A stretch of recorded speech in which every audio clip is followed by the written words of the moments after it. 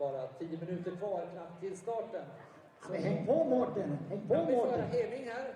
Nej, Heming vill inte prata med oss. Men vi kanske kan fånga in någon annan då. Ifrån Freidig. Välkommen till Sverige och Team Milan. Tusen tack. Hur är läget? Ja. Hur är din känsla nu här? Hur är feelingen? Det är bra. Det blir gøy. Hur är du förberett för Team Milan? Jeg har jogget, hatt intervaller og sånn. Ja. Vad tror du om skogen här, terrängen i Sverige och Kilsbergen? Jeg tror det kommer til å bli ganske tungt, det er ganske kupert og sånn. Ja. Har du varit ute och testat någonting? Nei, vi var på en annen trening i går. Ja. Då får du önska ett stort lycka till i dagens stafett. Tusen tack. Härligt. Det var både Örebro och Freidig som vi ser här.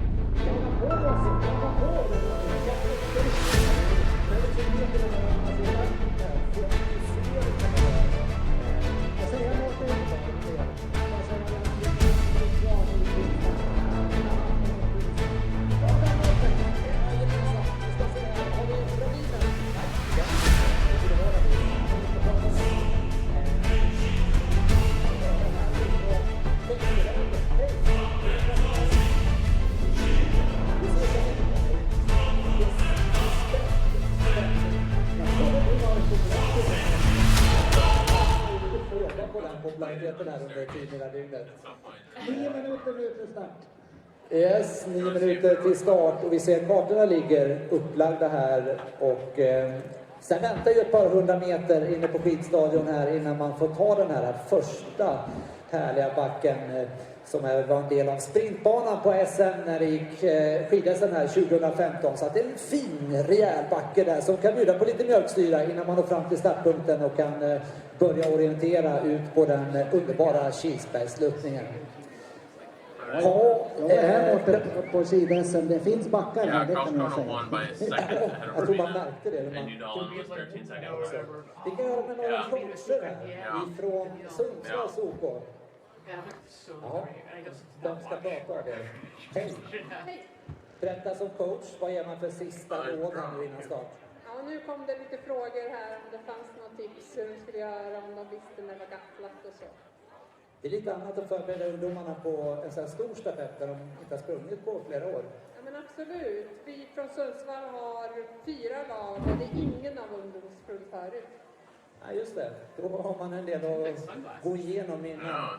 Har ni ens kunnat träna i skogen i Sundsvall eller har det varit mera stadslöpning? Nej, men vi har kunnat springa i skogen nu sista veckorna, men det är inte så länge. Nej, så att det blir lite orienteringspremiär för många också. Ja, de har hållit kartan, men kanske 2-3 veckor bara. Det kan vara bra också att det här suget finns och laddningen att få orientera igen. Ja, det finns absolut. De är inte preparerade. Ja, vi önskar Sundsvall stort lycka till. Tack så mycket. We'll probably need to start talking before they actually run. Ja, då ska Nu vi... kan Mårten som jag säger att nu kan löparna få gå in i follan och ställa sig bakom sina kartor. Vi har lite drygt 7 minuter kvar till start. To all the runners on the first leg, you can now enter the starting area and take place behind the number referring to your map. And we have 7 minutes to the start. Okay. So that means press the on air Sen button. måste vi prata innan vi går in, Mårten. Jag vet inte där borta. Ja, jag tänker vi hänger på här. Får vi se om vi kan byta Can we dom talk to på vägen producers? How do we do that? mot kartan. There was a button for that last Till time. exempel här nummer 1023 Talk back, maybe? från Södertälje. Hej. Hej, heter Robin. Robin, hur går tankarna? Ja, det är bara att försöka hänga på och göra sitt bästa helt enkelt. Vi hänger på dig fram här. Får du leta reda på din karta. 10.23. Ja, Robin har en position tämligen långt fram här. No, but like the calm one. Ja, Robin, andra led. Ja. Många bakom som jagar dig. Ja, förhoppningsvis kommer de inte ikapp. Du har 100 meter på dig fram mot den första backen att behålla position. Hur går tankarna där? Vad har du taktik? Ja, försöka hålla ikapp klungan och inte stanna upp för mycket. Nej, precis. I början här är det ingen idé att stanna upp. Stort lycka till Robin. Tack. Tack. Vi kan ju kika fram här också på första ledet där vi har då ett antal löpare, bland annat ifrån Nydalen i Norge. Hej, vad heter du? Sondre. Sondre, hur är läget? Här. Hur är känslan just nu? Bra. Vad tänker du? Mycket. Hur ska du angripa problemet i skogen? Har du någon taktik? Jag ska inte bomma. Mycket bra. Kolla kolsiffran. Titta på kolsiffran. Right. Lycka till Sondre. I mean, like on top of being a little shorter. Ungefär 5 minuter kvar då så har vi löparna på plats där och en stor dos av förväntan, spänning och nervositet råder här. Löparna hoppar upp och ner, försöker hålla igång igen. You want to try like talking to the... Ja, kartorna får man nu också precis i handen så man då får se till att inte vända upp utan hålla kartan fram till dess att startskottet går. I assume we'll hear when they're going off commercials, and then we'll talk. Ja, vi ser att de får So should sina we both press kartor. Vi the har on-air 4 button? minuter och 25 sekunder kvar till start. That's just so that We activates have like now our... 4 minutes and 20 seconds to the So start. he said that there was going to be arena sound, right? But I don't hear any. No. Röda startnummer på den här första sträckan med 1000 först. Is it possible that our headphones are turned up so low that we can't hear anything? No, I did hear prod. yeah, that's pretty high up. Mine was low. Från Finland. I heard it. Okay. Oh yeah, if I turn this, 4 är Links från Finland. I turn this all the way up. But that's just their sound, Nummer right? 2 That's för not... Arinen. Yeah, that's the arena sound. Yeah. Yeah. Startnummer 1 är We Karlskrona. don't want on most of the time because. No, exactly. We should mess with our heads. Det är I don't lite know. svårt I mean, I guess we can att go up to the säga top, to the favoriter. producers Det on top at ändras some point and väldigt ask them, mycket because ungdomskraven från this is år insane. till år. Och nu är det ju några år sedan förra gången. Vi har i alla fall 3,5 minuter kvar till start. Och för de som ännu inte har kommit in i startområdet så börjar det nu objektivt att ta plats där i. Do you want 2 to try to minutes talk 20 to the to... start, and no, if you haven't entered the starting do you want to try to area, talk it's to time now them? Or do you to not have such a button? find your place and get your map. We will count you down to the start from here.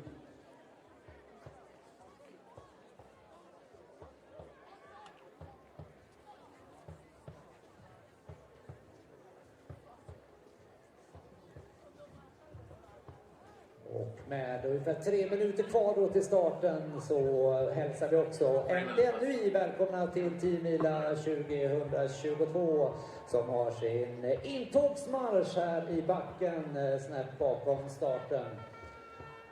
Välkomna! Gotta be, right? There's no way insinuating the team with the kids out there, right? Ja, härligt. Hu och hej skanderar över arenan med mindre än 2,5 minut kvar till start. Och det är alltså 30 år sedan första ungdomsgaven gick av stapeln. Då i Storrunda 1992. Och jag för mig att det var Helsingin istället som tog hem den allra första gaven. Och Karlskrona tog alltså hem den senaste 2019 nere i Grimåkra och står här också med startnummer 1 i första led. Då är det 2 minuter lite knappt kvar till start. Vi ska få det här budskapet för 10 mila också när det är 1 minut kvar. Och ni ser att de första lagen har redan gjort sig klar. Det har alla i och för sig. De har fått sina kartor men det är fortfarande 1:40 kvar. 1 minute 40 to the start. Det är alltså Karlskrona SOK som har startnummer 1. Vi återkommer när vi kommer till mellantiden med vem som springer de olika sträckorna. Och vi ska alldeles strax få höra 10 mila budskapet. Det är landshövdingen Maria Larsson som ska läsa in det. Därefter så ska vi göra klart till den första starten i 10 mila 2022. Så 10 mila budskapet, det är mina damer och herrar, det kommer här. Det ekar från förr ut i bergen de blå. Från bergsmännen ljöd både ropen och trampen. Här hägrade mål dit så många vill nå. Och segern är stor, men störst det är kampen. Från bergsmännen ljöd ropen och trampen. Här hägrade mål som så många vill nå. Och segern är stor, men störst det är kampen.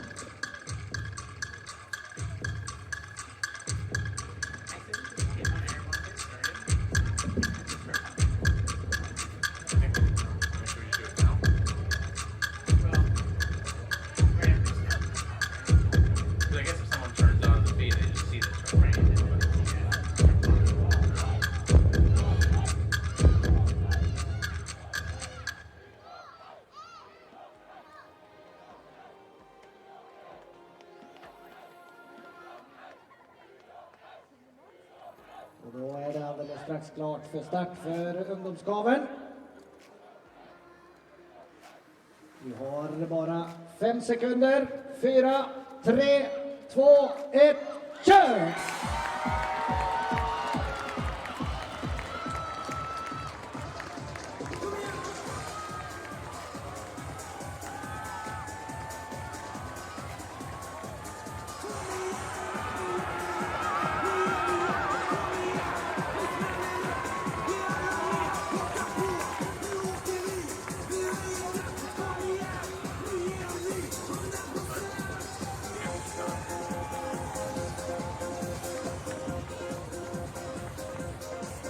Hello and welcome to Tiomila 2022. We are back for the first time in 3 years. This is the first Tiomila that has been held since the COVID-19 pandemic began. My name is Boris Granovsky and my co-commentator today is Christina Luis, and we will be here with you for the duration of the youth relay, the women's relay, and then the men's relay that goes all through the night and finishes tomorrow morning. As you can see on your screen, the youth relay just got underway, just started, and we will be with you following the developments as we go. This is as we said, this is the first youth relay in 3 years, so this is a completely new blank slate. Most of the youth that ran the last youth relay 3 years ago have aged out because the upper age limit for the youth is 16 years old, and so this is a completely new slate. For many of these youth, this is their first Tiomila experience. Now we can see the first leg runners heading out right now. The youth relay consists of 4 legs. The runners are maximum age of 16. So most of these athletes, they haven't done this before, and they were maybe 13 or 12 the last time. So this is their first time on the big stage doing a huge race like this for many of them. The teams consist of 4 runners, and 2 of them have to be girls. The legs are, let's see, 4 legs. The second one is unforked. I think it's second leg is unforked.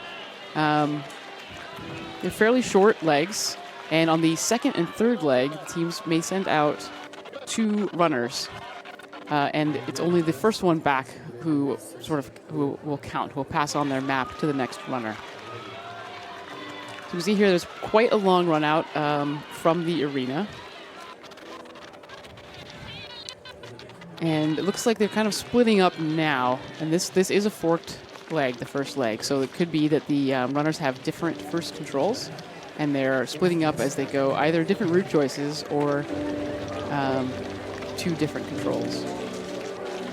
Looks like there's even snow on the ski trails out there. Yeah, you can see that the hard-packed snow from the groomed cross-country ski trails here in Örebro is still there on the trails, and some of the runners are choosing to run along it. There's a few that you saw running on the snow. It's an interesting experience. You know, Christina and I were out in the terrain yesterday, and there's really no snow out in the woods at all. It really is just on these hard-packed groomed ski trails. Yeah, if you spend a whole winter packing down many inches of snow, then it will last until May in this part of the world. So this first leg is 3.7 kilometers long. It is with an orange difficulty level, which is roughly corresponds to intermediate orienteering difficulty. So typically for 15 or 16-year-old boys and girls. And the expected winning time is very quick, 22 minutes. So we should be expecting the leaders on this leg is changing at 10:52.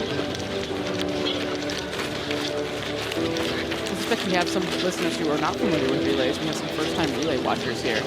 So what's happening is that various clubs, it's club teams that are formed, will put together teams of runners who will run back-to-back. It's a relay just as in any other sport. The difference being that legs are forked, which means that the first runner on the team may visit different controls than the first runner on another team. But later on, in the end, every runner will run, every team will have run every combination of controls. And here you can see them approaching one of their first controls. And likely forked. This is probably some subset of the runners. And you can, looking from the camera, you can see this is up on the other side of, on one side of the arena there are ski trails, groomed ski trails, and they are sort of crisscrossing a hillside of ski trails. The rest of the course will likely take them over to where it's more complex technical terrain.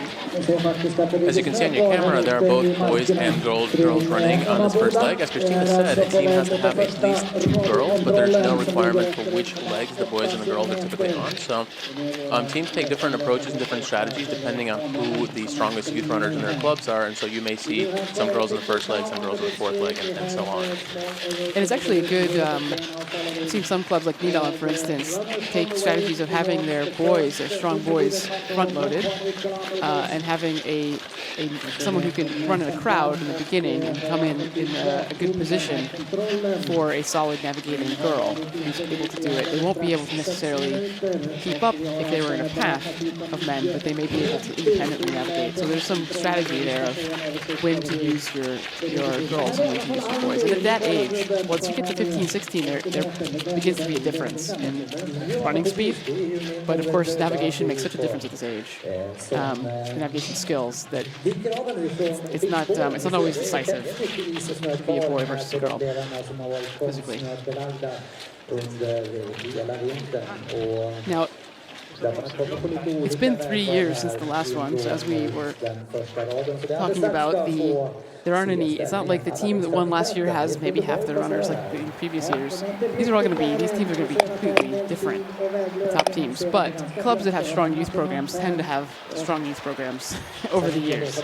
That's right. Every year, every year after year, I'm continually amazed by the fact that several clubs like Nydalen from Oslo in Norway that Christina mentioned, and a few others such as Ika Hakkarspojkarna from Jönköping in Sweden and Aspunsund from the suburbs of Helsinki in Finland seem to turn out top-notch, elite-level youth teams year after year after year, almost, not dependent on which specific runners are there. They seem to have very strong youth programs.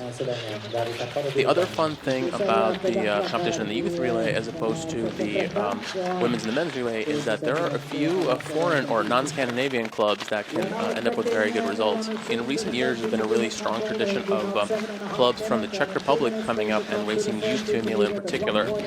And the last time we had 2 Mila 3 years ago, the top Czech team came in 9th place. It was USK Praha from Prague.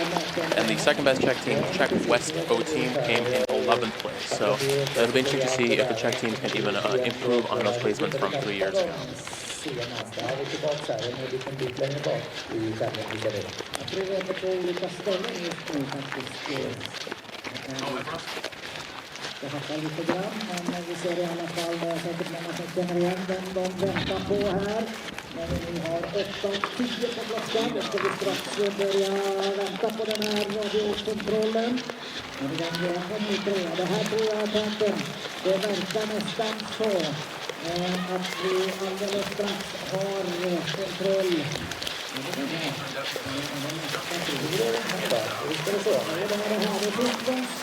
SOK Söderköping som leder Alleröd, den gamla stön, sen är det kommer ifrån Norge. Vi får HT4 för lite Göteborg. Vi får Stuttgarna, Fredrikstad, Kyrkvilär, Stia. You can see on your screen now that runners are coming through the first TV control. Looks like 1.8 kilometers. This is a little less than halfway through their course, or about halfway. You can see which clubs are coming in. Of course, who comes in through the first TV control when you have a mass start like this. You have pack running, and you'll find that it may have no correlation to the second leg, who actually is going out first and second leg. I suspect now that they enter in a more technical area, that they'll start to spread more, and things will look a little different next time you see them. And for those not familiar with relay racing at this level, the TV controls that we see are common controls, which means that this is not going to be for control. All the teams, unlike one, are going to have this control. And we have in the lead the combined team from Finspångs SOK and Söderköping OK from South Central Sweden. They are in the lead right now. One thing to note about the youth relay is that we will not have any GPS tracking from the youth relay. However, there will be progressively more and more GPS tracking from both the women's and the men's relay as the day and the night go on, bringing you that over the course of the next 12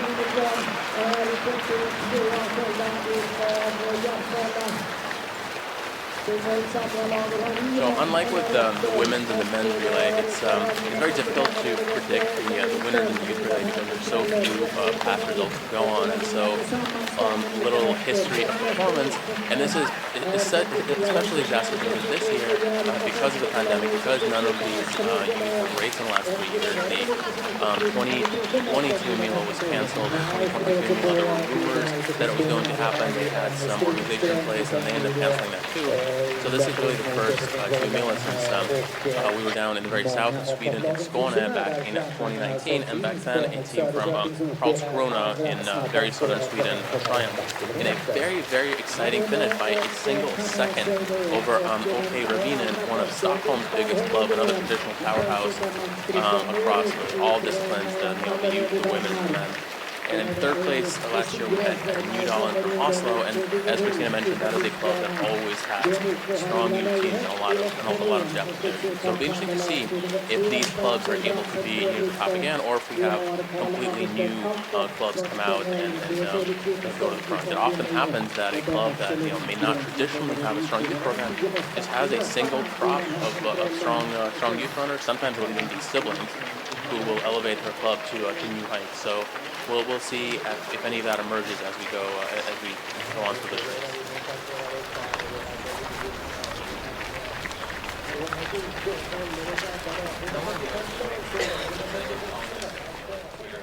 You want to tweet something and see if anyone tweets and see if anyone wants to do that?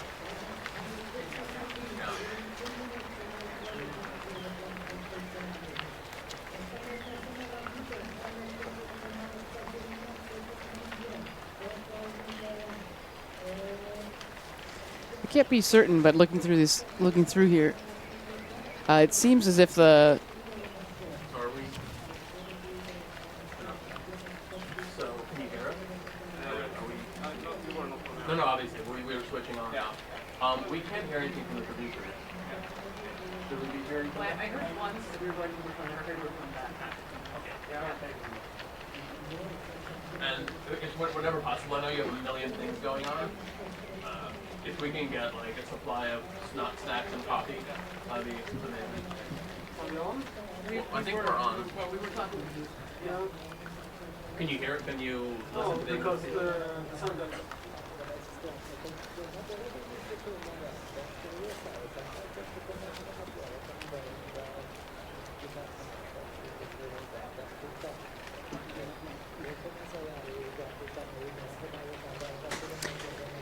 If you're just tuning in, what we've got on screen is the first leg of the youth relay. The first TV control is at 1.8 kilometers, which is about halfway through. And so far, 200 teams have gone through. And I think that the total number of teams, let's see, we know what the total number of teams today is 265 teams are signed up to run in this youth relay. So we're getting in here. We've got the last 50 teams or so coming through. And as you can see, the current running time is over 13 minutes, which means we're actually more than halfway done with this first leg for the leading teams. As we said, the expected winning time for the first leg is 22 minutes, so we are really just less than 10 minutes away from the first teams exchanging on this first leg. I expect we will see at least one more TV control on this leg. There's a TV control at two come through the arena. And one thing to mention as we kind of are looking at this map, the courses for the youth relay really have two kind of major components to them. As you saw, the first part was in that area of ski trails where there's a lot of really very fast running and not a lot of contour or rock detail, and the navigation kind of depends on picking the right ski trail, making sure that it's going in the right direction, kind of hopping off the ski trail into the woods to punch your control, and then getting back on.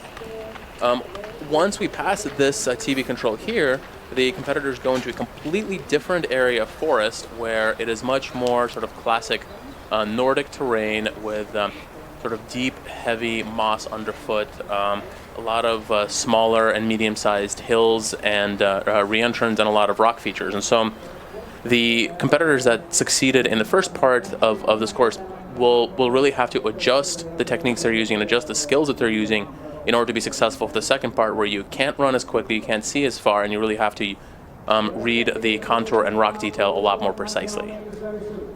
Yeah, for sure. The first, I imagine you get this adrenaline when you start, and you start running through that faster running area where it's just a bland hillside and ski trails. And here we are with the TV control number 2, which is at 2.9 kilometers. So not much left in this course, but even here we can see that there's a lot more spreading. I expect it to be easy for a runner to be in a pack along the ski trail section, and then as soon as they hit this more complex terrain, I think that there'll be very quickly they'll be spread out much more.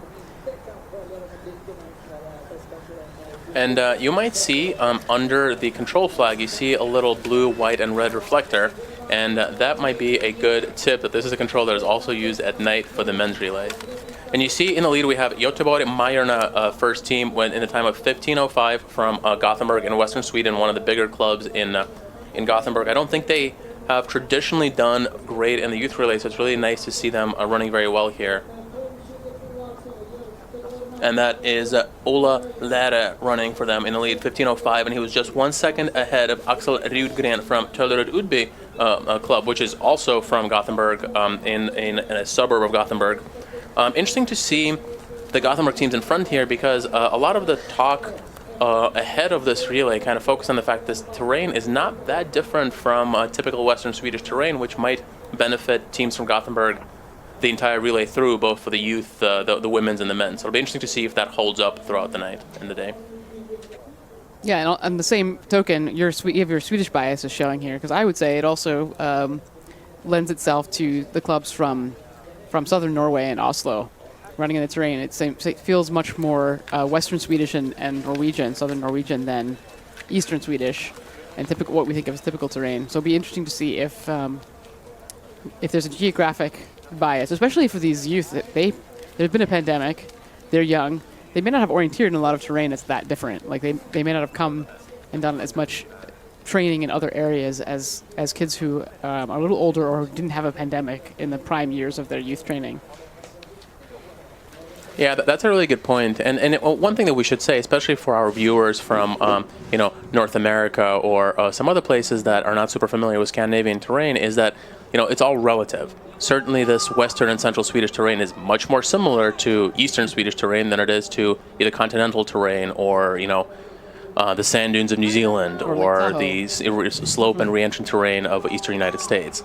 So, by and large, the skills are still similar. You're still focusing on contour detail, on making sure you take good lines through the terrain. But still, there is a difference. The hill features, the rock features are a little bit bigger here than they are near, Stockholm and Uppsala, and they are still smaller than some of the kind of bigger slopes that you see in northern Sweden and Norway.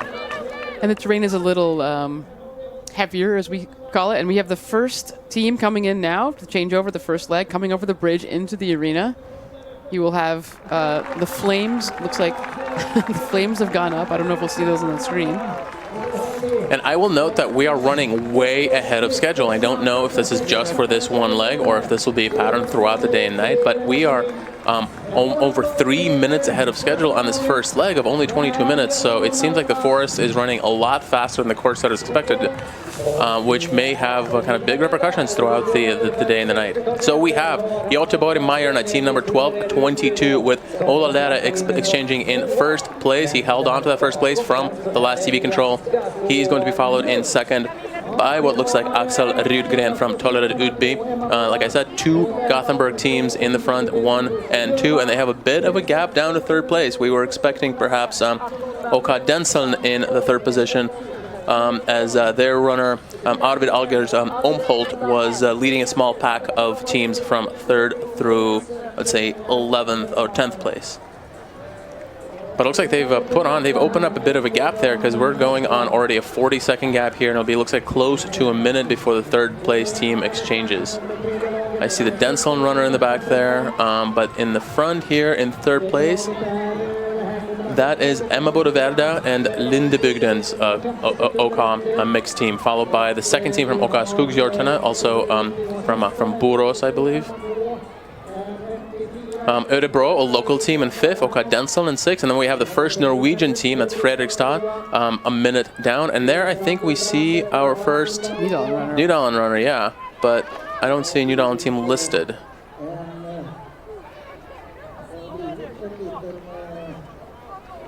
I don't see the Nydalen runner even at the second TV control either, so I wonder if there's something... Or was that the Jo Vard runner? Could be. I did not see. It could be a mixed team. I don't think we've seen any girls finishing yet, but it'll be interesting to see where the first girl comes in on this first leg. And remember that as the first leg runners exchange, they can pass on the relay to either 1 or 2 runners on the second unforked leg. The second leg is the one of yellow difficulty level, so typically up to 14 years old, and it is unforked, so all the runners run the same course. And if a team has 2 runners on that leg, it is only the first one who crosses the finish line that counts for their result. And this leg, not only is it, this leg is shorter than the others. It's only 3 kilometers, and it's unforked. Expected running time for this one is 20 minutes, and this is, of all the 4 legs, this is the only one that is like a yellow difficulty. So I think this is where, if a club had a younger runner or a weaker runner, or someone who's good at running but not necessarily strong navigation, this is where they'd put that runner. Of course, if you're a very strong team, you have 4 strong runners. This is where you put your speedster to make sure that you're keeping up with the top teams. When your legs are so short, I think that the goal isn't necessarily to get ahead. It's important that you just don't lose a lot of time. Because a 20-minute run versus a 21-minute run, a minute here, a minute there, but you have a big mistake on a 20-minute leg, a 5-minute mistake, that hurts you a lot more than on a 10-kilometer leg later in the later relay courses. Yeah, that's right, Christina. And one thing that we have learned from this youth relay through the years is that no lead is safe. Really, there's a lot of pressure on these young runners, and so typically there's a lot of changes, and even a 2-3 minute lead after one leg does not have to be safe, because I expect, especially as we go into the latter stages of the relay where the runners are more spread out, we will start seeing some mistakes and some changes close to the lead. I think that's part of what makes the youth relay exciting, is that anything is possible. It's always possible. It's always true in orienteering, right? We've seen the best in the world make mistakes. We've seen people skipping controls or getting lost or going to the wrong forking in World Championship relays even. But in the youth relay especially, I mean, these are a maximum 16-year-old. This is a big scene here. You're on the big screen. There's a lot of pressure. And a lot of things, really anything can happen here. Okay, we're starting to see some girls coming in now. Let's see, at 22. So they're doing about what the expected winning time of the leg was. Yeah, and then we even had a few more kind of even earlier on, I think somewhere in the top 30. So some really good performances by some girls on this first leg. Yeah, I see some coming in around 22, 23, where we first see some of the first. And we have a total of 265 teams signed up today, so that's roughly just about 1,000 youth runners. So for those viewers from countries like the U.S. where we're lucky to get 15 young orienteers to a national event, this is certainly an amazing spectacle and a great festival of orienteering, and it is just lovely to see all of these young orienteers out there running through the forest at full speed and competing.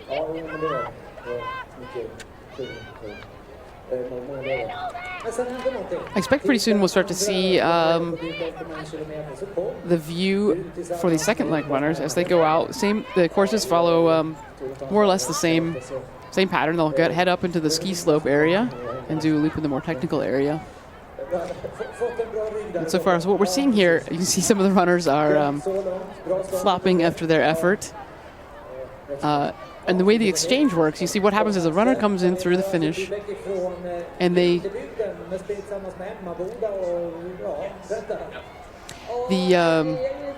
runners that finish, they come in, they cross a finish line, they punch a finish, or in this case it's SIAC, they probably run past the finish. So that's where their sort of the time for their leg ends, and then they run around, and there are these big boards, and hopefully we'll get a picture of those, that have maps stapled to them.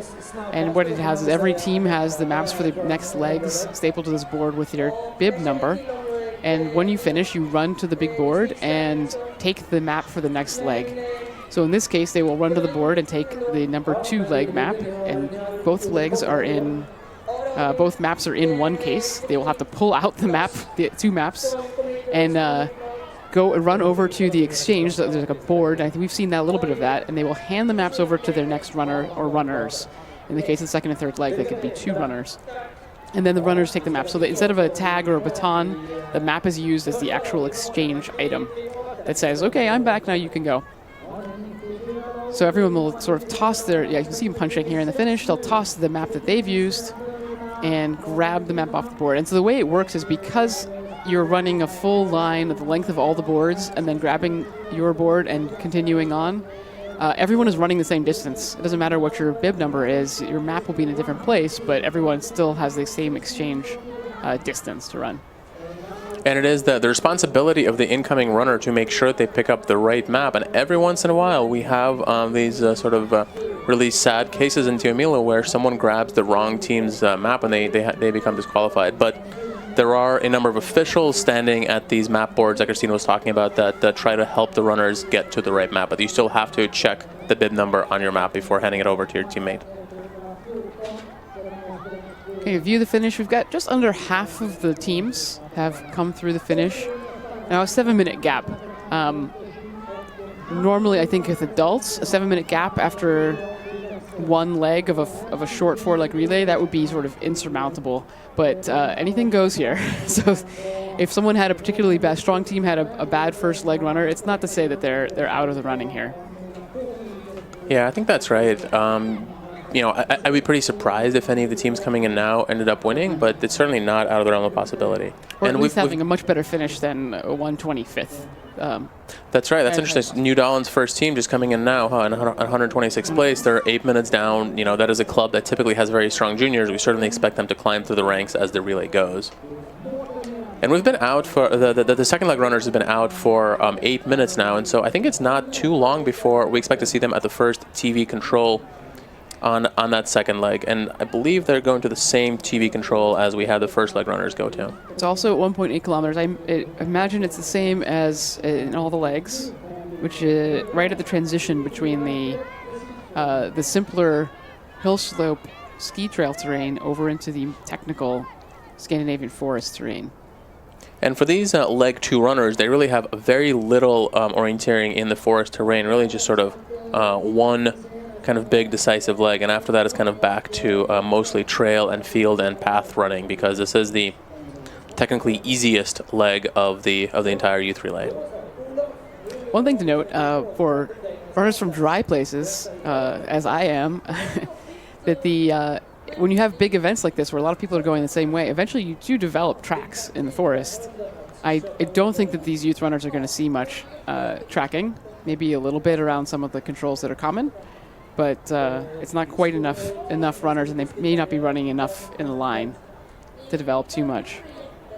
That's right, and this is something that course setters for an event of this size really have to take into account, because you want to make sure to the greatest degree possible that some of the later runners, especially in the women's and men's relays, do end up going to places where no one has been before, rather than just running through tracked up forests. And so part of the course setter's job here is to kind of leave pieces of terrain untouched for some of the later legs, so that they get to see some untouched forest. Det känns jättebra. Det gick rätt bra också. La en liten krok, dåligt vägval. Men annars gick det ganska bra. Snabbt och lättorienterat. Ja du, det var under 19 minuter. Berätta, var det snabblöpt hela vägen? Det var jobbigt i början här upploppen när man skulle upp för backen. Men annars tyckte jag det var rätt lättlöpt. Lite annan terräng i Göteborg. Men ja, det var, tyckte jag, rätt lättlöpt.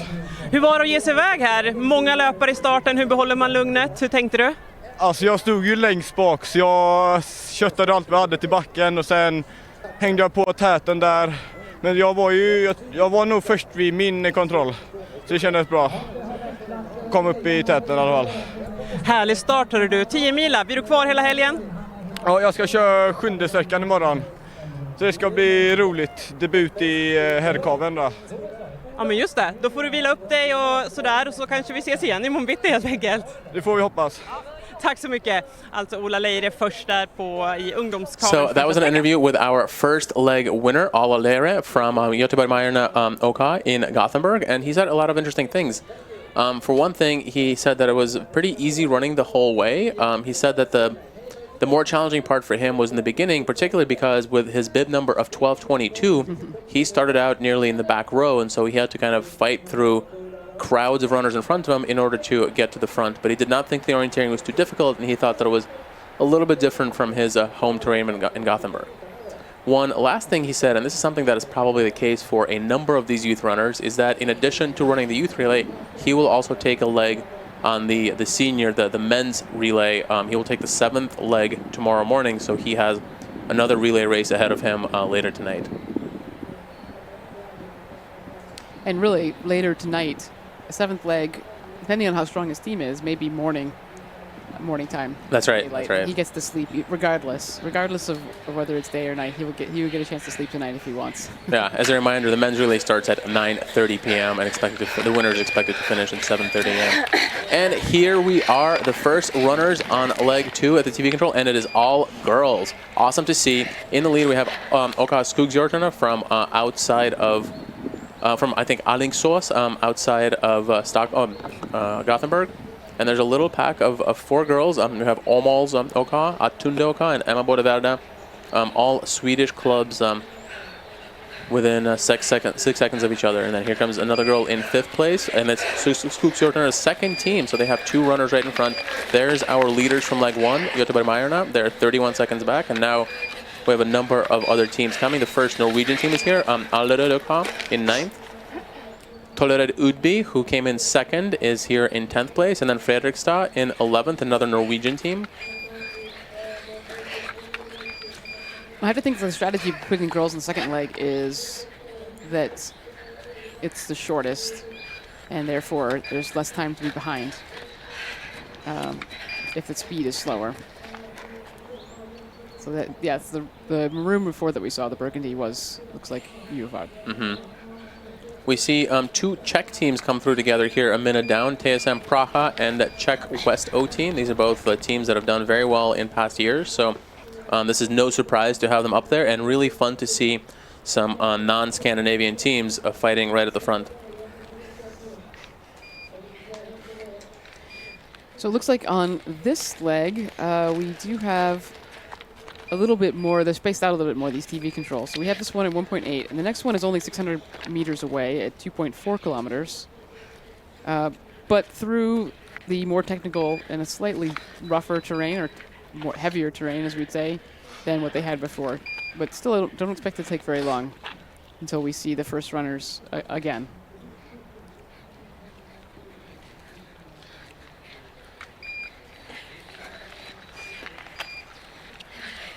We just had some of the bigger powerhouse clubs come through here. We had Halden's first team from Norway. We had EFK Göteborg, the favorite perhaps in both the women's and the men's senior races. And we also had Espunsunta, who came in 6th 3 years ago. They are here in 26th place, just 2 minutes down, certainly in position to do well. Same as Tampere Pyrinto, another top, really big, powerful Finnish club. They are in 31st place right now, 2 minutes and 19 seconds down.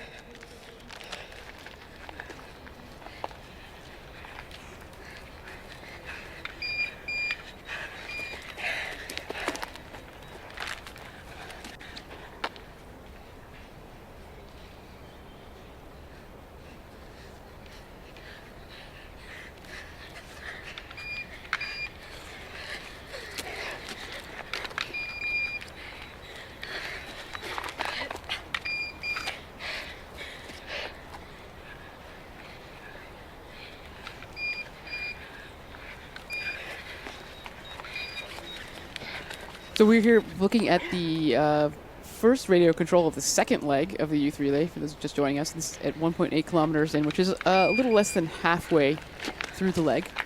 The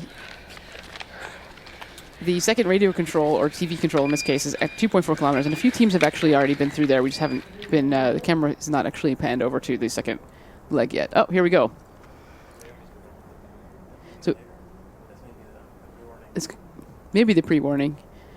But it looks like actually the two runners, so in some cases, teams are allowed to send out, we mentioned this earlier, teams are allowed to send out two runners at the same time on the second and third legs.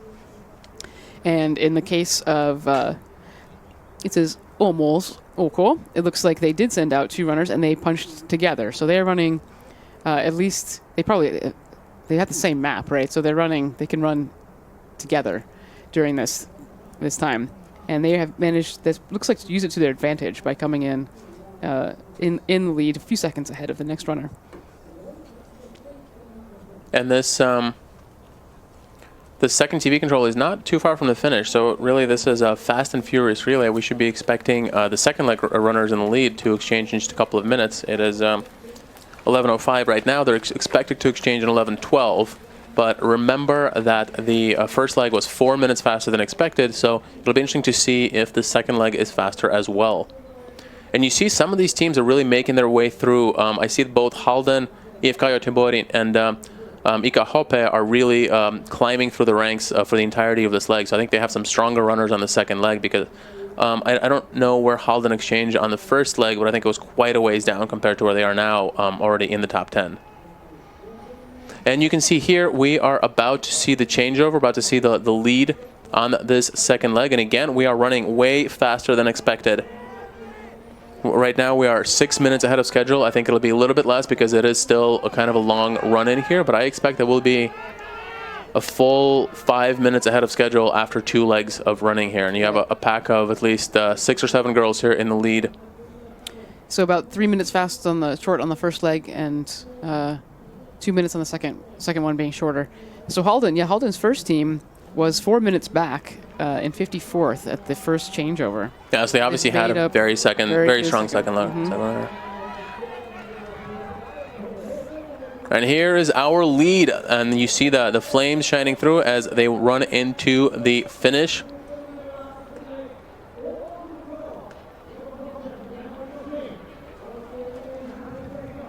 I believe it's Åmåls OK, but yep. I only see one runner. Here we go. The time is 37:14. So yeah, we're almost 5 minutes ahead of schedule with Åmåls OK. And you can see that the great graphic shows us that they climbed 10 places on this second leg. There's another Åmåls runner, so they had 2 in the top 3, but note they will not show up in the results because it is just the first runner for each team that counts. We had a great run from the Stockholm suburb of Tumba. Tumba Mallarhöjden OK is climbed up from 23rd to 2nd place. And then we have Attunda in 3rd and Skogshjortarna in 4th. So far, 4 Swedish teams in the front with a 24-second gap from 1st to 4th. By the way, on the left, you see some runners coming through. I believe those are still first leg runners coming through. So that's why not everyone is showing up in the results that you see on your screen. You have Emma Bodeverde coming in here in 5th. They are running solid. They were 4th after one leg, just dropped one place. A great relay for that combination team from 2 clubs. Here's a Skogsjordarna runner exchanging to the 3rd leg runner. And what for anyone wondering what she was doing, this is a common technique. She was holding out the number facing the runner she's passing to as a way, because you're tired when you come back, and you hope that you picked the right map. But running towards the person who's fresh and waiting for you and showing them, I've got this is the map that I picked up, and they can look at it and be like, yep, that's the one I need, and they can grab it from you. Not a bad technique. It's probably something that they've talked about as a club. Their coaches have told them to do it this way. That's a great point, Christina. And here comes Halden. As we said, they were 4 minutes down after one leg. They clearly had a strong runner on the 2nd leg, and he has climbed 46 places from 52nd to 6th. And he was, how many minutes did we back, do we say? So he was about 4 minutes back to climb. Minutes, yep, gaining 2.5 minutes. But interestingly, I believe they had a boy on the 1st leg. I think that's right. So they may have 2 girls left. So they will run 2 girls on the last 2 legs, which makes it a little different. Most of the top teams that we've come in this one have already run 1 girl. There you see 2 of the Czech teams coming in. TSM Praha and Czech West O team came in 10th and 12th. Ahead of Ika Hakarspoikerna from Jönköping in Sweden, which is a club that has really put a lot of emphasis on Tiomila this year. They will have 10 men's teams in the senior Tiomila race. Here is our leader from the 1st leg, Göteborg Meyerna. You see that they have dropped from 1st place to 14th, and they have lost over 2 minutes to the lead. And Fredrikstad also with a big drop, losing 14 places. How do you lose 16 places if you're now in 14th? I think that must count the double runners. Ah, okay. By the way, the 3rd leg is also a double leg, so these runners can be handing off to 2 runners at the same time who are running a parallel 3rd leg. This 3rd leg is 3.7 kilometers long, so the same length as the 1st leg. It is also forked, and it is also of the orange difficulty level, which, again, remember, it is basically the difficulty levels typically experienced by 15 or 16-year-old orienteers.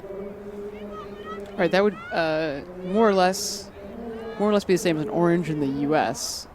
And so one of those middle course numbers in Canada, I couldn't tell you which one it is. But universally considered the hardest course to set, right? The middle, the intermediate stage, that branch from the kids courses and beginners courses to truly advanced courses. So if I were a U.S.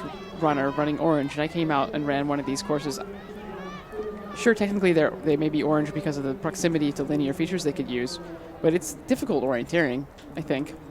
If you grow up with it, then it would be much easier to tackle. But I think the details on the map in these areas, Scandinavian terrain is so pocketed. There's so many little features, little hills, little marshes, little boulders, that it would be a lot taken for a lot of runners from countries with, or areas, not even countries, but areas with more bland terrain. For sure, I think you're absolutely right. And as I look at some of these legs on the 2nd or 3rd leg, they may technically qualify as intermediate difficulty because they have a swamp as a potential catching feature, but because there's so many swamps here and you don't have a lot of experience in this terrain, it may be very difficult for you to figure out which swamp you're trying to relocate off of. And if you weren't from this area, if you weren't from Scandinavia, you may not even know what the marshes look like, right? Once you've run in this terrain, it's really clear. You know what a seasonal marsh might look like and feel like, right? That when you run across it, sometimes, and there have been times where I run and I'm not necessarily paying attention to what it looks like, and as I run through something, I feel the squish under my feet and realize, oh wait, I'm in one of those seasonal marshes. And this is the kind of thing that any runner from Sweden or Norway or Finland will have no problem using these marshes and recognizing these marshes. But I don't know that the Czech runners, for instance, may never have run in this terrain before. If they're 16 years old, 15 years old, and the pandemic the last 2 years, this is new stuff. But 2 of the teams are doing quite well, so it's still orienteering. If you have the fundamental skills, you can get around the course. I think that's right, and it is, as Christina said, very impressive to see some of these Czech teams doing so well. And I know many of them come up here for training camps prior to Tuomila, so it wouldn't surprise me if they had spent the last several days training in this terrain and learning to identify marshes and little, hilltops, dot knolls, boulders, and so on. Yeah, and of course the advantage here is that the hills are a little bit bigger. It's not like it's not a whole bunch of one contour hills. This is, if you grew up, if you're a Czech orienteer, then you will understand it. But I think we're about to have an interview on the screen. If it's probably going to be in Swedish, so we'll take a listen for you and we'll tell you what they say.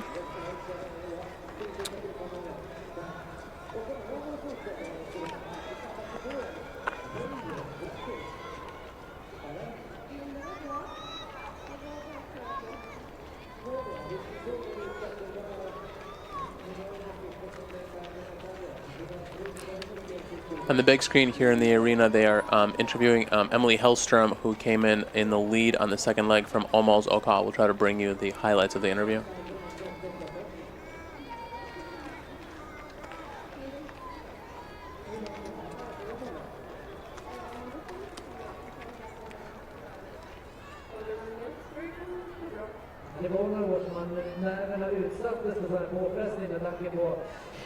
We're about to have an interview. We'll cut back after. Ja, andra sträckan är körd. Emily Hellström, Åmål var först över mållinjen, eller växlingslinjen.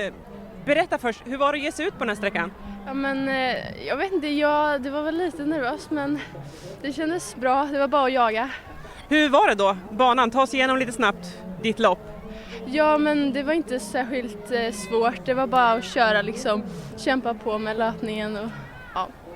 Ja, det går verkligen snabbt där ute. Ni ligger före banläggarnas tider. Det har bara varit att köra på. Ja, verkligen. Och laget, har ni någon målsättning sådär, eller är det mer att alla ska göra rätt och ha kul här ute? Ja, men vi vill väl försöka ta oss så bra som möjligt. Så får vi se. Och hur ser 10-mila-helgen ut för Åmål? Blir ni här hela helgen och hela klubben tillsammans? Ja, vi har ett lag som ska köra stora. Så du blir vaken och heja där? Jajamensan. Ja, alltså först in här då på den andra sträckan. Grattis till en fin prestation. Tack så mycket.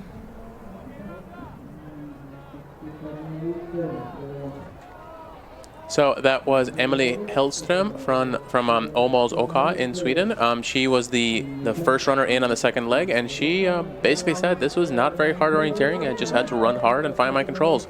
And when it goes well, that's sometimes what it seems like. Yeah, short leg. Also, when you have the adrenaline of you're running around other people, for a lot of runners, I think that heightens your on, right? Because there's no time to waste. Every second counts because there's someone who, if you stop and look at your map, they're going to be 5 steps ahead of you. So that sort of it makes everything move faster and seem quicker. But also 3 kilometer leg, basically just a loop around the arena. Yep. One thing that I would have been interested in asking her is whether there was any cooperation between her and the other Åmåls runner who were in the front for most of the time, because they came in first and third, looking really strong. And I would be interested in knowing whether there was any, help, formal or informal, from the two of them out there in the forest. It does always surprise me that you send out two runners and one of them comes in 10 minutes later. I guess it says something maybe about the depths of the clubs. Like, you may not have 2 runners that are the same speed and the same ability. You may have a runner who's fast, but may make a mistake, so you send out the next best runner, or some runner who may be slower but more stable. But if you had 2 fast runners, it would make a lot of sense to go together and use each other's skills to back each other up. And I suspect that for some of these teams, these parallel legs are an opportunity to give some of their younger or less experienced runners just a chance to get out there. If they can't fill an additional team, this might be a good way for them to get out and run a leg. And with a lot less pressure. Exactly. They know that if they blow up, there's another runner who's going to finish also. I think what we see here is, this looks like the almost third leg runner. This is the 1.8, it should be the 1.8 kilometer TV control or the one before it. I think that's the 1.8. This one. So still in the lead. Persia på nummer Almost. 6. Persia på nummer 6.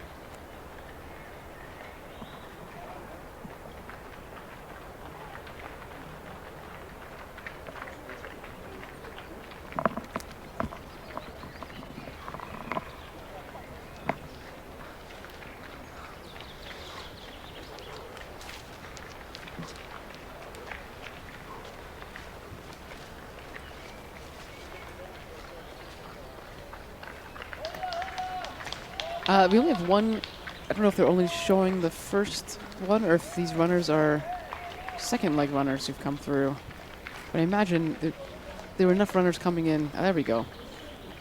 Okay, so a little bit of a gap there, a little bit more of a gap than we had before. Yeah, it looks like Åmål's third leg runner, Alva Olsen, not the same Alva Olsen who has run for the Swedish senior national team for a number of years, has opened up a gap, and it looks like it's again 2 Åmål's runners in the front, 11 seconds apart. Again, the second runner on each team is not showing up in the results here. And then behind them you have a whole pack of teams at 50 seconds back, including Tumba Mälarhöjden, Skogsjortarna, and IFK Göteborg, which is continuing to climb. With 2 runners here, you can see for some reason both of those showed up in 4th and 6th places. We would have expected Halden here somewhere, and here they come. Yep, just on schedule. Looks like in 7th place, we're really 6th because you see 2 IFK Göteborg runners. So in 6th place, we have Halden here, just about 2 minutes down.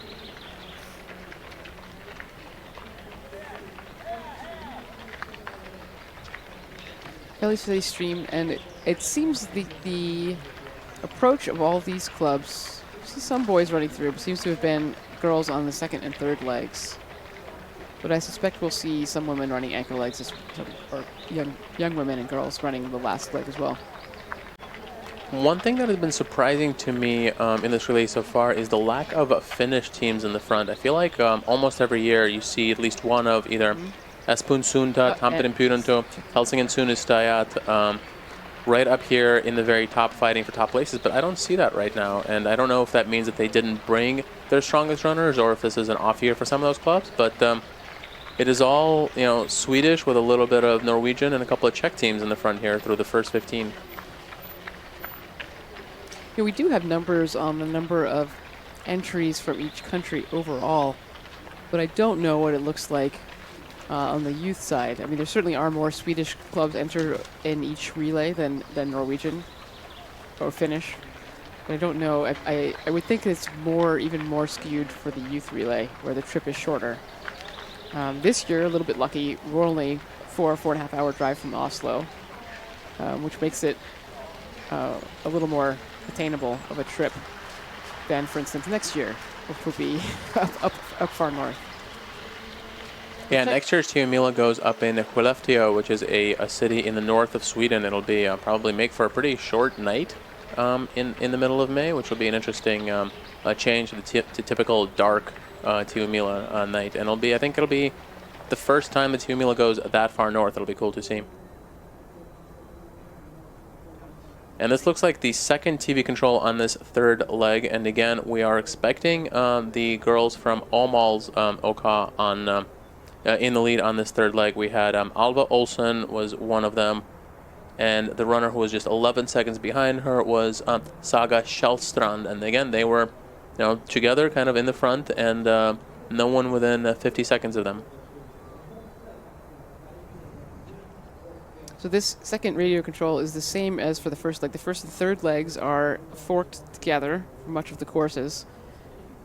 So if we recall, so the first runners in from the first leg were boys in about 18 minutes, 3 minutes, or 19 minutes, about 3 minutes shorter than the expected running time. So it'll be interesting to see what the girls managed to pull off, the top runners here. Yeah, and the expected winning time for this leg is a little bit longer. It's 24 minutes, even though it's about the same length and difficulty as the first leg. That probably tries to take into account the lack of a mass start and the stampede that's kind of artificially raises the speeds at the beginning of the very first And the kind of runners that you typically put on a first leg, you typically put, it's a sort of a special art and skill to run a first leg of a big relay. You want to be fast so you can hang, Obviously, you need to be a good orienteer to do well, because you need to make sure you're running to the correct forkings, and you have to be reading the map. If you're not reading the map, going to the wrong forking and then having to figure out where you are and go to the next one can cost you a lot. But generally, there's a certain breed of orienteer, and first leg runners who are good at it tend to find themselves running a lot of first legs. That's exactly right. And some of these bigger Scandinavian clubs, especially as we go and see on the women's and men's relay, they have runners who basically are, they specialize in the first leg, and that is kind of their race of the year, and they prepare for that kind of very uniquely and specially in a different way than most of the other legs, really.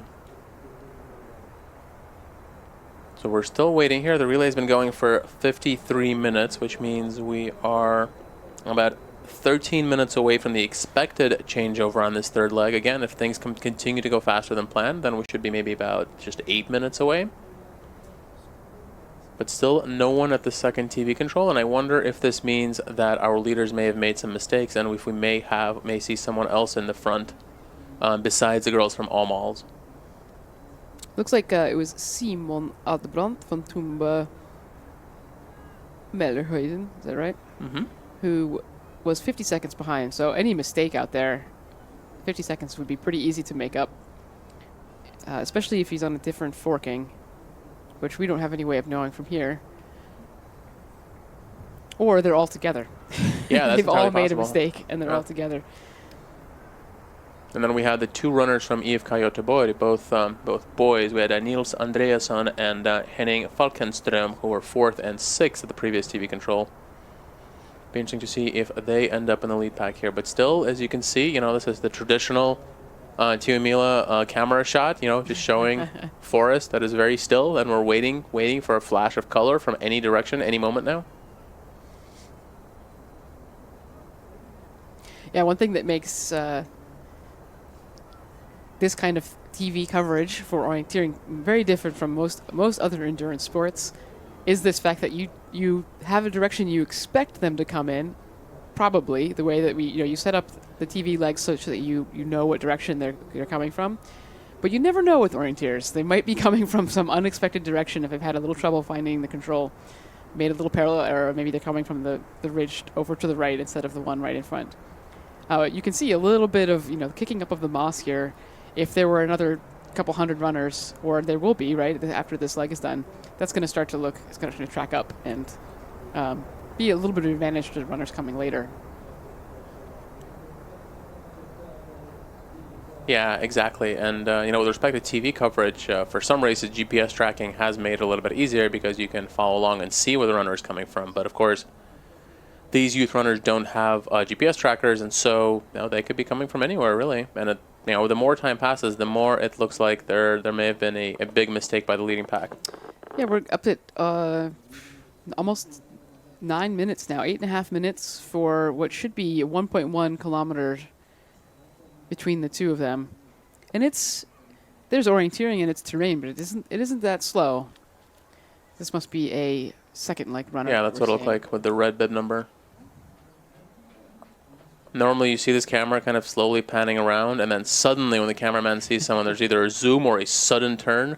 Right now we're seeing the classic zoom, but it looks like we're zooming into a pine branch. Still nobody here. This may, if this indeed is a mistake by the leading pack, this may really open up this relay for the final leg. And here they come. And from two different, notice there was definitely a runner coming from a slightly different direction, but this is not Åmåls. It's Skogsjordarna and two IFK Göteborg runners. So something has happened to our lead runners, and this might be a reason why you don't run in a pack. Maybe if you're a little uncertain and you have two legs out on the same leg, maybe you split up. Here she comes, right? Looks like this is one of them. Yeah. Okay, and so they're still very much in there, but certainly the race has tightened up as Åmåls had a 50-second lead over IFK Göteborg, and now they find themselves 21 seconds behind the pack of Skogsjordarna and the two IFK Göteborg teams. And no one else. It's almost, we're getting close to a minute now with just the four teams in front. Interestingly, Åmåls had two runners in the front at the previous TV control, and looks like we have lost one of them. It is Saga Kjellstrand, who was the second of the two Åmåls runners at the previous TV control, she has passed, but the leader is still nowhere to be found. I'm going to go out on wild speculation here. We could say a few scenarios of what may have happened. What may have happened is that they found themselves, they made a mistake, they were a little bit off, and one of them decided, oh, I think I know, or saw something and ran off, and the other fell behind. Or the other one was just tired and fell behind. That's possible too. This looks like this is the... That's a different club. That looks like home. Oh, there's one of our Czech runners. Wow, that is a great pickup for them. I think they were at the end of the top 10 of the previous TV control, and now TSM Prof are running in fourth. Yep, picking up 6 places. Awesome. And it comes another Czech team with TSM Kralove Hradecko in 5th place, a minute 35 down. So great races for some of these Czech runners in 4th and 5th positions. And I believe we had a team from Tumba Mallerhöjden in the very front at the previous TV control. And I think they're also nowhere to be found. They were in about 3rd 50 place. seconds back, Simon Albrandt. Here comes an Hackarspojkarna team. They are in 6th, and that's always a strong team. Here comes another Skogsjortner runner, and that's the second team. So Skogsjortner with 2 teams in the top 7 so far.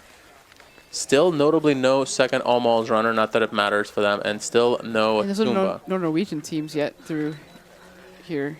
There's one, right? Oh, no. There was a Tumba runner in, okay, 11th.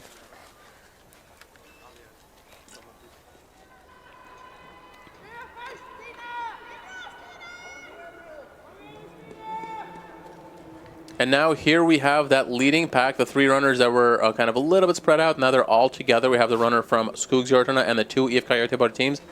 And we're about to see them right here in the arena, and I expect this will be the top 3 in on the 3rd leg.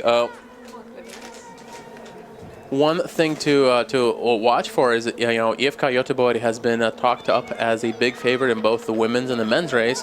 If they are able to win the youth relay, they could go for the unprecedented dominance of winning all 3. We have to come up with the name for that. We can't call it Triple Crown, because that's taken. Please send us your suggestions for what this should be called. Please send us, especially, we'll have to put that out later on if it actually becomes a possibility. That's right. And there's still a long way to go. So here we can see changeover for the first leg, which was predicted to happen at 11:36. So we're about 5.5 minutes, almost 5 minutes ahead. So I don't think this 3rd leg went any faster, or at least they gained anything, right? Yeah, I think I think these runners may have gained some, but the teams in the front did not. That's true, because a lot of these runners have picked up a bunch of time. Exactly. Nice to see the girl from Skogsjortner kind of putting on the afterburners and dropping the 2 boys from IFK Göteborg. So it's kind of an all Gothenburg affair. Skogsjortner is from Alingsås, which is sort of just east of Gothenburg, so western Sweden in the front. And you saw the dab right before the finish by the IFK Göteborg runner. Classic. You see on the left side again, and the other IFK Göteborg runner also doing the dab as he finishes. And you see on the left side, as a reminder, that is still runners from the earlier legs. So only 2 teams have exchanged right now. The girl from Skogsjortner, Stina Tern, and the 2 boys from IFK Göteborg, Nils Andreasson and Henning Falkenström. And there's the handoff, and so it is on for the final leg of this 2022 edition of the Tio Mila Youth Relay here in Örebro outside of Örebro in Sweden. And just a reminder, the last leg is a solo leg. My teams can only send out 1 runner, just as in the first leg. So these runners that have been handed off to are all by themselves. And as is the case with all relays, the last part of this leg is unforked. So these runners coming out, we don't know what forkings they have. They may have, they don't know either. So they will have to make sure to be independently navigating to make sure they go to the first controls in the early part of their course. But at some point, they know that they will have exactly the same finish as every other team. And yeah, of course, they don't know when that starts, but at some point, once you get towards the end of the course, you know that you're going to have the same one.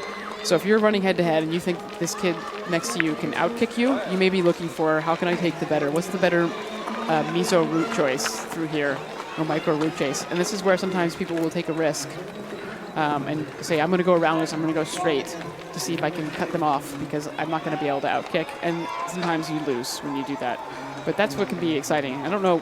We'll get a sense of whether that's happening as they get through their TV controls on this course. That's right, and it's worth noting that this last leg is the longest of the relay. It is almost a kilometer longer than the first and third leg, so it's 4.6 kilometers. It is also of orange difficulty, and the last part of the leg, the unforked part that Christina talks about, goes into terrain that none of the other runners have gone through. And we're about to hit a commercial break. So those of you who are sticking around, we'll give you a little more analysis. Yeah, and it's worth shouting out the Czech team, especially from Králové Hradecko. They have gone up from 71st into 3rd position. What a run by the third leg runner. Can we see, can we find out the exact time? I wonder if that runner has the fastest time on the leg so far. We only have, let's see, we could probably figure this out here.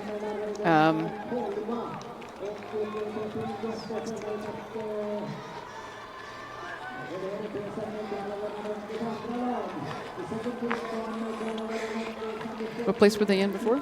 This team was...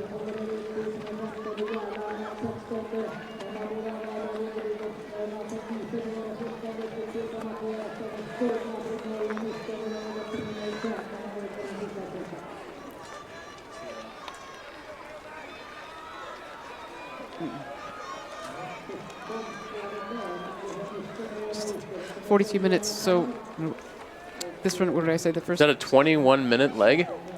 So again, 3 minutes faster. Yeah. So just in the first legs. So it was a blazing fast run by the runner from Hradecké Králové, Filip Hanus, coming in 4th place, fourth club team.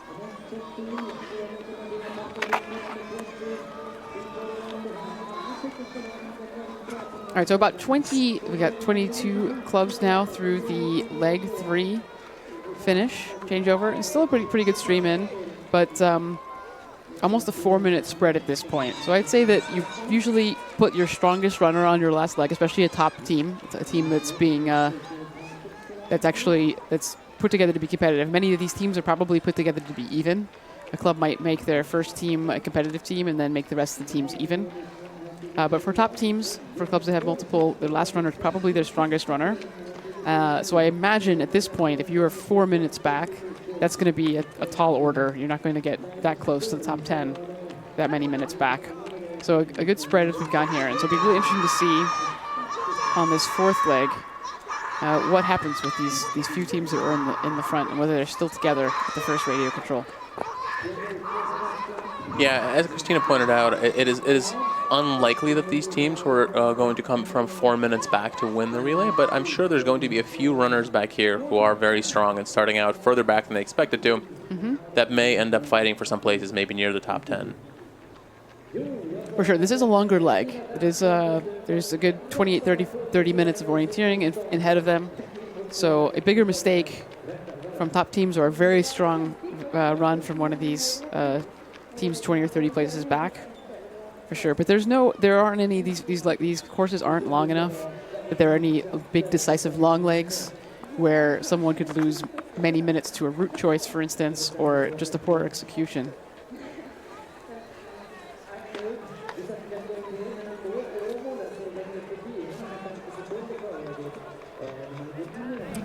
Ja, Stina Tern för alltså upp skogshjortarna i ledningen här i ungdomsstafetten efter sträcka 3. Hur var det här? Ja, men det var jättekul. Det var väldigt jobbigt, men man fick kämpa på.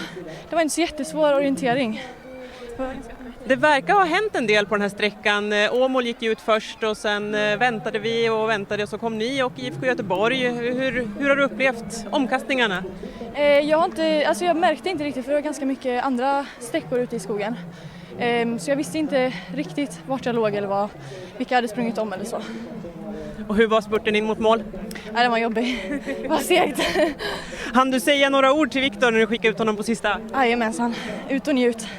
Ja, men det låter ju jättebra, precis som man ska göra. Det blir en lite nervös väntan. Ja, men kul. Ja, så det som det ska vara här på ungdomskaven. En sträcka kvar alltså. Skogshjortarna ledningen efter den 3:e sträckan. So that was an interview with our leader after 3 legs. That was Stina Tern of Oka Skogsjortarna from Alingsås. And much like the second leg winner, she said, the orienteering wasn't very hard. It was all about just running. As we saw here, clearly a lot of things happen in the front where, she passed a number of teams in the forest. So the interviewer asked her about that, and she said, I wasn't really paying attention to other runners because there were so many folks from all the different legs around, which is interesting. It's not something you think about, but that's true that there are folks who are running first and second leg while you're out there on the third, and so you don't really want to be paying attention to them because you don't necessarily know that they're going to the same next control. Yeah, even if they're on your leg, they may not have the same control, and certainly if they're on a completely different one. But also, when you see people from behind, you don't see their bib number. Bib numbers are color-coded to be able to distinguish the legs, but you don't usually turn around and look. I mean, that would be not when there's dozens and dozens of orienteers around. It's not a good use of your time. That's right. To check what leg the person you just passed is. Stina was also asked what she said to her last leg runner, Victor, when she sent him out, and she said, "Ut och njut," go out and enjoy, which seemed like the perfect thing to say. Man, it looks like we must be at the first TV control on the 4th leg. I don't actually see a control so much as just for us, but you can see by the pace of the runners coming through here that these are not 4th leg runners. These are runners from, that's a 3rd leg runner, I believe. Well, there we have actually this one. Oh, there it is. The Göteborg runner with the black number. It's supposed to be the 4th leg.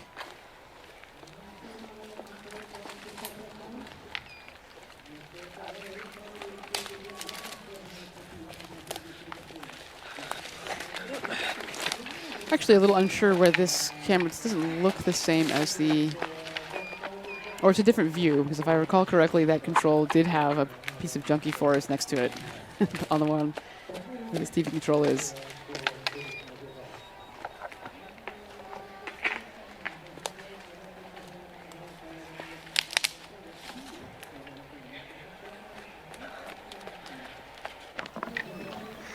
Not seeing anything. Here we go. So that was the leg before the TV control, it looks like.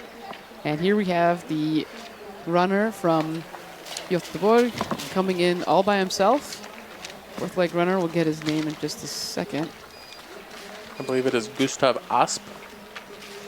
I'm going to go out on a limb and say that he's probably related to IFK Göteborg legend Thomas Asp, who ran for the national Swedish team in the early 90s.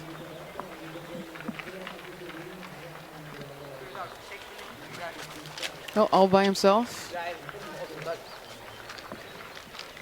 Well, we got to say that this day has could not have started better for IFK Göteborg. Gustav Asp, indeed. Remember that Skogsjortarna were together with IFK Göteborg in the lead after 3 legs, and then there was a gap of what, about a minute maybe down to 3rd place? Gap was, yes, about a minute, a little more than a minute to the Almost runner. They had a very good start. Almost Okwa. We'll see how that finishes for them. Then they had the 2 Czech runners about a minute 20 down. It'll be interesting to see how they do here. It could be, potential for a top 3 for a Czech team, which would be really cool to see. We're now a minute with no other clubs in sight. So strong run by the 4th leg runner from IFK Göteborg.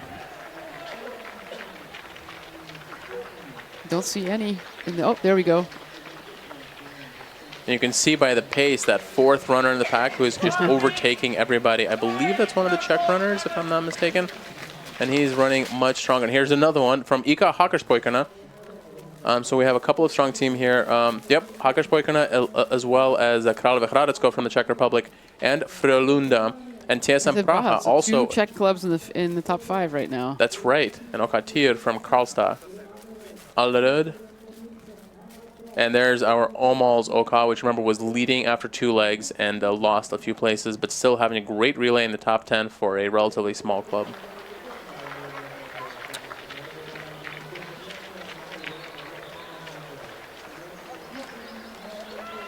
Boris, I'm impressed with your pronunciation of the Czech club names. I'll have to give it a crack later. We can, if there's any Czech listeners and who want to correct my pronunciation, please. I mean, it sounds good to me. There's OK Arenan, and that'll be the host club, I believe, for next year's Team Milan. Sundbyberg in 10th from my suburb of Stockholm. one of the kind of big original clubs in 2 mil history. Sundbyberg, I think, was one of the very first winners of the men's relay, if I remember correctly. Okakore from Falun. There's Göteborg Myrna. They were our leaders after one leg. They have dropped, but not very far. They're down in 12th place, having a good relay, 2.5 minutes down. It's hard to believe that any of these teams coming through now are going to win, just given the confidence and speed with which the top teams are running, but you never know. And there's Skogsjorten, that's right, in 13th place, so they have dropped from the lead already down to 13th, almost 3 minutes down. And the second club from Kralovedeko. Kralovedeko. Is there an S sound in there? Is it That's okay. Let's go. Also, so top 14. So before any Norwegian clubs, there are now three Czech teams ahead of any Norwegian club. Yeah, there's Fredig, which I believe is the first Norwegian club here. The first one I've seen. I think Allerød is Danish, right? Yes. No, and have there been any Finns? That's also I don't see any Finnish clubs either. Right now, it's kind of looking like a Swedish and Czech dominance here.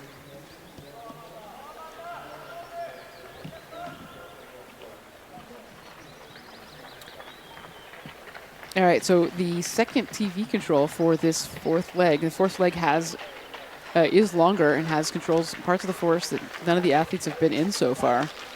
So this TV control is at 3.3 kilometers, so a bit further than what we've had in the previous ones. It'll take a little bit longer. And will that be a new TV control that we haven't seen before? We have not seen that before. That's very exciting. Again, or it could be, no, it's probably the same TV control, actually. It's just 3.3 kilometers into the course. You can see here the slower runners with the green bib numbers are from an earlier leg, and the faster runners with the black bib number like that, the girl from Tumba Mallarhöjden that just went through. There's a very different pace on these fourth leg runners who are still near the front of the relay compared to the earlier leg runners who are in some of the teams that are further back. We should take a quick moment to remind our listeners that there are other events this spring that you'll be able to watch and listen to on the IOF Live channel. You can buy streaming access to the upcoming World Cup races, as well as the World Games in Birmingham, Alabama, and the World Orienteering Championships. That's right. I think the next major international event is going to be the first round of the World Cup. That is very sprint-focused. It'll take place in Borås, a city in western Sweden, not too far from Gothenburg. At the end of May, really just, 3 weeks from now. Yeah, the season, once it starts, it starts. Once the snow melts in Scandinavia, the season goes with a bang. The other highlights of the international calendar will include the European Championships in Estonia, and that's kind of the biggest non-sprint event of the year. So as we interview some of the senior women and men runners over the course of the next of today, it'll be interesting to see what some of their focus races are for this year, because I think with the world champs focusing on sprint, some of the runners who are not really sprint specialists may be actually focusing all their attention on the European Championships in Estonia. Absolutely. The way that the schedule is supposed to be is that the World Cup races leading up to the world champs of a certain style. So this year is a sprint champs in Denmark. It's supposed to be also sprint focused so that athletes can sort of tune their seasons to doing those things. We have a suggestion from listeners to call the potential triple of winning the youth, women's, and men's relay the Triple Krona. That is our only and best suggestion so far. So here you can see some of these runners look quite young, and I say it's pretty awesome to see that so many youth runners, over 1,000 youth runners, some of them are maybe 13 years old or so, and they're out there running in your typical tough Scandinavian forest, having getting the experience of basically the same experience that the older runners get. It'd be amazing to bring a North American team over here and get them experience of running like this. If they don't get overwhelmed, they might love it. We're being told that our feed might be down, in which case we're just talking to each other, but luckily we enjoy each other's company. We may be in a commercial break.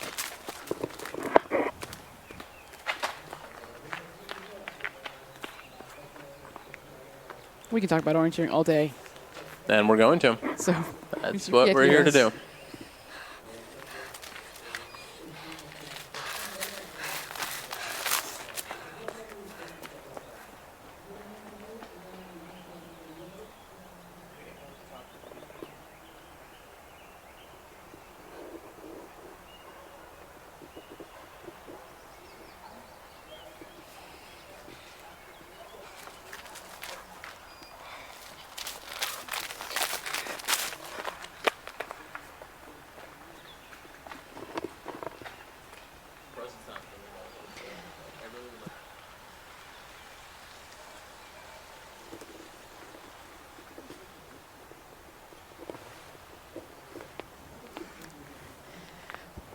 We are still focused here on the first TV control of the fourth and last leg of the youth relay. These runners coming through with the black bib numbers, the black background on their bib numbers are the fourth leg runners, but we will also see many of the third leg runners with the green bib numbers. The first, 43 clubs, 8-minute spread. It's really spread out a lot from after the first leg. And I mentioned in a few minutes we will probably switch attention over to the second TV control of the last leg, which is at 3.3 kilometers in the course. So it's about 1.5 kilometers of real orienteering, real forest orienteering between these two. So I imagine in about 3 minutes we expect the first runner, which was at the time the runner from IFK Göteborg.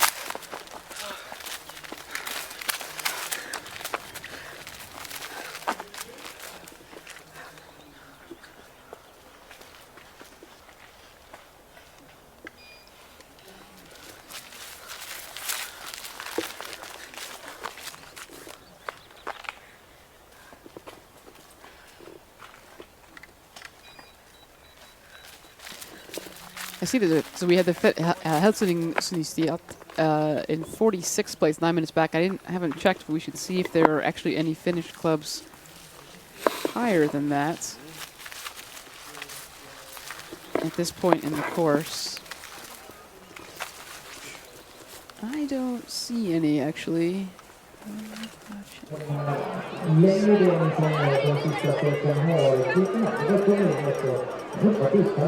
really think that was the first Finnish club, 47.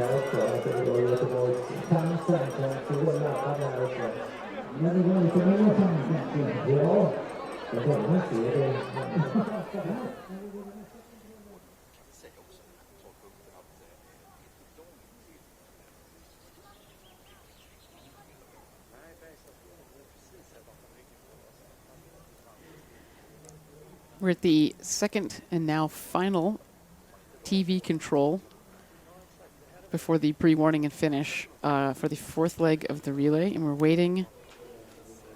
First runner here.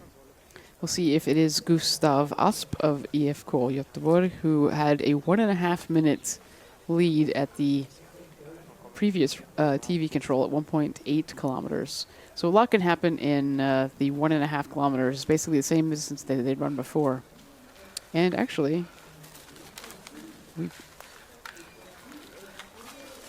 that's a big change. Looks like Anton Jonsson from Okoltir, who was in 6th place, a full 1.5 minutes behind at the 1.8 kilometer radio control, is now in the lead.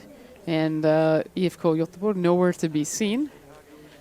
So there's been some interesting happenings in the forest. What a change, yeah. Okoltir, followed by the Danish Alderdød OK. They were down in 7th place, the previous TV control. And then we have the Czech TSM Kralove Hradecko. So we have a totally different couple of teams. And here's TSM Praga in fourth. So 2 Czech clubs. We have 1 Swedish, 1 Danish, and 2 Czech clubs in the top 4 so far. Yeah, it looks like our talk of the Triple Krona may have been a bit premature. Well, that's why you talk about it. It's like in baseball. You can't talk about a perfect game or no-hitter while it's in progress. I think we're doing pretty much the same thing. Yes. So there's that's the Okoltir crowd. The Okoltir crowd. We can actually see the back of them from where we're sitting. There is our runner from Göteborg. That's Göteborg Meyer now. It's a wrong club, Yeah. same city. They have passed their big city rivals. 2.5 minutes behind before. No. So something has happened to our lead leg runner. Could be route choice, could be route choice, could be mistakes. Oh, there we see a runner not at its control. That is unfortunate.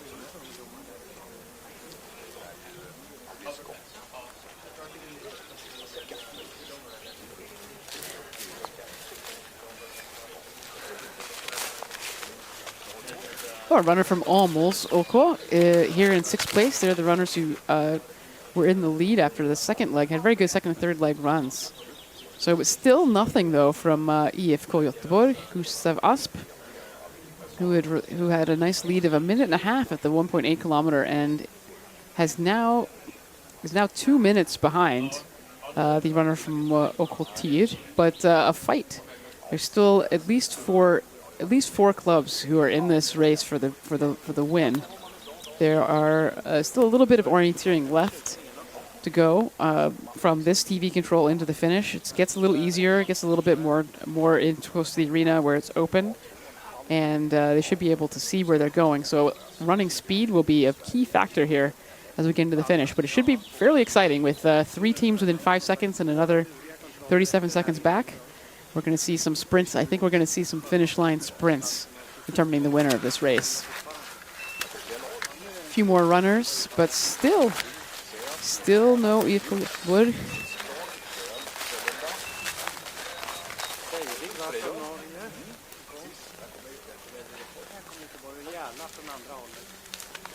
"12 teams in 3 minutes now at this second TV control, and there's our runner from IFK Göteborg, 3 minutes back.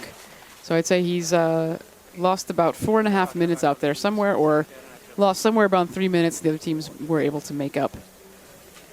So it's at this point with 3 minutes back, a top 4 finish seems quite unlikely, but still top 10 is a possibility.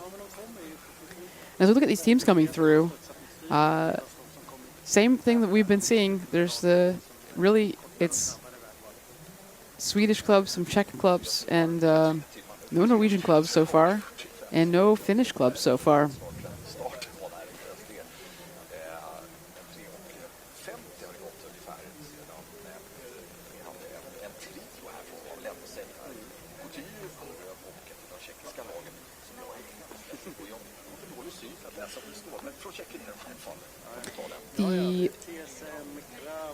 This last leg is actually significantly longer than the others at 4.6 kilometers. So at this point, they actually still have another 1.5 kilometers to go. So a runner who was a minute ahead and now 3 minutes behind, it's entirely possible for some big shuffling to happen in this final 1.5 kilometers.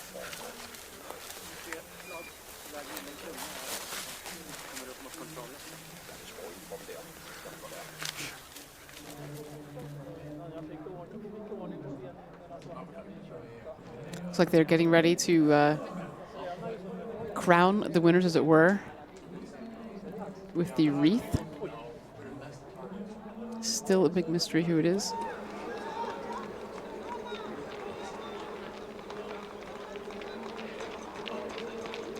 Most of these runners we can see have green backgrounds in their bibs, so these are third leg runners that are coming in. I think they're finishing their leg. This is the crossing back towards the arena.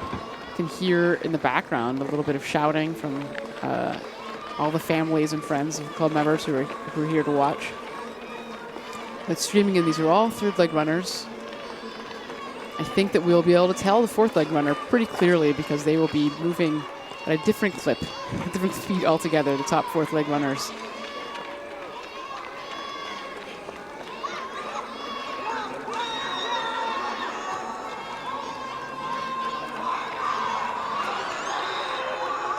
I hear something very exciting. Let's see. It sounds like something exciting is going on. It's not on our screen, though. I think what we have is the pre-warning. Okay, at the pre-warning, it looks like Erik Grönberg Nielsen from Allerød, from the Danish club, picked up 10 places and was the first to the pre-warning. Same with the Czech runner, and let's see. Yeah, that must be. Yeah, and so here they come. There you go. That's two teams. Here we are at the last control. So we have, it's going to be either Danish or Czech winner. Okatir is only 2 seconds back, so I don't see him. And at the bottom of my own, we see the back is back there. So I don't see the Okatir runner, so you must have between the pre-running and the finish. But here we go, sprint finish. It's Allerød, looks like Erik Grönberg Nielsen ahead of Jan Čihák. I know Jan Čihák is a bit of a legend, kind of a junior superstar in Czech orienteering, but it looks like Göteborg-Mayerna's runner has Ludwig sprinted Rosén. ahead. They were in front after one leg. Will they win? It is a 3-person sprint to the finish, and I think he's got it. Göteborg-Mayerna is about to cross the finish line in first place, and you see the jubilant crowds celebrating here. You have the smoke going up. It is Göteborg-Mayerna in first, Kralove Hradecko in second, and Allerød in third with international podium with Sweden, the Czech Republic, and Denmark in the top 3 places. What a race. The Göteborg-Mayerna runner, Ludwig Rosén, picked up 29 places on his final leg, going from 30th all the way to the victory. What an exciting finish. And you have another Czech team in 5th with TSM Praha behind 4th place Okatir from Karlstad, Sweden. Not shown on camera, but we can see from our booth between us and the finish line, all the teammates and their sheer joy as their runners cross the finish. All three runners. It's not just the winning team. Yeah, I would expect that all of these teams are really happy with the results. I feel like he came from nowhere. I mean, obviously they were in 30th place after 3 legs, but you know, he was not anywhere near the front of the first TV control, was he? 12th, so 2.5 minutes back. So wow. gained 2.5 minutes. What a race, and you can see the race.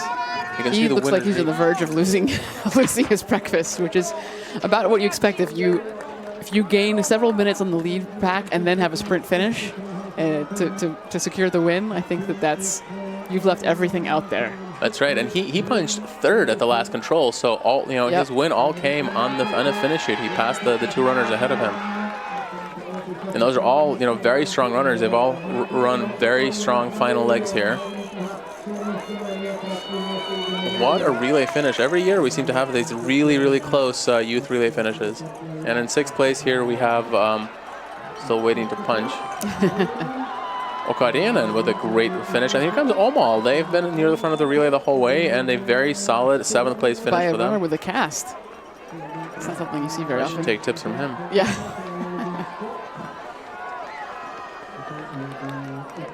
We have Lynx. There's our first Finnish team in 8th place, picking up 35 places on this leg.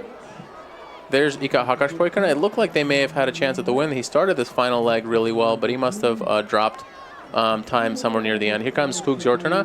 Still, all of these teams ahead of IFK Göteborg that was leading, as recently as the first TV control of this final leg. There's IFK Göteborg in 12th, losing 10 places on this final leg. And Freidig, there's the first Norwegian team in 13th position. So top 13, we have 5 different countries represented. Sweden in 1st, Denmark in 2nd, Czech Republic in 3rd, Finland in 8th, and Norway in 13th.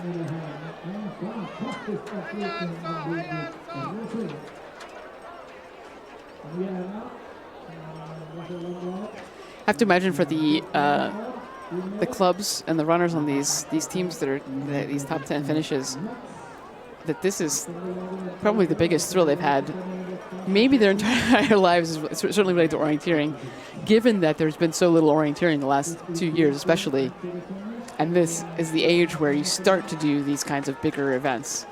But being on a big stage like this in front of all these spectators, there's a big screen, there's people talking about you on TV.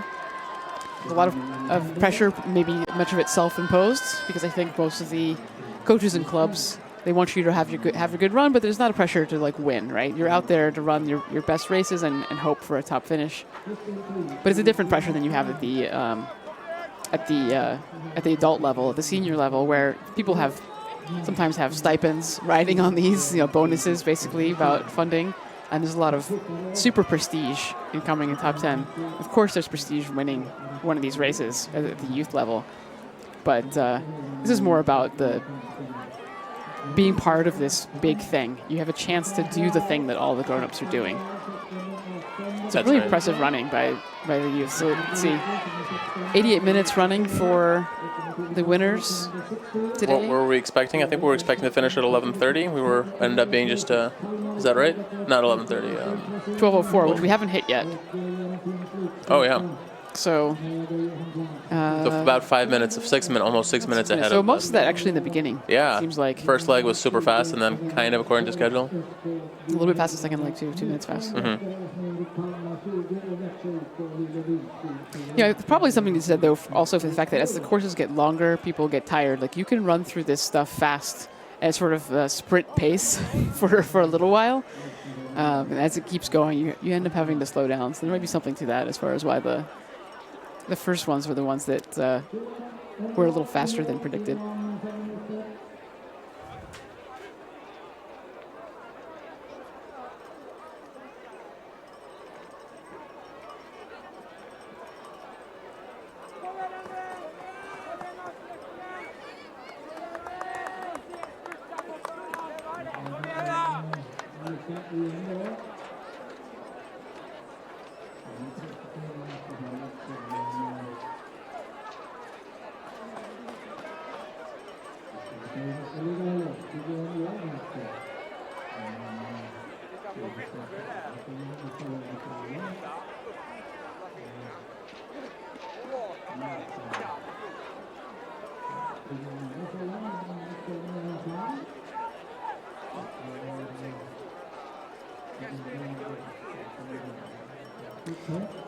In a moment, we'll spend to an interview and we will be back afterwards to tell you what they said. Ja, det är lite kaotiska glädjescener här bakom mål och det är dags för helgens första segerintervju och den gör vi med Göteborg-Majorna. Ludvig, grattis! Tack så jättemycket! Du kom lite grann, inte ska jag säga från ingenstans, men jag var inte riktigt med på det för du registrerades inte vid förvarningen och sådär, men en himla spurt verkar du ha haft. Ja, verkligen. Det var något av det värsta jag gjort. Jag kände liksom på upploppet hur nära jag var på spy. Boll låg i halsgropen, men jag bara sprang. Hur var det under hela resan så att säga, banan, när du gick ut, hur tänkte du? Nej, men jag visste att jag har fart i benen och att jag kan ta tag i det. Men inte så här bra. Så jag gick ut och gjorde mitt lopp och hade egentligen inga förväntningar. Men bara springa så snabbt jag bara kunde. Och rent tekniskt, gick det rent? Ja, något lite, men det är väldigt lite. Så jag är jättenöjd med mitt lopp. Seger alltså i 10 mila. Hur högt rankar du det här? Ja, det här är ett av mina största meriter.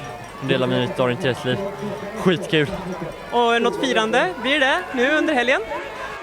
Ja, men jag ska springa stora kaven också så det blir väl hem nu och återhämta sig så får vi fira imorgon. Vad blir det för sträcka där? Det blir 7:e sträckan. Ja, du får lycka till där och återigen jättestort grattis till dig och till hela laget. Tack så jättemycket. Ja, härliga scener här bakom mål efter Göteborg-Majornas seger alltså i ungdomsstafetten. So that was our interview with the anchorman of the winning Göteborg-Majorna team, Ludwig Rosén, and he basically said all of the things that Christina was saying beforehand, that he was feeling like he was about to lose his breakfast in the finish chute. And when asked, how this victory stacks up with the others in his orienteering career, he says that this is just about the biggest and most exciting thing that he's ever won. So that was Ludwig Rosén, the anchor of the Göteborg-Majorna team, that consisted of Ola Lehre, who, remember, exchanged in first place on the very first leg.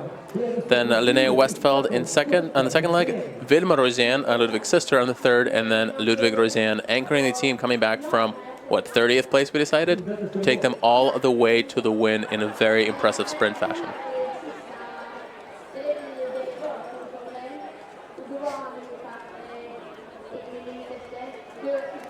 You see now that the youth have learned from their seniors that after you finish, you can flop. I think it's a natural response after something like that where you give everything that you just hit the ground. it's very kind that the finish area is grass, something to flop down on. It did rain earlier this morning. In fact, it was raining pretty hard in the early hours, but now the pavement is all dry around here, and it has not rained. I don't think it has rained since we got started, since people started, coming to the arena. So the ground is probably not that wet. And same goes to the forest. The forest was fairly dry yesterday, running around, and certainly a little bit of morning rain isn't going to make a difference in that. Yeah, and the weather forecast for the rest of the day looks relatively benign by typical Tuomila standards. I think we're supposed to be somewhere in the mid-teens Celsius, and maybe even a little bit of sunshine as we get into the afternoon and early evening before the sun descends and the legendary Tuomila night begins. We'll stay with you here for a few more teams to finish, and then we will take a break until just before the women's race. And for both the women's and the men's race, we'll have a little more information for you than we had for the youth. In particular, we will have some amounts of GPS tracking. As you may guess, the amount of GPS tracking that's available will kind of increase over the course of the coverage because we don't want to be revealing big pieces of the map for later runners early on in the relay. So we'll have GPS tracking. We will have some interviews. Hopefully, we'll have some interaction with our users. Please follow us on Twitter at our Twitter account that Christina will just tell you. We also have an email address that I also don't remember that Christina will tell us about. Yeah, you can follow us at Twitter. We are at 10MilaTVE. It's very easy, but if you search for Tuomila, I think that'll be an easier way to find us. Those of you without the Plus package will have a commercial break in a moment.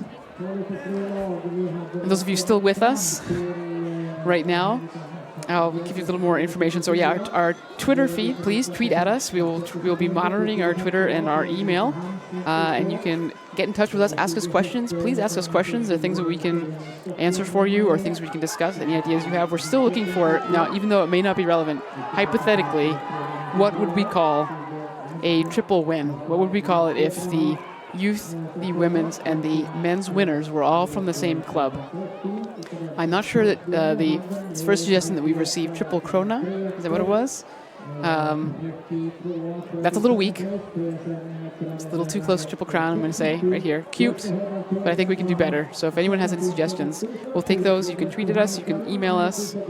There is actually also a chat. If you go to the Tuomila website and you go to the Web TV, Tuomila Web TV link, there is a live chat, which we'll try to also look at that as well. But that won't just be us looking at it, but that's those are the ways you can get in touch with us. So we welcome your questions and your comments and your ideas. So once again, Twitter handle is at 10MilaTVE, E for English, and our email address is very similar, 10MilaTVEN for English at, I'm sorry, that's the username. It's studio.en at tuomila.se. So about 41 clubs in through the finish in the youth relay.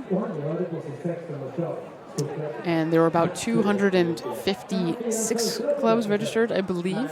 So this is about the top 20% here, the youth team. So a lot of these runners, you'd think, are going to be the ones who continue on. There's a big, one of the problems in all sports, across all disciplines in all countries, there's a drop-off from the youth age group up to age 16.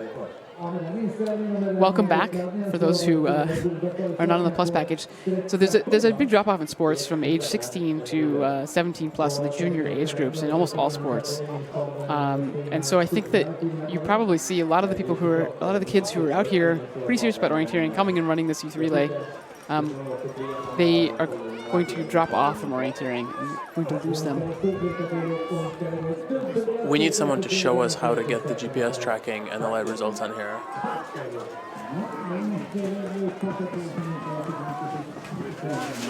Okay. Yeah. Can you show us how to get the GPS tracking, the full GPS tracking on here? Okay. Thank you.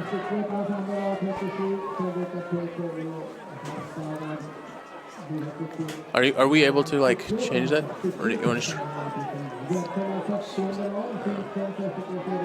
We need to find Johan. I say we peace out, have some lunch. Yeah, like there's nothing we can add right now.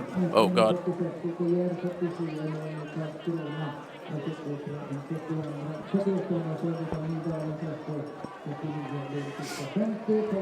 All right, as we watch now, we've got about 54 clubs into the finish.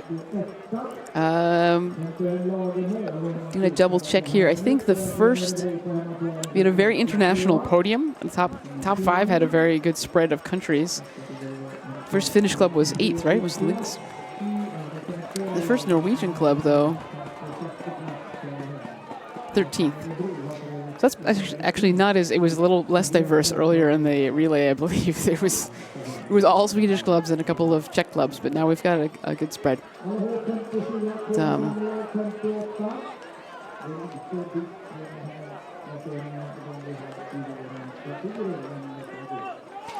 So your English commentating team is going to take a little break from now until probably about 15 minutes before the women's relay. So you can continue to watch. You can see the teams that are streaming in. There will be the award ceremony in about 20 minutes. So you can watch that. That will still be streaming live, but we will be taking a break to prepare for the women's relay. So please stay tuned or come back and join us to watch the women's relay.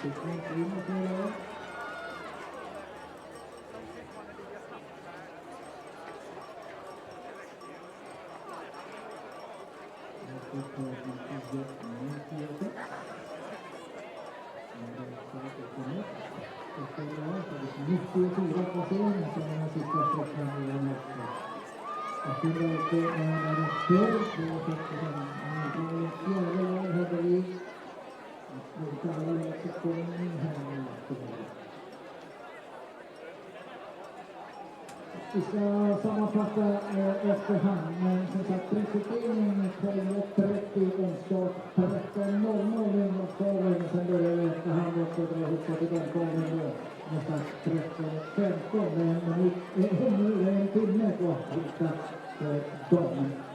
We will take the prize giving at 12:30, the restart for the youth relay at 1 o'clock, and the ladies will start at 1:15. Och den som inte börjar vänta så länge det är Mårten Rendelius. Jag vet inte vad du har på den Mårten, men någonting är det där nere. Så varsågod Mårten. Ja, jag har lite labyrinter på mig här och orientering för synskadade. Det finns möjligheten att testa på den mellan stafetterna, mellan ungdoms och damtagen sitter man så att säga. Hur Thomas Inström, berätta om det. Ja, vi kör ju som man gör liksom och vi är vårt projekt med Räddningsen. Ett uppdrag till orienterare som har någon anknytning till någon som har en synnedsättning. Vi kan inte kunna sprida att även synskadade vill att man kör. Just det. Så det ska man komma hit, köra labyrinten under hela dagen. Finns Göran Andersson på plats här. Och man utmanar att sätta tiden. Men mellan stafetterna då så får man göra liksom sån här, vad heter en sån karta där Thomas? En taktilkarta. Den är kännbar. Alla kan man känna. Så man kommer få en ögonblick på sig. Ska du visa? Hur det ser ut? Ja. Ja, det blir så. Så nu sätter jag Thomas på sig. Och vad gör du? Vad tänker du nu? Jag kommer att ha en tillgång till en karta. Så kartan kan sitta fast. Så att jag kan känna med en hand och antingen känna med handen eller ha en check som är med. Så att jag kommer att prata och se det. Så är det. Ja. Men det är helt mörkt alltså? Bästa. Ska du prova? Ja, verkligen. Det blir inget fuskande på den här lilla kortans orientering. Det var mörkt. Det var mörkt. Så att vi ger hit och testar vintern och numera når loppen så får man testa det som synskada. Precis, jättebra. Tack.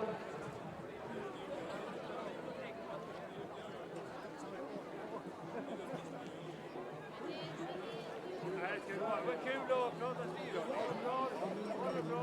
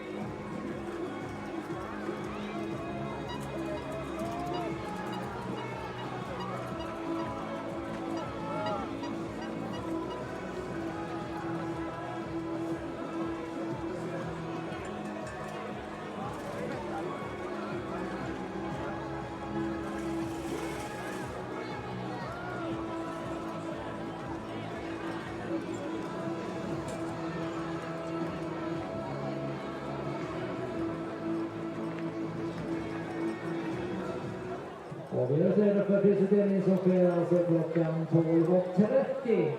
Då vill vi ha de 10 främsta lägen vid prisutdelningspositionen som är det lilla scenfältet som finns på andra sidan sett från publiksidan mot restaurangen mot backen till.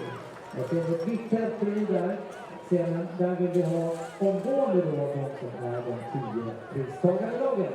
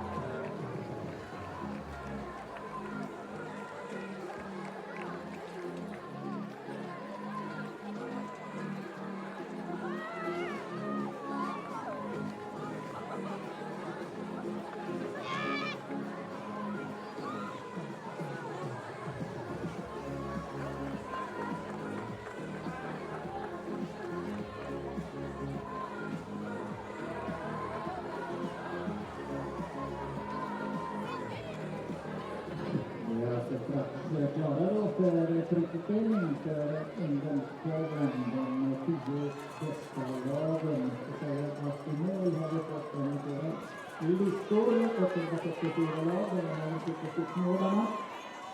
Det var mål som 144 lag och det var den här tiden som lag i mål.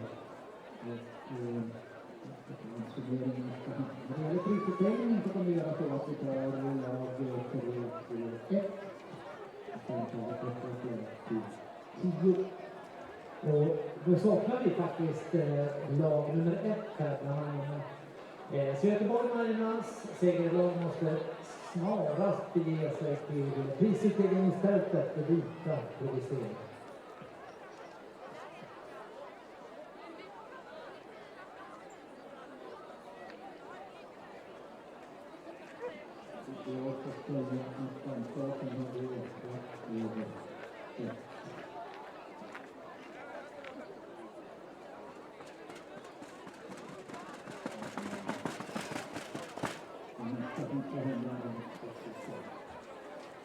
We are still ready now for the class winning ceremony for the relay. The 10 year speed will start from 3-2-1 and then from 4 up to number 10. Och nummer 1 då, 8 och 10 placeringar. De saknar vi. Så segrarna 8 och 10 snarast till prisutdelning.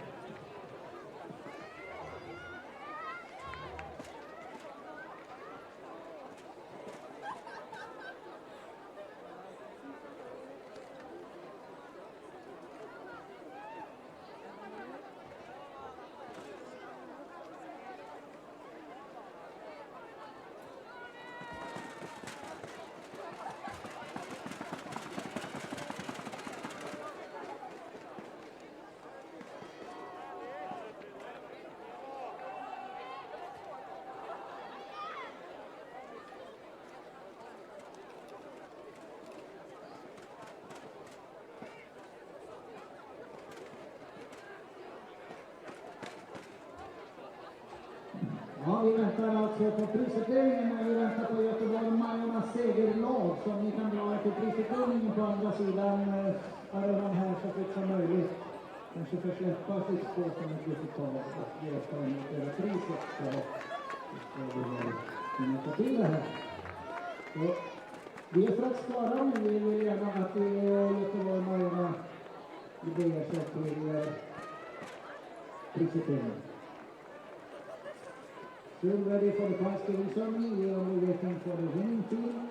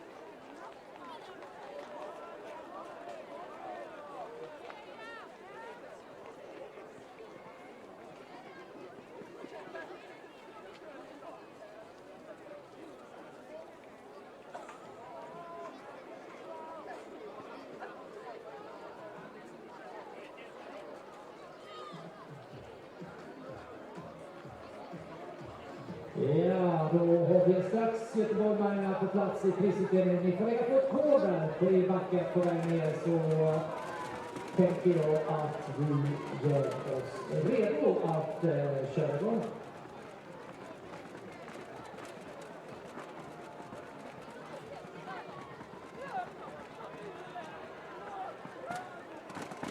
Då ska vi alldeles strax dra igång prisutdelningen alltså för ungdomsplanen i årets hela.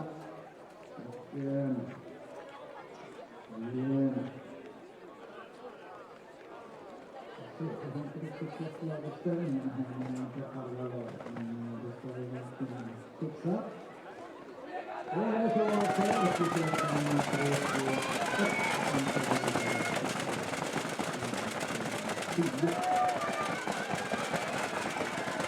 Och det är Jon Johansson som är styrelsen Örebro som spelar ut. Det får vi klara och vi ska börja med ett tredje plats. Third place from Denmark. Allerød orientering med Mats Christian Moret, Kamma Avund Andersen, Frida Kerne Gross, Erik Grönberg Nielsen. Stor applåd för våra danska vänner.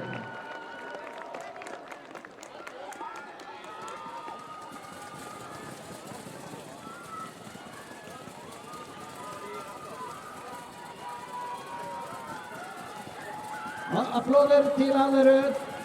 Second place from the Czech Republic, TSM Kralove Radečko, Vendula Novotna, Aniška Netukova, Sheila Havrdova, Filip Hanos, Jakob Ticacek, and Jan Čihak.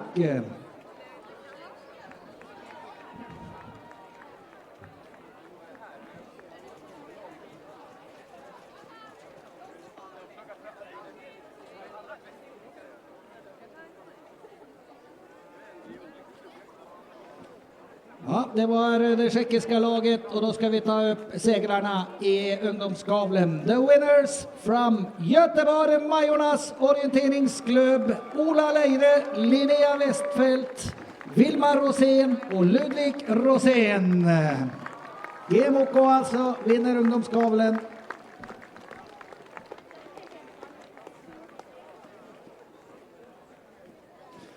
Big round of applause for the three best teams. En stor applåd för Göteborg Majorna, för TSM Kralove Radečko och för Allerød från Danmark, de tre bästa lagen. Då tackar vi dem och ska fortsätta vidare med placering 4 och uppåt.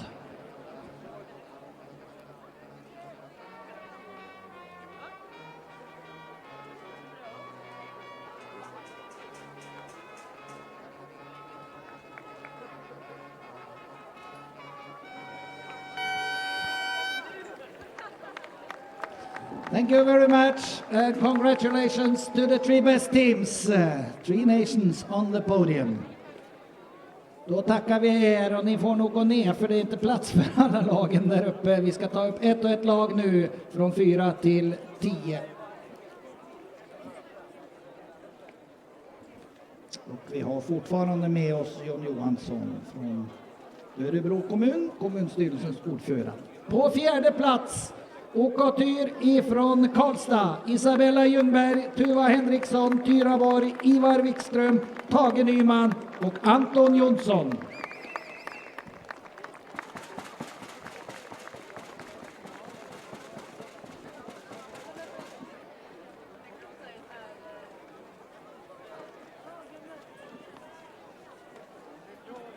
Stor applåd till Åkatyr! Här är Andrika klubben ifrån Karlstad. Tack ska ni ha och grattis! På femte plats, fifth place, TSM Praha, first team, Dominik Marosek, Sara Lostakova, Viktoria Skachova och Stefan Golias. Ännu ett tjeckiskt lag alltså, som var högt uppe.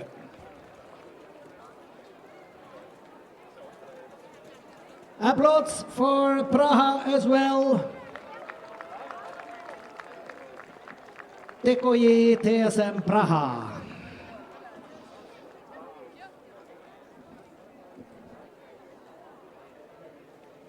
Det var det femte laget. Och vi ska gå till sjätte plats. Där hade vi startnummer 1098 Okorenen Luleå, Minna Turesson, Iris Bergqvist, Vilgot Kuokanen, Erik Hasselström och Arvid Ingvarsson. Stor applåd för Okarenen. Flott insats av Norrbottens laget. Nästa lag, då har vi kommit till placering 7. Det är Åmåls OK. Och Åmåls OK lag 1 som bestod av Erik Åhl, Emilie Hellström, Ellen Kringstad, Alva Olsson, Saga Källstrand och Albin Skott. Har varit i täten hela vägen nästa.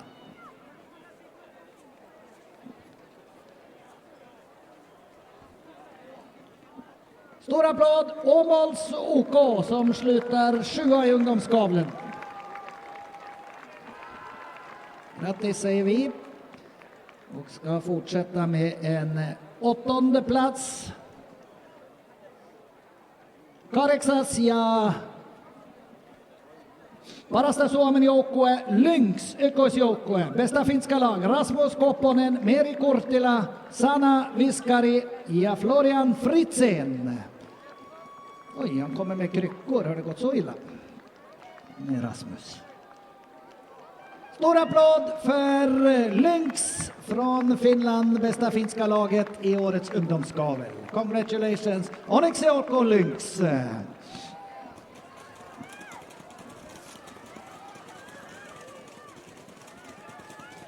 Då har vi det nästa laget. Då har vi kommit till en 9:e plats och då är det IKHPs första lag från Huskvarna, Hakarspojkarna med Viggo Wolf, Stina Elg, Signe Eskilsson och Emil Ling.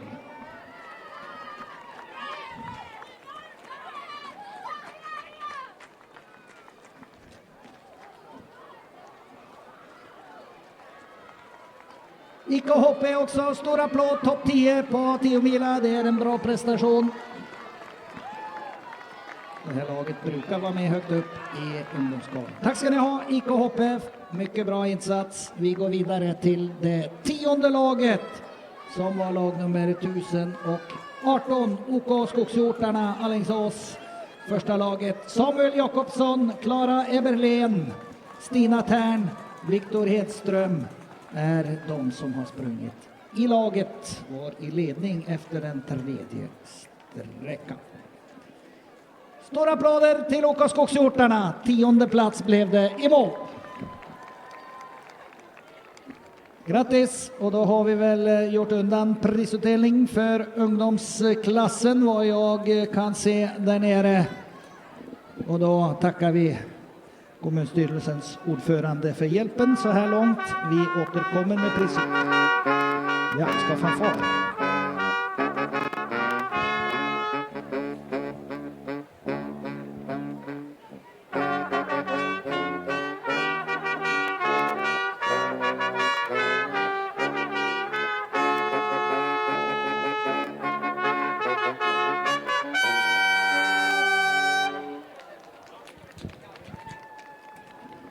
Så, då är vi färdiga med prisutdelningen och då ska vi börja vänta på damklassen som startar 1:15. Det är en dryg halvtimme kvar till damstarten alltså. Vi skulle haft en omstart, men den tror jag inte, det är inte så många kartor kvar. De kanske har stuckit iväg i ungdomskavlen. 1:15 alltså, start för damklassen. 5 etapper, 5 sträckor som vanligt. Vi ska återkomma med mer info inför den spännande damkavlen. Då ska vi också få GPS-tracking från skogen på storskärmen så vi ska ha lite mer att visa fram. We have approximately half an hour now to the start of the ladies 10 mila 5 legs as usual, and we will have the world feed on the big screen for you, but we take a small break and we come back closer to the start.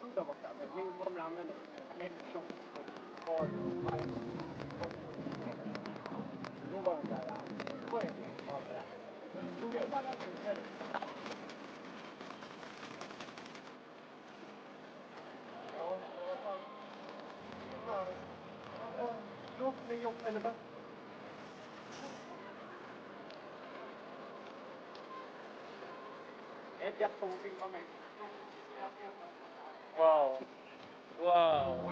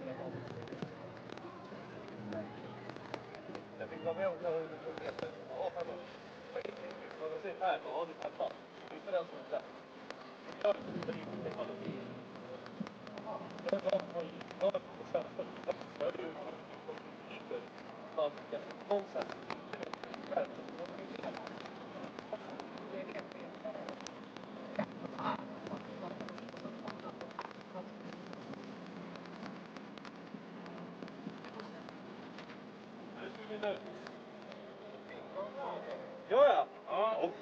Det här gör värsta kapslet. Ja,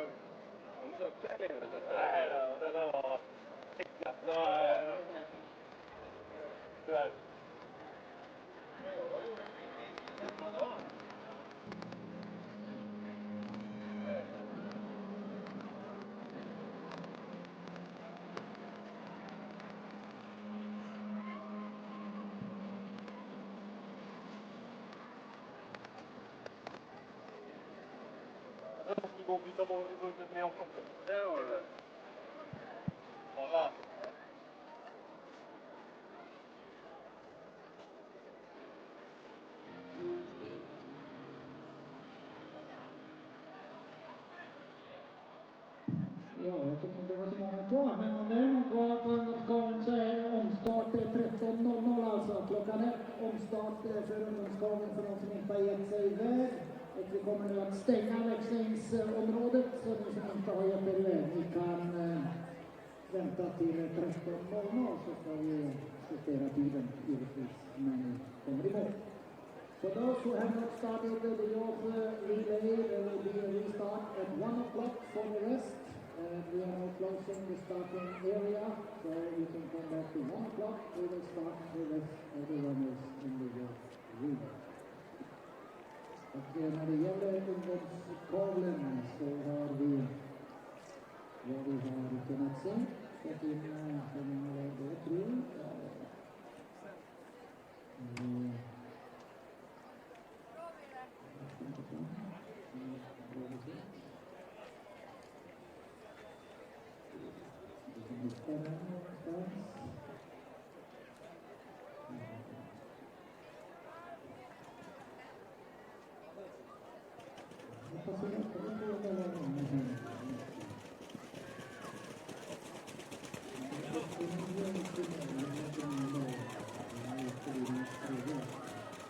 Ja, vi närmar oss på underlag nu i ungdomsgaven.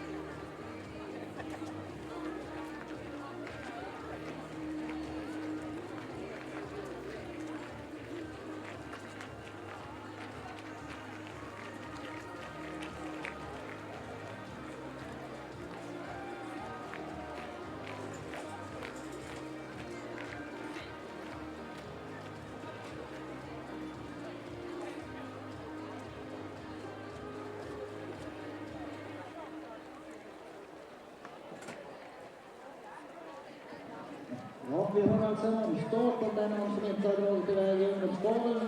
Ni kan komma till kartblanket om ni ska ut i omstart. Så kommer vi ställa er framför kartorna till damkabeln och då kommer damerna att få gå in till sina kartor efter att omstarten har ägt rum. If there are racers now who want to start, who has not started in the yacht relay, you can go to the maps behind where the maps are hanging. Take your maps and then we will organize a mass start in about 5 minutes. Alltså, ni hämtar kartorna bakom så gör ni som funktionärerna säger där nere vid starten så ska vi få iväg er som inte har startat ungdomskabeln. Ungefär 5 minuter.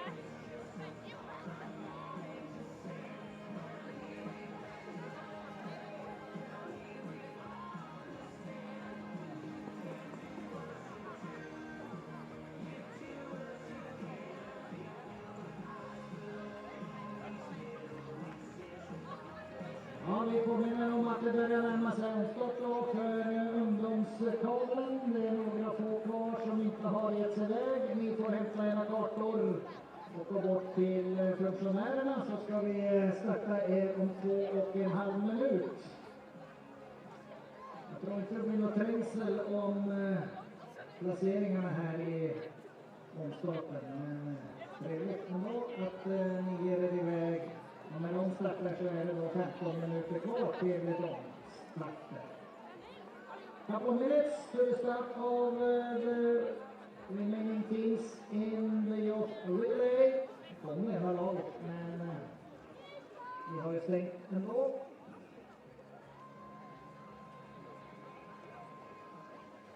Två minuter till start för omstart.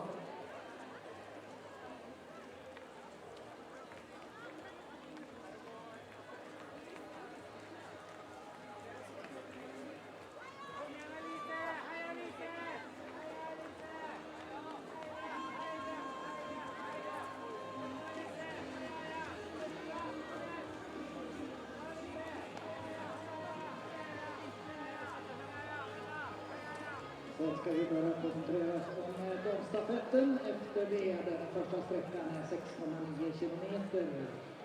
Där vi har flera kontroller. Vi har 2 och vi har GPS också på en del. Det närmar sig, man ser 3 stycken som ger sig iväg och det är en minut kvar då till omstart för ungdomsbanan. 1 minut till det visar.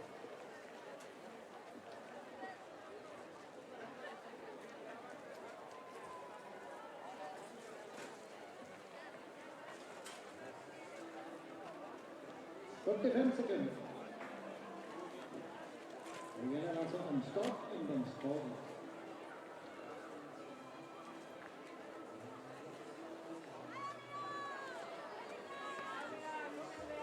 30.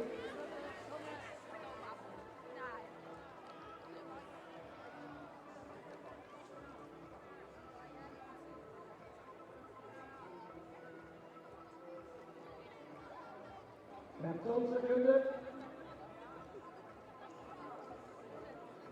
10.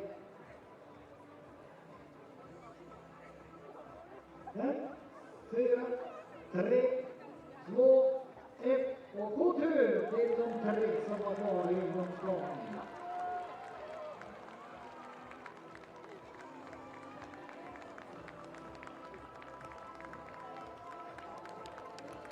Det är en kvart kvar då till planerna ska börja sin plats på planerna lite mer.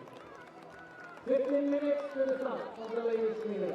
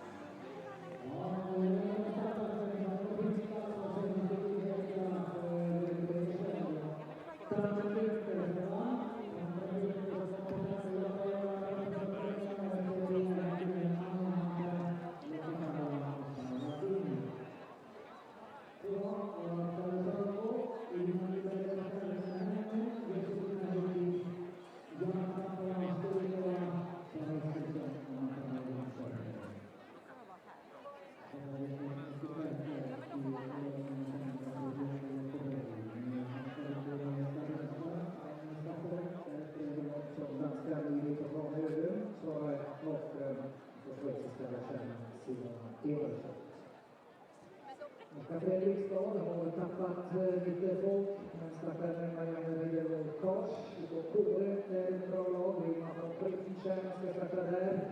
Vi ska få inte förstå vad vi ser, men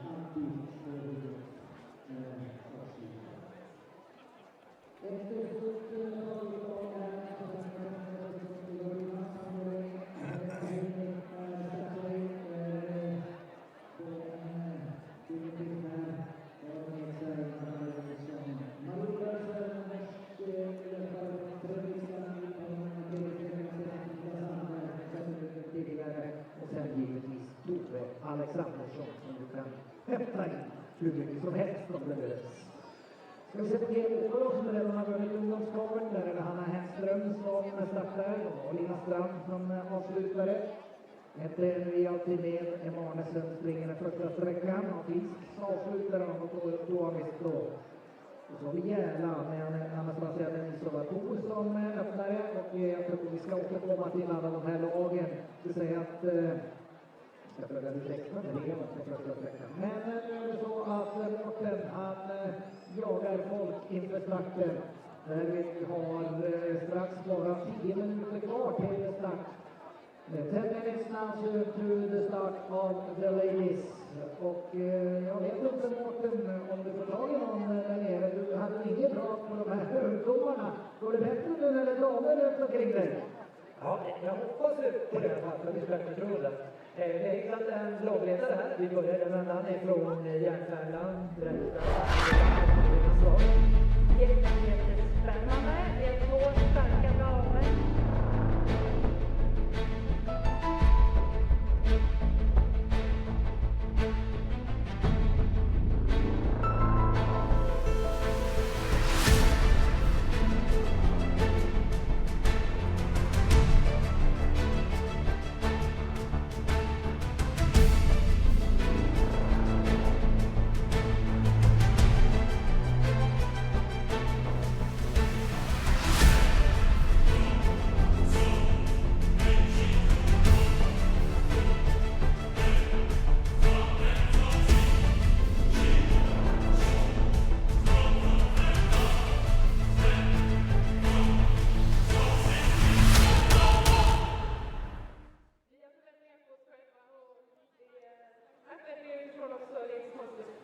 Nej, vi önskar ett stort lycka till under dagarna.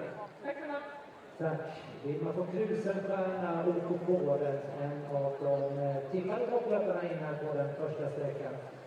Och vi sparar runt där lite och ska vi försöka fånga in lite fler av topplagen här och höra lite om känslan nu. 10 minuter kvar till starten i framgången.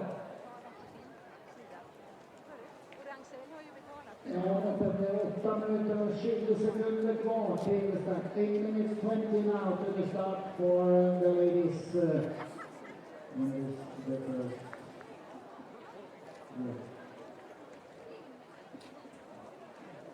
Och jag ser då på sen där borta de förväntade växlingstiderna. 14.02 är det beräknat att man ska växla den första sträckan till 20 minuter. Sedan 14.43 efter den andra 6 kilometer. Så tar det 4 minuter. Men idrottande sträckan är den tredje som är lång. Den är 9,3 kilometer. Den ska ta 4,64 minuter. Och det skulle växling 15.47. Sen är det 5,3 på den fjärde sträckan som är den kortaste. Sista sträckan är 8,1.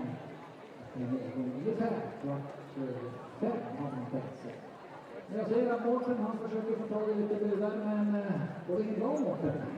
Ja, de vill inte störa för mycket nu för att förväntan finns i luften sen. Det är nervositet, det är spänning, det är laddning som råder här i uppvärmningen.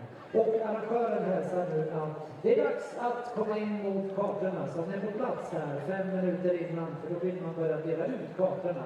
Så löpare som värmer upp. Dags att ge sig mot startpositionen.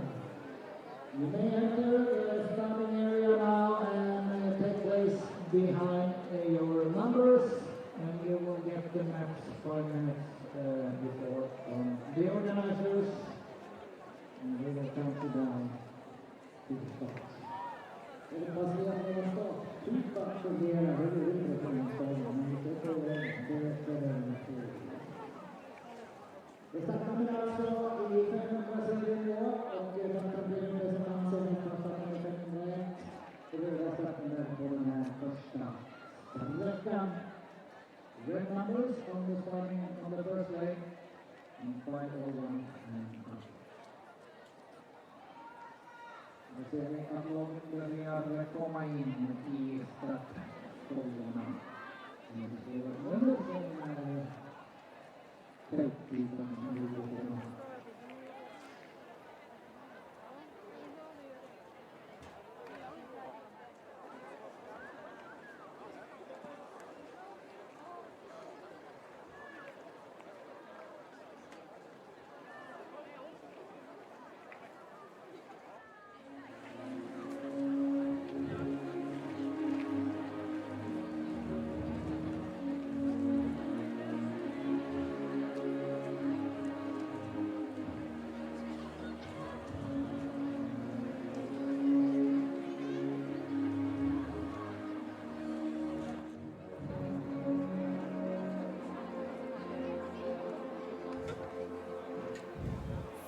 Hello and welcome to Tiomila 2022 in Örebro outside of Örebro here in Närke, Sweden.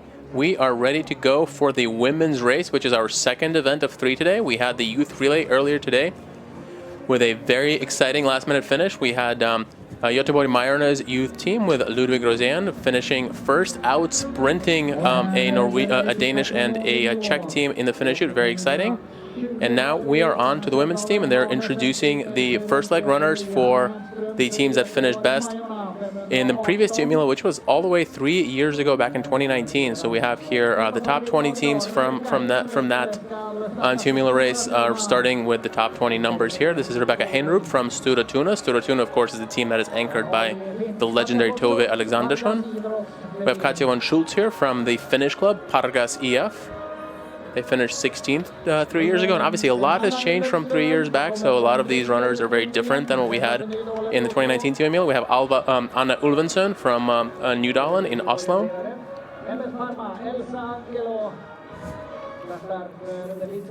MS Parma here, a Finnish club with Elsa Ankelo on the first leg. Always a good club, kind of typically fighting for top 10 positions. We have a British runner, Cecily Anderson from EFK Lidingö's second team. They finished in 13th, so Lidingö with a couple of teams near the front. Jenny Patana from Hiden Kirtajat, kind of a remnant of the former Delta club in Finland. Then we have another Lidingö team here with the Swiss Katrin Müller running. The bib number 511. Swedish national team runner Lilian Forsgren for OK Tiseren. Tiseren is considered to be one of the favorites for the overall win.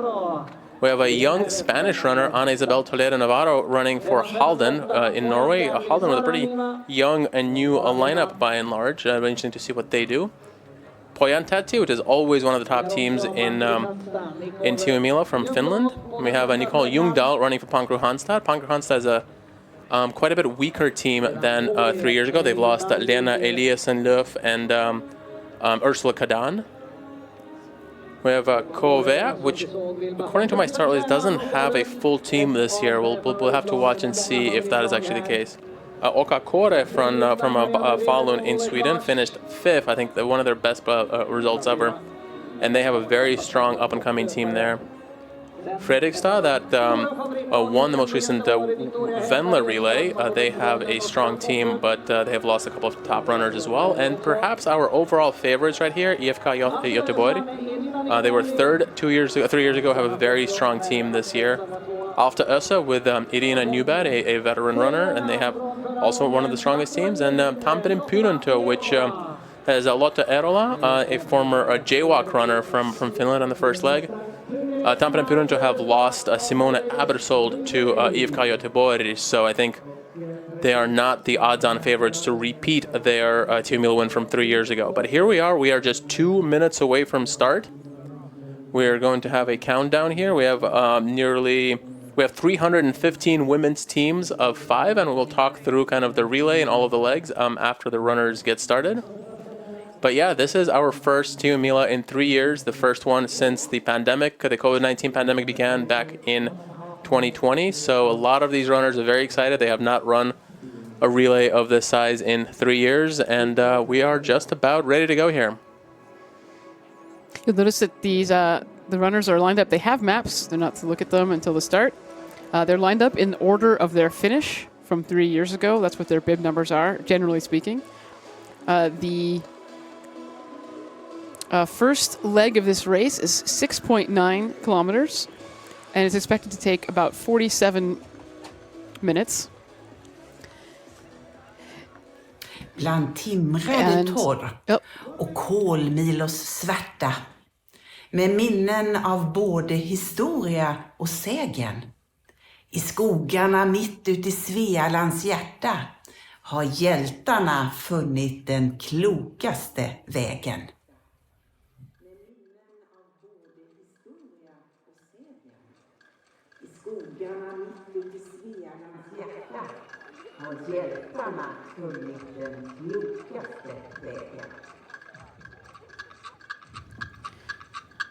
So what you just heard was the traditional bit of prose that they have on all of the maps for all of the races. It used to be passed from runner to runner on a separate piece of of wood or paper, and now it's written on each map. And we are waiting. We have the heartbeats pounding the pre-start, counting down the beginning of the women's race. And there's the horn, and they're off. They have a long run through the arena, along the base of basically we're at a resort area. They'll take this long run through the arena and wrap around and run briefly through an area with ski trails. And there you may even see some snow on some of these cross-country ski trails still. That's right. And we probably should introduce ourselves. We will be with you here all through the women's relay and also through the men's relay. I am Boris Granovsky. With me is my co-commentator Christina Louise. So we will be bringing to you all of this commentary throughout the women's and the men's relay. We'll have some GPS tracking and we'll have some interviews as we go. So it'll be a very exciting day and night of orienteering here, starting with the women's relay. And we do invite you to send us your questions and comments throughout the event, and we'll put that up on the screen here. But our Twitter handle is at 10MilaTVE, and our email address. Your best bet is to reach on Twitter. There's also a chat if you go to the IOF live live chat on the IOF Live from the IOF Live website. You can log in there. It's just an informal chat, and we may see some of those questions you have there. We'll post up your Twitter on the screen. So you can still see that the runners are still running out of the arena just now, and you have quite a bit of a gap opened up by the first runner. I can't quite tell who that is. It might be a Parma runner, I'm not entirely sure. And before too long, we will talk about some of the favorites for both this first leg and also for the overall women's relay. And again, in some ways, this is kind of an unknown year because we've not had a Team Mila in 3 years. We've had, a big shutdown in major international competition. And so it'll be very interesting to see who comes out in good shape here and who is going to be in the front. But you could see that it looked like, I think it was Savadolins in the front. That was my, that's who it looked like to me. And if it is, then that's Clara Jerf from Savadolin, but I'm not 100% sure. But here you can see the runners splitting already. That first leg is about 6.9 kilometers, and it is forked. So they are going to their different forkings. And you can see there, especially on the left side of your screen, you can see the snow because that is the snow from the groomed, packed cross-country ski trails that are here all winter long. The runners are skirting the side of those trails. It's certainly better to run on the slightly wet dirt and mud than in a melting pile of snow. Exactly. And Christina and I were out in the terrain yesterday, and these ski trails are the only place where there's any snow left. Everything else is very snow-free and quite dry. Very good conditions for running. So keep in mind, these runners, their courses are forked. So they know that their courses are forked, but they don't know which controls are the same for everyone and which ones are forked. And they don't know who around them has the same control. So they probably all assume that the first control, maybe the first two, are forked. So as a first leg runner, your job is to hang with the fastest people you can. But that means also running to the correct forking as you're going. So you see here, people have split up, but they're also sort of then converging again. So some of this is route choice, and some of it may be that people are going to a different forking.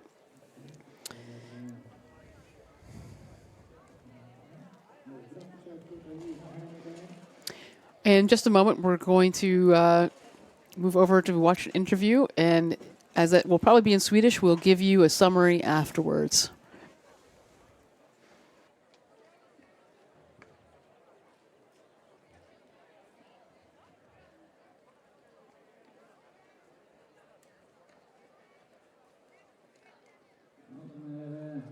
Fortfarande på väg mot den första kontrollen alltså. På den här första sträckan för damerna.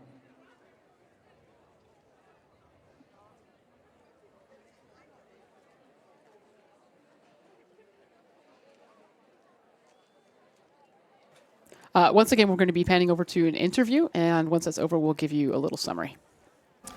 Ja, det är dags att fortsätta 10-mila-dygnet och ge sig in här på damstafetten då. Och ett lag som ju finns med i favorittippningarna såväl på dam som sen på 10-mila stora herrsidan så är ju IFK Göteborg. Och jag står här med en av coacherna, Fredrik Löfgren. Hur är känslan?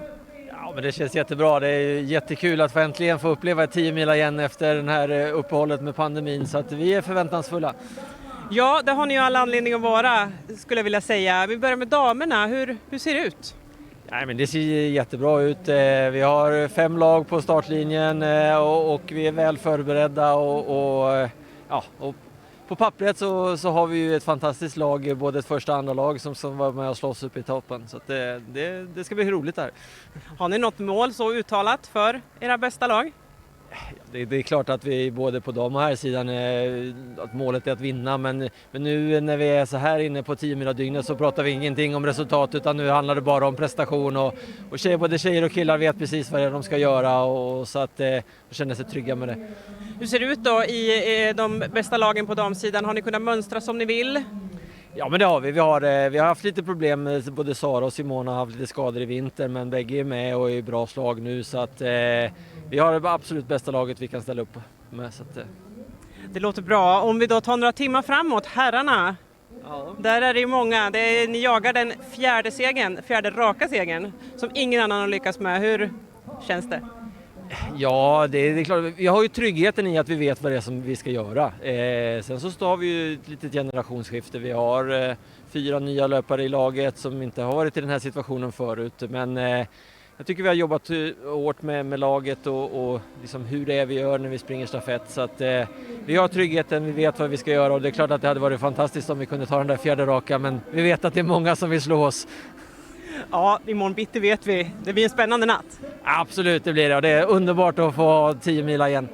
Men du pratade om det, ni har många lag, både på ungdomssidan, damsidan, herrsidan. Hur många är ni här i helgen? Ja, men vi är ett 100-tal. Vi har 12 lag, vilket är det flesta antal lag vi har haft i historien. Och ett stort antal coacher och vi har ett team som står för matlagning och allting. Och vi bor bara i Kilsbergsgården, bara ett stenkast härifrån. Så att det är en stor klubbhelg det här, så att, som vi har sett fram emot länge. Det låter som att ni har en bra verksamhet. Den är hemma i Göteborg. Hur ser den ut? Jo, men det har vi. Vi har ju vår egen anläggning i Skatåsområdet utanför Göteborg och tisdagar så har vi väl 100-150 ungdomar som tränar och tillsammans med både bredd och elit samtidigt. Så att vi har en bred verksamhet och kanske för 20-30 år sedan så var IFK Göteborg en ren elitklubb, men nu har vi allt från ungdomar till bredd till yppersta elit, så att det är jättekul. Ja, men verkligen. Blir det en lång natt, vaken natt för dig med? Nej, framåt morgonkvisten ska jag faktiskt ta mig en sträcka själv i tredje laget, så att jag gör min insats här nu inför och under damkaven och sen så ska jag lägga lite fokus på mig själv faktiskt. Ja, du ska få gå och följa dina damer. Tack så mycket Fredrik Löfgren och lycka till i eftermiddag och i natt. Tack så jättemycket. So that was an interview with Fredrik Löfgren, the coach, or former national team runner and coach of IFK Göteborg's teams. He was asked about the team's chances both in the women's and the men's relay. And of course, as we know, IFK Göteborg is one of the absolute favorites in both of the races. In the women's race, they have one of the strongest last couple of legs in the field with Sara Hagström and Simone Abersold. Both of them have had some injury problems over the winter, but he says they're both healthy and ready to go. IFK Göteborg has brought over 100 runners between the 12 teams that they have in the youth, women's, and men's relay, and so they're quite proud of their large presence here. I'm sure we'll be seeing many of their runners throughout the day and the night. Now we're going to take you actually into our studio to have a quick chat with one of the course setters for today's courses. We have with us here, let's see, Johan Persson, and let's see if we can, there we are. So, okay, welcome. Let's see if we can actually hear you. Yeah, thank you. Okay, great. Thanks for coming in and chatting with us. So you are one of the course setters, but you said there are 2 of you? Yeah. So does that mean that you worked collaboratively, or did you each have sort of different parts of the... We have collaborated quite well, I would say. I'm not living in Örebro, but the other course setter is. So he has been mostly out in the forest, but we have had a lot of iterations between each other with the concept of the different legs and approximately what areas they should run in and so on. Yeah. Okay. So what were what are the challenges of setting a big? Have you ever done something like this before? Set for a big, thousands of runners with all these forkings. Yeah, I mean, we were the course setters for the Swedish Championships 5 years ago. Mm-hmm. That is partly on the same map as today. I've also set the courses for O-ringen, but that is not forked. So this is probably the largest or most important course that I have set. So one of the things that we noticed during the youth relay is that the youth were running significantly faster than the predicted winning times. Why do you think that is, and do you expect the same to happen in the women's and men's relay? I would say that I hope that we have approximated the times quite right, especially for the women and the men's relay. There we have had more test runners, and we have had earlier competitions, both in this train and in the Swedish relay season, where we can see how fast runners approximately run in similar trains. The youths are quite difficult to predict. I mean, the best ones, they run almost at national team pace. And then you have some that are not so fast, so And there's an inconsistency there that it's hard to predict. Yeah. Yeah, but if you take a look at our predicted times, we actually said that the first leg in the youth relay would be the fastest leg in the whole, during the whole weekend essentially. Mm-hmm. But I would fastest in minutes per K, you mean? Yeah. Yeah. Mm-hmm. Exactly. And they were the fastest today. So far in the morning, they were fast. Yeah. Yeah, they were really fast. Mm-hmm. But I think also that the conditions are perfect in the forest to get a good minutes per kilometer. Mm-hmm. Yeah, we were out yesterday. It was pretty dry, and there are no leaves on the bushes, so it's it's probably the best post snow you could get. Yeah, I think you have 1 or 2 week window where it is like this, where the conditions are perfect. If you've been earlier, you have snow or it's wet, and in the summer you have your undergrowth that is really high. And what would you say? What's the? I mean, I think many of the people listening, they're hardcore orienteering people, so they've probably set courses somewhere, but maybe just for local events. But what is the biggest challenge when you're setting an event like this, where you have the forkings and the TV and the fact that GPS is going to be available and all that? Yeah, there are a lot of challenges, of course. We have tried, or at least I have tried to put together as good courses as possible. I know that some people try to we should save this terrain for later legs or so on. I would say that we have saved some terrain that we will visit later during the day, but we have not saved the interesting terrain for the larger relay or the 10 leg relay during the night. Mm-hmm. So that it's more an issue that the legs are perhaps not far enough to reach the furthest parts of the map during the women's relay. Mm-hmm.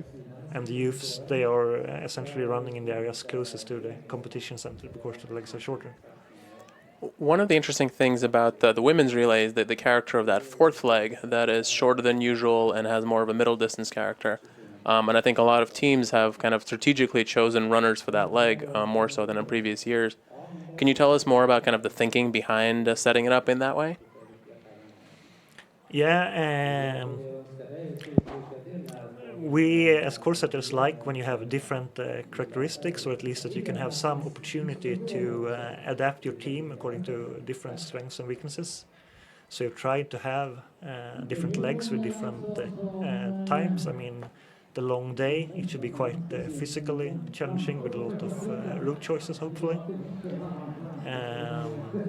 Now we have a kind of more middle distance leg for the fourth leg.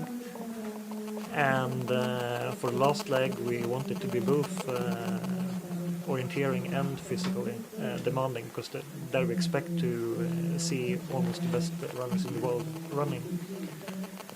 So yeah, I know some people think that Team Mila should only be about long distance running. Mm-hmm. But we thought that, yeah, we could have a little bit shorter. So one last question. As the course setter out, with the very first runners out right now, what are you thinking about? Are you nervous about anything? And what is it that kind of goes through your mind as you see these runners running on your courses? I would say that course setting wise, I am quite calm right now. I think we have done a great job, actually. If I can be humble. Yeah. No, but typical Scandinavian humble. Modesty. Yeah, no, but I would say that my main issue would be if one of the four things are clearly disadvantages compared to the others. We have tried to make them as even as possible, and we think that they are. But it would, it depends if the whole squad goes up. Yeah, now we should probably start. Yeah, so we are looking, we see here the first runners into the first TV control, and Nidal's SK from Oslo is first in, but there's a big train here. NTNU, also from Norway, from Trondheim. And then if you, let's see, if you finish clubs,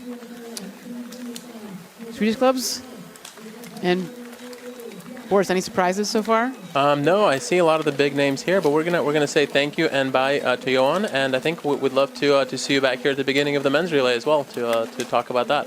Okay, thank you. Yeah, and thank you for the excellent courses.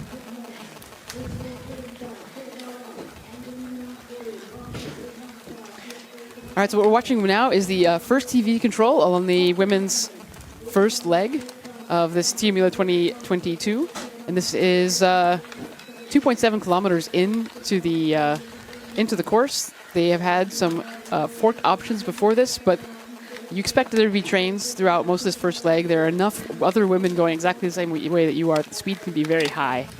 So these runners are going probably redlining just a little bit. And we just saw American Samantha Sager going through in 47th place. Always fun to shout out the North American runners. About a minute down on the lead. Great start for her. Running for OK Linné. Other North Americans were waiting for Emily Kemp also, running for her Finnish club. That's right. Emily is running the first leg for Angelniemen Ankuri, and I believe that she has gone from the fresh young kid on the block to now being the veteran presence on their young up-and-coming team. Very much so this year.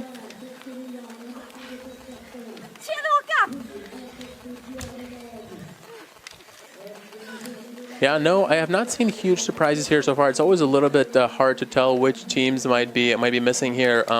I have not seen El Turving's team out of the teams that have GPSs. I believe Stura Tuna is also a bit far back in the beginning here, but that is kind of a classic Tuna approach with Tova in the last leg. I'd say both of the Tuna teams were within a minute and a half here. They've come through the first two teams. And in the first leg, you just need to be in the pack. That's really the goal when you come back. That's right. We also Kate have Morrison here? Kiwi runner, Kate Morrison. And we appreciate tips from anyone listening for any other runners of interest. Any non-Scandinavian runners, whoever you are, you're listening from North America or Australia, New Zealand, maybe other parts of Europe. Let us know who you're interested in, and we'll try to keep tabs on those runners. Yeah, one of our goals is to kind of present the non-Scandinavian perspective to these races, and so if you have, if you know of non-Scandinavian runners who we should profile, we are happy to do that. We also take interview requests. You see New Daland's 7th team passing through here in 140th place. I believe the 7th team is the mom team.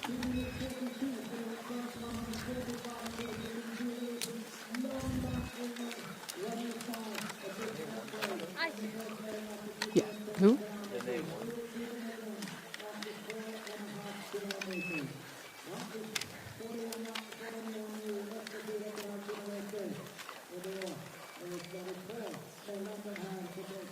So we can slowly start talking about some of the favorite teams here, at least on paper. And again, unlike previous years, this is a particularly unpredictable year in the sense that there just has been less competition for many of these runners due to the pandemic. And of course, we had a walk last year, and things have started getting underway. But still, it feels different than previous years. And, we can start, for example, with the defending champions, Tampere Puronto, and, they have a strong team on paper. They have Lotta Erola in the first leg. They have Saila Kinney, Finnish national team runner, anchoring. But they have certainly lost quite a bit compared to when they won 3 years ago. I believe they had both Marika Taini and Simona Abersold on that team. So that is a big losses to have for Tampere Puronto. The second place team from a year ago, Alta Ösa, has to be seen as one of the biggest favorites. They have a very strong lineup. It is almost the same lineup that they had 3 years ago when they came second. The one difference is that Galina Vinogradova, who ran the third leg that time, has been replaced by Jana Knapova, a Czech national team runner who is back after giving birth, I believe, last year or 2 years ago. She is a very strong international runner, and they have Natalia Gemperle anchoring, one of the absolute best orienteers in the world. And over time, we'll be previewing some more of these top teams and kind of looking at their lineups and trying to see how they stack up to the teams that they had 3 years ago and also with each other. Now, if you're just tuning in, joining us, this is the first leg of the women's relay at Tiomila 2022. This relay this year takes place in Olnaboda, which is a little bit northwest of the city of Örebro in Sweden, which is about 200 kilometers west of Stockholm. So if you're unfamiliar with Swedish geography, you can think of this as being pretty much in near the middle of the big fat, the fatter part of lower Sweden. Easy enough for places to get to. The terrain is it's Scandinavian, but it is a little different than some of the terrain in eastern Sweden that people might think of when they think of Swedish terrain. That is this is a hillier. You can see it now in the image. That there are some real hills here. There are multiple lines of contours on on hills, not just one. It's a little thicker. There's blueberry bushes and other kinds of heather bush. Small vegetation that, thankfully, this time of year, as we were just talking to one of the course setters, said Johan, that this is sort of the perfect time of year to run here, where it is not, there's no snow on the ground, you're not sinking through the sort of frost melting, the leaves have not come out yet on the bushes, it's fairly dry, so it's faster than it could be, but this is still slower terrain than some other places where Tiomila has been held. So here you see a summary of the first leg of the women's relay. Anna Ulvensen from Netherlands came in first at the radio control, but very tight pack there. 12 seconds separating first and 10th. One of the names I noticed right in the very front that is definitely a name to watch out for is Teresa Janashikova from Czech Republic. I believe she was running for Suunta Jyväskylä. I don't think that's a club that has a team that is likely to compete for the overall win, but it wouldn't surprise me if Teresa was one of the one of the very first runners back from this first leg. She has kind of very quickly emerged as a top international orienteer for the Czech Republic after taking up the sport at a relatively late in her teenage years, and she is both a top sprinter and now kind of transitioning into becoming a top forest orienteer as well. So as we look at these numbers, you notice that there's quite a few women. We're all about a minute and a half, and we're already 70 teams. And I think that one key thing to look at is that these placings don't matter at this point. 80th, 40th, 20th. What the second leg runner wants is that their runner comes back in the pack. Because that's what you need. Is you go out on the second leg and you're around other strong runners if you're a team that wants to compete. But the placing is not really relevant at this point because they're running in a long chain. As the race continues, people will get spread out more. There will be the forkings will split them. The fact that the terrain, people will start to get tired. The visibility is pretty good up there, but because of the hills and there are small steep hills, people will lose sight. And once you start to lose sight, it's easier to fall behind. So we'll see some spreading, but for now, it looks about like about 100 runners in that, all in the basically what you call the lead pack.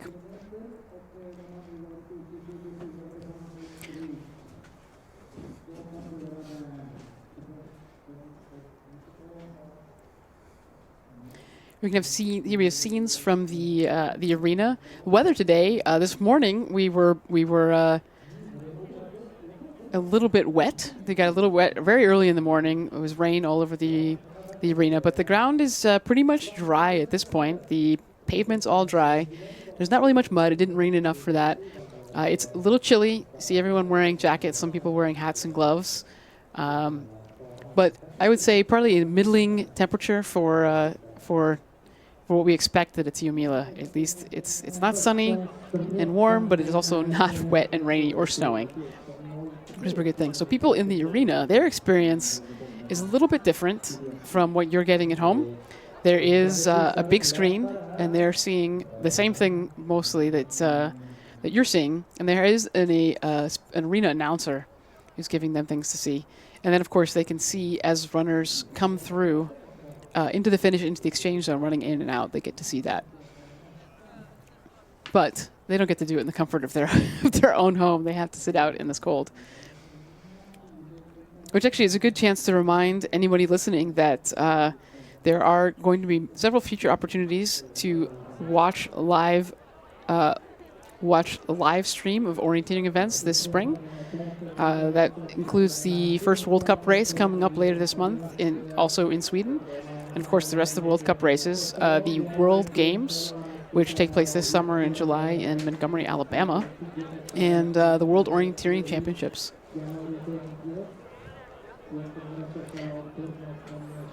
As we'll probably mention a number of times during the year, that we are now in the era of split world championships, where 1 year has a sprint-focused world championship and the following year has a forest-focused world championships. Of course, last year ended up being combined due to the 2020 walk being canceled, but this year we have a sprint-only walk in Denmark, and so as we interview our runners, one of the things we'll be curious about is how they are approaching such a year where, some of them may be forest-focused runners and the walk may actually not be a priority for them. So they may be focusing on other competitions such as the European Championships or perhaps national championship races or something like that.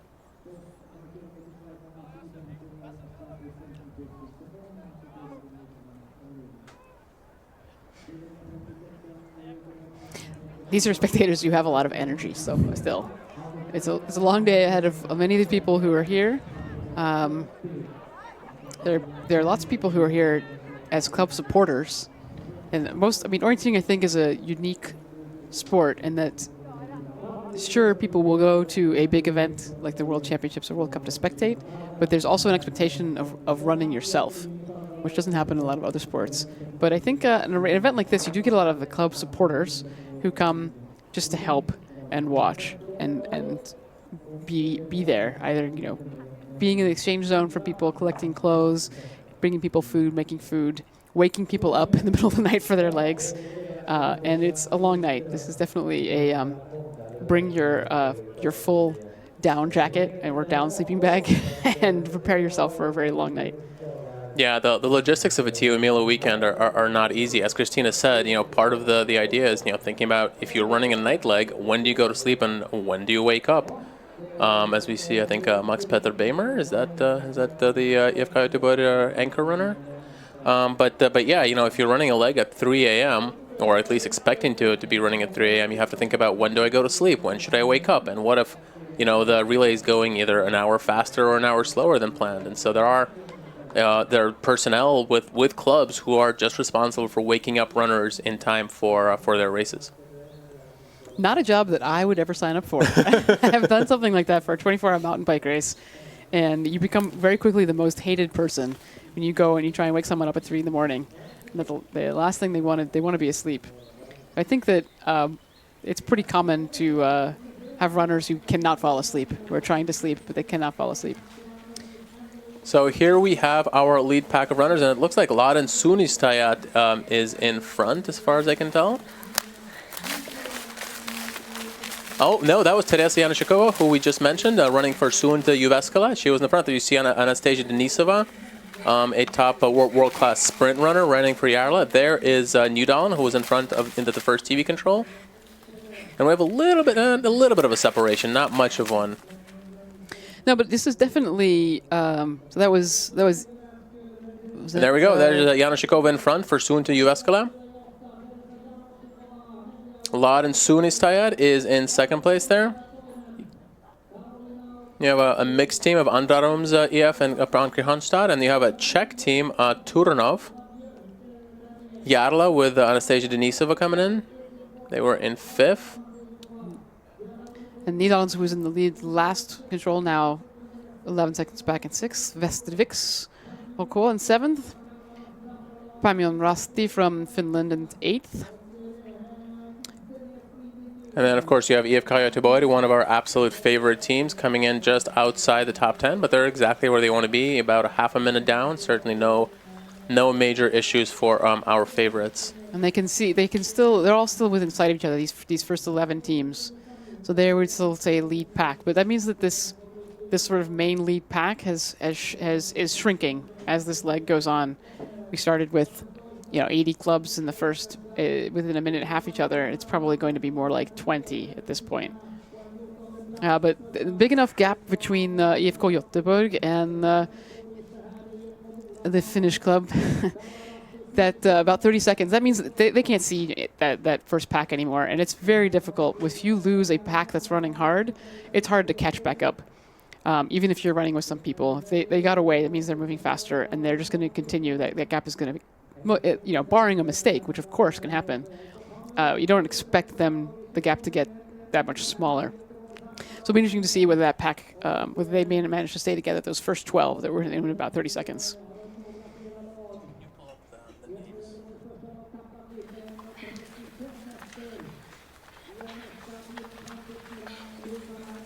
So as we said, it was Teresa Januszykova of the Czech Republic running for Suunto Jyväskylä. She was in the front. One of the other top teams up there, we had from Lahden Suunnistajat, we had Karolina Ukskoski, a Finnish national team runner. We saw Samantha Sager on the screen there of the United States, just passing, running very well, somewhere around the 30th position it looks like. As we saw, in third place, we had a Czech club from Turnov with Barbara Matejkova running in fourth, and then Anastasia Denisova running for Järla. Here is Samantha Sager for Linné's second team. She is passing through here in about, I think, 33rd, 35th position or so. Right behind Alfta Ösa's team. That looked like that. I think that was Alfta Ösa's second team, because that looked like Galina Vinogradova to me. I'm not entirely sure. Looked like it was a combined team. I don't think they have a full second team, that's right. IFK Lidingö passed through here, as well as Halden. Remember, Halden has kind of a generation change here, so a lot of their veteran runners are not on the first team, and it is a kind of a young Halden team with a young Spanish runner running on the first leg.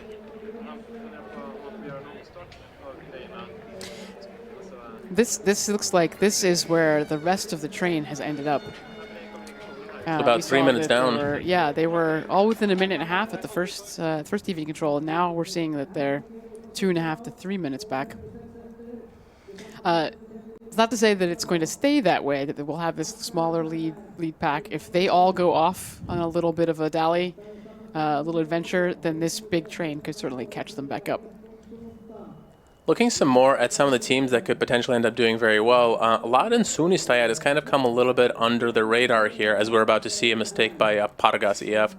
But Lahden Suunnistajat that have Karolina Ukskoski on the first leg right in the front here, they also have Finnish national team Anna Närhi on the fourth leg, and anchoring that team is the legendary Minna Kauppi, who is, I believe, able to run in the F40 category this year, but still a top-notch orienteer. So it'll be interesting to see if that team can be fighting for the top positions at the end of the day. They were 36th 3 years ago, but this is a significantly stronger team that I believe that they've ever had.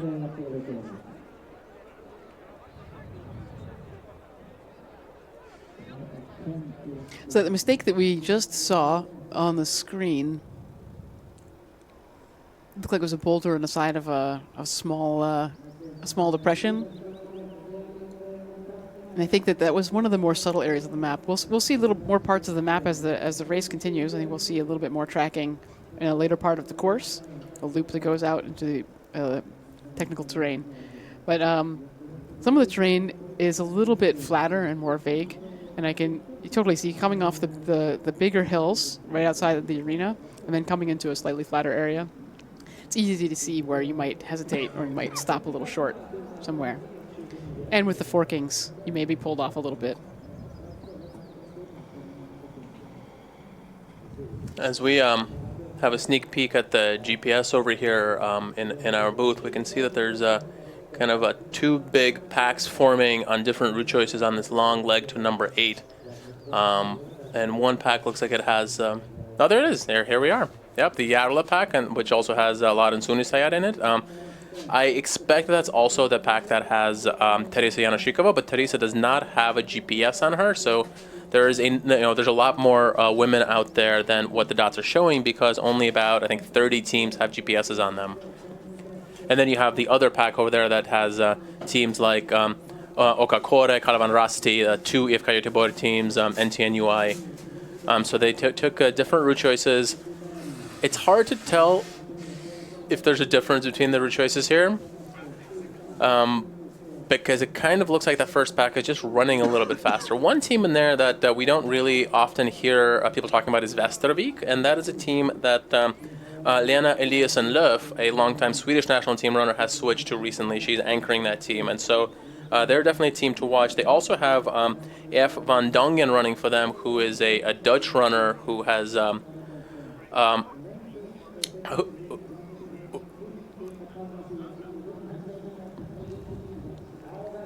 Our regular feed has gone to commercial, but we will continue talking on the more detailed feed, and we are being talked. We're being asked to mention another Czech runner that is Barbara Matejkova, who is running very well for the Czech club. I believe she's running for the Turnovo club, and she was in 15th at the first TV control, and I believe she was 14th at the first TV control, and let's see where she is at the second TV control.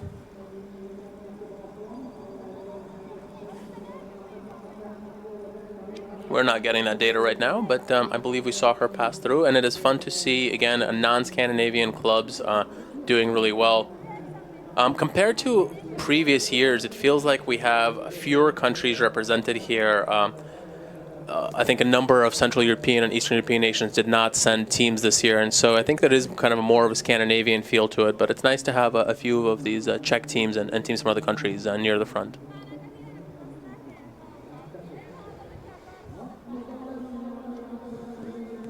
Well, this is our first time. Anyone who's been watching all the way through the youth relay, we had no GPS tracking in the youth relay and did not show any of the map. So this is the first big view that viewers will be getting. This map is made for the TV production, so it has a little bit of a relief to it to help viewers sort of have the hills pop out a little bit at you. But I'd say this is fairly typical of what the runners are going to be seeing out there. It looks a little easier to read at this size on your screen if you're watching it on a bigger screen. But it's got small hills, but more than one line. There's some marshes. They're not terribly wet, we found. And actually a fair number of rock features. There's some pretty big cliffs and boulders as you're running around.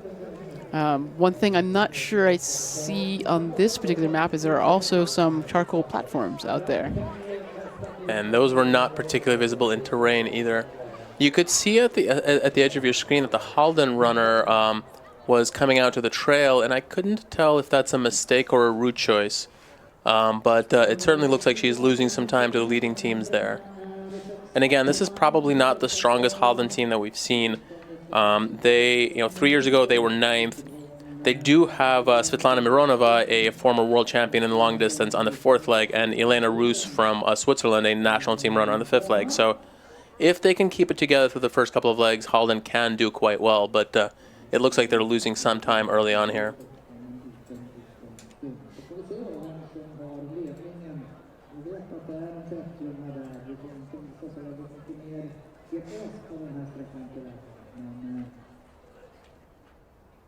Yeah, it looks like that's just a route choice from Holland, so be curious to know whether she's running alone,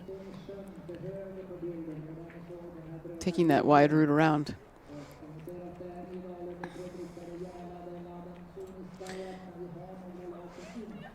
Well, it looks like that lead pack is... There's still definitely a lead pack. There's about 12 teams. within 30 seconds, with a gap of about 30 seconds to a bigger pack. And I think that they may have split up too. Or at least maybe some people hanging on to the lead pack have fallen back. Yeah, and you know, that lead pack, that is some kind of world-class quality runners running in there. I know for Jarla we have Anastasia Denisova running. For New Dowlands it's Anna Ulvensson. Fredrikstad has Marianne Riddervold Kars, who was a Norwegian walk runner for a number of years. I don't think she's run for the national team for a few years, but certainly a great competitor. And we know that Teresa Janashikova is almost certainly in there as well. So a very high-quality field right at the front of this first leg. You can see that the length of the tail here is 15 seconds. So the difference between that lead pack and the pack that has teams like IFK Göteborg and Korea and Pan Århus, it looks like it's maybe about a minute, maybe a little bit more.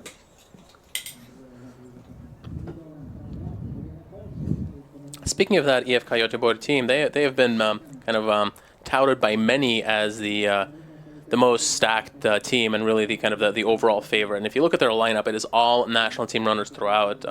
On the first leg right now, they have Victoria Hesta Björnstad, who is a Norwegian national team runner. I believe she has come in first on the first leg of Tiomila multiple times before. Then Elin Månsson, who just won the Swedish night orienteering champs a few weeks ago. She is running their second leg. Miri Trane Ödem, a Danish national team runner, is on third, and then of course a killer fourth and fifth with Sara Hagström, a Swedish national team star, and then Simona Abersold, who is a young super talent, already a multiple world championship medalist, anchoring that team. So there's really no weak points in the IFK Göteborg team. No unknown runners. Everyone is an experienced national team runner with some great results to their name. So it's hard to bet against them, but certainly there's several other teams who can challenge them today. I think in the split screen view, we have just an aerial view, or is it just a still photo of the scene of where the runners are approaching? It looks, it's hard to tell. It's like so still. Is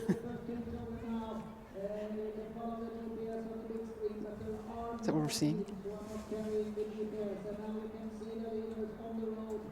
Yeah, and so when they come to, you can see them on the road there, and when they come to this control, they will only have 2 controls left on this first leg. I would say the teammates of these teams are going to be, they're going to be very happy when these runners come in. To be coming in a tight group that's separated from the rest of the pack. You have runners to run with, top runners to run with, right at the front. But that you've broken away. There's not a team. It's not a train of 40 or 50 runners, but a handful. It looks like just the 3 with GPS. It looks like from the road image here. I think Nilan is the 3rd runner. It sort of looks like Anastasia Denisova here in the front. From Jarla. Yeah, she has a medal at the World Championships in sprint, so clearly she has the leg speed, and at this point there's not much challenging orienteering left. So almost no, they can probably, once they punch this second to last control, there's really no more navigating. I can't quite tell who is behind her.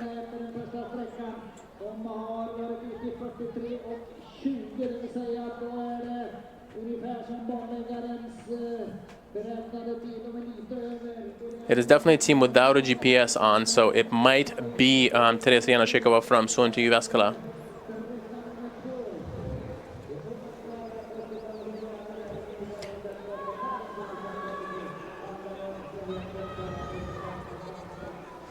Now this last little bit, we said there's really not much orienteering. They're going to come across the road here, punch the last control, and run through the arena. But this is actually some of the rougher terrain out there. Is this section right as you punch this last control up to the bridge, where it's very lumpy and a lot of rocks. It's not a kind of place where you want to be sprinting your guts out, basically.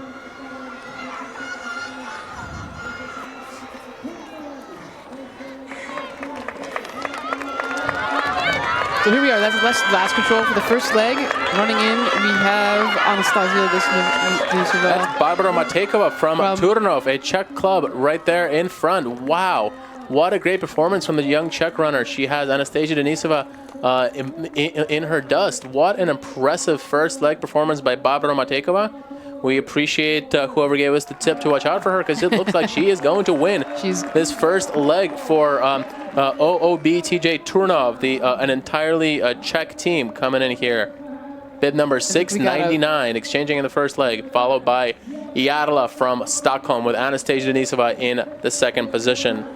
It looks like 9 seconds back was Anna Ulvensson from Milan's first team.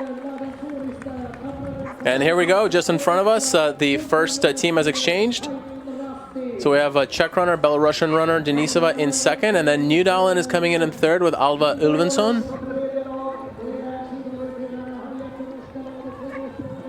We have Karolina Ukskoski from Laden Sunistajat, Alva Björk from Andraroms, Mariana Rirvold-Kars from Fredrikstad, and Teresa Janoshikova from Suunto Jyväskylä, all within 35 seconds at the pre-warning.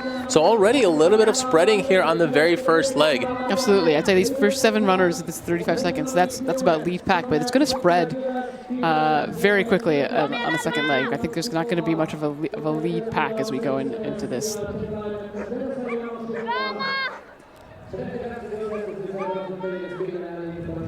So as we start this second leg of the women's relay, if you're just joining us, this is 10 mila from Örebro.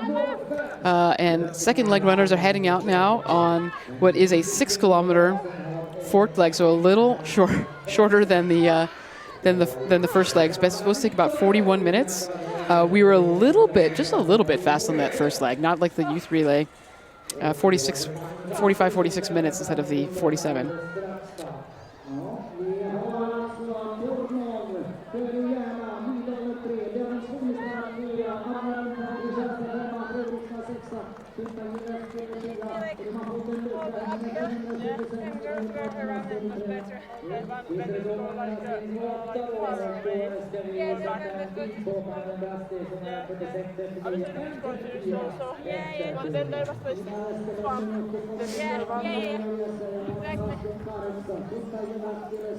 So there's definitely a bit of a gap there. The top 7 teams within 35 seconds and no one across the finish line yet besides them. There's a big gap down to IFK Göteborg. We see that they're punching the last control now, so they'll be a couple of minutes back. But most of the top teams are kind of that. There in the back, you have Paimion Rasti, one of the favorites, in exchanging in 8th place, about a minute and a half down. There you can see, I think that's IFK Göteborg's second team, I believe. Calvin Russ, the second team. There's IFK Mora in 11th place, 2:17 down. Quite a bit of spreading already on this first leg. Yep, there's IFK Göteborg's second team. Third team, actually, without a GPS tracker. That is how deep this IFK Göteborg club is. Their third team finishes ahead of the first and the second teams. Pan Aarhus from Denmark here in the 13th position, then Göteborg Majerner's second team. Here comes IFK Göteborg's first team with Victoria Hesta Björnstad. She is running just behind Hiden Kirtajat with Jenny Patana. And here is IFK Göteborg 3 minutes down here in 17th position. But a lot of the top teams still haven't come through yet. Kalevan Rasti here in 18th. Ika Hakarspojkarna in 19th, just over 3 minutes down. Of our favorites, we're still waiting for Halden. We're still waiting for Tuna. We still are waiting for Alfta Ösa. None of these teams have come through yet. Yeah, I have to imagine for those teams, a little disappointing to be standing here with a 3-minute gap after the first leg. It's not over by any means. This is, especially since the fact that the terrain has split people up so well in the first leg means that we probably will see big changes throughout the race as teams make some mistakes or struggle with have different route choices. There's Lidingö's first team coming through in 29th position and IFK Göteborg's second team in 30th position.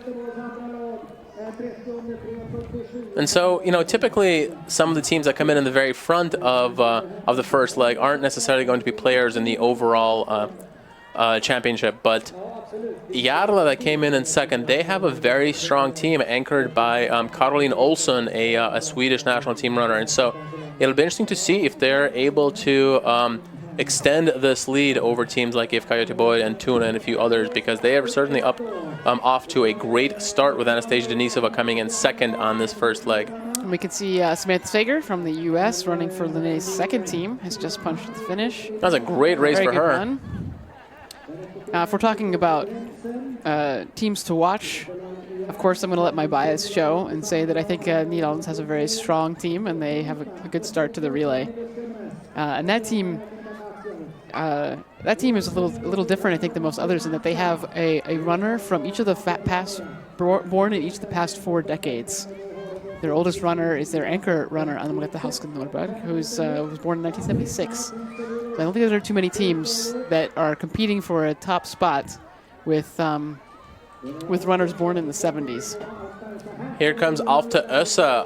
It looks like she looks very, very tired. They're over 5 minutes down. Alfta Ösa were second 3 years ago.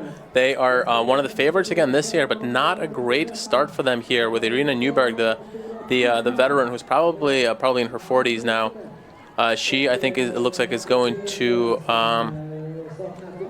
she's going to hand off over 5 minutes behind here.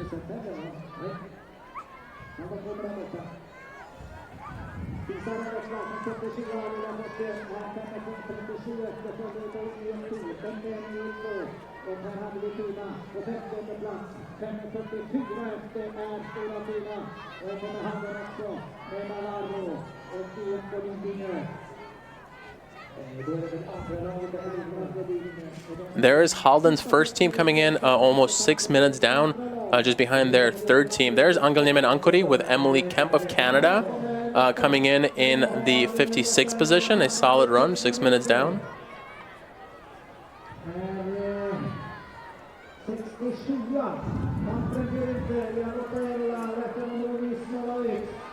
Now, as runners come in to finish, we hope to be able to have some interviews with some of the mostly non-Scandinavian runners who might be of most interest to those of you who are listening at home.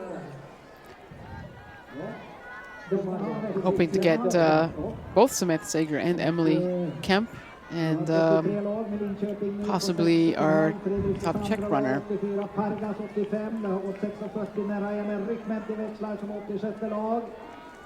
Linné's first team, and also it's six and a half minutes back or so.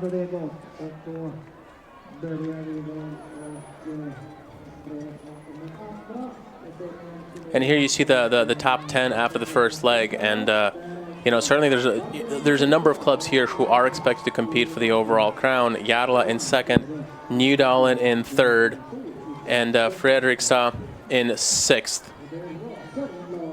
So some of the top teams already here in the top 10, but a lot of spreading here on this first leg already. It's the top 20 is spread out by over 3 minutes, which is highly unusual, I think, on this first leg.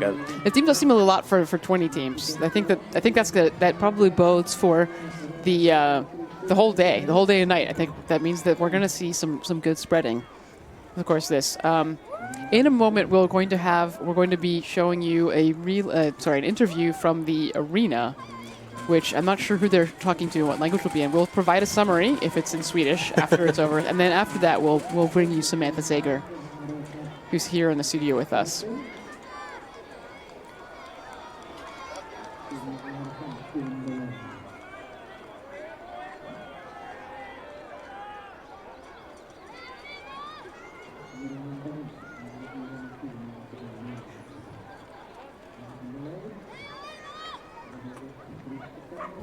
Ja, damstafetten är igång. Första sträckan är avklarad och ett lag som har fått en bra start och som vissa tippar som kommer väldigt högt upp i listan när det här ska vara över, det är ju Järla. Och Anastasia Denisova, hur var det där ute? Ja, det var superkul ska jag säga.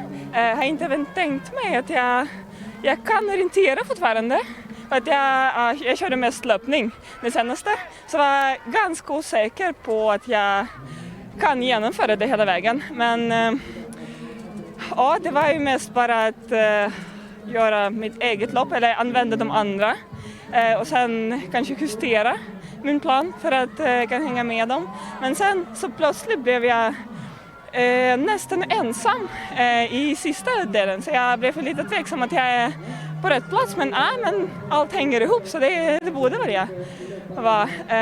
Ja, men det var lite den här spänsten på slutet. Att, är vi första eller blev det något före oss? Sen hörde jag vi är i ledningen. Men sen, det var lite synd att jag inte lyckats stämpla näst sista kontrollen för första gången. Så jag var tvungen nästan komma tillbaka lite. Sen var jag så trött. Så jag orkar inte, men det är väl ändå. Men jag brukar vara ganska pessimistisk angående i mig själv, för mig som orienterare. Så det var superkul att visa kanske sig själv att jag kan det fortfarande. Ja, onekligen. Ni är ju med. Vad säger du själv om era chanser till totalen i den här stafetten? Nej, men jag ska inte säga om chanser. Jag hoppas bara och tror på mitt lag att alla kan just fokusera på sig själva. Alla är jättebra och vi har visat det ganska många gånger. Om alla bara tar det lugnt och gör vad de skulle sen, om det blir 100 meters spurt så Karo vet vad hon gör där. Så det blir ganska enkelt då. Eller stackars de som hamnar med henne på slutet. Ja, men det blir grymt att följa. Ja, det blir spännande här några timmar framöver. Så får vi se hur det går helt enkelt. Men grattis till en bra prestation. Ja, tack för det. Yes.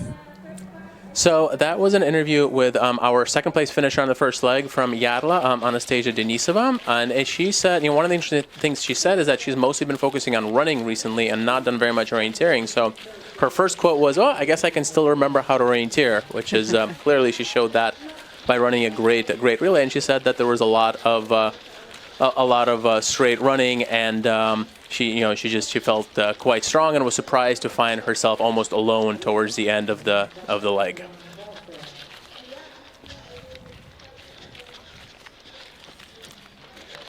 So welcome to those of you who are joining us in the plus coverage.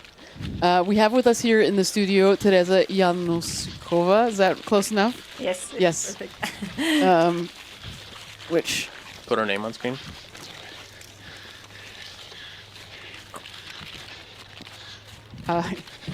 Who has just come back from a very good run on the first leg. How was it?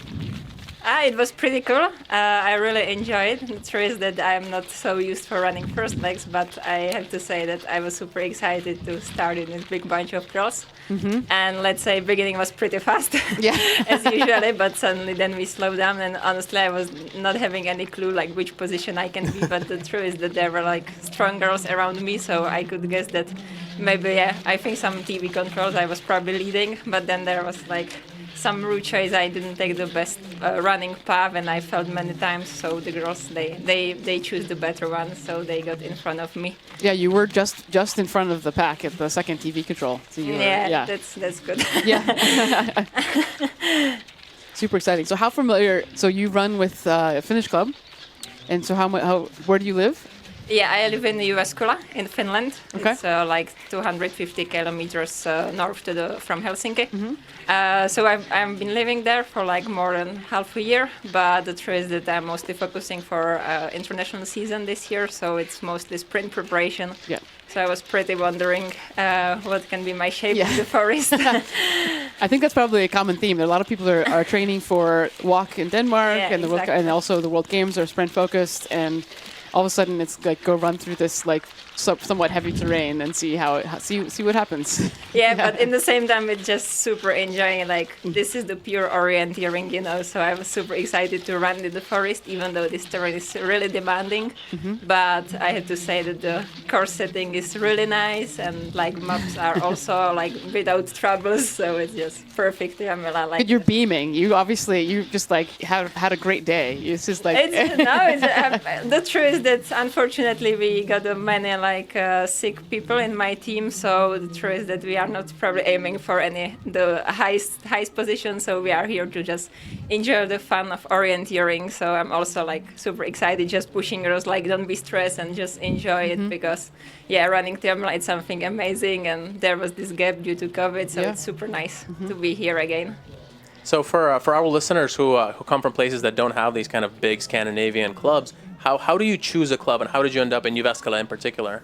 So, well, I'm coming from Czech Republic, and fortunately I got some offer to do exchange studies in Finland, and yeah, there was not so many options in Sweden, and I was really excited to go to Scandinavia. And then also thanks to some connection of few Czech people who has spent some time in Jyväskylä, I got this opportunity to also come there, and there is quite big, lovely family club. We have really nice terrain, and the truth is that also it's the closest, biggest city to the arena of VOC 2025.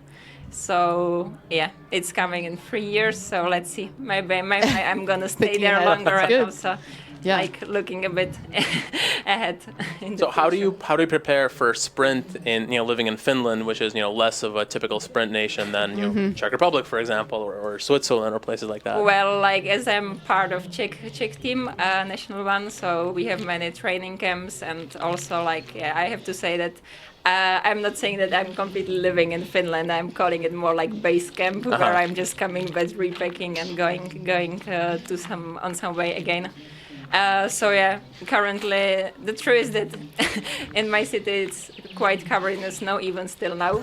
So there is no any other option than just running sprint. So actually it's quite good idea and good option to be doing sprint preparation there. But as I said, I haven't spent so much time there, so it's most about traveling and trying to take part in every possibility to do some sprint orienteering.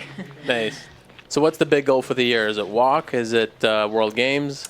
Well, yeah, I would say that in Czech Republic it's pretty popular, World Games, and if we can get some nice achievement, it can really help to our sport and our orienteering community. So I would say even though walk is the most always, so this year it's probably half-half, so we are getting ready for both.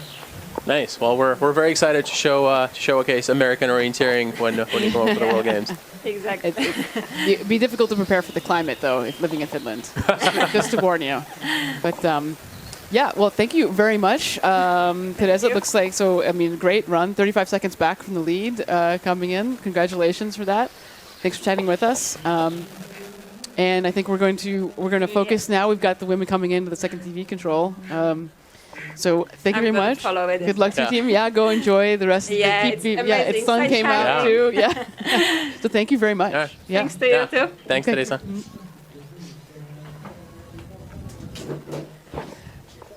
So as you see on the screen, we've got the second TV control on the women's leg, and it looks like Nydalens has broken free.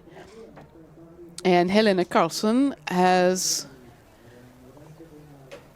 punched and is the only one all alone now punching at the second TV control.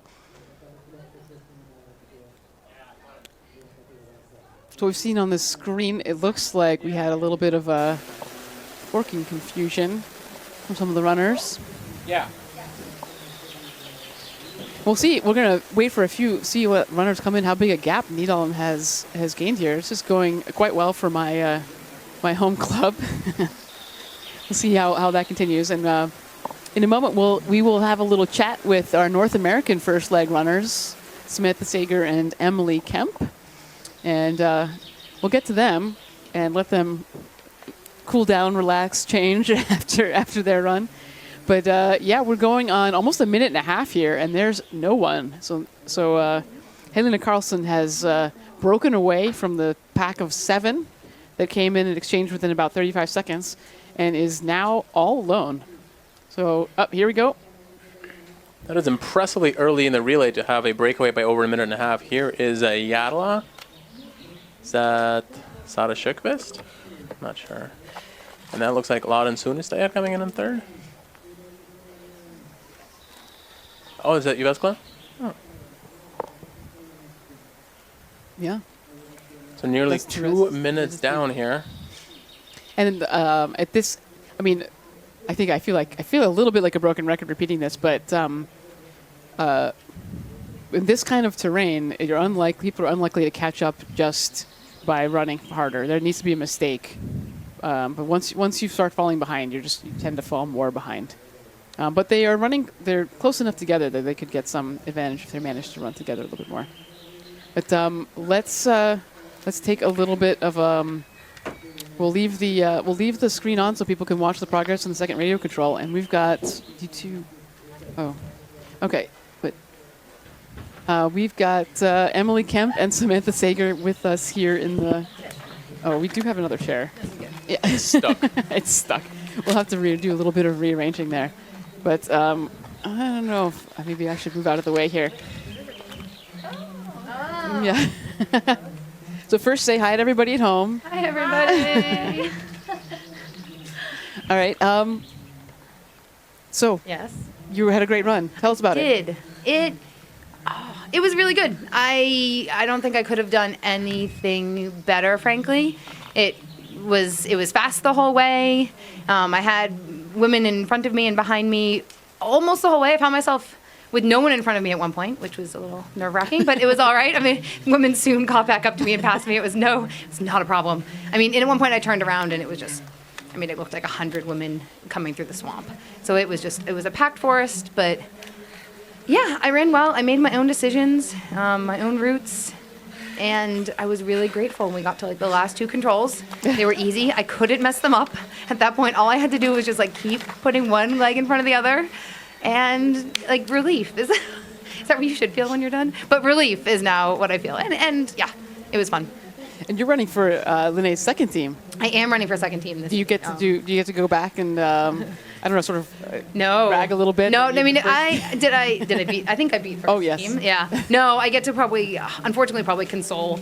It means it was rough, but it's. I mean, saying to Emily, I think the entire course was uphill. Like, I think, I don't know how it's possible, but I think the entire course was uphill. So, and through like that, like down trees, like rocky ground. Yeah, as we were running yesterday, in the terrain, we were commenting that it doesn't look like Eastern Sweden at all. It looks more like Western Sweden or Oslo. And, I was running behind like a Norwegian team at one point. I was like, you're at home. Yeah, that's how I felt. Yeah, I was at home. Yeah, no, definitely. Yeah. But I like big contour changes. I mean, the subtle stuff really kills me. So like physically this is hard, but navigationally I think this is so much easier. Mm-hmm. You can see the hill changes, you can see the swamps. Like so that I think that's actually kind of nice.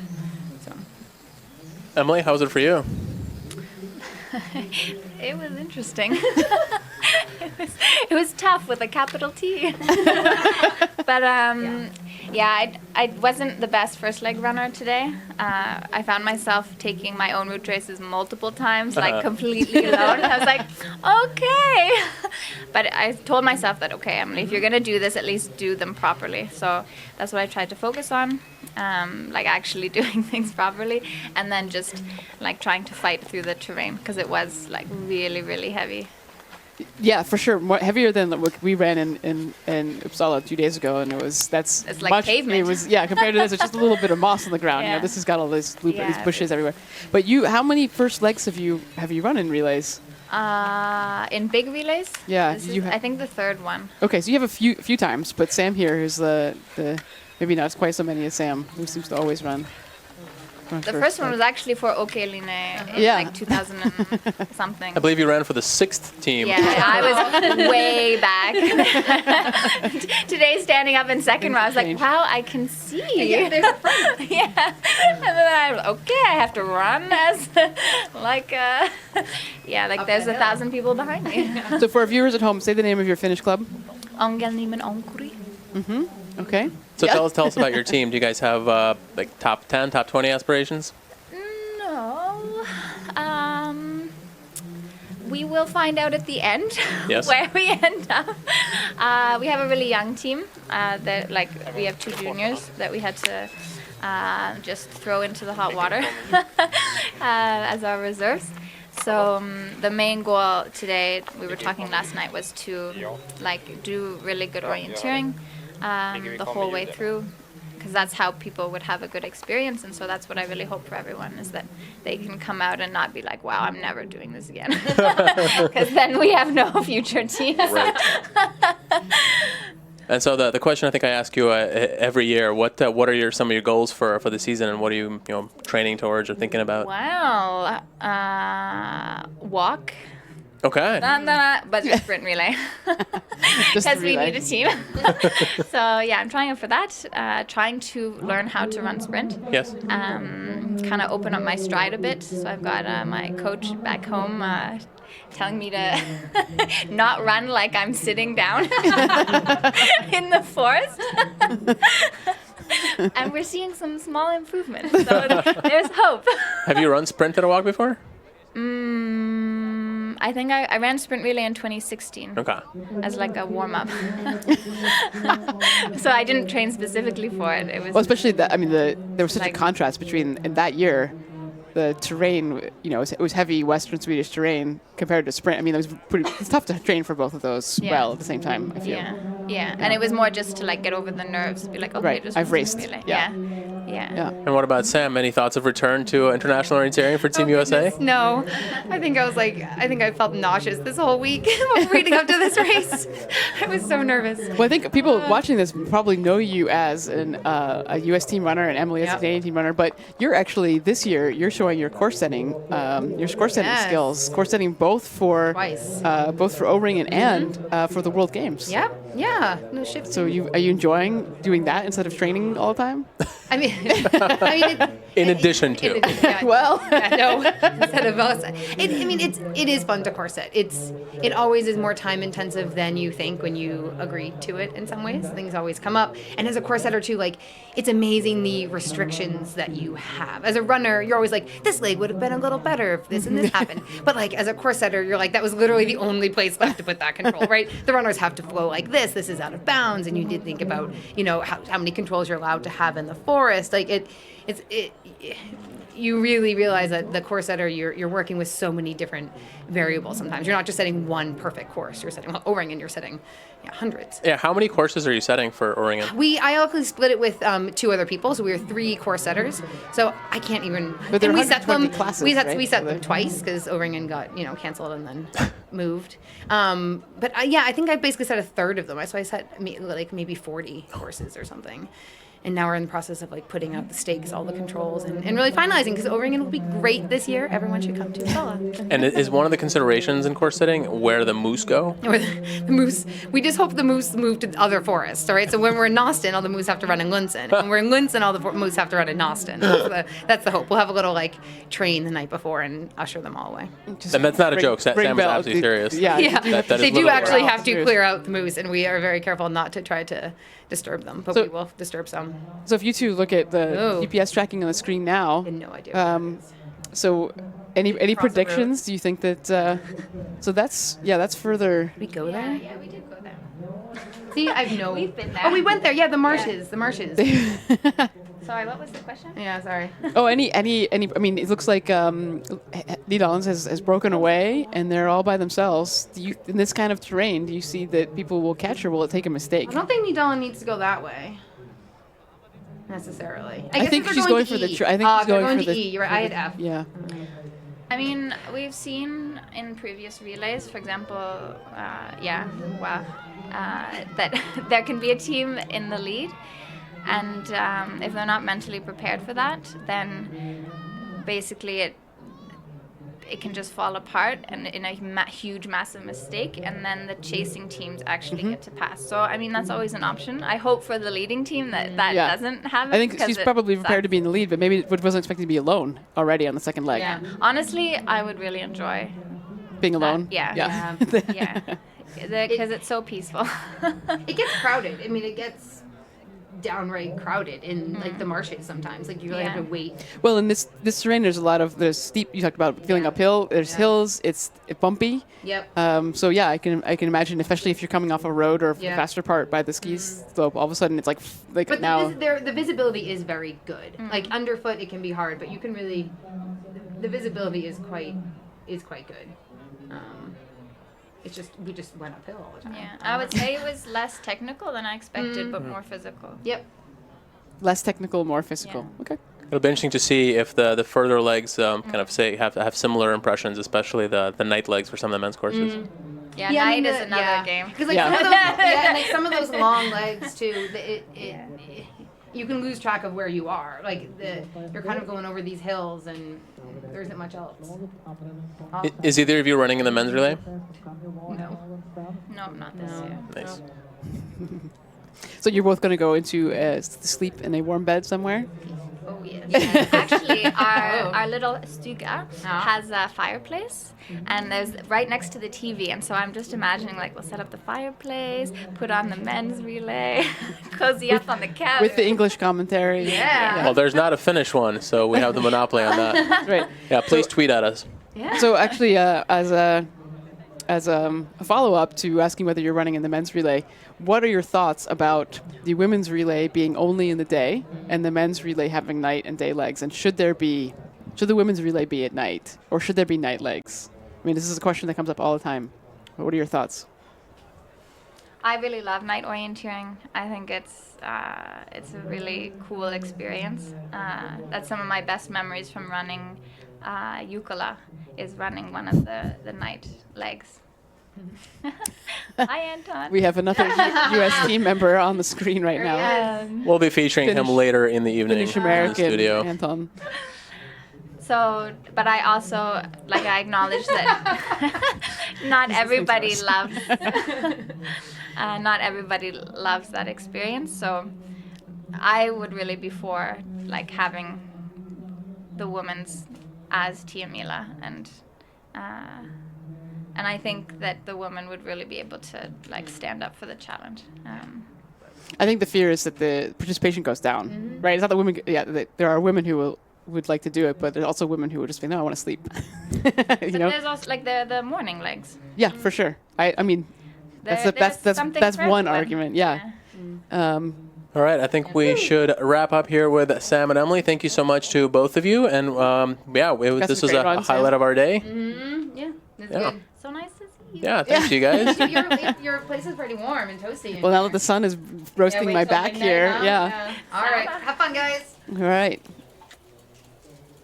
We need a selfie.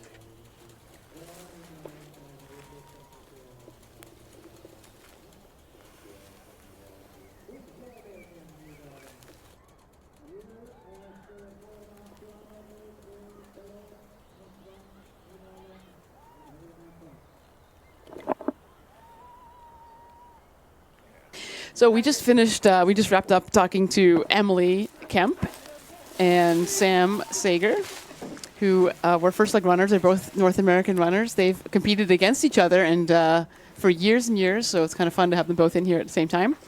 What we've got on the screen is now the second TV control of the second leg on the women's relay, and we can see that the only team through is once again Nydalen, the second leg runner who has been all alone and maintaining that lead, which is a really great position to be in after just on the second leg. Although I guess it's you expect to be in a pack on the second leg, and there's an advantage to that, to having other top runners who run with you. But she's holding the lead, so she's doing quite all right.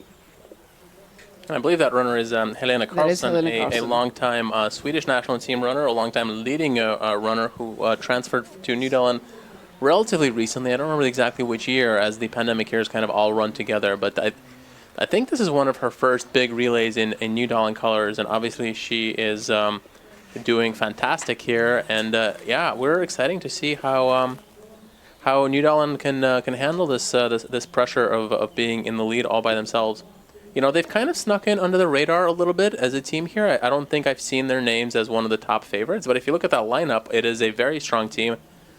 Obviously, with Anna Ulvensson, they started off fantastically in the first leg, doing great here with Helena Karlsson. Then they have Tony Ly on the third leg, and a junior, one of the fastest juniors in Norway, Pia Young-Vik, on the fourth leg. And, of course, the ageless Anna-Margrethe Hausken Norberg anchoring at 46 years young, I believe.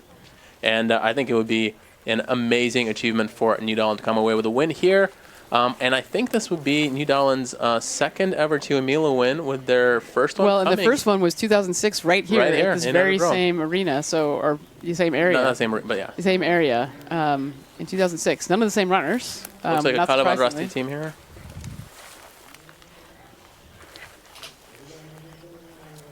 And our gap is well over 2 minutes here. I see Jarla here in third. in Kalle van Rastis. That's Sophie Bachmann running for Jarle, a Swiss national team runner. I think she's the first alternate to their first World Cup selections. So here is Kalle van Rasti with is that Kalle van Rasti's? No, Kalle van Rasti's first team with Mina Nyttinen running here, and there is Jarle in third, and it looks like Yvka Göteborg is making up some time. Yeah, although these two are now and have lost another minute to Helena Karlsson of Nydalen, so she's having a very strong run. I mean, all by herself on the second leg and running away from runners who are running together behind her. Were no slouches. So I think so far a very strong showing for Nydalen.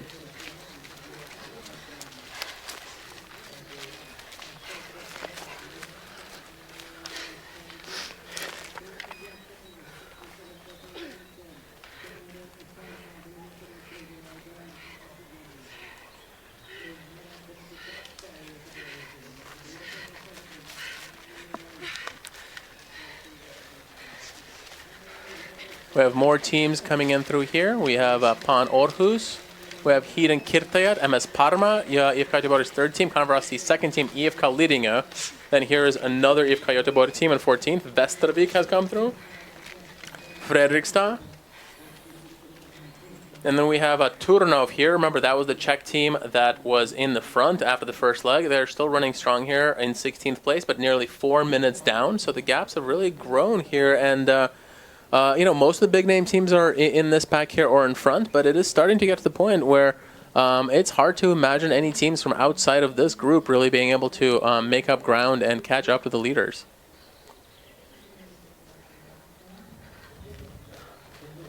It should be noted that the first two legs are sort of standard, typical relay legs with forking, but the third leg is not. It's a straight leg, as we call it. There's no forking, and it means that coming in with being able to leave on the third leg with a pack gives you a big advantage because you all know you're on the same course and you were all just running as hard as you can in the same direction. And so this third leg used to be known as the foreigner's leg because often you have a strong orienteer who's a very fast runner but maybe not as used to running in Scandinavian terrain. And so what you would do is they'd fly up from wherever part of Europe or wherever they were from to run, and you'd have them running the third leg, hoping that you were able to send them out in a strong position and that they would be able to keep up if you did that. So we'll see. I'm not sure how much that. I think that's starting to be less of the case. More runners are getting more practice in Scandinavian terrain, but it certainly would be an appropriate leg for that. You have a very strong runner who's not as used to Scandinavian terrain. And after this ninth control that you see Nydalen's punching here, they only have, I believe, two controls left to the finish. So Nydalen looking very strong here through the first two legs. Their third runner is Tony Liu. Christina, do you have any insight on her experience? Unfortunately, I don't really.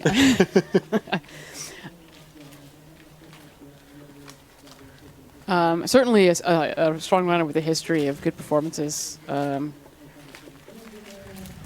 in Norway in the Norwegian context, but recently I'm not really sure about results.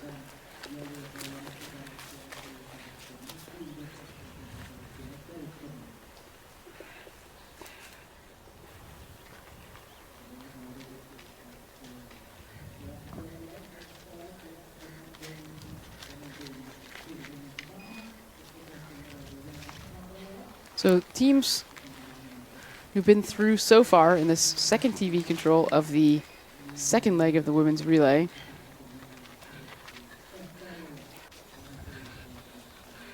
I think that we're maybe a little surprised to see IFK Göteborg. Well, their first team 3 minutes back. Not that certainly happens. It's certainly within the realm of what you might expect for a favorite. But interestingly, their third team right behind them. So they have showing a bit of depth there, having all these teams up near the front.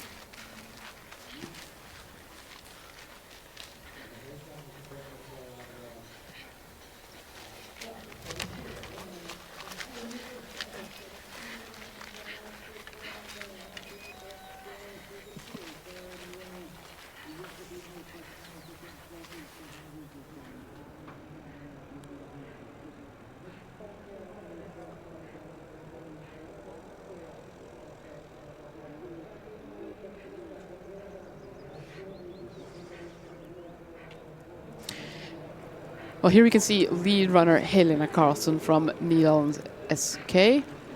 And she is running past, those are not first leg runners, those are first leg runners, those are not second leg runners. So she has now lapped many teams.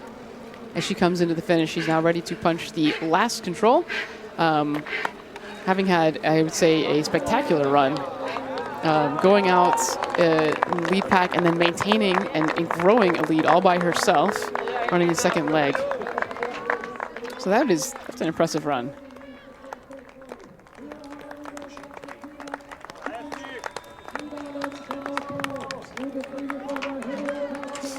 So here's Helena Karlsson running into the arena in the lead. So it is Nydalen in the front after 2 legs. And looks like they will have a massive lead. So Tony Liu, another veteran, a 40-year-old.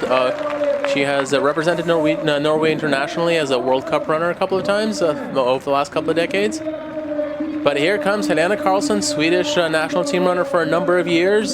She's going to exchange here in the lead for Norwegian Nydalens SK. Here she is crossing the line, and there is Tony Liu waiting for her on the third leg. A great start for Nydalen so far. And could we be looking at a runaway Norwegian victory here? It is too early to tell, but certainly a fantastic start for Nydalen. So I think what we have here is our 90.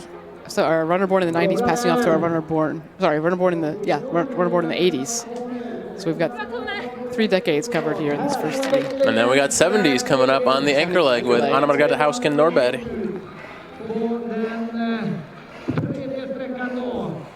Really impressive run there from Helena Karlsson. She is happy, as you'd expect.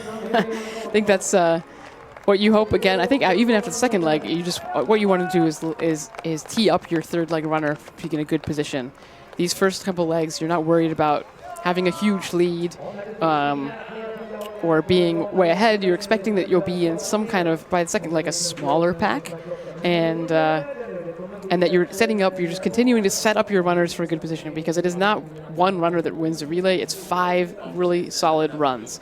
And it doesn't have to be 5 of the fastest runs. It's just 5 good runs. And that means you don't have to be first in anything except the last leg. And then you don't even have to be the fastest one. You just have to be the one who finishes first, because you've had 4 people tee you up so that a solid run ends up winning it. In this case, coming in after 2 legs with a 2.5 or 3 minute lead is probably above the dreams of what they are hoping to do. And here we have the chasing pack. That looks like Kalevan Rasti in the front of that pack, if I can see that correctly. They've got up a bit of time, perhaps. Although it's like 1:25 is the actual changeover time. So yeah, it's going to be over 2 minutes by the time she gets to the finish. You have MS Parma, you have IFK Göteborg right there. Looks like a Järla team with Sophie Bachmann from Switzerland. And you can hear the screams in the arena as this second pack is entering the finish arena. So that is Mia Nyttinen running for Kalevan Rasti in second place, and you can see on the clock it'll be up over 2.5 minutes by the time she exchanges. But some of the top teams right there hunting this relay certainly isn't over yet. MS Parma is coming in here.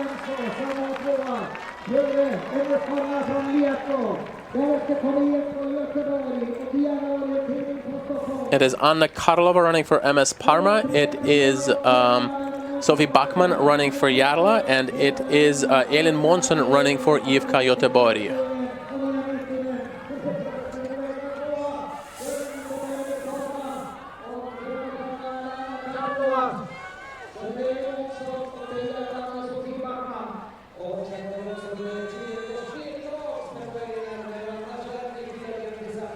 So there you have our chasing pack of about 4 teams, and we have 2 more teams coming in here. It looks like IFK Göteborg's 3rd team, I believe. Yep, yeah. And IFK Hakkarspojkarna.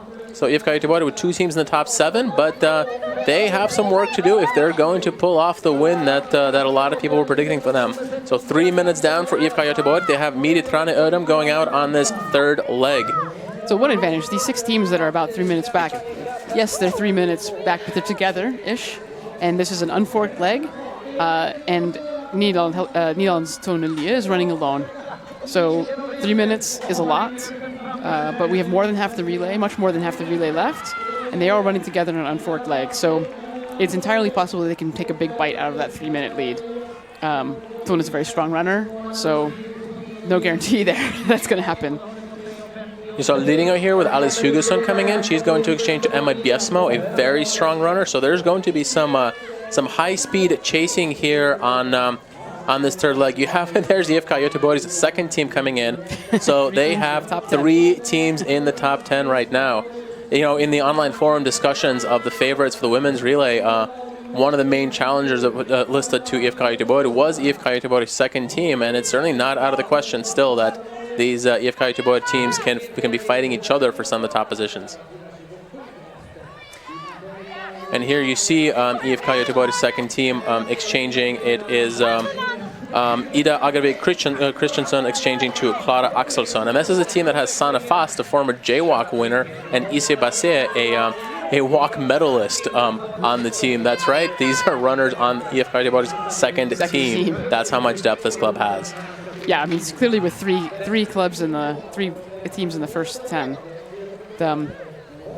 For those who might be, we have some viewers who probably aren't familiar with relays and how this works, but basically what we're watching here is a normal-looking finish line where runners, as you finish your leg, you come and punch a finish as you normally would, but you're not done.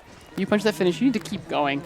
You're going to run around, all the way around some barriers to boards that have maps on them with your bib number, and you will run, and you need to find the map with your bib number, your team's bib number on it. Grab the one for the next runner. So rather than a baton that you're passing, you're actually going to pass the map to the next runner. You've already tossed your map. You grab the map for the next runner. And you see some of these runners, you can see right now, grabbing the map. And sometimes they'll run and they show the bib number of their map to the next runner as a way of saying, please check that I got the right one because I have no oxygen in my brain anymore.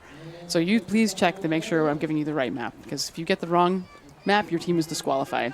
It's also a nightmare for the organizers. The worst thing that can happen is that someone takes, because these, now in this case, third leg not forked, but generally, you know, every team has a different ordering of the different forkings, and it's very important that you take the correct map. We've had a few more strong teams come in here. Oka Kore came in with Matilda Eriksson exchanging to Swiss national team runner Martina Ruck. We saw one of the perennial favorites in the women's race, Pojan Täti from Finland, coming in. That was Sari Antonen exchanging to another Finnish national team runner, Anna Hataja. And they have a very strong lineup as usual. Martina Jonsu on the 4th leg and Kirsi Nurmi on the 5th leg. That's a team that will be fighting for perhaps a top 5 place. But the gaps are huge. It is already over 6 minutes down. But remember, 3 of those minutes is just one team, just New Dahlin. So all of these teams that are coming in now, they're only 3 minutes away from a podium place. So none of these teams are out of the relay, certainly not out of the top placements. Some big-name teams that we haven't seen yet. We have not yet seen Stura Tuna.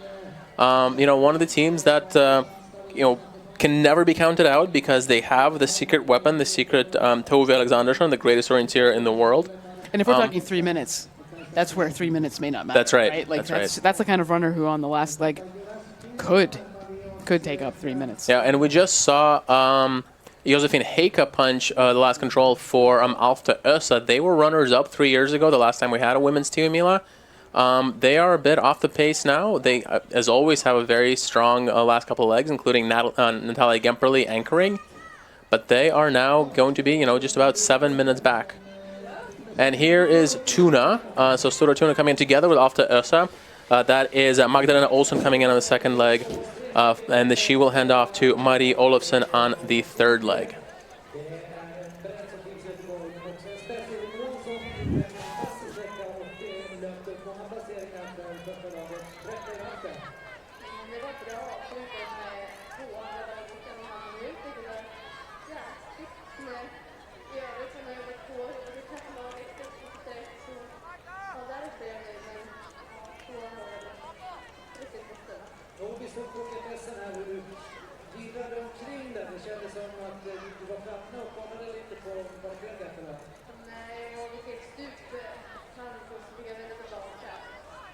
We're about to have you're going to be an interview from the arena, and afterwards, if it looks like it's going to be with Helena Karlsson, so We will summarize afterwards. Ja, andra sträckan är gjord här nu på damkavern och Helena Karlsson för upp sitt Nydalen i ledning. Det kändes som att du ryckte tidigt där, Helena. Hur var det inledningsvis? Ja, jag vet inte riktigt, men jag tyckte det var ganska enkelt i början. Men jag undrar om de andra hade annan gaffel eller om de tog fel skidspår. För att, ja, jag sprang bara och läste min egen karta och sen så var jag själv från ettan. Så. Och sen fortsatte det så? Ja, det gick väldigt stabilt. Jag tog en kontroll i taget och försökte checka av tydliga detaljer. Så ja, det gick bra. Vad säger du om terrängen här? Är den krävande? Ja, den är krävande. Jag trodde faktiskt att det skulle vara ännu tuffare fysiskt. Men jag kanske hade en bra dag fysiskt. Men det var väldigt fint och bra och tydlig karta tycker jag. Och Nydalen, vad har ni för mål med dagen? Vi siktar högt.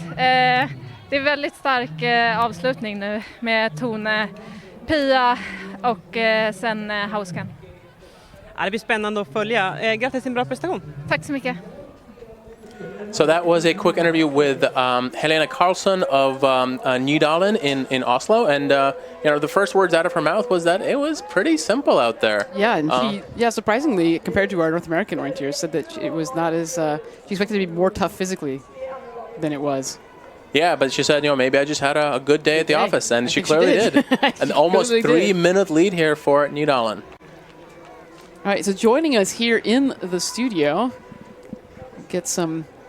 Yeah, we have Sophie Bachmann here from the Swiss national team and from Järla. Sophie exchanged in the 5th position in that kind of second pack right behind Nydalen. So, how did it go for you? It was okay. It was also really tough physically for me. It's a tough forest, really deep ground, high blueberry bush, so it was really tough running. But technically it was okay. I was a little bit scared at the beginning because I haven't orienteered in Scandinavia for a while with COVID and everything. COVID, yes. But I had a good technical race. I'm happy with my run. Nice. So was this your first trip to Scandinavia since the pandemic began? I was here for 2 weeks last summer, but I wasn't running any big races. Okay. Yeah. There weren't any big races, probably. Yes. Yes. Yeah. So how did Järla prepare for this 2 Mila, especially given that some of the runners are not based in Stockholm? I think with the team they had a pre-camp, but unfortunately I couldn't go to that. But yeah, we had some Zoom meetings in the last couple of days. Talked about the terrain, did some analysis.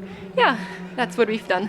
Nice. Obviously Järla is kind of one of the pre-race favorites. What are your expectations for the team result? I think it's hard to tell because we haven't had such a big race in a couple of years. I don't know how fit everybody is. But I think we're doing really well so far, so I hope we can keep that up. Yeah. We should pause men just det for var a bra, moment for allt this förutom interview. tvåan där jag la We're going to take a pause. We'll be back with Sophie in just a second. We're going to listen to Elin Tommy, Månsson from men IFK Göteborg for därefter tog jag det just a minute. samman och men jag plockade en efter en och jag blev glad när jag såg Järla där i slutet och kände att men nu har jag nog ändå plockat ikapp ganska mycket av det jag tappade. Så efter det är jag väldigt nöjd. Långa dagen väntar nu. För er del, vad tror du? Ja, men Miri är stark, det här passar henne väldigt bra. Oavsett utgångsläge så hade hon gjort det bra, men nu får hon gå ut i en klunga som jag är inte säker på att de hänger med allihopa, men för Miri är stark så jag har gott mod. Ja, det är långt kvar av stafetten. Hur ser du på er? Ni har lite favoritskap på er.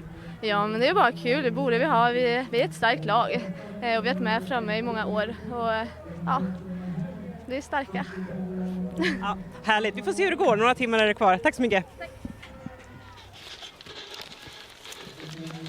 Yeah, so that was a quick interview with Elin Månsson, who ran for the favored IFK Göteborg, and talking about how they feel pretty good about where they are in the relay, and there's a lot left, and they have a very strong team, and I think they're excited to have the pressure of favorites on them. So back to Sophie here, and as with many international runners, we always want to know what are your top goals for the year, and what are kind of some of your individual ambitions for the season. So I think my main goal this year is that I can compete at the European Championships in Estonia. I really like forest running, so I'm excited for that. And then I'm also still young enough to run at World University Orienteering Championships. They're going to be in Switzerland this year. So yeah, I hope I can, maybe win a diploma there. Yeah, home country. That's the big goal for the season. Yeah, these two competitions. Well, that's very cool. What does selection for European champs looks like for the Swiss? We are going to have 2 selection races in July after World Games and WOC is done. So 2 races in Switzerland. Yeah.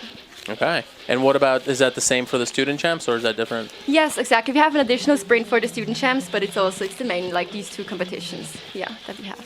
Yeah, very cool. So do you expect to spend some more time in Estonia in preparation for the European champs? Yes, I hope. My plan is to hop over after Jukala because Jukala is in Turku, so really close. So I hope that I can go over and then have a week of training there. And then I think if I qualify, I can also go to the pre-camp with the Swiss team. Nice. Yeah, very cool. Well, congratulations on a good run and good so luck much to your team. Thank you. All right. Yeah, thanks, Sophie.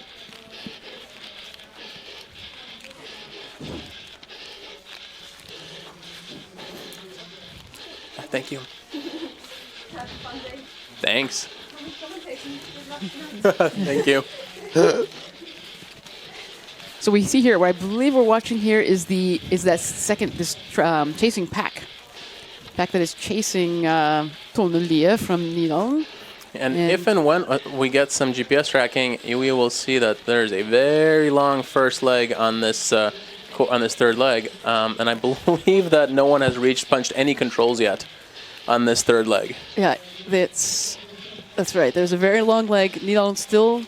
It's a little, of course, with route choices, you don't always know who's actually leading. But from what we can see here, it looks like Tulna still has a safe lead and a good approach into the first control. And now you can see that massive first leg on your screen. We're going to get a little bit of a replay because this is not live. So hopefully we'll get to see New Dawn's route choice. Nope, something malfunctioned, and we get to see the cheering throngs looking at their phones.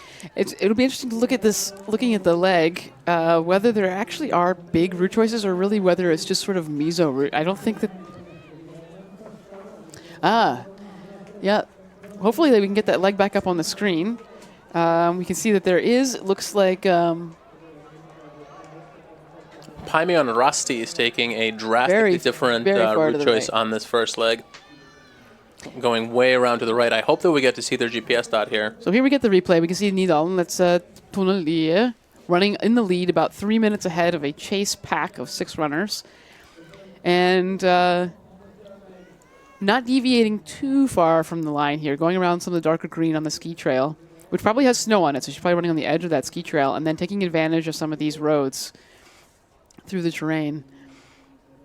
And the chase pack also running close to the line. So here we can see the route choices as determined in advance and their lengths. And it's certainly significantly shorter. That middle route choice, 2.8K. I would say that right leg on trails, even though it's about 500 meters longer, I'm interested to see whether that's worth it. It is almost all trails, and you miss some of the elevation gain through the middle. And it's not like these runners are running straight on the line. So I don't think that left route is worthwhile. It'll be interesting to see. I mean, the runner who's taking it for Paimon Rusty is Alexandra Hornik, who is a Polish national team runner and very speedy, trail and road runner. So it'll be interesting to see. She started out 4 minutes and 14 seconds behind New Dawn, and so I will keep track of how far behind she is when she punches the first TV control. It'll be interesting to see if there's any time gained.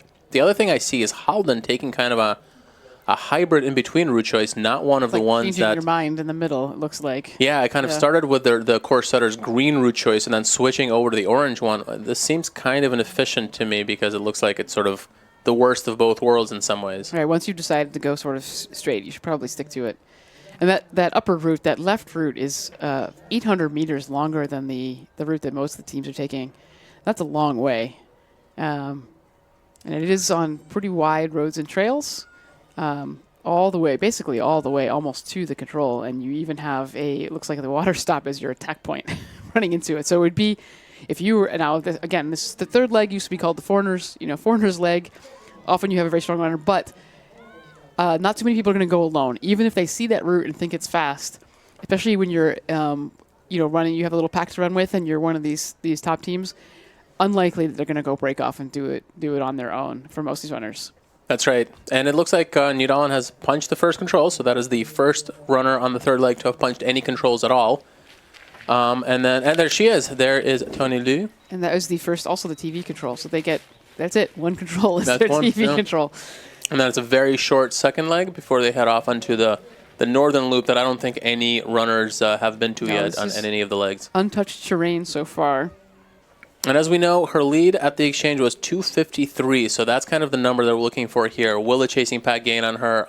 It sure looks from the GPS that we saw that they are running a little bit faster because they are in a big pack, but there is some splitting there, so it certainly won't be uniform gains by everybody.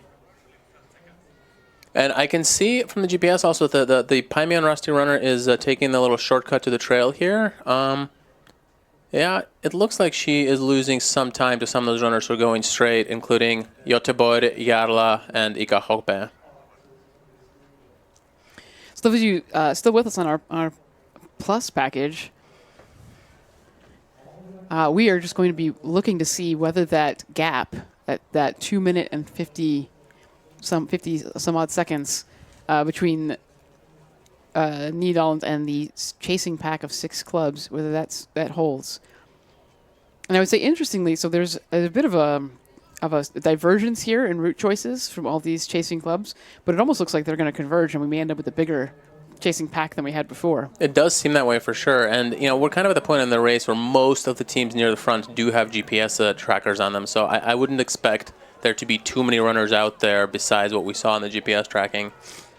One other runner to highlight there is Pan Århus's Cecily Friberg-Klüssner. It looks like she is running quite well. Let me see where they were after 2 legs. I don't think they were near the front. Yeah, they were in 12th place, 4:16 behind, but it looks like she has not quite caught up to IFK Göteborg, but certainly running quite well there.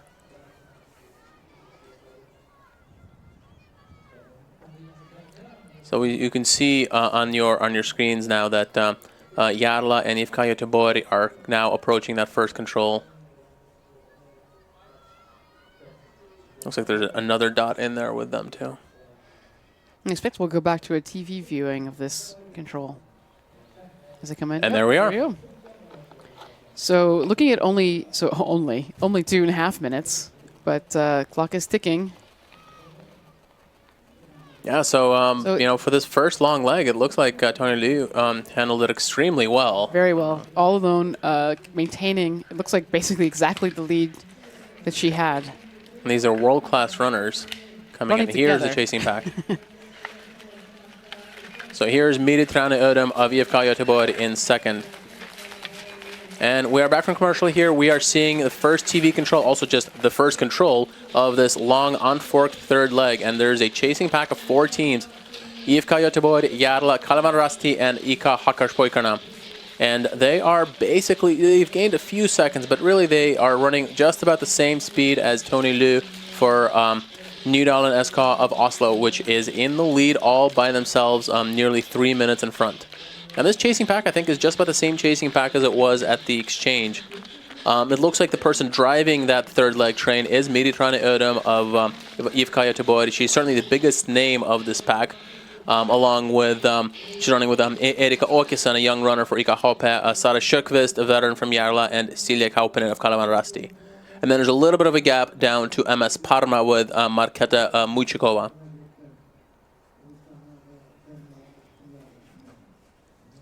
And MS Parma was in 3rd position, so they kind of have lost a little bit of ground to these leading teams. We're also waiting for IFK Lidingö, we're waiting for Paimon Rasti, we're waiting for Pan Århus among the bigger teams. If you remember, Paimon Rasti was the team that took the right route choice around. They were 4:14 back. I'm excited to see how far back they are at this first TV control. You have a bunch of teams coming in now. Looks like we're going to have Fredrikstein there. We have Lidingö. We have IFK Göteborg's second team. So another kind of third pack looks like it's forming here around the first TV control on this long unforked third leg. We talked about how having 3 of Göteborg's teams coming back in the top 10, how that showed their depth, but also the fact that their second club has GPS is also a signifier that they have a lot of depth. That's right, absolutely.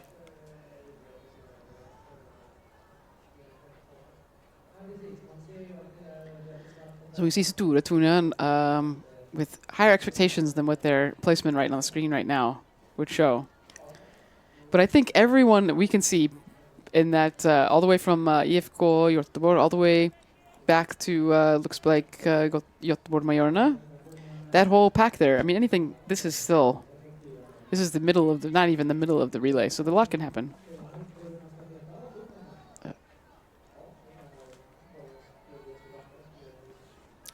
So we've had a few more women punch into the first TV control in the third leg. So after that 5-person chasing pack, it's a gap of a minute and a half down to another pack of Kat Taylor from Fredrikstad, Emma Bjesmo from Lidingö, Cecilie Friberg Klüsner from Danish Okapan Aarhus, Ef van Dongen, a young Dutch star from Västerviksoka, Anne Dyrkörn of NTNUI, and the Swiss runner Martina Ruch from Kåre.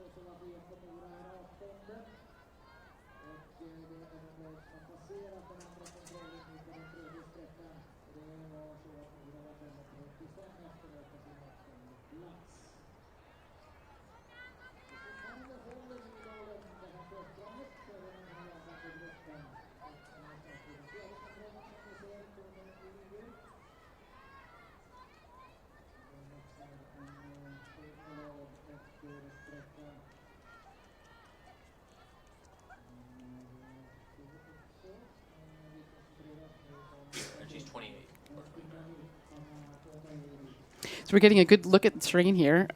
If you are recently joining us, we are in the third leg of the women's relay of Team Mila 2022.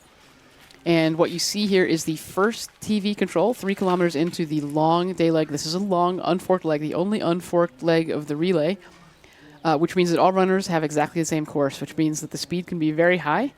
Runners running in a pack, they know that everyone else running around them is going to the same place. And in this case, we have a slightly unusual situation where the lead runner is all by herself, Tone Lie from Nydalen SK in Oslo. And the chase pack is almost 3 minutes behind, and that's where they were at the exchange. So she's maintaining her lead in front of quite the pack. And as you can see, we are down at the 20th team, 25th team, 7 minutes already behind. Which is quite a bit. In the terrain, we've had some, I think different people are finding different challenges. We've had some people say that they thought it was very physically challenging, but technically fairly, or not as hard as they thought it would be. And some people who felt that it was not actually physically as difficult as they thought. And I think that expectations partially may have to do with the reputation of the area. I think people expected it to be very tough. So if you come in expecting it to be tough, and we have pretty prime conditions today, and then you have a good run, it feels easy because you expected it to be really hard. But I think universally, no one has really said that it's been terribly tricky. And I think that might change as we get to the longer legs, especially at night. But so far, I think people have felt, of course, selection bias. We've only talked to people who had good runs. That's right. But no one has really thought that it wasn't any harder than they expected, at least. It is not very popular to go and interview people who have had disasters. Yeah. But, we've done that in the past, and then maybe we'll have some opportunity to do that, especially during the long evening and night that we'll have.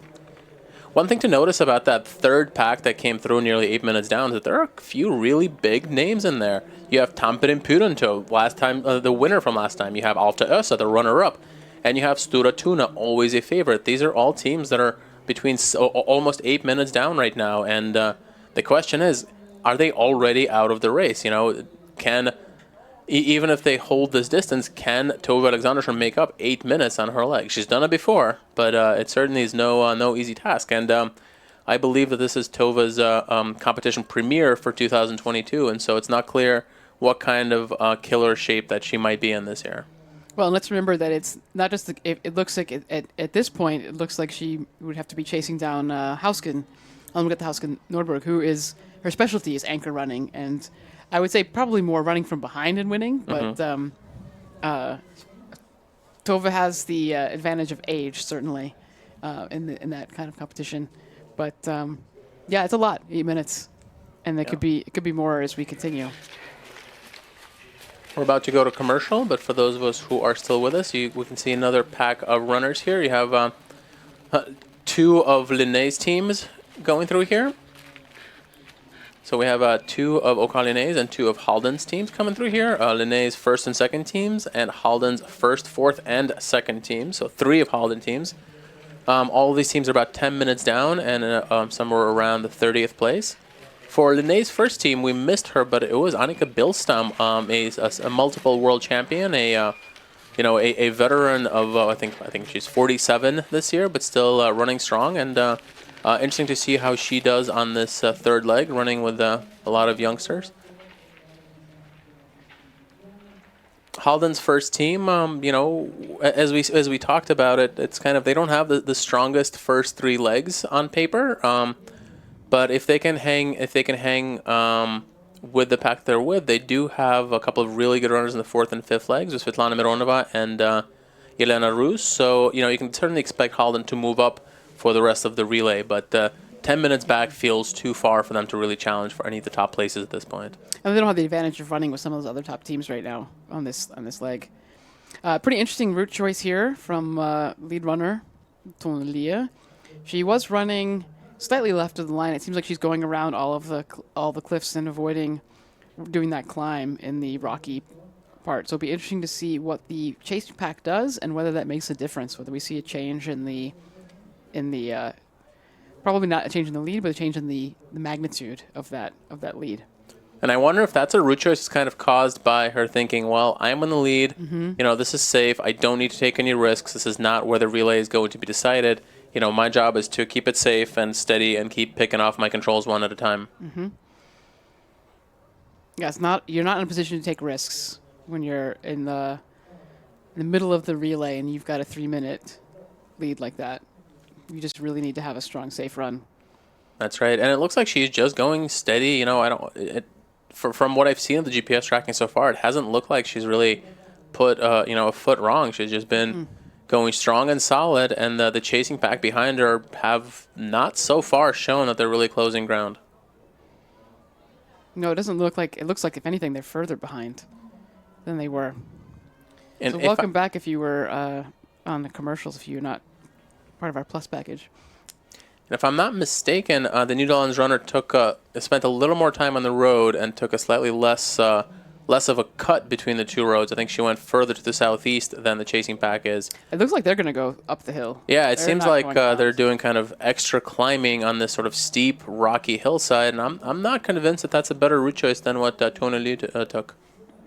I don't think so. It doesn't seem like it. I would love to have seen. I don't know that they've done analysis of the lengths of this one, but I'm gonna take a guess here that she's gonna actually have increased her lead on this pack. Yeah, it's interesting. As I look on the GPS tracking that we have here, she cut off the road at the same place, but she took a much more kind of direct, straight south along the contours rather than climbing up. And she got to the road at a much quicker pace than the chasing pack. And I think this is a good route choice for her. I agree. I think that I'm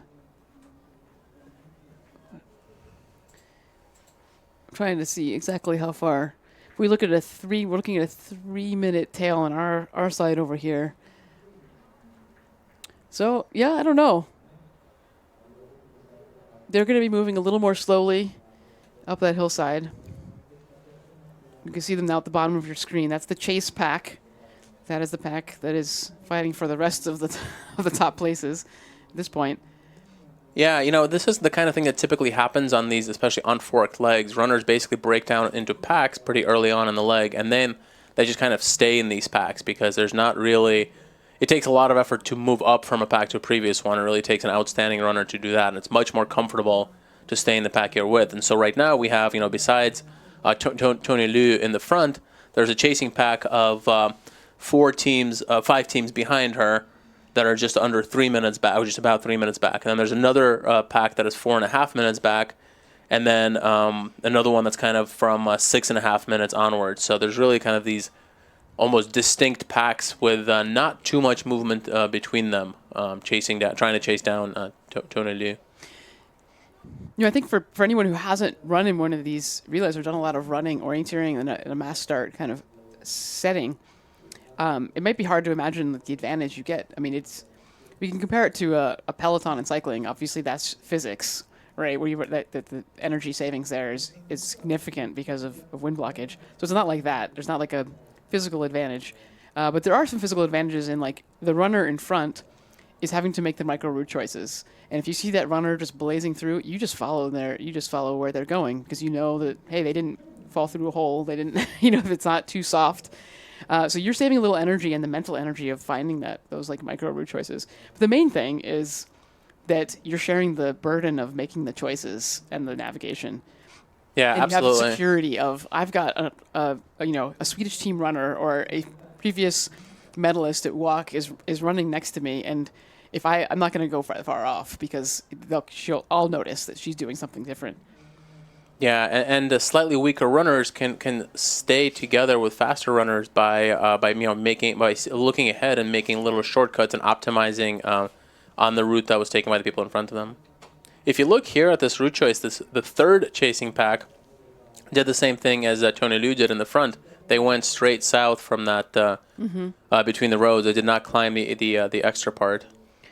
So I think we can say definitively now, looking at the GPS tracks, that Tony Liu has actually increased her lead by taking that around route choice on the trailing pack.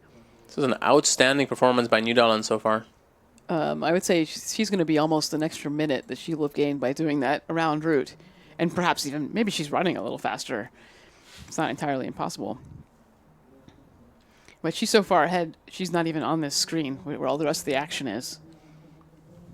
That's right, and you can see this third chasing pack that has Paiman, Rusty, and Fredrikstad and Lidingö and Göteborg's second team. They're running on the road, and you can see that their speed on the road is much faster than the speed through the terrain of the group in front of them.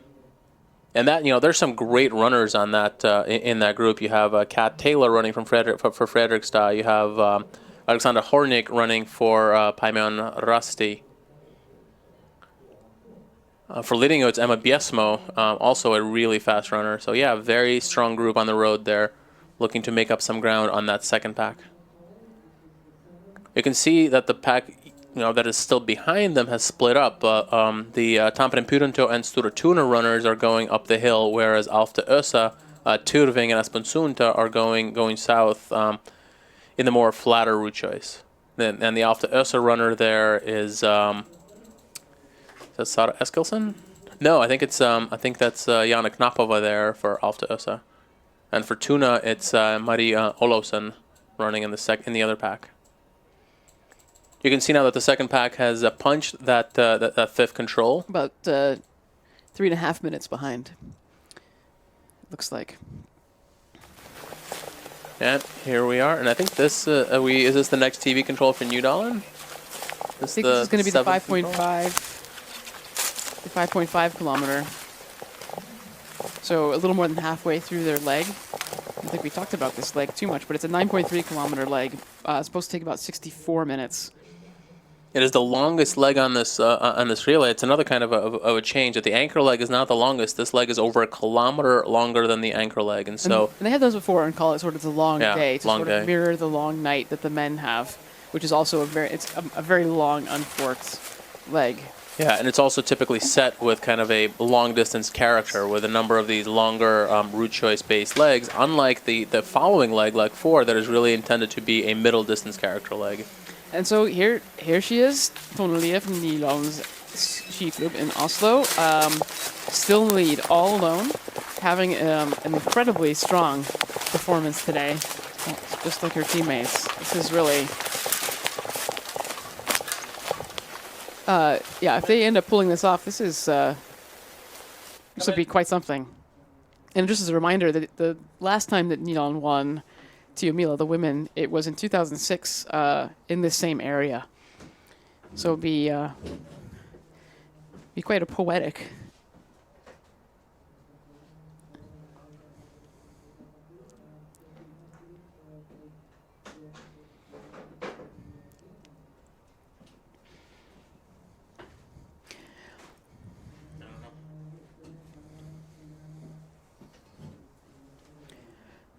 We see here that sort of get a general idea of what the terrain looks like. It certainly looks Scandinavian, but probably more familiar looking to those from western Sweden, maybe around Gothenburg, and southern Norway, Oslo, and the Halden area.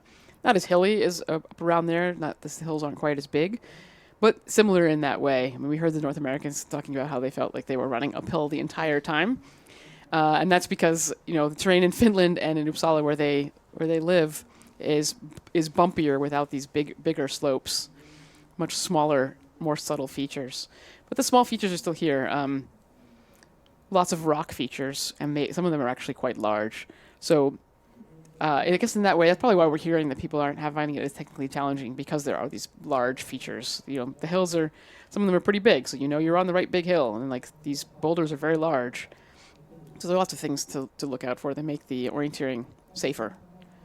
Yeah, it's been quite striking, really, compared to almost every other Tio Mila that I've ever seen. We have seen very few big mistakes here. There have been route choice differences. For example, right now you see Stora Tuna, Tampere, Pudanto, and Göteborg Meijerna taking yet a different route choice to this fifth control, going over the top of the hill, kind of around past these massive cliffs and coming into the control from the northeast. But I've not seen a lot of people missing the controls and kind of sliding around. We haven't seen a lot of mistakes. We saw that one early on from, I don't remember who it was. Doesn't really matter. We saw one earlier on, but it's been pretty... Yeah, I think we saw Parga missing a control, but really very few actual sort of big mistakes where people are wandering around not knowing where they are. There's only either 14 or 15 controls on this long leg, and 15 controls. And yeah. Udalen is punched their number 8, so they're going like clockwork. Yeah, and we're still waiting. Here's the chasing pack. Gone. So yeah, so they're in that 3 to 3.5 minutes. Yeah, I remember at the start of this leg, it was a 2 minute and 50-second lead, and here's Midtjylland Örebro still driving this second train, but they're 3 minutes and 7 seconds behind. So they're running just about the same pace as the leaders. It'll be interesting to see if this entire pack is able to stay together. You can see that maybe, just maybe, Haggarsborgarna is falling off the back a little bit. It's Erika Åkesson, our young runner, running for them, and Sara Sjöqvist running for Järla. Certainly, of the 4 runners in this group, Midtjylland Örebro is the one with kind of the most international credentials and kind of a best-known name, and she is leading this train. But like I said, she's not really gaining on our leaders from Nydalen. I mean, 20 seconds further back. Now, we're 5.5 kilometers in. It's a 9.3 kilometer leg. People are going to get tired. That's right. So, one is very strong. She lives and trains in Oslo. This is nothing unusual, this kind of terrain. So I don't expect her to slow down any more than anybody else. But maybe some in this group may not be able to maintain and hold that pack, and packs will start to fall apart. That's right, and you know, in these races, especially some of these long legs, once you get tired, you can lose heaps of time in a hurry very, very quickly. Yeah, there's a big difference. You get tired, not only are you lose your pack, which helps you in that way, but you may not be thinking as strong, and if you're doing it all on your own.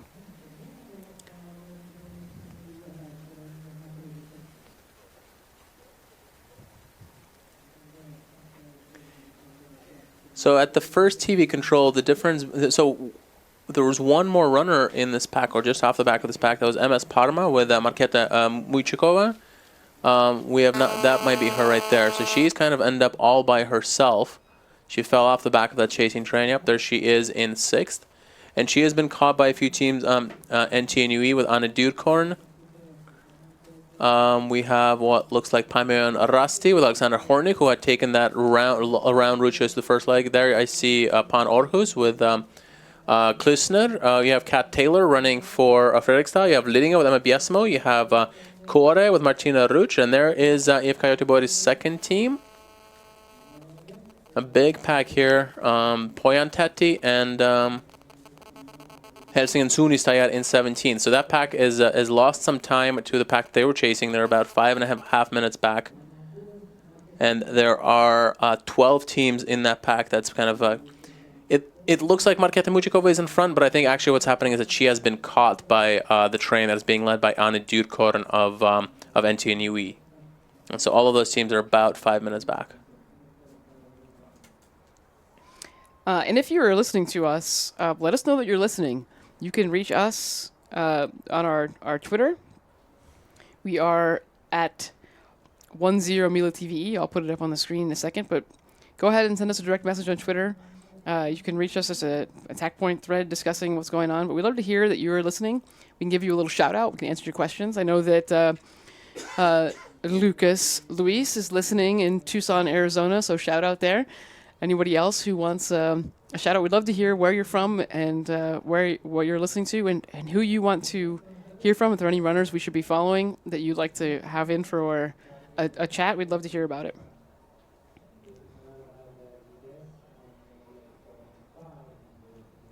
So we're keeping an eye on these packs that are in the kind of the second pack and the third pack. The second pack had those 4 teams, right? It was Hackerspojkarna, IFK Göteborg, Järla, and Kalevan Rasti. And it'll be interesting to see if that pack stays together, because it kind of looked like the IFK Hackerspojkarna runner may have been struggling a little bit towards the back. And if she falls off, she may end up getting picked up by the pack that's 2 minutes behind her that has a whole 12 teams in it. Here is Tuna with Marie Olofsson coming in 18th position.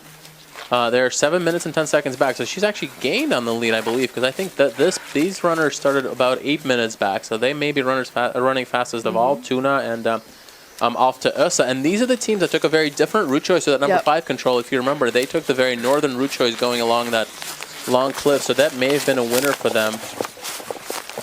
Yeah, that certainly is less distance than the southern route that Tuna took. That may have been even better.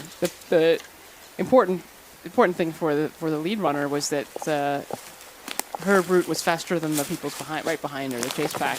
So I'm sure there are runners all throughout. You can have runners all throughout the results who have faster runs than the leading team, but you have to have 5 runners who have these solid runs. And so at some point, all that matters is the relative speed. That's right, and these teams, Stora Tuna and off to Ösa, they're 7 minutes back, but for teams like that, they may not be out of it yet, given the quality of runners they have in the final legs. Of course, Stora Tuna with Tove Alexandersson in the last leg, and off to Ösa with Natalia Gemperli on the last leg. 2 of the very, very best female orienteers of their generation. Yeah, absolutely. A shout out to OL Norska, which is an all-Swiss team in 20th position. That's certainly our best non-Scandinavian team right now. Not a huge surprise.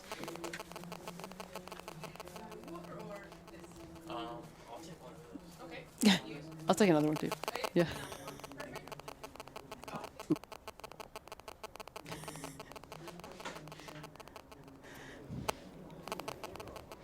So we see here, this is a beautiful view from the arena. We're in Olneboda near Örebro, which is in sort of the middle of Sweden, about 200 kilometers west of Stockholm. And this is a sort of summer retreat and cross-country ski place. It's the kind of place where you go and do outdoors things. And it's fairly well known in orienteering. Tumula was last held here in 2006. And there have been several large events. There's been Swedish champs held here, I believe. Boris doesn't know either. But well-known area. Interesting terrain, interesting orienteering. And we've lucked out a little bit with the weather today. There's some sun shining now.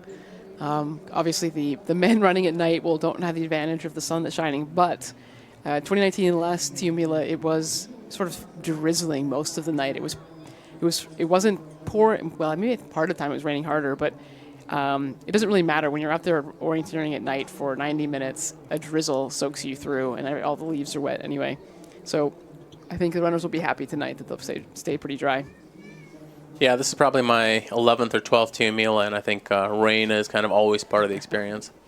Looking at the results right now, keep an eye on that last pack. That is, the teams in 18th, 19th, and 20th places. That is some very strong runners with Marie Olofsson running for Stora Tuna, Jana Knapova running for off to Ösa, and Sabina Hausworth, a long-time Halden runner, running for the Swiss club OL Norska. So that is a pack that I think is moving faster than anybody else on this leg.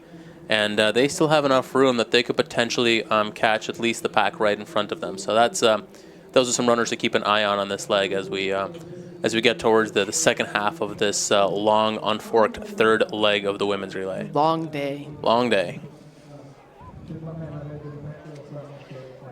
So as I was saying before, if you want to get in touch with us, please do. I'm going to attempt to put our Twitter handle up on the screen for you. So there's our Twitter handle. We are at 10MilaTVE. The E stands for English. Searching for Tio Mila, I'm sure you'll find us. You can direct message us on Twitter if you would like to ask us a question or give us a tip, request somebody in. You can also email us. Probably not exactly the best way to get to us, but our email address is studio.en@10mila.se. I will try to get that up on the screen for all of you as well. And if there's some discussion going on about Tio Mila, English language discussion that we should be aware of, let us know. There's a thread on Attack Point that has been quiet so far. But anywhere else, anyone's doing anything, let us know. We want to interact with you. It also helps keep us awake, especially during the long night that's coming up.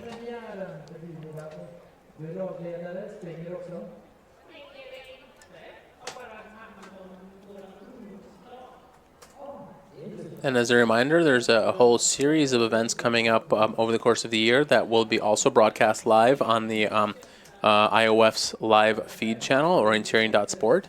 These will include the next World Cup round in Borås in Sweden. It'll also include the World Championships, the World Games, the European Championships. So a whole host of international events coming up with a full international season of racing. Very exciting. And there, Christina put up our email, studio.en@tiomila.se. Please email us with questions, requests, comments, criticisms, anything. I think Boris has misspoken. If you have criticisms, please send them somewhere else. But we'll take constructive feedback. Tips, questions, please send us questions. That's one of my favorite parts, actually, is wondering what you sitting at home, especially people who've never been to Tio Mila, never been to a big relay, maybe never orienteered in Scandinavia. There are a lot of things that may seem foreign. Ask us about those. Ask us about how these teams are formed or how clubs function. We'd love to hear what the questions are. And also some predictions. Is Nidal going to hold this lead? We want to hear what you think. So I am biased, as I lived in Oslo and trained with Nidal for 7 years, that I would love it if they could do it, and I think they can. But let's hear what everybody else has to say. Who's going to knock them down? What's going to happen here? You can see in classic Norwegian fashion, Nydalen is just following the purple line that they see in terrain, going straight directly from 8 to 9.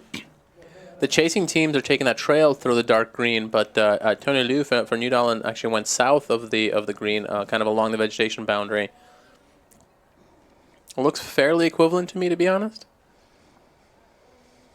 I guess we'll see soon as that chasing pack is actually splitting between the pack that's being led by Kat Taylor of Fredrikstad and the pack that has Alexander Hornick of Paimon Rasti. I know they were together earlier on the way to number 8, and so that'll show us kind of which one of them is ahead and which one is behind. It looks like that second pack has stayed together, although as I say that, the Ika Hakkarspoikana runner is splitting off. As far as the route choices, I think it probably depends on the angle you take initially. If you're taking a smooth angle to go around to the south, that probably helps. But you do have to probably not going to run through that marsh. Yeah. Yeah, I kind of like the line that's right now being taken by Göteborg Majerna and Tampere Pyrunto and Espunsunto. That's kind of a little south of the line, but kind of gets you around that dark green, which I think is the same line as our leaders took from Nydalen.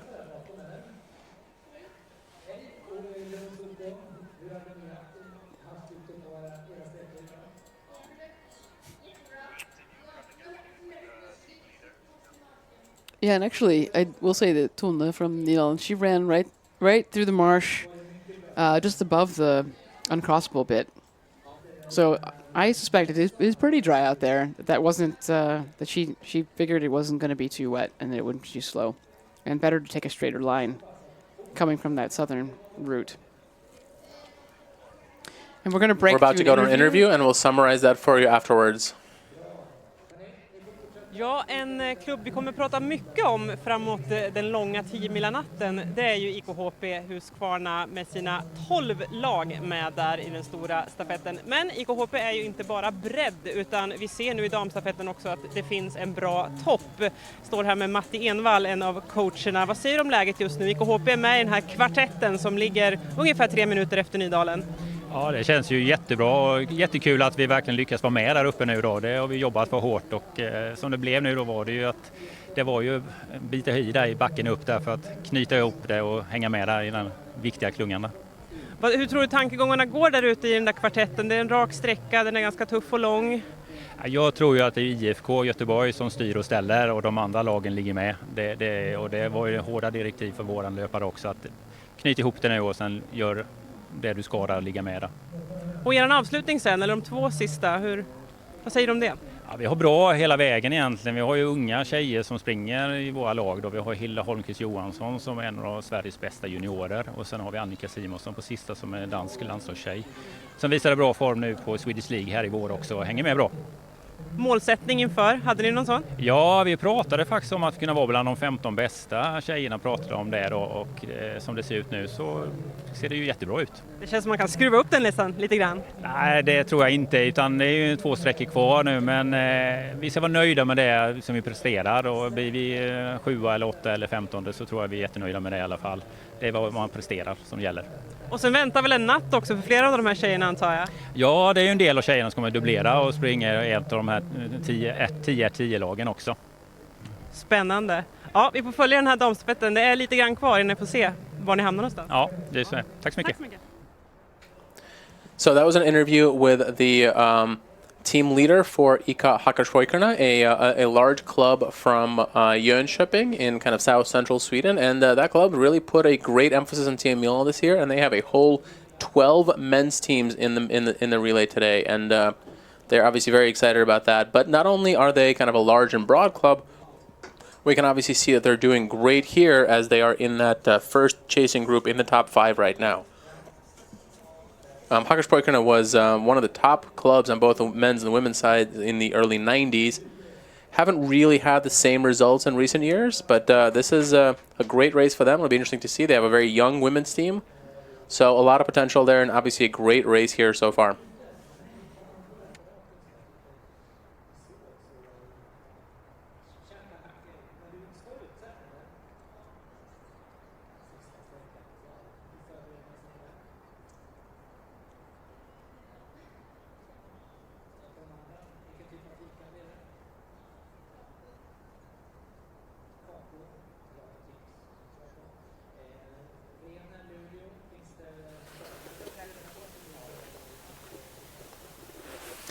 Looks like we are waiting now for the third TV control to see which. Well, I think we know which runner we're waiting for. We're waiting for. There she is, Tone Lie of Nydalen Ski Club in Oslo. She has had an incredible run so far, all by herself on the long day leg. This is the long unforked third leg, the women's relay. She got out in the exchange with a lead of over 2 minutes and 50 seconds, which is quite a lead to be by herself with chasing pack. And has not only maintained that lead, running by herself with some very strong orienteers chasing behind her, running together, but she's actually increased it. And we'll see if she has managed to keep that lead and maybe even increase it a little more as the chase pack has made some different choices behind her. But she's having a great run, and she's got 2 great runners following behind her. So they're in a good position. It's really theirs. Earlier in the leg, I couldn't have said this because you didn't know what was going to happen. 3 minutes wasn't that long. But at this point, I'm starting to think it's theirs to lose. Yeah, it's been a really impressive performance by her, kind of a lonesome journey all by herself. And it was interesting when we were talking to some of our runners earlier, they were all saying that they would love to be out front by themselves, kind of having the forest to themselves and not having to worry about other runners. And that's exactly the experience she's having, and it seems like she's completely in control of her orienteering. She moves, she looks comfortable. She never looks, stressed. We've not seen her look back at any of the controls, and so unless something goes horribly wrong in these last few legs, I expect her to kind of maintain her lead all the way through. And that's when things get interesting, because on the fourth leg, sure, Nydalen has a very strong runner, but Pia Young-Vik is very young. She's still a junior. I believe she took some titles in the Norwegian Junior Championships earlier this year, but I imagine that this is kind of the biggest, most high-pressure situation of her career thus far, and it'll be interesting to see how she handles it. After the youth relay win from several years ago. That's right. So she's been on this stage, a smaller stage, been on this stage before, though. So she's not new to pressure.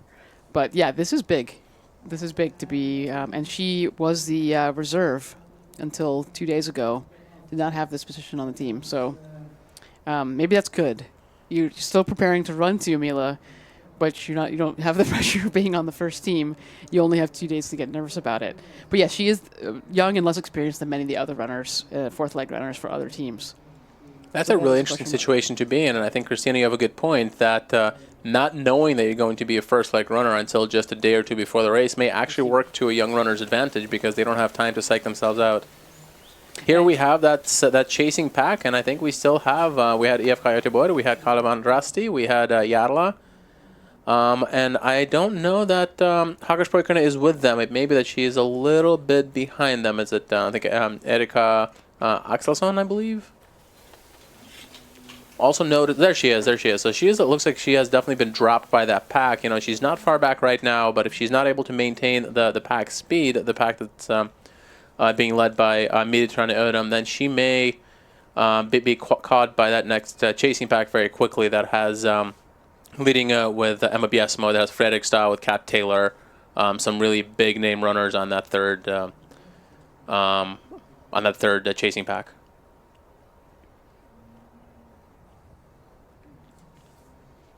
I think that's also Vestervik in there with the Dutch runner Yves van Dongen. Very cool to see Dutch representation here at the top of Team Milan. Mm-hmm.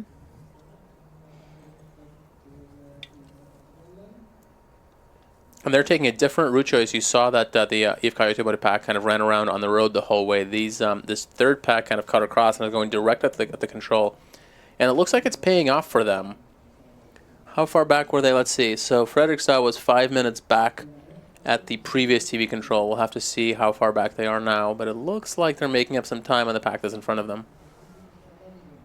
It does, because it was like a 2 minute gap. But also, I think that they have perhaps slowed a little too. So we've got a little bit of an accordion effect where maybe the third pack is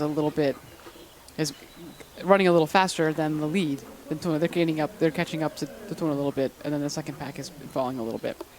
So we may end up with a bigger pack as we get closer to the exchange. And look at that. Our lead has extended to 4 minutes plus. As a reminder, it was about 2:50 at the exchange. It has been a spectacular performance by Tony Liu in the front. And here is Midtrane Ödem, 4 minutes, 12 seconds back. She still has Kalevan Rasti with her, and she has Jarla without a Sjöqvist. But they have dropped the fourth runner in their pack, which was Ika Haggarsborg. Which we thought would look like she was struggling to hold on. Yep, so we're expecting her next. And there she is. And she will be fifth here, but it's already going to be at least a 30-second gap from her up to the teams in front of her. And at this point, there's 1.5 kilometers left orienteering. She's tired. Unless they make a mistake in front of her, she's probably just going to fall a little further back. That's right, and I expect that she'll be caught, as we said. And they're right there. Yep. Here comes the chasing pack. It looks like Anna Dyrkorn of NTNUE is in the front there. I think that's, you see on the left, it's Fredrikstad with the Kat Taylor distinctive running style. I think even if you've fallen off a pack and this next pack, they're not running slower. They're not a slower pack. She's still,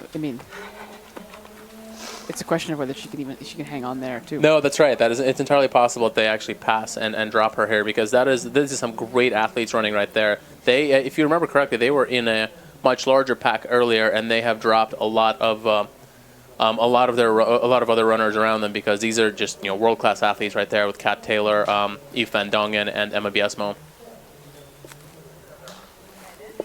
it would not actually shock me if they caught up to the pack in front of them, because it's now about 40 seconds is the gap between the second and third packs.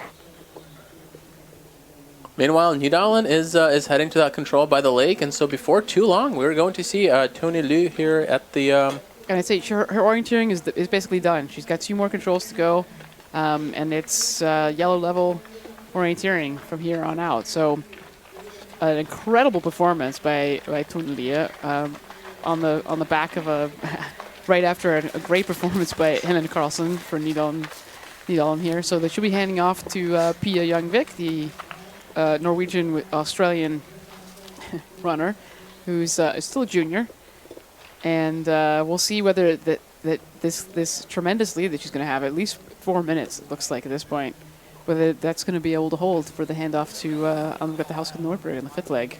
Yeah, we're set up for a very exciting final 2 legs, because you have Nydalen with this very young runner, both in name and age, and this and a very experienced Anne-Grete Hauskell.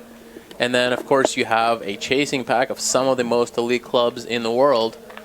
It looks to me like the 3rd pack is going to make up some ground on the 2nd pack. It wouldn't be surprising. I think they're going to come in basically together. That's right. So you're going to have some really elite teams there all together going out on that 4th leg. Here we see what looks like Stura Tuna with Marie Olofsson coming in the 17th position. 17, I think, is exactly where they finished 3 years ago. I expect they're hoping for more this year. That's right, they're team number 17, and they're in 17th place, 7 minutes and 20 seconds back. So I think she's running pretty steady in comparison with the lead here.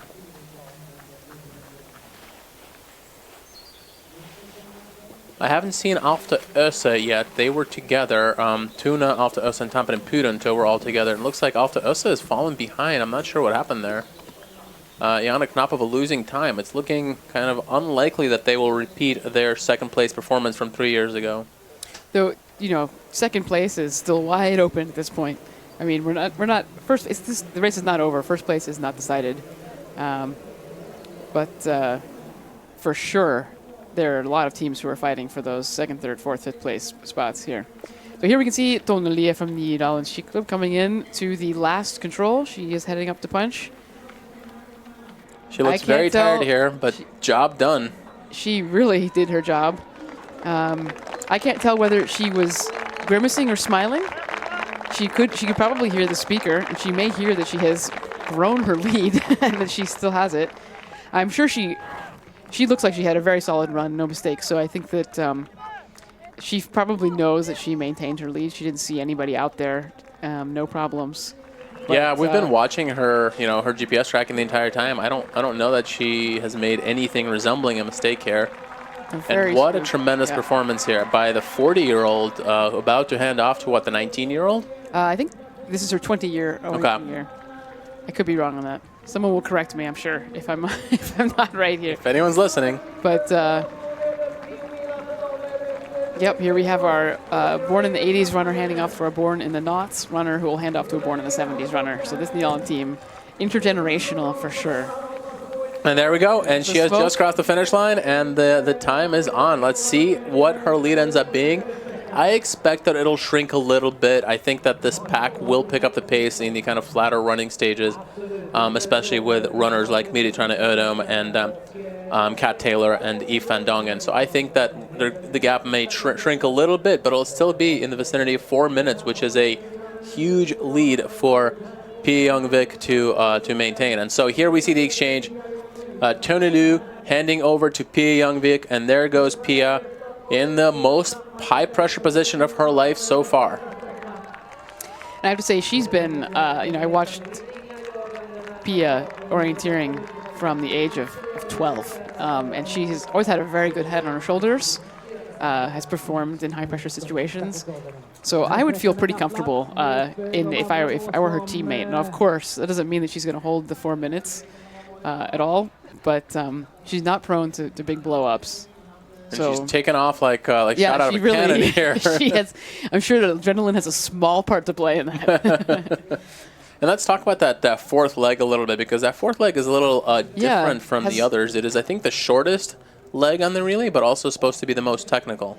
Yeah, they're supposed to have a character of a middle. It's a middle distance character. It's 5.3 kilometers, which is the shortest leg. So it's understandable why that's where you'd put your youngest, least experienced runner. It's 34 minutes is the predicted time, winning time for that leg. So 5.3 kilometers with a middle distance character, and what that means is we expect shorter, more technical legs. And the last leg, of course, had a couple very long legs, not super route choicey. There were small route choices here and there.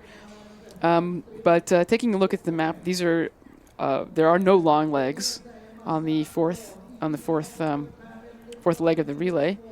Controls are pretty close together. They're all clustered into some of the more technical terrain on the west side of the arena. Yeah, and to give you an idea, for the 9.3 kilometer middle leg, they had 15 controls. For the 5.3 fourth leg, they have 17 controls. So much. 20. Oh, just kidding. Yep. So 17 controls for just 5.3 kilometers, and that is a much higher control density per kilometer run. So a lot of technical orienteering. Probably most opportunities to make mistakes out of any of these legs. So I think we are in for a thrilling conclusion to this relay. Especially, man, that second and third pack, I think they're going to end up being, we'll see what comes out at the woods here, but I think it's going to be a pretty close grouping of runners coming out in the fourth leg, although only two in our pace pack. We see right Miri now. Trane Ödem, and it is certainly expected that she would be the strongest of that pack. And you see that the second pack has caught up. So that pack that we were talking about that had Fredrikstad in it, that had Västervik, that had Lidingö, they have caught up just about to Miri Trane Ödem. So we're going to have a large group here going out about 4 minutes back, a little bit less, I think, based on how long it's been taking them to run the finish shoot. So here's Miri running for IFK Göteborg. She will hand off to Sara Hagström. That is one of the biggest names we have on the fourth leg. Swedish national team runner. Obviously, IFK Göteborg has been preparing, and they've had the favorite status on them. So a lot of expectations here, and I think Sara Hagström looks excited, looks thrilled. Yeah. This is the position she wants to be in. There we have Jarla with Sara Sjöqvist. We have a great race from Anne Dyrkorn of NTNUE. We have Emma Biesmo of Lidingö, Kat Taylor of Fredrikstad. I have not seen Kalevan Rasti, but I think they went through. They must have. I think we missed them. I see no reason why they wouldn't be in there. And as Christina predicted, I think they have all dropped Hakkarspojkarna, and I think that they went by them. So I think Hakkarspojkarna is going to be a little bit back. There they are. They punched at the pre-warning in 9th. So here's Miri Trane Ödem coming in second place. They're going to be the gap has grown. It's over 4 minutes, and it's going to be about 4:30 or so. That's an incredible run by Tony out in front. Yeah, very impressive performance by Tony Liu of Nydalen. There is IFK Göteborg coming in second place, 4:23 behind. In third place here, there's Yves van Dongen, the Dutch runner with a great performance here. Västervik, a club that you have not often heard talked about in this context. Coming in and looking great. Then we have Lidingö, NTNUE, Kalevan Rasti, some of the bigger clubs. Jarla and Fredrikstad, a huge group of big clubs going out here. And let's take a look at who these runners are handing off to. So for Kalevan Rasti, it is Marika Taini on the fourth leg, a huge name, a superstar for many years. She's run for Halden, she's run for, I believe, Poyantetsi. Now she is going out for Kalevan Rasti. She will hand off to Grace Malloy, a young British star on the fifth leg. For Fredrikstad, who came in second last year, Kat Taylor is handing off, fourth. Kat Taylor is handing off to Linda Marie Solberg. There we see the tired Ika Hakkarspojkarna runner doing a great job on her leg. Ended up being dropped by her pack right in the end, but still keeping it together, coming in 5.5 minutes back in 9th position. Excellent results for Hakkarspojkarna so far. There you see Sara Sjöqvist of Jarla exhausted there in the finish shoot.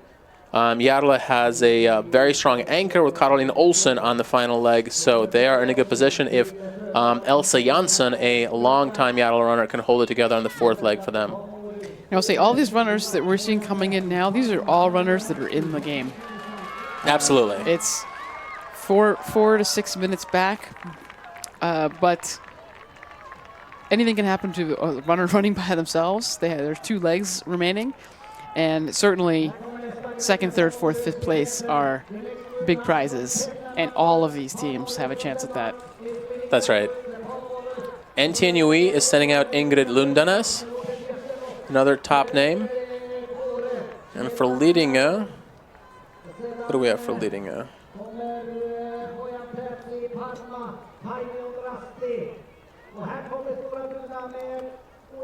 You see this third pack coming in here in the meantime with some of the big names. IFK Mora, Pan Orhus, Koreb, MS Parma, Pojantäti, Paimeon Rasti. Here is Stura Tuna and Helsingin Suunnistajat. We don't see Alfta Ösa. They have fallen behind. That has been a big development in this relay. Here you see the handover by Cecilie Friberg-Plusner of Pan Orhus. They hand over as the top Danish team so far. And these teams are all in the kind of 6.5 to 7 minutes behind range, and they have a really tall order in front of them because the teams in front of them are very, very, very good. It'll be tough for them to make up a lot of ground, but still, this fourth leg can be decisive. I think there will be teams that make mistakes here, especially as they're running in packs and trying to get the right forking. So a lot of excitement coming up on this fourth leg here. And with this middle distance character, if you go to the wrong forking or have a mistake, your person you were running with may already have gone to one control and turned off to another one because there are these short legs, these short middle distance character legs. So I think it'll be a little harder to sort of make up time. It'll help changes of direction out there. Well, we can see on our tracking that Pia is on her way to her fourth control, and the pack is a bit strung out, the chase pack a little strung out behind, but nothing has really changed since from the changeover as far as positioning is concerned.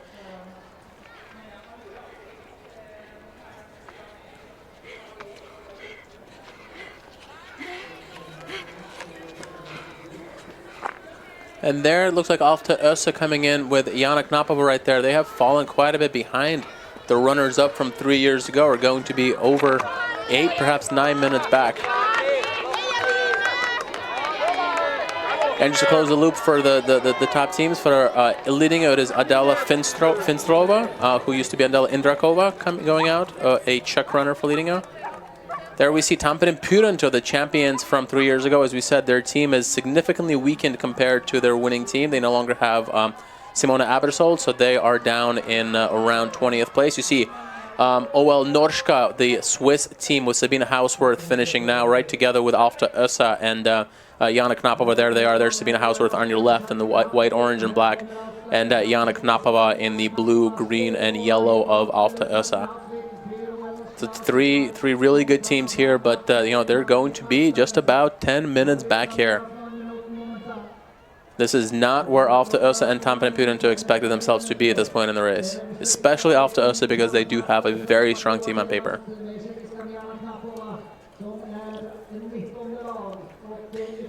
So just a reminder, if you're just joining us, welcome. This is the women's relay. We're watching the changeover from the third to the fourth leg of Timula 2022. And we'd like to remind you that there are more events this spring and this season, this orienteering season, that you can follow live on the IOF's live orienteering site, and that includes the upcoming World Cup round in Borås, Sweden, in the end of May, the World Orienteering Champs in Denmark in June, the European Youth Orienteering Champs and Junior World Orienteering Champs, and even the World Games in Alabama.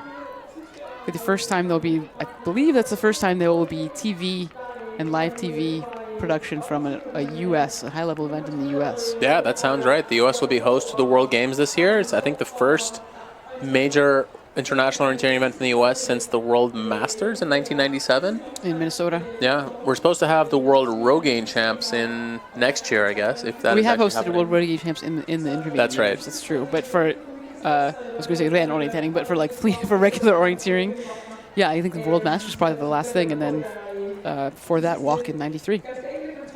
But none of those were televised, so That's this is a new thing. But yeah, lots of opportunities to watch orienteering, usually with English commentary for many of the upcoming events. So check that out. You can see that if you go to orienteering.sport/live, you can see the schedule of events. And there's Tone Leah punching the last control after her incredible third leg run for Nydalen.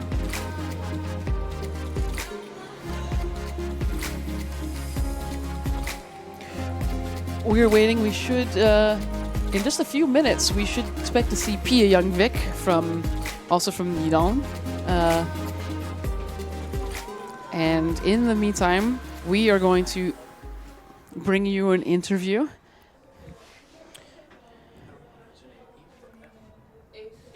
with Yves van Dongen from Netherlands, who is running for Västerviks OK. And we'll see if we can bring her on the screen right now for you.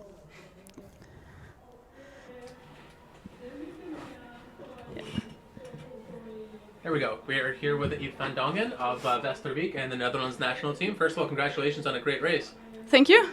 How was it for you out there? It looks like you were sort of climbing through the ranks throughout the whole race. Yeah, I was all the time with quite a lot of people, and first I thought, oh no, we missed the first control a bit, so I was afraid that we were losing place. But then, Anna Durkoen came in our back from Norway, and I felt like she must have taken very many places, so she probably has a good day. So I tried to see if she took route choices that I would take as well, and felt like we were in a team. She said that she got a bit of confidence that I was not going away from her, so she felt strong as well. Yeah. No, that's a great result, and so Västerviks OK, and that's a club you haven't typically heard of in the kind of the Swedish elite ranks. So how did you end up in that club, and kind of what are your hopes as a team for this race? Yeah, so it was quite a coincidence. I was running a race in summer last year where Lena Eliasson Love was running, and my boyfriend and we have a summer house close to Västervik. So my boyfriend made a comment, there's the train from Schust, from the area where we have the summer house. And then in that way we started talking, and then she realized that I just moved to Sweden and I was looking for a Swedish club, and they were looking for making the club stronger. So that's how we started to talk. And for me, it's ideal that it's not such a big club yet. So I get a lot of attention, and I can basically ask, can we train on this? Yeah, of course. We make a course next week and we run together and set out the controls. So it's for me, it's a perfect club to run for, and it's a lot of fun. Oh, that's very cool. So I started noticing your name in the international results scene really just a year or two ago. Are you relatively new to orienteering? Yeah, I took a beginner's course in 2018. That was fun. So in the beginning I didn't race that much, just training a bit and sometimes. But then in 2019 I joined the Norwegian club. That was my first club, Fron, in Trondheim. That's also how I know Anne from Trondheim. We trained a bit together there. So I started running for them, and then in autumn 2019 I decided, okay, this is really cool. I want to train more and compete more, and even aim for like the Dutch national team. And then Corona came, so I was just training a lot and not competing that much. And then first international competition was EOC in Switzerland, and then walk in Czech Republic. So the long distance in Czech Republic was my second long distance race. And that was just a year or two after you, I guess 3 years after starting orienteering? Wow, that's incredible. Yeah. So what are your goals for this year individually? Of course, it's the sprint walk, and I also got selected for World Games, so that's super cool that I can go there as well. Oh, excellent! You'll be coming to the US. So Christina here is the competition director. Oh, that's nice. I saw your name on I was like, I know, I've seen your name with World Games, so it'll be very different from... Yes. I looked at the map and I thought, what's this? It's all entirely white. Is this like a height contour training, or...? Yeah, actually, I will find that. I think that the struggle will not be technical, it will be climatic. Yeah, Weather. I'll have to Yeah. take it easy anyhow for the technique. So Yeah. yeah. No, but that's No, it's great to see. I mean, you came in the exchange in third place. Is that what you were expecting? Not at all. No. No. So, and how? Yeah. Yeah, tell us more about the Dutch national team. I feel like from watching Dutch orienteering, you kind of every few years you get a top runner who sometimes is half Norwegian. But is there like a national team, program, or is there kind of an effort nationwide to develop young orienteers, or is it sort of just accidental? There is the effort that the federation supports young runners to go to AOC and walk, jaywalk, but there's only like 450 orienteers out of 17 million people in the Netherlands, so it's a super small sport. But they are very enthusiastic, and always if I need like administration help, like can you please then register me, and can you put me in this start group, and can you help me with that? And they answer super fast, and they are super enthusiastic. So that's really nice, but it's just small, so they can't offer that much help either, because they don't have the means to do that. Oh, yeah, that makes sense. Is it just you from the Netherlands going to the World Games, or is there a full team? It's just me, yeah, and also on walk it will be just me, and on the World Cup, yeah. So you just started orienteering a few years ago, but you must have a background in running. You running I was running for fun, like recreational, yeah, and then it quickly got out of hand. So now you're running yeah. Yeah. So what are the expectations for Västervik for this relay? We hope to have a lot of fun out in the forest, and that we all do our best, and then we'll see where we get. Yeah. Very cool. Well, thank you so much, and it's awesome to see a runner from the Netherlands up at the front of 2 Mila. Very cool. Congratulations. Yeah, congratulations. thanks. Good run. Enjoy the rest of the Yeah, the I day. will, for sure. Are you not running it at the men's relay? No, I'm not running at night. I'll wait a few more years with that. All right, thank you very much. Thanks. Yeah, thank you. Tone Lie, imponerande långa dagsträckan där. Berätta. Nei, det var en veldig uvant måte å løpe stafett på. Å løpe ut så langt foran i tet. Jeg tror aldri jeg har vært så nervøs gjennom en hel bane. Vanligvis så slipper nervøsiteten i det man begynner å springe, men nå var det virkelig litt sånn, ja. Men jeg klarte å fokusere og ta kontrollene og ja, detaljene.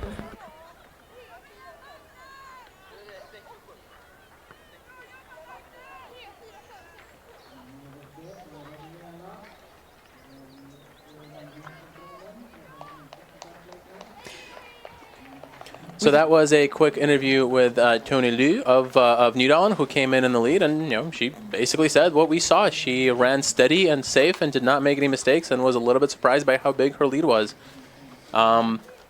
We are very excited to see what happens. In the meantime, we have Miri Trane Ödem here from IFK Göteborg in the studio, and we are going to do a quick interview with her and see how it goes for one of the teams that is included in the list of absolute favorites. Hi Miri, how did it go for you today? It was a good race. It was stable, and I think especially the first 2/3 was super good. I had the aggressive mindset, and confidence, but also really focused on the task, and managed to do good decisions and good execution. Then the last third, I think I execute the last long leg not optimal. Mm-hmm. Some of the places I could have optimized, I didn't do it, and I feel I lose time here. Then I see the big pack coming from behind, and I get a little stressed and really try to calm myself down to a few more controls to go with full focus. It got a bit too stressed up in the end, but I'm happy I managed at least to keep them behind and give Sarvis a little gap. I had hoped for a bit bigger, but I hope she can manage it well. I think she can. Yeah.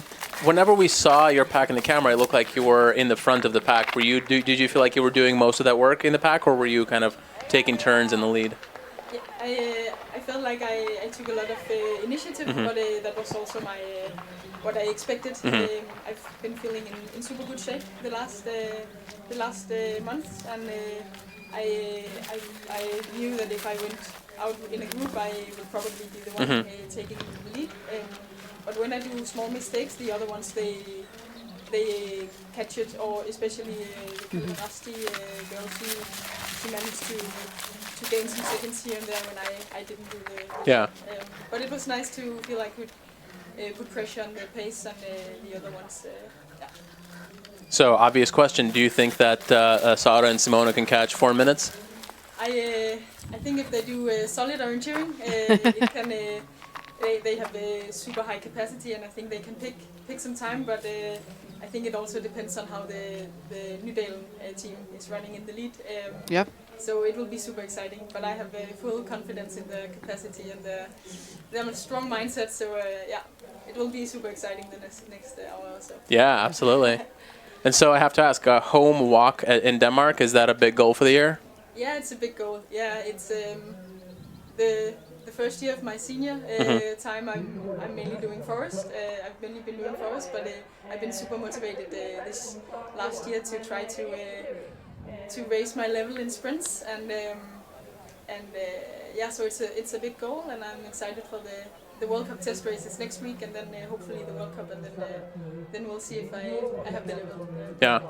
Well, very cool. Congratulations on a great race today, and good luck to your team for the rest of the relay. Thank you very much. All right. Enjoy your day. Yeah. Thank you. Thank you. See you. That was Miritrane Ödum of IFK Göteborg and the Danish national team. And we are just in time to get some footage from this fourth leg. And her prediction was right. It looks like Sara Hagström has managed to chip a little bit of time at the first TV control. She was 3 minutes and 45 seconds behind, and by herself. So things are starting to spread a little.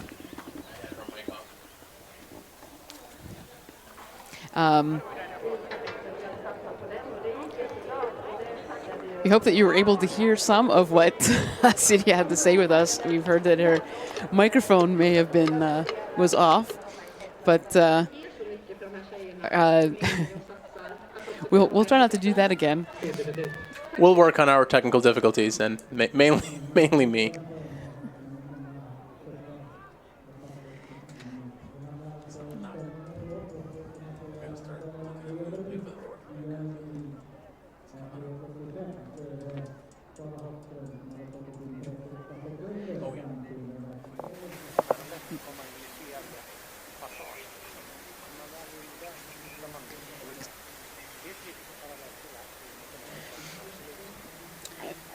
So it looks like we are waiting for the last TV control of the fourth leg. The fourth leg, as we said, is a short leg. It's the shortest of all of the women's legs.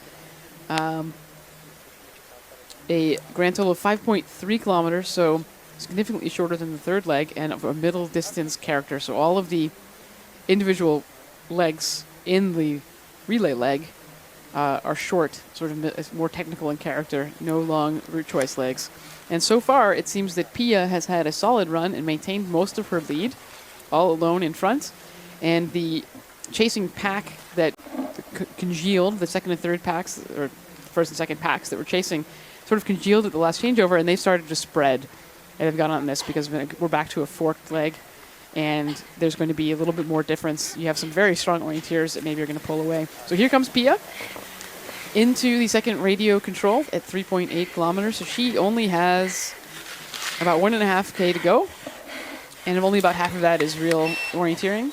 So we'll see whether she still has a over 3.5 minute lead on the chasers. And in her case, what we're really looking for first is Sara Hagström from IFK Göteborg. And here we can see we've got to finally get a little look at what some of these middle distance character legs look like. This is one of the longer legs, not that long. And we can see how Pia's been running. Straight is great.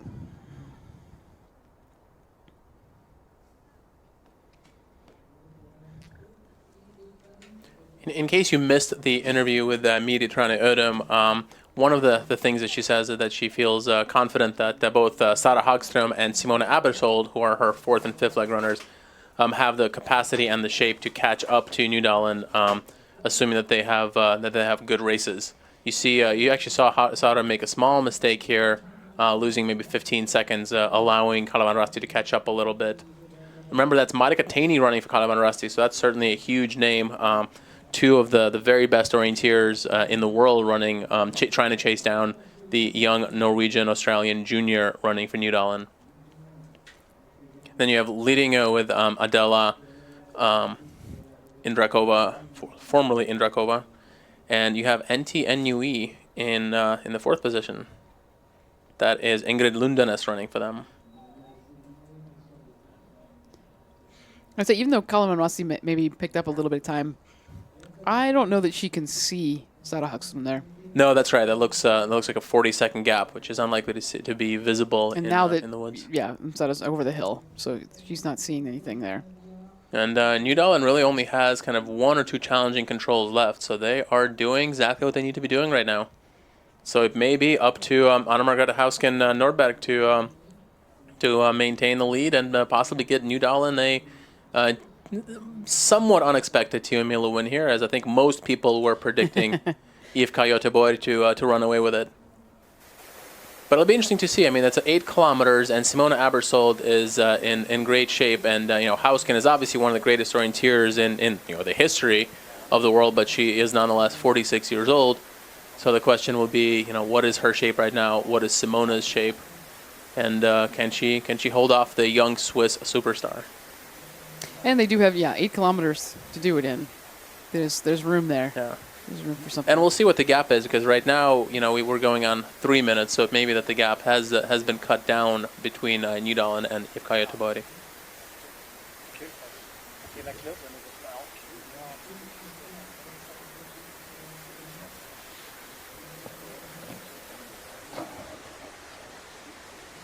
And we certainly, I keep talking about this as being Nydalen versus IFK Göteborg, and we shouldn't forget Kalevan Rasti that is having a great relay, and this is the strongest women's team that they've had in years. Obviously they have Marika Taney on the fourth leg, but we also have Great Britain's Grace Malloy running the final leg, and she anchored Team GB to victory in Jaywalk in 2019, so she's obviously a great orienteer who can handle the pressure in Scandinavian terrain. So certainly top-class teams here. And here comes Sara Hagström. Oh, she's 3:38 back. Okay, about the same. I was doing my math wrong. I thought it was 2:38. But she's picked up about a minute from the beginning of the leg, so she is running very well. And I don't think it's long before we see Marika Taney. And I don't know that anyone else has been able to keep up the pace of these two runners, because we had that pack. It had Jarla in it with Elsa Jansson. Elsa is always, Elsa is a former Swedish Jaywalk runner, a good competitor, but certainly not the superstar level of Sara Hagström or Marika Taney, who we see right here.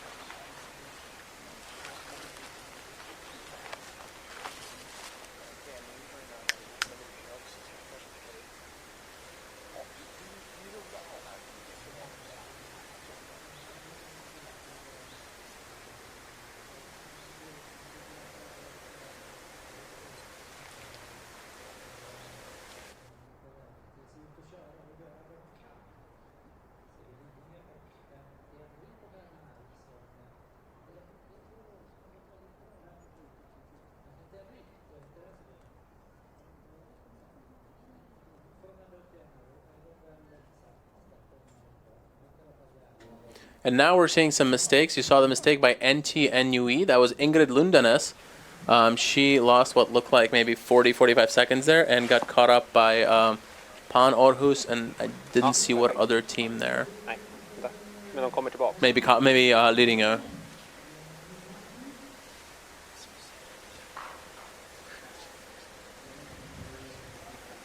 We can see on our screen that Pia Youngvik from Nydalen Skiklubb is approaching the penultimate control right now.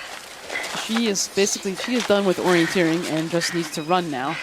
And run as hard as she can to send off Anne-Margrethe Hausken Norberg with as big a lead as she can, which looks at this point to be at least 3 minutes, maybe 3.5, which puts her in a good position, and definitely her race to lose at that point.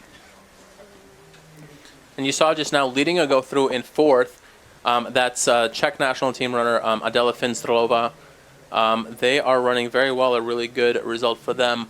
But no one is really able, no one of that chasing pack that had, a number of teams, NTNUE, Pan Aarhus, Fredrikstad, none of them are able to keep pace with IFK Göteborg and Kalevan Rusty, who are kind of separating themselves from the other chasers. And really, I think just about making it a 3-team race, really. I think it's pretty hard for me to see leading at this point, despite the fact they're a very strong team. It's hard for me to see them making up 6 minutes over the remainder of the relay.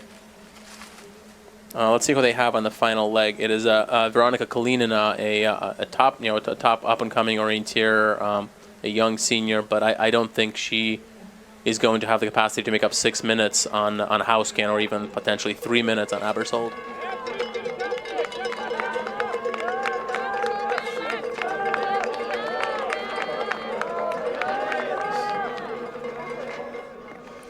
So here comes Pia into the leg 4 changeover. She looks tired, but she's moving.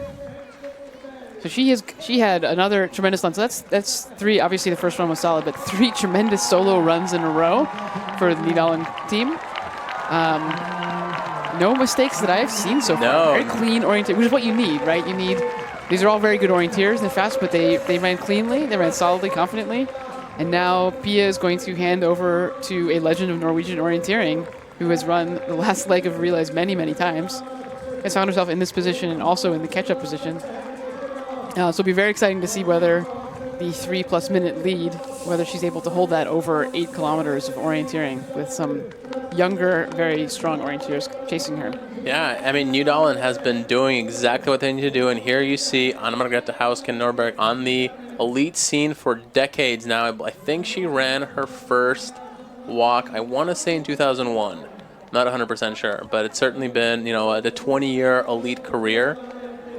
And this would be an amazing result for her to win Team Emilia here with these teammates, who are, 30 years? No, not 30. Yeah, maybe 27 years younger than her. He's 26 years younger. Yeah, and she is thrilled. Look at that. Look at that smile. Pia Youngvik. Content with her run. Absolutely. And now the clock is running. The clock is ticking. We are awaiting IFK Göteborg with Sara Hagström. We are awaiting Kalevan Rusty with Marika Teini. And it'll be an exciting final leg with Simona Abersold chasing for IFK Göteborg and Grace Malloy chasing for Kalevan Rusty.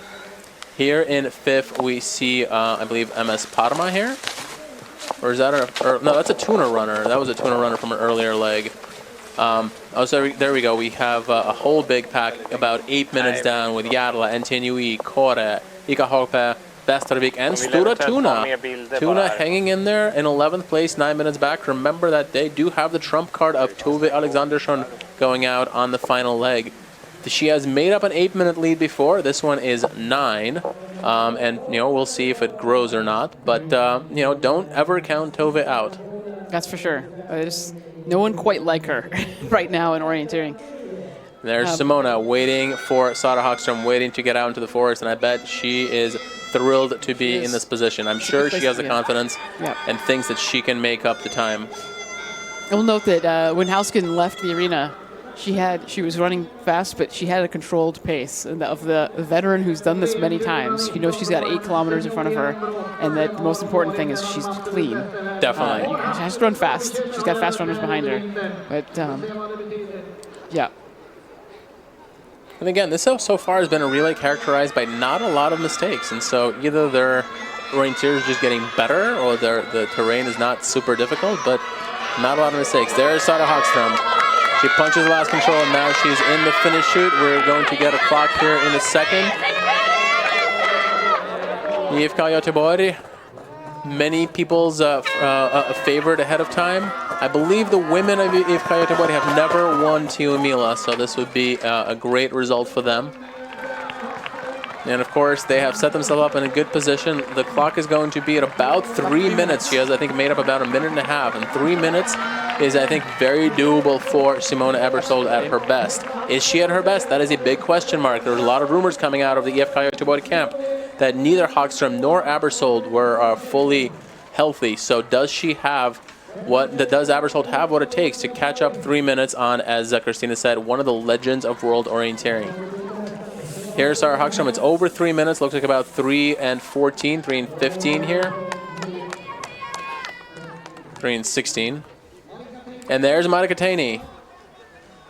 So we have Kalevan Rasti in 3rd place. So we have Norway, Sweden, Finland, kind of as it should be really at these major relays. We have all 3 countries represented in the top 3. That's right.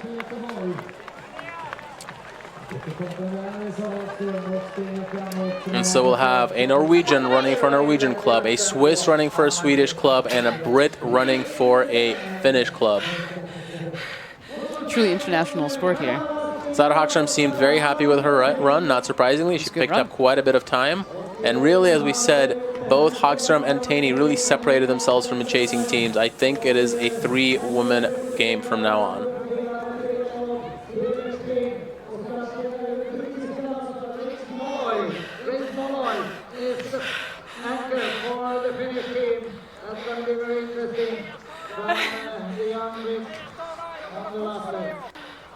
So we have 3 teams that have exchanged on this 4th and penultimate leg of this relay. We know that Lidingö was kind of by themselves in 4th. It looks like they got caught by... Nope. That's earlier leg runners. That is Lidingö with Adela Finstrova. She will... she will hand over to Veronika Kalina in 4th position, and it's really quite a bit of a gap down to the next pack of teams that include Järla, Pan Århus, Västervik, and a little further back Stura Tuna, and perhaps NTNUE in there as well. But I think pretty soon we're going to shift focus on our 5th leg, and we're going to watch Hausken versus Abersold versus Malloy. I think that that many runners, that it's nice to have a lead of 3 minutes, but some runners would prefer to be chasing, I think, to be in the chase position here. For sure. There's definitely runners who like it better to run from behind, and there's others who like better to run in the front. I think Hausken has done it all. She has. She certainly has done some phenomenal run from behind runs. I think of the sprint relay in Scotland, where there was a big run from behind, but she's done it in many races. But yeah, 3 minutes over 8K. It's not that much, actually. When it was 5 minutes, it was looking a little stronger, but yeah, 3 minutes. And there we see Kalina of IFK Lidingö ready to head out on her anchor leg for IFK Lidingö, trying to take them to a podium place. It would be a big improvement on their 11th position of 3 years ago. This Lidingö club for a number of years now has really had a number of very strong women, but no so-called killer who can kind of bring them to the very, very top. They've had multiple teams in the top 20, multiple teams in the top 15, but not a whole lot of wins. And it kind of seems like this team is similar. They are in 4th right now, and I'm not sure if they have the capacity to catch up to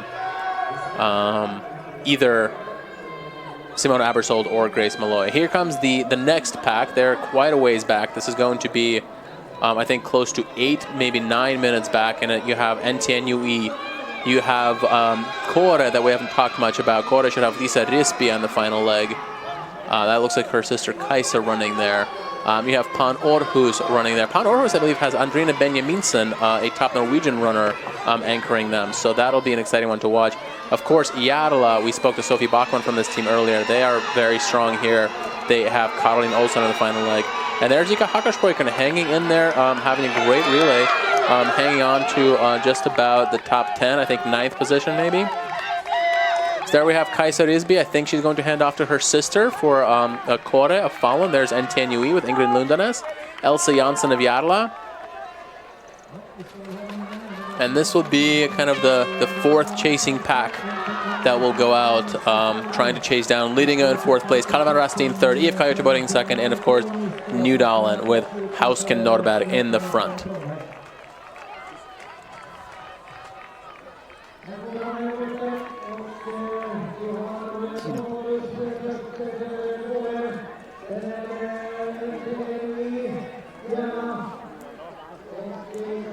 The final leg of this relay is a little over 8 kilometers long, and much like with the youth relay, the final part of the leg should be unforked. So at one point, the runners will come to a section where it is all common controls kind of the rest of the way in. Unlike the previous leg that middle distance character and had no long legs, the runners will encounter a nice long leg on this last, this fifth relay leg. There you see Kajsa Risby sending out her sister Lisa. Then you see Elsa Jansson coming in and about to hand over to Caroline Olsen with her very characteristic fast running style. And you saw Ntien Nui hand over there. And Panor, who is of course sending out Andrina Benjaminsen, the Norwegian national team runner running for the Danish club. She's been living in Denmark for a little while, a few years now, I think, studying. It's a benefit to Pan Aarhus, but also probably a nice setup if she's planning to run walk this year in Denmark.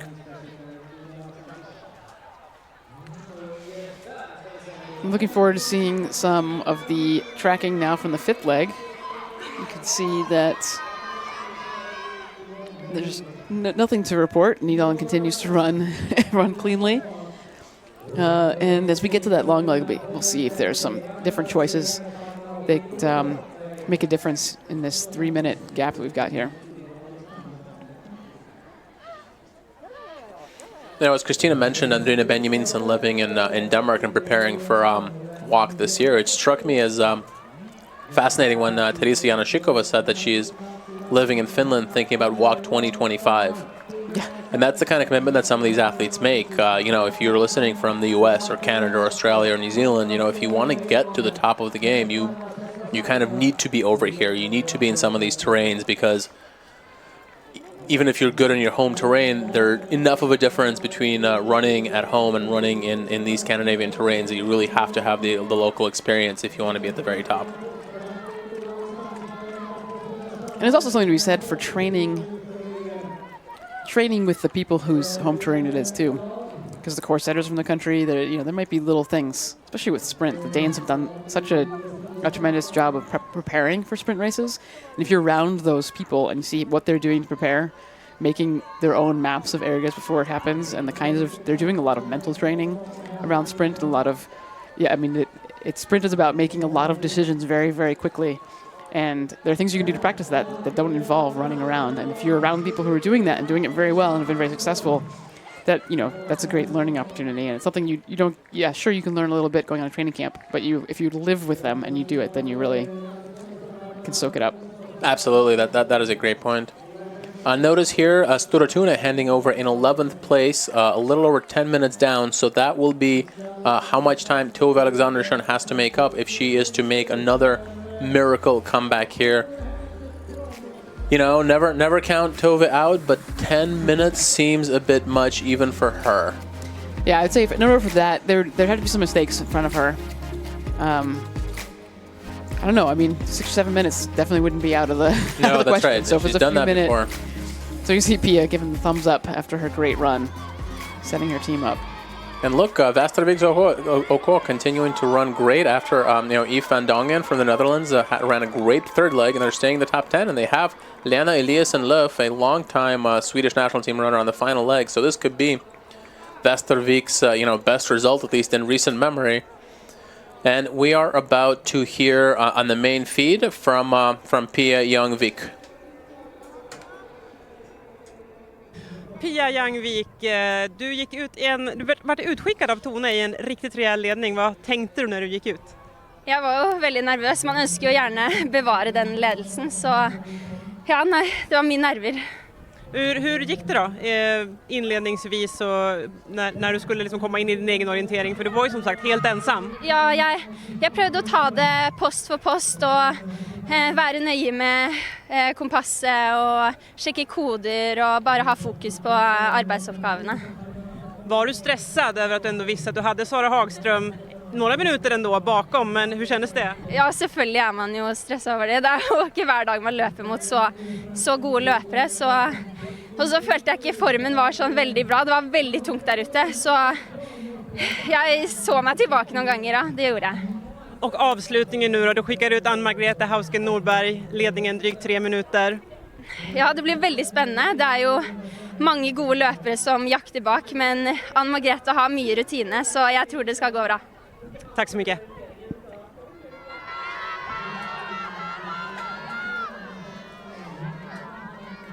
And now we have Pia in the studio here with us live, and so we'll get an English language interview with her as well.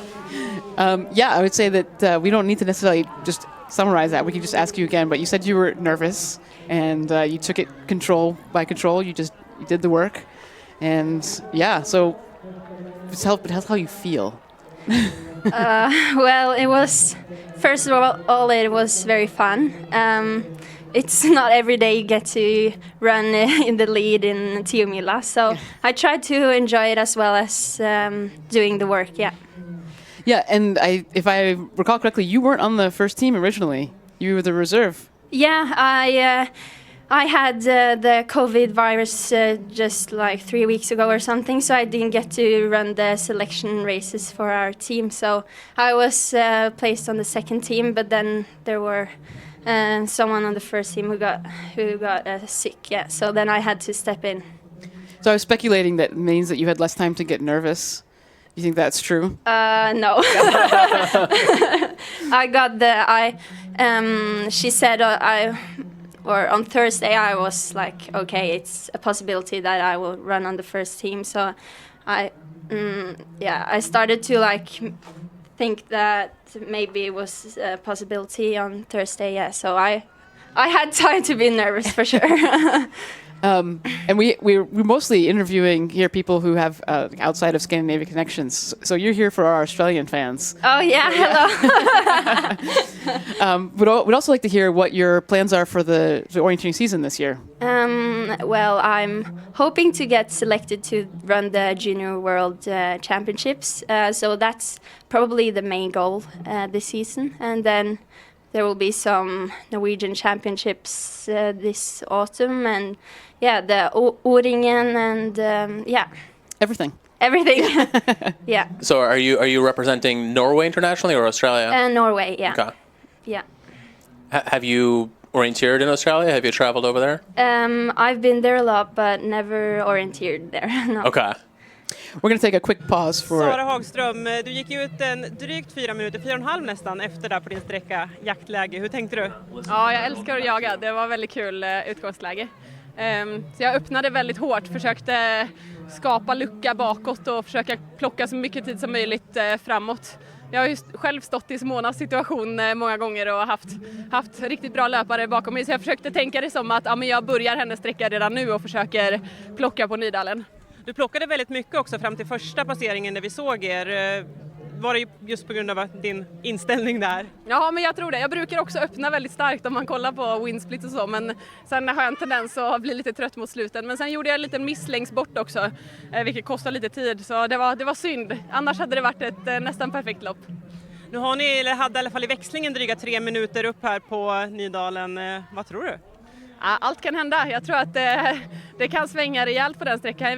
Vi har suttit och spekulerat lite och kanske att de går ner i sluttningen. Och där vet jag ju att på SM-stafetten så händer det mycket där. Så ja, jag hoppas att det kan bommas lite här och var. Kanske inte för Simonas del då, men... Ja, det blir spännande att följa. Du får gå och följa ditt lag och se hur långt det räcker. Ja, det blir jättekul. Tack så mycket. Ja, tack. So that was a quick interview with Sara Hagström from IFK Göteborg. She said that she was thrilled with the position that her teammates put her in, and she had a nearly perfect race, though made one mistake furthest back. When the interviewer asked her whether she expects, for IFK Göteborg to win, she said that part of the forest down on the back slopes there to the southeast was very tricky when they ran the Swedish relay champs there, and she expects that there will be some mistakes there. And it'll be interesting to see in the coming minutes if she is proven right or not. All right, so we were back here with Pia Young-Vik, and the last thing that I was going to ask you about. So, are you still living in Oslo right now? Yeah, I'm in the last year in high school. Yeah. Your last year, okay. Yeah. You're the youngest, so if I recall correctly, your team has people from 4 different decades. Yeah. You have quite the spread, so you were passing That's off. true. Yeah. So Hausken, born in 76, that makes her 24 years, 26. Wait, how old are you? I can't do math today. 18. Oh my God, you're 18. I turned 19. So 19, this is your 19 year. Yeah, so 27 years. So so she's older than two of you could have existed in the time that she's been. Yeah. So what's next for you? Like in your life, are you going off to... It's not decided yet, but I'm actually planning on maybe moving to Sweden. Moving to Sweden. So Norway has you for 1 more year, and Nydalen has you for another year. So yeah, how does it feel to hand off to Anne-Grete Hausken Nordberg?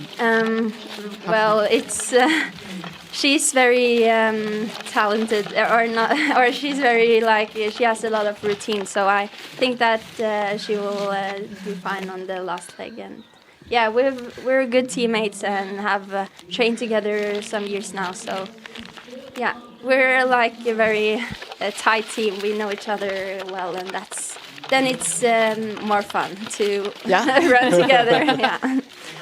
Yeah. Do you think that makes... So you have run a high-pressure team relay situation before in the youth relay. Yeah. How was this different? Was this much more intense for you, or because you're older? Yes, or I would say that maybe it matters more. You feel like it's more important, but at the same time, or you can just... Yeah, I think we have to pay attention to the screen for a second here. As you see, Simone Abersvold making a huge mistake. She has been passed out there by Lidingö and Kalle van Rasti, and she's about to get caught by the whole chasing pack. So this race is for second place has been turned on its head here. And that's, race for second place, maybe even, for who's got the best chance if something happens to Anne-Grete in the lead. So yeah, we got some excitement here, but we've enjoyed talking to you, Pia. Yeah. Congratulations. Thank you. Phenomenal run. It's been pretty exciting for me, maybe not as much for Boris, to watch Nydalen with these great runs, these 4 great runs. So good luck. We're going to watch the rest of the relay. Thank you. You're not running tonight, are you? Maybe. Maybe, okay. We'll go. Or maybe tomorrow, yeah. Well, you were specifically requested by your Australian fans, so you definitely have some. All right, go rest up. So that was Pia Young-Vik from Nydalen, who handed off in the lead. And Nydalen's lead looks pretty darn safe right now. 6 minutes and 19 seconds at the first TV control, as we saw both Yves Coyote and Kalle van Rasti make big mistakes in this tricky part that Sara Hawkström was talking about. Sara was hoping that the mistakes would come from other teams than her own, but that's not always how it happens in orienteering. So now it is a race. I'm going to go out and say no one is going to catch Hausken 6 minutes the rest of this race. So to me, this is a race for second. Prove me wrong. Yeah. And the race for second is very tight. Look at that pack of women over there. You have Entienne Yui, Jarla, Kåre, Panorhus. You have Ika Hoppe. And notice that we seen Kalle van Rasti go through? They have not punched at the first race. I see their GPS dot. It almost looks like they're just... Are they still making a mistake? I can't quite tell, but I don't see Kalle van Rasti on the results here. But these are some top runners here. We have Caroline Olsen for Jarl, we have Lisa Risby for Kåre, and we have Andrine Benjaminsen from Pan Orhus. So obviously top elite orienteers here. Now they're trying to chase down both Simone Abersvold and Veronika Kalingina for Lidingö, who has started off the race really well. It's hard to run with a camera in the woods, as you can see. Not sure if we've lost a little bit of the stabilizer action here, because usually it looks a little more stable than this. But, yeah, it's just, I think many of those that pack, I mean, there's been a chase pack for the last 4 legs. And then Nydalen out in front. So the race has really been, it's like Nydalen is doing their own race. They're running individual start race, and everyone else is in this mass start, and that's where there's been a few mistakes. There's been a little bit of shuffling of the lead, but all the excitement has been in that chase pack. Yeah, really since the first part of Helena Carlson's race on the second leg, Nydalen has really been by themselves and not really seen anybody else in the forest. There we see Tova now up to 9th place, 10:41 back. She has gone even with Hausken, or maybe lost a few seconds. So while Tova is certainly on the hunt, she may pick up some places, but again, it's hard to see her or anyone else catching up to our leaders. And I think we missed Kalevan Rasti's punch. So I think they're in there somewhere, and they may actually be in 3rd or 4th place, because I see their GPS dot, and they sure look like they are moving right along. There you see it on your screen as well, behind leading air, but ahead of the Jarla and Yivka Göteborg pack.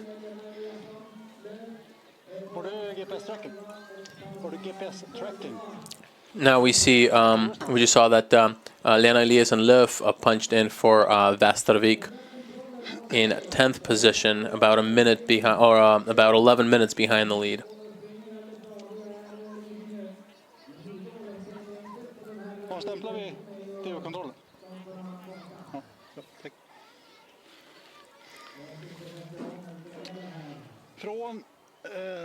Nu kommer Tove.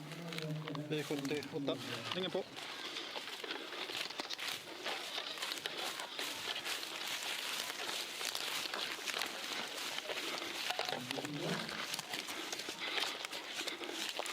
We see that the cameraman is trying to keep up with Tova. That is no easy task even without a camera. But he seems to be, or he or she is managing okay for now.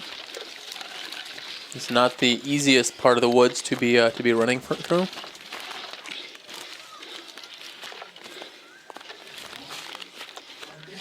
I think Tova is just at the beginning of this long, massive leg 5 to 6. And the cameraman is doing his best to chase her through green, stony terrain uphill, but I think he has now given up. No, still has her in sight a little bit.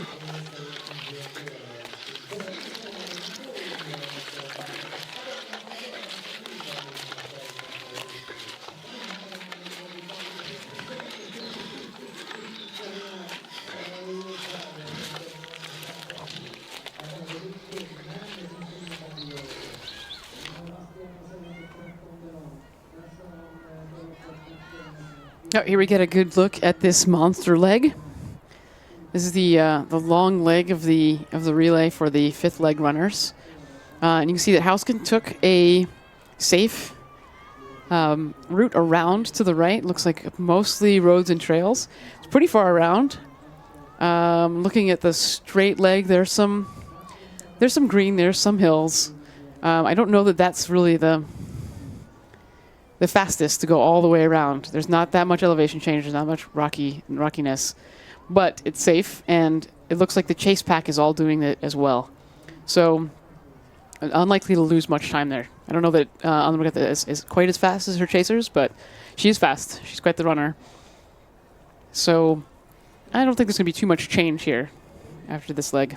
No, I wouldn't expect that either. I'm curious if anyone would take kind of a more straight-on route utilizing the ski trails, but obviously none of them think that's faster. Also, what is Tampere doing? Yeah. Are they on the previous leg? What's going on there? Or is that a huge mistake on the way to number 3? That's what it looks like, huh? It really looks like Tampere has, found themselves thinking that the hill that they're on is a different hill, and probably confused to why it's not green. And that's Sila Kinney, Finnish national team runner, who was on the team that won Tiomila with Tampere 3 years ago, the last time we had a Tiomila. But this does not appear to be her best day. Yeah, so nobody has taken, of these runners that are out now, I don't know if there's anyone out in this lead group without a GPS. Everyone is going around to the right. And I think for Hausken, it was the safe choice. And for the pack, it's as long as someone is doing that, then they're all going to do it. And here comes Anne-Margrethe Hausken Nordbrook to the second TV control already. She's picking up some fourth leg runners. Looks like a Tullinger runner there. And a Tuna second or third team runner. Yeah, it's interesting. No, for a leg that long, you would have expected that there would be kind of multiple route choices that runners would take, but it doesn't look like it. I kind of see a Paimon and Rusty dot that's going perhaps straight on. But otherwise, it looks like everyone is going around all the way around on the right, one way or another. Yeah, I imagine, actually at night, I would think that if this were at night, they would do that. There would be a strong inclination to take that right route. But at night, you might get some more splitting because people won't see as well. Yeah. I don't know. You see the group in front of you because they've got lights. Well, I think the next time we talk has figured out that they were on the wrong hill. It's not a good day in the forest. Oof, that is not good. I think the next time we talk to one of our course setters, we will ask about the route choice options on this long leg because it has not proven to be particularly decisive, which I think is not the... No, as a course setter, you usually want the long road leg not to be faster or not to be obvious. Yep. And it may not be faster, but the fact that they're all doing it for whatever reason, for whatever tactical reason, makes it less exciting for us.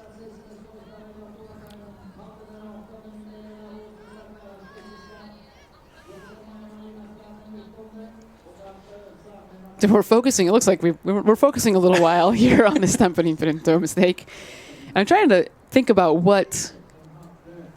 I guess she must have the direction that she took out of the control. If you look, going almost straight south, she must not have realized that her direction changed so dramatically. And then when she hit the trail, took that left turn, thinking she was much further down the trail, and that's why she ended up going as far as she did, and probably tried to make things. You try to make things fit, especially in this kind of a situation. The last leg of Tiomila, you don't assume the worst right away. You say like, oh no, this has got to be it.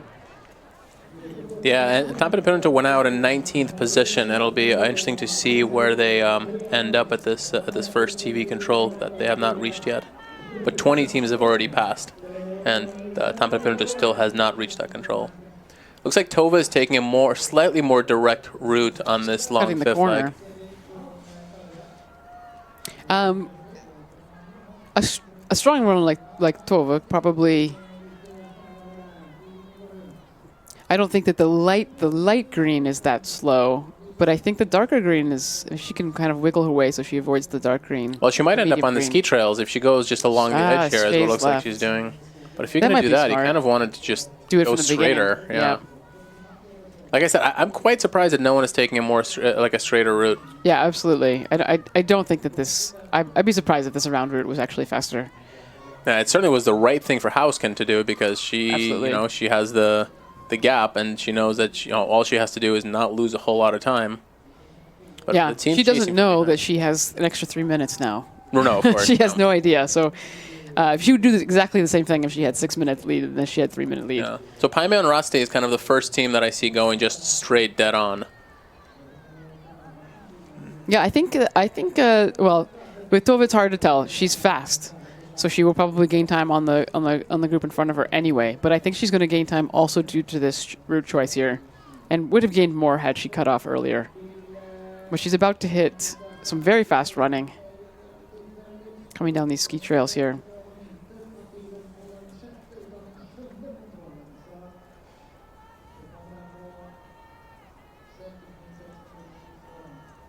It's up, right? Coming up the ski trail. Down is a directional, but it is actually up.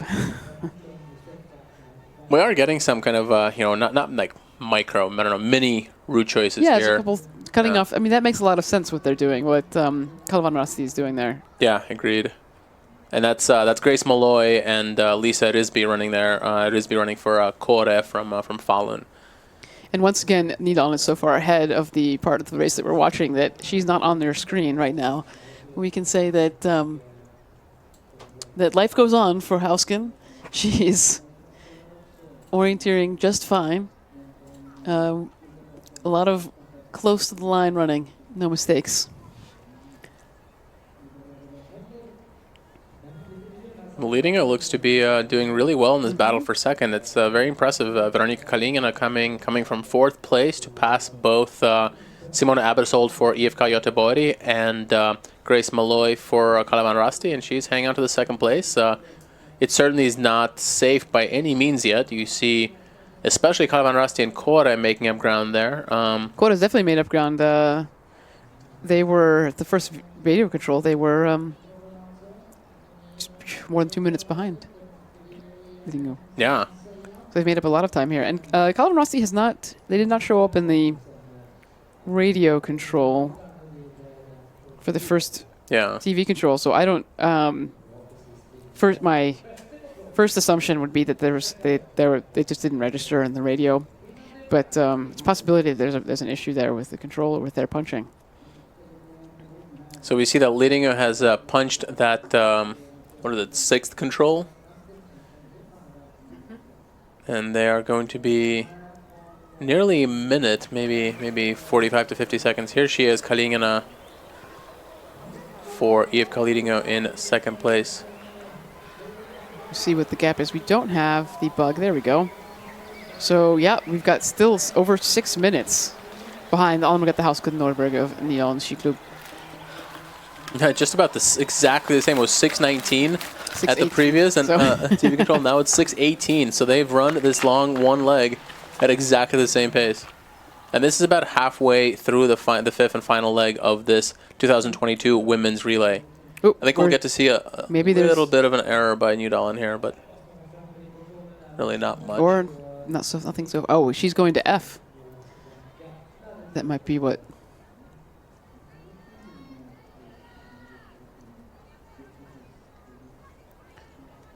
Ooh. Oi.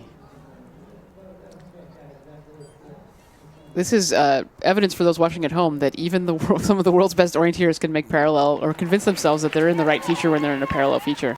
So it looks like at least a minute lost there, I would say. Yeah. And there we see Grace Malloy for Kalevan Rasti in 3rd and Lisa Risby for Falun, for Okakora from Falun in 4th. And then there should be a whole other pack of teams that went around on the road and lost a little bit of time to Kåre and Falun. I think Andrine Benjaminsen was in there. There's Simona Abersol, Caroline Olsen. Yep, and actually those 3, yes. Yep. And then here comes NTNUE as well with, I think, Anu Toimisto. So those teams are all over 7 minutes back. And, you know, it'll be interesting to see when Tove comes in because she took a pretty different route choice from all of them. She was over 10 minutes back at the previous TV control. Here comes a whole other pack. That's at the first TV control notice. Those teams are well behind, including Alfta Ösa 16 minutes back. Tiseren, another favorite team, almost 20 minutes back. Here comes Hakaspoikerna in 9th. They're just over 8 minutes back. And I'm expecting Tove before too long. I think she was 10th at the previous TV control. And I think she was in 10th and 9th. 10:41 behind. So yeah, she could probably gain a minute. Oh, but she was actually 10th because the KR, Kalevan Rasti hadn't registered. Oh, punched, yes. So she could gain a minute on her route choice through there, for sure. Well, according to my GPS, or according to our GPS tracking, she has already punched that control. The long leg one or the? Yeah, this one. Oh, here she comes. It must be a little bit delayed here. So there's Tove. The clock is ticking up to 9 minutes, but she has certainly picked up at least a minute on the lead here. So yeah, almost 2 minutes. Does seem to be running the fastest of everybody, which is not a surprise. Yeah.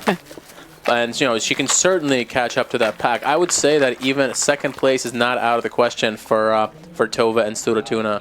But I don't think that first place is realistic for them.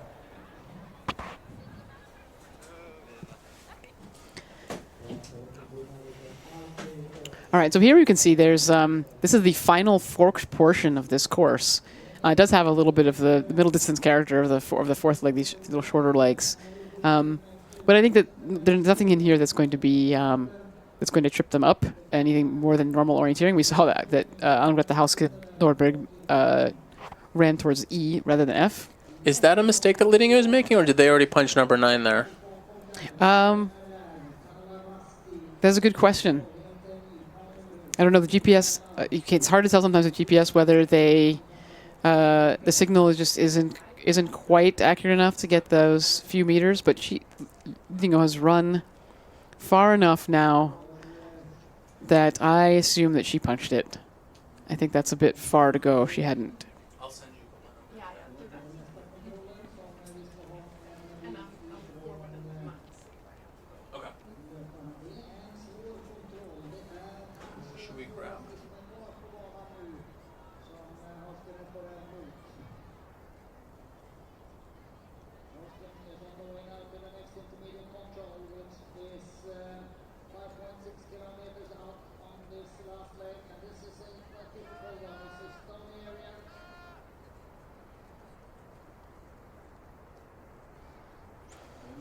It doesn't look like Lidingö made a mistake on that one. I think the GPS tracking just wasn't quite good. Showed her not getting as close as she actually was. It looks like this must be the next TV control, so we're waiting for Hausken here. This one is only 1.5 kilometers from the previous at 5.6K, so about 2/3 of the way through the course. We did see the small mistake from Hausken where she ran to, I think it may be coincidentally she ran to the wrong forking. I don't know that there was any. Here she is.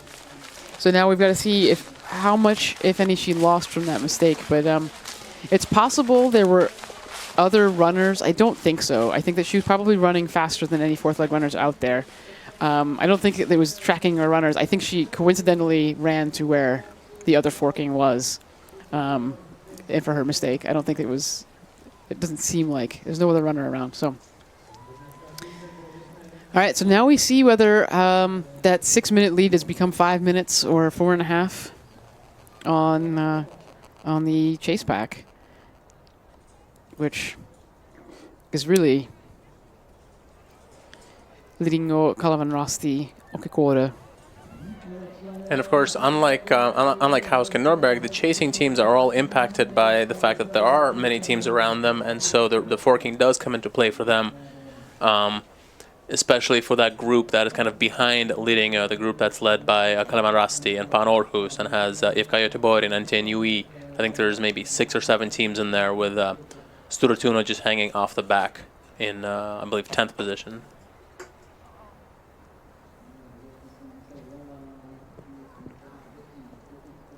If you talk about kind of the strength of those runners, obviously, Tove is kind of the biggest name in that group, followed by perhaps Simona Abersold.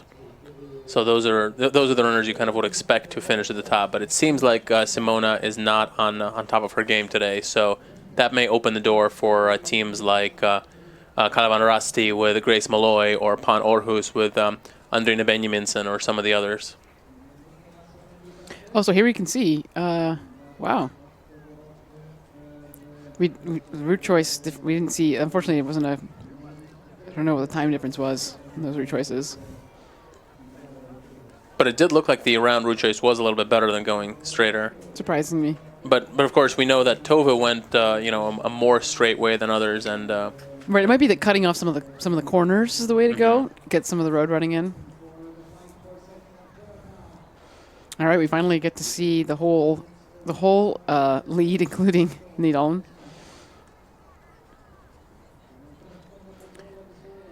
So we know that Hausken made that mistake, but it's still a very large lead. Soon it looks like this is the unforked part of the course. So that whole pack, they won't know exactly when things become unforked, though they're going to have a sense that they're approaching the end of the course. But that's only going to help that chase pack, but also means that they're going to be jockeying. You may see someone take a choice a different route choice is a little risk, an attempt to get ahead, especially if they don't want to be in a head-to-head all-out sprint in the finish, if they know that the person they're running next to could out-sprint them. So it'll be interesting to see, because it's quite a few runners, and fighting for second, third, fourth. It'll be interesting to see if anybody sort of breaks with the pack and tries to do something a little different as they come together. And now it does look like Lidingö is missing a little bit. So that's an opportunity. This time that looks real. Yeah. And that may be an opportunity for Lisa Risby, who's having a great race, to potentially get in and get Kåre one of their, perhaps their best result ever. Yeah, it looks like Kåre has punched before Lidingö, is assuming that the GPS is yeah, accurate. I also see that Kalevan Rasti's dot is dead, and so it may be that Grace Malloy is further ahead than what the dot is showing. There we go. So no, it looks like Kåre is in front. It sure looks like Lidingö has missed, and then we have a pack that includes Pan Århus with Benjamin Senjevka Göteborg with Abersold, NTNUE, and Kalevan Rasti with Grace Malloy. Doesn't look like Tove has really made up a whole lot of ground there. She is chasing down Caroline Olsen, who must have missed there. I didn't see her miss, but she was with those other teams before. And then Hakarsborg. That means that she's made up more time since the last one. Let's see.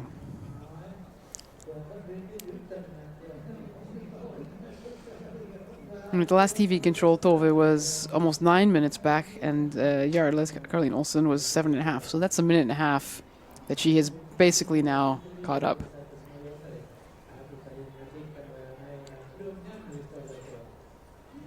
Yeah, but that looks like it's more due to Caroline's mistake, just because all these others That's true, are still so they're in front. relative to the front pack, not as much. But how far behind did, in what place did Lisa Risby start out this leg? 'Cause she is having a killer last leg. Looks like in 6th place at 8 minutes back. So she has passed Pan Århus, Lidingö, Kalevan Rasti, and IFK Göteborg, some of the biggest clubs in the world. Yeah, that's great. I think that given where everyone went out behind Hausken, well, after the 6 minute change, that second place is the prize here. So that would be a phenomenal, if she can hold that. It'd be a really great finish. But it's certainly not over. There's definitely still some orienteering left. And, Lisa Risby has to hold off some of the very best orienteers in the world. Yeah, there's definitely enough orienteering left. I mean, there's a good 3 kilometers of orienteering left, and 2 of it is real. Is actual navigation. Oh, and here she is. There's Lisa Risby. Looks like she's having a little bit of a doubt, but I think, she sees the camera, and that sometimes can be confusing. You see the camera and you expect the control to be right there, and it isn't always, because the camera typically is a little bit away from the flag, but in this case, it leads her right to it. We're right in front of it, but the camera's actually just zooming in. Yeah. So she's 6:06 behind. At the previous TV control, she was 7:18 behind, so she has made up more than a minute. Probably a good chunk of that was on that mistake we saw by Hausken, but also she is just running really, really well and cleanly, and there's clearly a gap from her down to what looks like Simona Abersold in third. She has once again caught up and passed Lidingö and Kalingina, so it is Abersold coming through in third here. Kalingina and Lidingö in fourth. No sign. Oh, there we go. Yep, I was going to ask about Pan Århus and Kalevan Rasti and NTNUE. We see 2 of those. We don't yet see Kalevan Rasti. There she is. There's Grace Malloy in 7th. And that is quite the pack. They're only 40 seconds back of second place. So this race for silver is on. Yeah, that's going to be really exciting. There's 6 teams, and they're all close enough. The order of this could be, there's any possibility of these 6 teams. Finish order at this point. And the 3 teams behind, maybe even the 4 teams behind, especially I would say Jarla and Tuna, can also still have an outside shot of getting themselves into that medal conversation. Here comes Hakarsborgarna in 8th, but I think we will also see Tuna here. There is Tove. And Tove is now 7.5 minutes behind, so she's continuing to gain. She was 9 minutes behind last time. Hakarsborgarna in 9th. Caroline Olsen we have not seen. It doesn't seem like she's having a great day, because I think she's continuing to lose time to the leaders here. Yeah, so I'd actually increase my group now size to 7. I would include Store Tuna with Tove Alexandersson to that. There is Caroline Olsen. Okay. And I think that's it. I think that Lena Eliasson Löf has lost too much time to be in this conversation. And so I think it's these 10 teams that will... be top 10, and the order is the question. Yes. Here. Now, Hausken has, you can see here, 2 more controls with real, orienteering. But she has a 6-minute lead. So things are looking very good for Nydalen today. Very poetic that the last time Nydalen Ski Club won the women's relay was also in this location in Alnebolde, west of Österås in wait, where are we? Örebro. And back in 2006.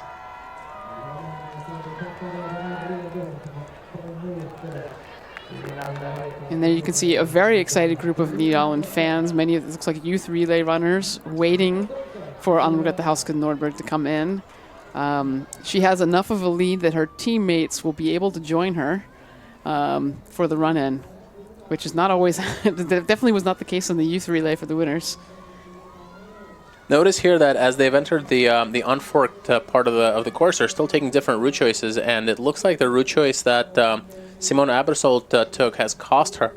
And the more direct route taken by NTNUE and Pan Aarhus has worked out better, and they've gotten back in the front. Meanwhile, I think leading maybe just losing on physical capacity here. We're getting into the last stages of this leg. She's a young runner, Kalingina, and I think she may not have the pure speed to keep up with a Simone Abersold or a Andrine Benjaminsen here. But Lisa Risby still out in front of this pack, still holding on to the second place, but it's definitely not done yet. Meanwhile, just 3 controls left for Hausken. And she's managed the last semi-long leg without any problems. I don't know if there's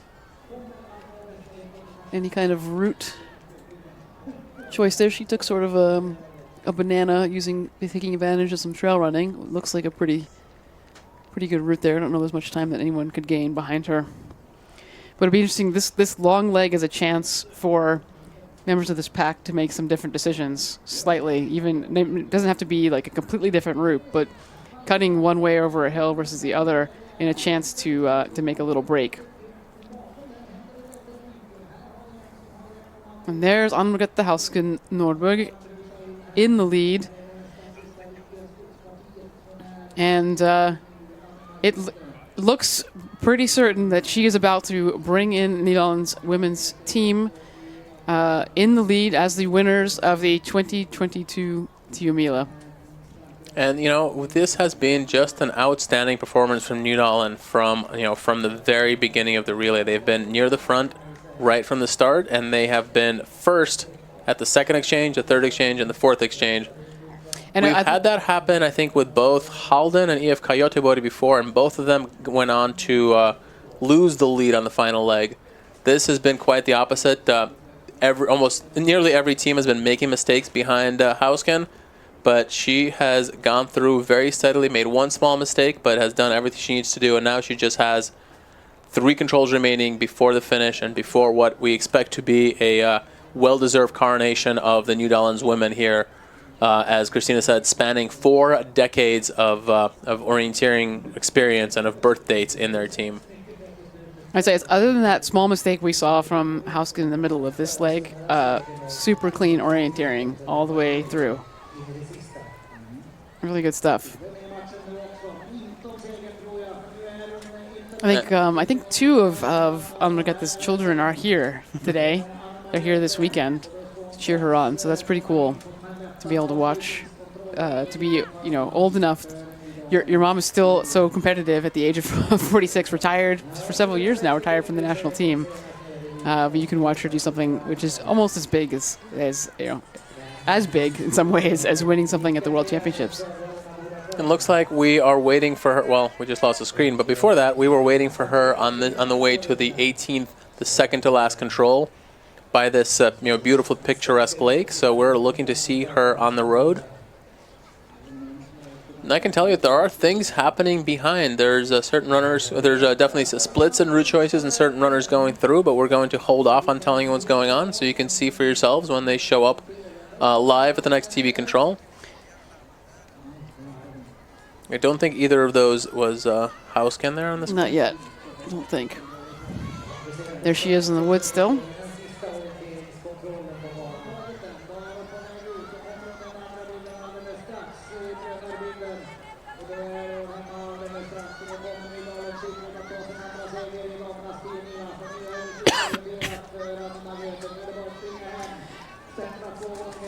I'm under no obligation to bring unbiased coverage of this relay.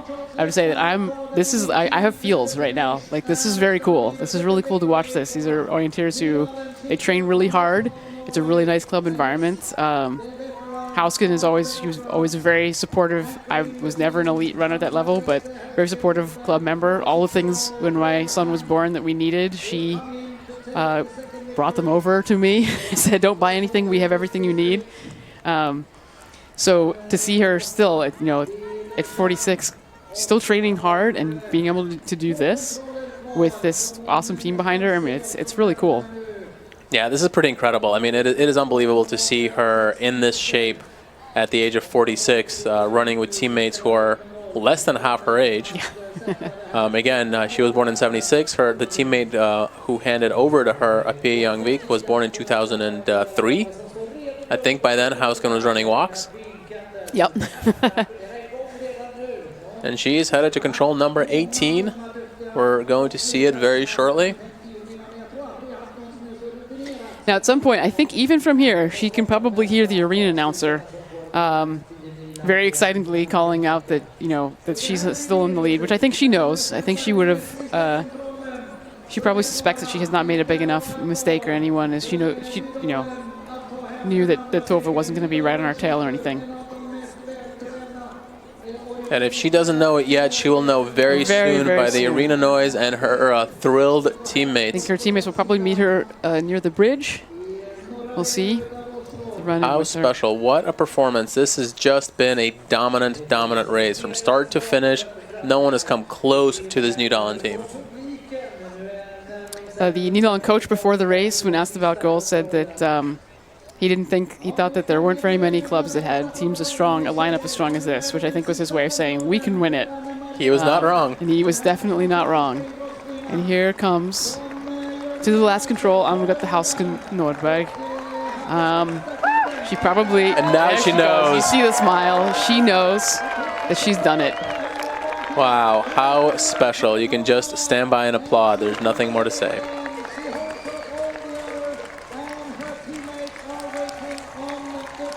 Oh, there's the joy.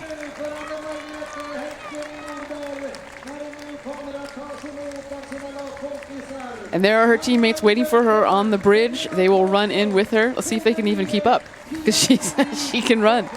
There they go. They're being offered a flag. I think they're taking it. They've got the Wimpel from Nydalen Skiklubb. So we have it, a really outstanding, unbelievable performance from Nydalen Skiklubb from start to finish. They've been in the lead for almost the entire race, almost clean orienteering the entire way, and 4 decades of runners. There are our champions, Nydalen's Skiklubb, with Anna Ulvensson, Helena Karlsson, Tony Liu, Pia Youngvik, and Anna Margrethe Hausken Norberg. Dominant. What a performance. And they are done at 5:15 here. The predicted finish was 5:16. They are right on. And I think Johan Persson, our course setup, will be happy with with this prediction. They hit it right on. Yeah, and also, I mean, how cool. I don't know if they had a special focus on this particular Tiomila, given that the last time that the club won the women's relay was here, back in 2006. But I mean, why not have that be the goal? We did it before.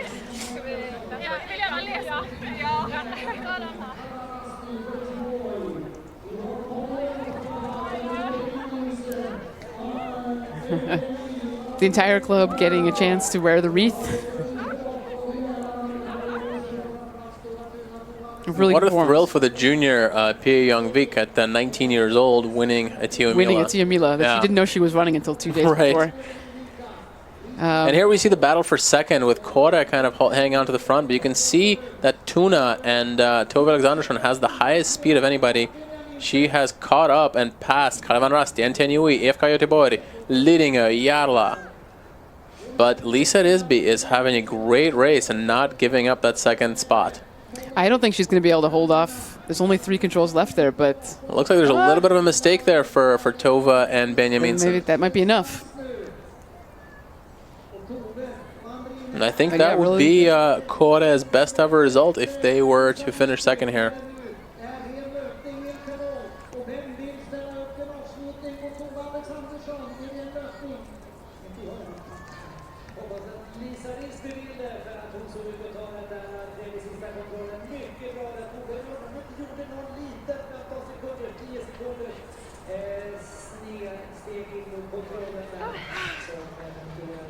And here we can see the Nidalum team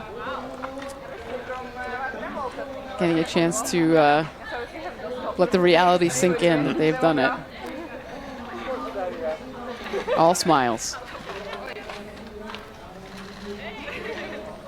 I think the great thing about these, about relays, especially when you get to the 5, 7, 10 runners, is it's really about which team strings together everyone having a solid run. Well, in this case, it seemed like they pretty much all had spectacular runs. Great runs. It wasn't even solid runs. It was all pretty much awesome runs.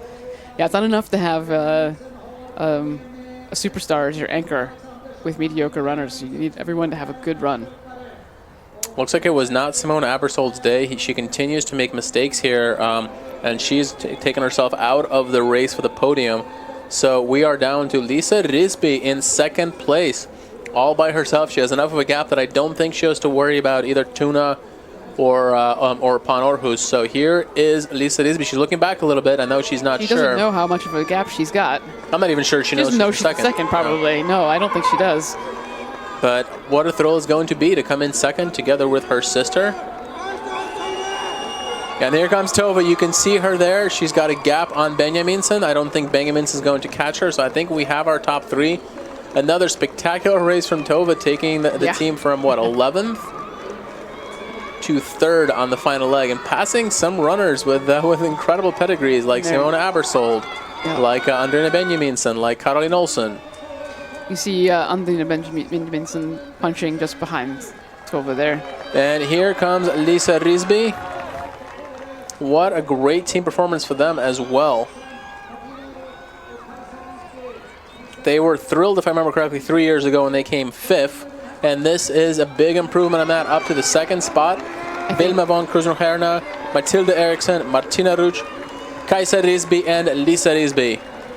And Lisa Risby, it looks like she had just learned that of her placing, that she was second. Big smile on her face. Her teammates, enough of a lead, about 30 seconds at the pre-warning, that they can run in together for their second place finish. And they will be the top Swedish club, Åkakåre from Falun in Sweden.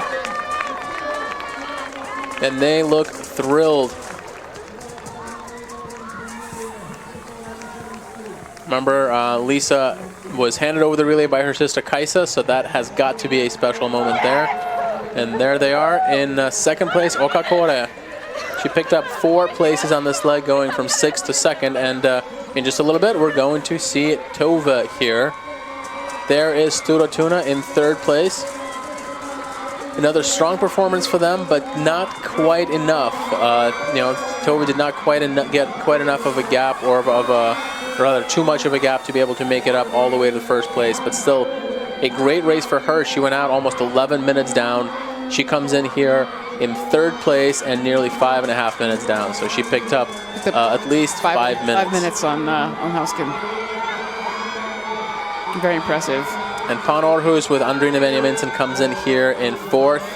She looks somewhat disappointed, even though that's another great performance for Pan Århus. This is kind of their first year back at the top after the golden generation of Danish Pan Århus orienteers retired. The group that included Cindy Sös and Ida Bobach and Maya Alm and Cindy Quinting and Emma Klingenberg.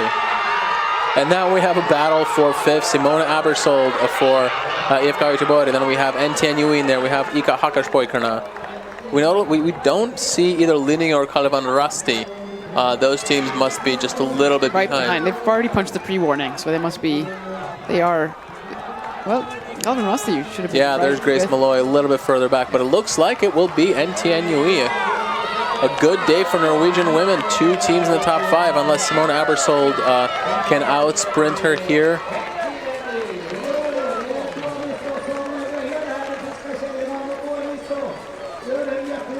It is a Finn Anu Tomisto, as we said, on the final leg for NTNU, and she will cross the line here in 5th position. A great result from them, coming off a 19th position 3 years ago.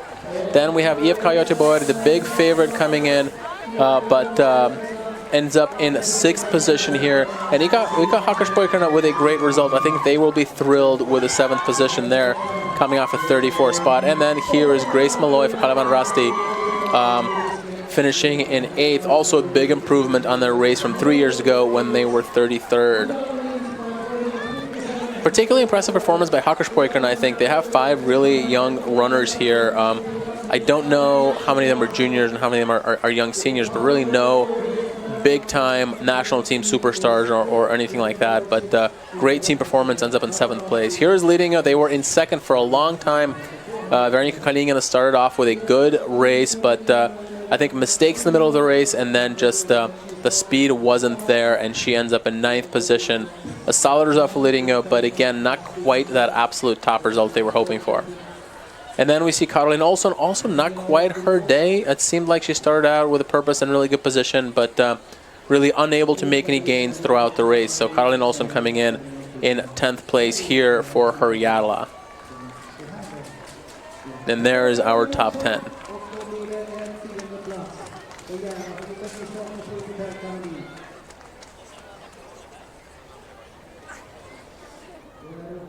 And with Järla punching, that's 10 runners, 8 minutes. So really, I mean, a lot happened at the end there. It wasn't like a runaway of anyone other than Idalen. A lot of shuffling around. Yeah, nearly no, I mean, I think none of those teams in the back kept the same position that they started out in. And the big winners, of course, Kore and Tuna ending up 2nd and 3rd. I don't think anyone's surprised that Tuna managed to make up a lot of places there. No, but I think Lisa Risby is, obviously, she's a national team runner. She's really good, but I think I don't know that many people would have picked her out of that group of 9 teams to come in in the front. And I think I suspect we're going to get an interview with her from the main Swedish feed. I see it on the big screen now. And we will try to get an interview with some of the non-Scandinavian runners running this anchor leg as well. In the meantime, enjoy the view of Nydalen cruising to their 2 Mila victory.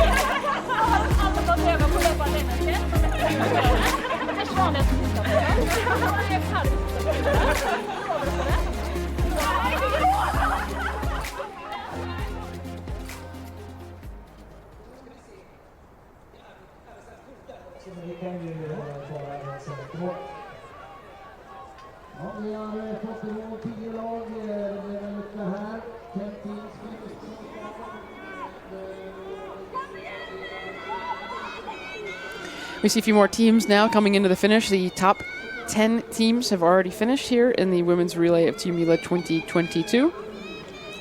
You see Gemperli here from Alfta Ösa coming in 11th position. They seem to have underperformed for most of this relay, but it looks to me like she has actually run quite well. I don't remember where they started out, but I think they were a ways 13 back. places on this. That's right, gained 13 places. Well, at least from the last TV control.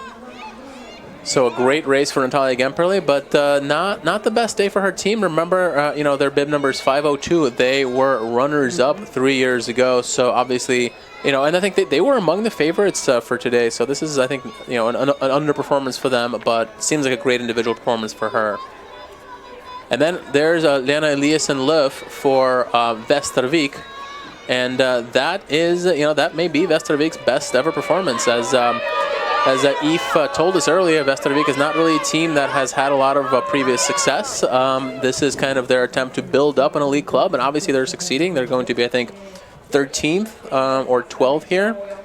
And then we also have Paimeon Rasti and MS Parma, the two Finnish clubs in 13th and 14th positions. We have... You ready? We may end up having to take some pauses here. We've got there's some interviews that may be queued up. But in the meantime, we are here in the studio. Hi. With we have Grace Malloy here, who ran the last leg for Kalevan Rasti. How did it go out there? It was pretty tough. My race was stable, but I struggled with the speed and the terrain compared to some of the other athletes. The first few legs were difficult, like the fourth and the fifth control and the technical slope. I was not so confident where I was going, but came through it okay, but I probably lost a bit of time there. I took the wider route choice on the long leg, which I don't know, but maybe you can tell me more, but I suspect it wasn't great. I don't know, but it seemed like people started to catch me up after that, and I was running quite hard, so I don't know if they went the straighter route and then called me, and then in the end there was a lot more people, and I didn't make any mistakes, and some other people were messing up a little bit, but I haven't practiced as much in this terrain probably as some other people, so I was maybe just like a little bit more hesitant and struggled in the rougher terrain, so I wasn't able to catch people unless they were making mistakes. But yeah, it would have been nice to finish at the front of the little group that I was in rather than at the back. But I think I'm overall like pretty happy, and that's our best result in a long time. So that was nice. Yeah, we were saying this is kind of the strongest Kalevan Rasti women's team that we've seen in a while. On that long leg, most people took the around route choice with some shortcuts, but Tove kind of went much straighter, and she picked up quite a bit of ground, but that's Tove, so yeah, it's hard to know how much her. of it was the running speed versus... Yeah, I mean, she came past me in the terrain, and I was not sticking with that one.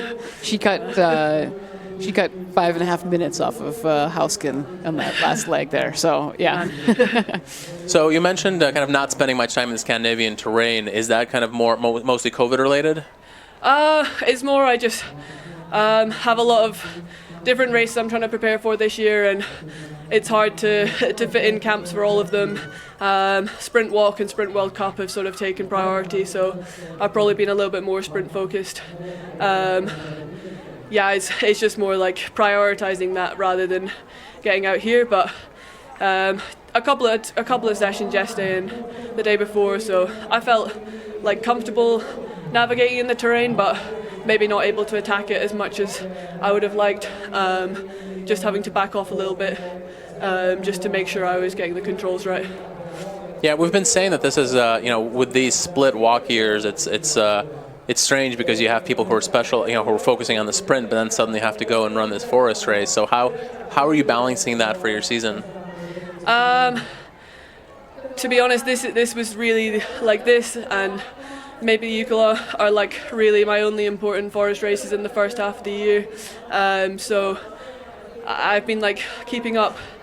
Like I haven't been completely sprint physically focused, but I haven't spent that much time orienteering in terrain, and probably the British forest races I've done this year have been on the more straightforward technical side and more straightforward runnability side as well. So it was a pretty tough reintroduction. Stort grattis. Tusen tack. Technically, Berätta, I'm du gick happy ut with how I did. drygt 3 minuters ledning. Hur gick tankarna där? We'll pause for Det just var one ju second. en We'll be back fantastisk with dag för Grace in många just a jäntor second. som We're gör sådana going to löp listen to alene and then till hela translate gängen. the New Dawn Jeg tror ikke du har så interview. mye erfaring med det før, og jeg vet hvor tøft det er den første gangen. Jeg fiksa det ikke den første gangen, så det er fantastisk godt å ha liksom, de legger grunnlaget, og vi hadde en veldig fin forberedelse. Vi trener en god del sammen, vi bor ganske nære hverandre, og jeg tror alle vet hvor gode de andre er, men vi har ikke fått vist de store stafettene ennå, og endelig klarte vi det. Hur kommer det här sig då? Passar terrängen er? Ja. Det gjorde den veldig godt, men akkurat i dag tror jeg liksom at vi var så godt forberedt og hadde liksom god plan for dette terrenget. Men hadde det vært et annet terreng, så tror jeg kanskje vi kunne løpe bra der også. For ja, det får vi være litt kaksige, men jeg tror selvfølgelig var det bra terreng for oss, men disse jentene er kjempesterke. Vi springer intervaller sammen, og jeg springer jo nesten til jeg spyr for å holde dem bak meg, og det er sånn, er man litt trøtt og kommer fra jobb og kommer på intervall, så vet man bare, ok, men da får man masse energi, springer sammen med disse her, og det blir ikke bedre.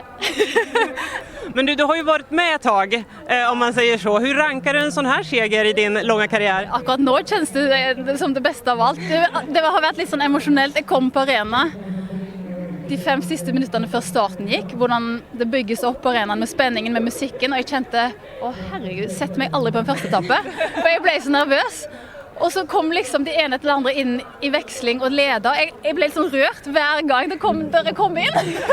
For man er liksom glad i disse jentene, og når man ser at de lykkes, og de har treff med formen, de har perfekt teknikk, så blir man så glad. Og orientering er liksom livet til både meg og familien min, og da blir man liksom veldig emosjonell. Ja. Ja, stort grattis hörni, återigen. Tusen tack.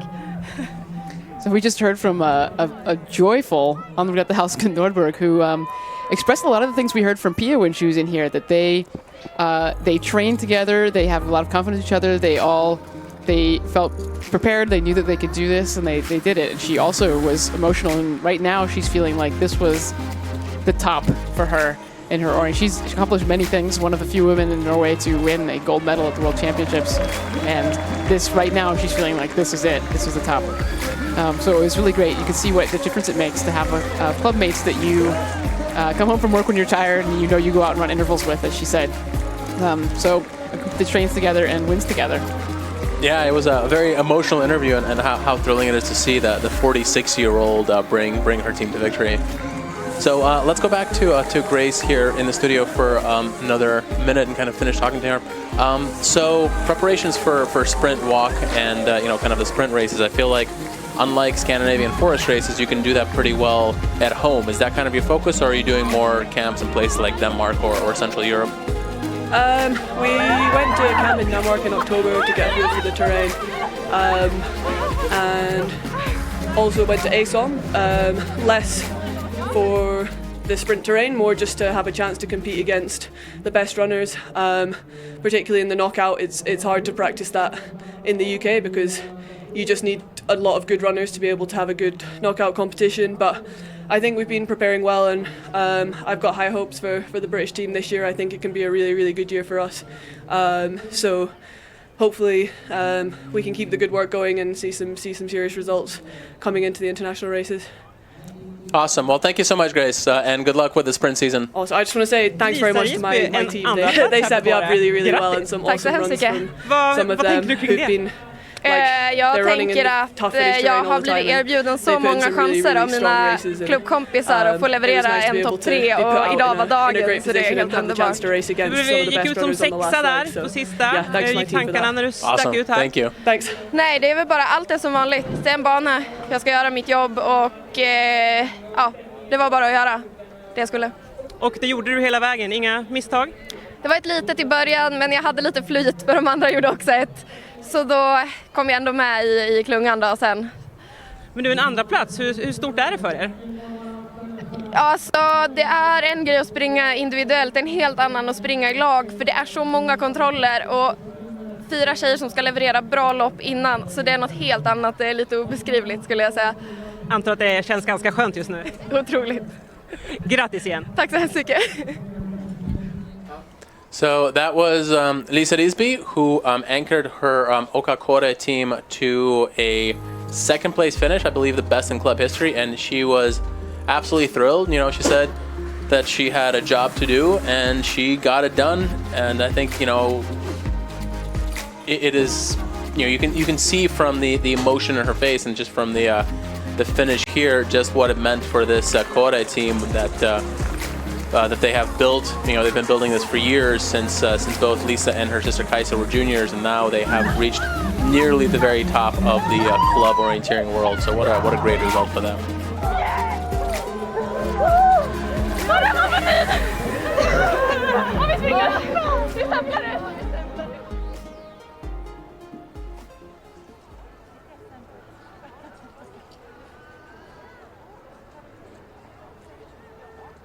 And for those still watching, you see Mina Kauppi, another orienteering legend, a many-time world champion from Finland, anchoring her Laren Suunnistajat team to the 21st position, just behind Okarline, Halden, and Yves Göteborg's second team. And ahead of them, we had the Swiss club OL Norska in the 16th position. That's a club from Switzerland made up entirely of Swiss runners.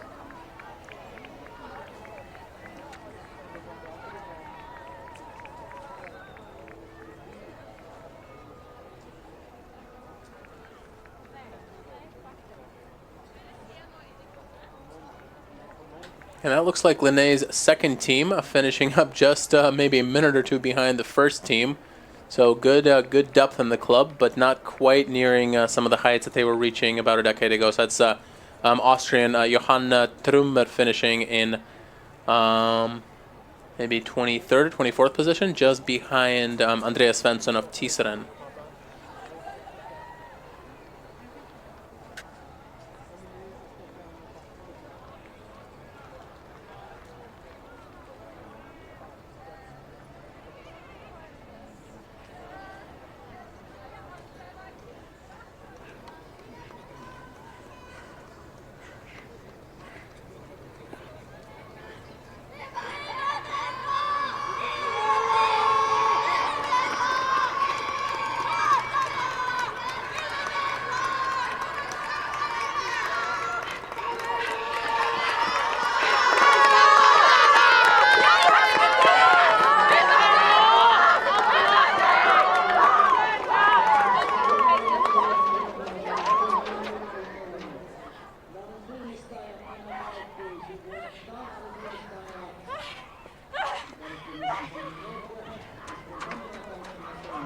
Running for the 25th position here, we have Helsingin Suunnistajat, and then she's passing someone from an earlier leg, so it'll be Helsingin Suunnistajat in 25th place behind Linné's second team, which came in 24th. Before that, we had Tiseren, one of the favored teams ahead of this race, but they really never kind of showed up near the top of the leaderboard. Ended up 23rd. They're a strong team with several Swedish national and junior and former junior national team runners, but didn't quite get it together. Ended up 23rd. Here is Helsingin Suunnistajat. They seem very happy to be in this 25th position. A big improvement on their 44th place from 3 years ago.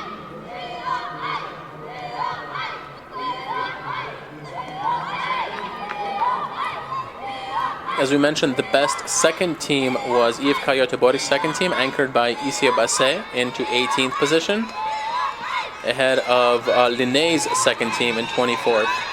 Here we see what looks like Entianui's second team coming soon to the finish.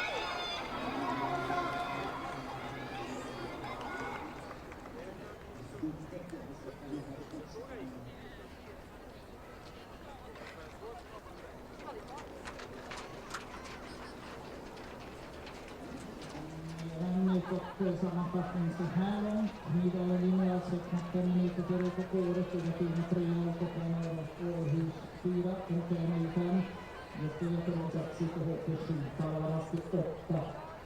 Jekolinen 9, Järna 10, Australiens 11. And if you are still listening to us, stay tuned, because we are going to get an English language interview with our winner and anchor woman, Anna Margrethe Hausken Nordberg.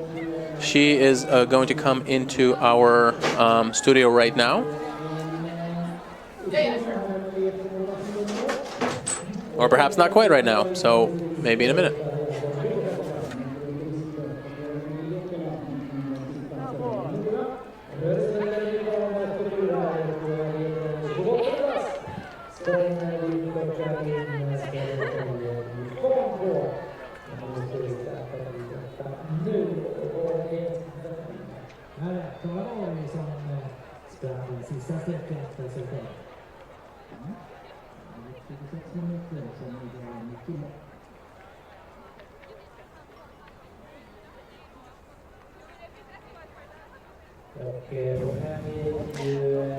Coming into the finish right now in 29th is the defending champions Tampere Brito. Obviously not the same kind of run that they had last time.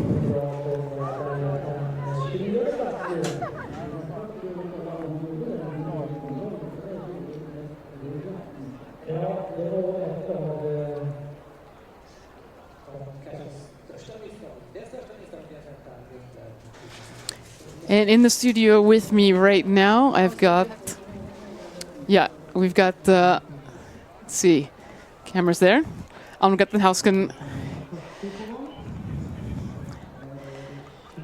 We've got the Hausken. We'll do one or two questions, and then we're actually going to have an interview from Tove on the screen. So it'll be pretty quick, but you want to hold? You hold that. Great. So welcome. Thanks. Congratulations. Thanks a lot. I was sharing with the listeners that I had a bias, that I was cheering for Nidal, and I was a little emotional. I had the feels, and you were saying the same thing, and for you, obviously, not for me, but you were feeling emotional. We're actually going to have to take a little pause. Ja, Tove Alexandersson gör tävlingspremiär här idag, springer in som 3 för Tuna. Hur var det här? Nej, det var jättekul. Hela laget har presterat så otroligt bra idag. Alla har gjort precis det de skulle, så jag gjorde mig jättetaggad när jag stack ut. Ja, du gick ut ungefär 10 minuter efter. Hur kände du? Ja, det var ingenting som jag tänkte så mycket på, utan jag visste att de andra i laget hade presterat väldigt bra. Och sen var det bara min tur att göra mitt jobb och fokusera på mitt och orientera så bra som möjligt. Hur var det då där ute rent tekniskt då i terrängen? Nej, men det var väldigt kul och fint att få springa lite i skogen igen, och sen lite så här småknackigt, kände att det var lite ovant, men jag har gjort ett stabilt lopp, så det är jag nöjd med.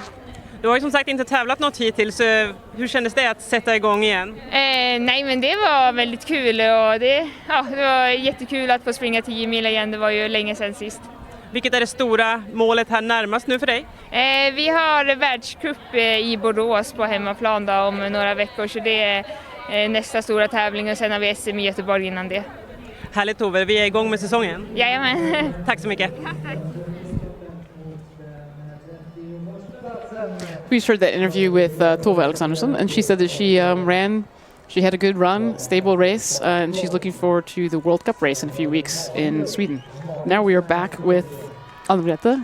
We got cut off before we even started. So, yeah, all the feels. What are you feeling?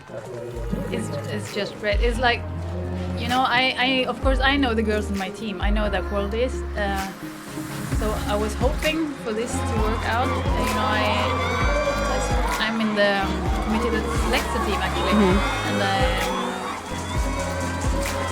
I said to one of the other ones in the selection committee, our coach Rasmus, that earlier this winter, that in one way it's more easy to beat the top teams in the 2 first legs than in the 2 last legs. So we need to prepare our girls to legs, and the one who's going to run the long one must be a girl who's able to be so cold in her head that she can run alone in front all the way. And that's exactly what happened. And you had Tone, she was solid. I mean, we saw you make one little mistake. That was, I mean, really, we watched, it was just good orienteering all the way through, all of you. Yeah, I think I have 2 small mistakes actually. Oh, we missed the other one, so you shouldn't have told us. No, but it was because I thought that, okay, if we have one in the longest leg that can, run alone in the front all the way, okay, the 4th one is so short, so it's possible to keep a lead. And I know that I have a lot of extremely, I have run several hours alone in front in the bigger relays. So I know that's actually my favorite position, to start out alone. So I knew that, okay, if we build up the girls to think that this is possible. you dream it, you have to dream it before you can do it, right? Yeah. So you mentioned a little bit in the interview in the Swedish Norwegian interview about how much you train with the group, and so how much of a difference does that make? I mean, some of these teams are people from all over Europe who come together, but all of you. Is everyone living in Oslo right now on the team? Everyone's living in Oslo, and we have no seniors in the national team actually, so we're always there. Yeah. We're not away on camps or anything, we're just there. That's right, yeah. So, and we have really good maps in Oslo and good terrains. And this terrain, I was out there yesterday and I thought, this feels like Oslo, it's not that different. Like Oslo, Norway, all the way, I think. Yeah. So it's, in some way, it's probably an advance, but anyway, I think actually this team, we could handle other types of terrain too, but, you said but that, probably more teams could handle like Stockholm terrain. Yes. So it would be tougher to win there, but it doesn't matter. We won anyway. Yeah, that's right. Yeah, I mean, to win a race like this, you have to have 5 people have good runs, and you had actually 5 people had really good runs. I mean, you really all the way through. It was really. I mean, we watching. We're like, yeah. I don't. It's never say never. It's orienteering, but this, yeah. I tweeted actually after the first TV control, you had the lead, and I tweeted and I said, "Is this the year?" After one session. So that's. Yeah, I think we had a really nice teams meeting last night, speaking through the legs, and I remember I said something about, okay, it's 5 legs, it's a lot of like 35k or something with orienteering and some difficult slopes, and I said the normal thing is that someone in this group will have some mistakes, but let's make it 30-40 seconds. Because if you have that one, it's okay. Yeah, we can handle that. We're so strong. 30-40 seconds is okay. Even more than once, can be 2-3 times during the relay, and it's okay. So just like be sure what you do when you have this insecure feeling. Like stop, check your compass, think clear, and then repair. Sure, because if you've already thought through what happens if I have that 30-second mistake, then it's okay. We talked about this. Hausken said it was okay. And it happened to me. I think I was the only one who experienced it, and it happened twice. And I just said, okay, this is normal. 30-40 seconds. I like. And how much do you think? I saw the one with the parallel marsh. Yeah. Yeah, that was maybe a minute or more. Yeah, maybe a minute. And I also had one a bit earlier. Okay, we didn't see that. I didn't see that. But that was. I discovered it quite fast, but I think maybe 30 seconds. Let's not focus on the mistakes there. No. It was, the terrain was awesome. Yeah. Yeah, so it was possible to make bigger mistakes too, but the map was so good and clear, so you could always read next point, next. Yeah, and I think, until the unforked section at the end of the course, most of the teams in the top 10 were very clean. Yeah. And then at the end, I think the pressure gets to people, right? And you were all alone in the front. We kept seeing GPS tracking where we'd see all the groups, and then you were off the screen because there was, so far ahead. So, really cool to watch. But thanks for coming in to talk to us. Congratulations. Really exciting to watch. Will you stay up to watch the men's? You're not going to run, no, right? I'm not going to run. My husband is running, I think, 3rd leg. Yep. And we have 3 kids here. You have all 3 here? Yeah. All 3 kids are here. So I guess I have to I don't know, someone is probably watching them here. I just give. Well, there are 145 other runners from your club here. They could all be watching. I told them it's like 1 hour before my start. We went to this children's playground and different things. And I said, okay, now it's 1 hour till Mama's gonna run. I'm here because I have to run well for Nidalen. You understand that? So now you should do other things, okay? Go with that. And they just, okay. So I gotta find them again now. So you haven't seen I'm sure someone came to. I'm sure someone took them to watch the finish. Probably, so I will stay here for some prize giving ceremony, and then I get them back to the hotel, and Okay. Yeah, I'll check my phone a lot during this night, of course, because I'm a selection committee for the boys too. Yeah, you want so to see we have picked 5 teams, and I'm so excited. Have we done the correct things? I have no idea. Yeah. Well, we'll be here and we'll be talking about it. So. Yeah, you should. All right, thanks so much for coming in, and congratulations. Thank you.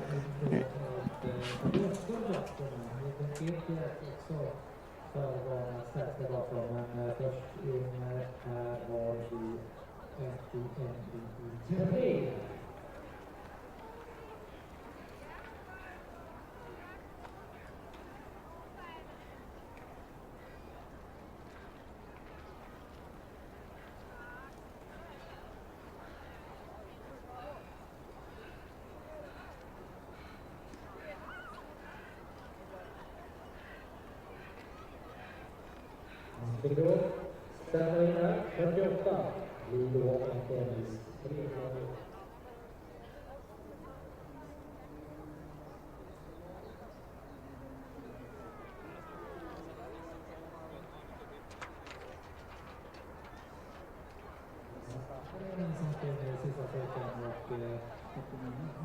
49 ska de bli då, topp 50.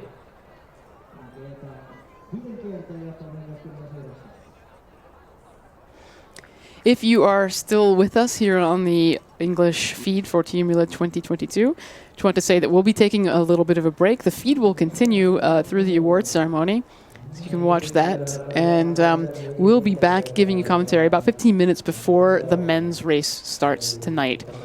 So go get a snack, take a nap, and come back and join us for the long, exciting night of the men's relay.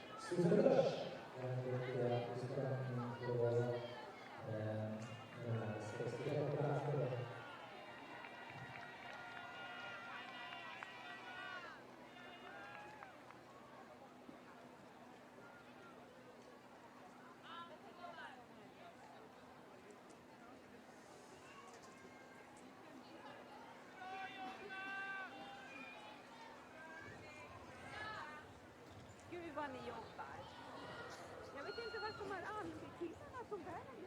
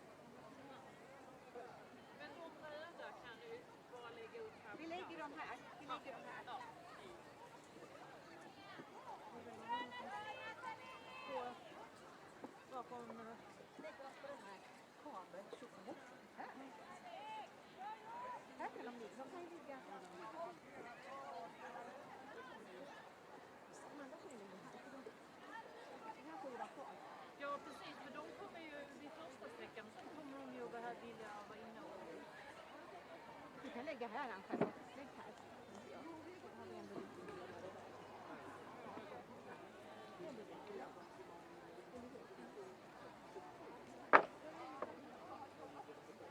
Jag ska väl gilla mina ben, så jag har suttit.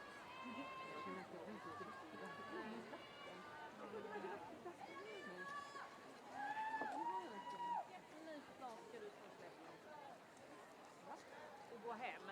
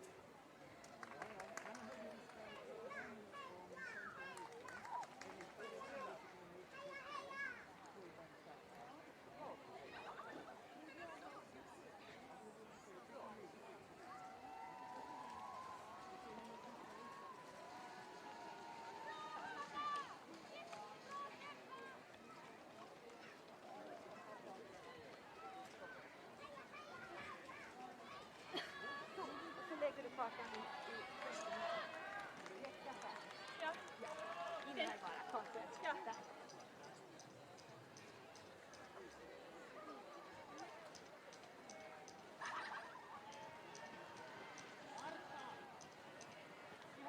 Går det in och växlar till?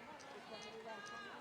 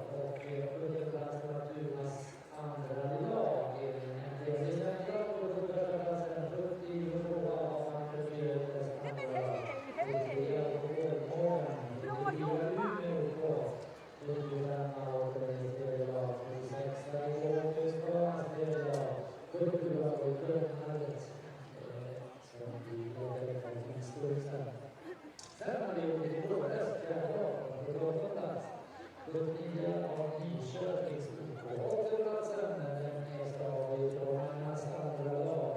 Och detta rullar vi på. 82 och Södertörn, 83 Gans på Sonta. Och sen har vi sagt med 84 Olyms. Islästigheterna. Och Lysund som har 86 och 87 Fängelsemålar. Och i Sinettringen. Och 88 ställda i detta nu. Och också det som har sen på den sista sträckan då som referens till oss har blivit 84 plats. Och sen åker den trafiken när det blir mot den 89 plats. Sätta in sig i detta nu då. Då är det Rasti Justit som är 89. Ja, på en 90:e plats har vi Bredaryska Storgård. Och sen finns på Sörköping med 91. Här sen på 100 räcker det där då. Ja, det ska. Och förlaget 1200 års tidigare.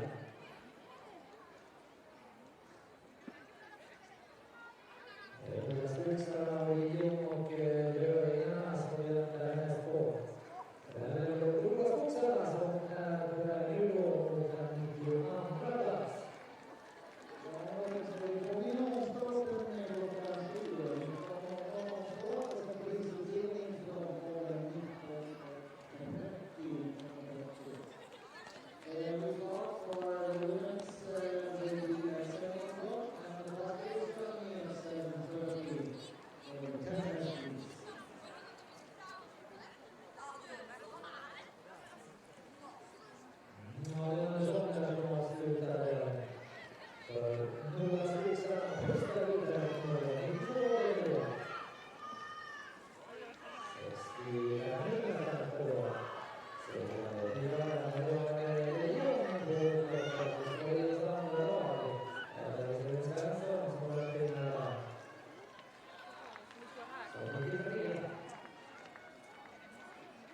och sen Göringarna. Här början av 10:19 då. Göringarnas första lag här. Klockan 94. Så vad säger ni?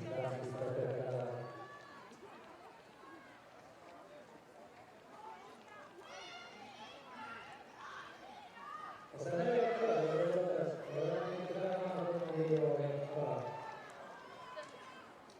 Det blir fram så blir det den sista sträckan för Växjö och Örebro.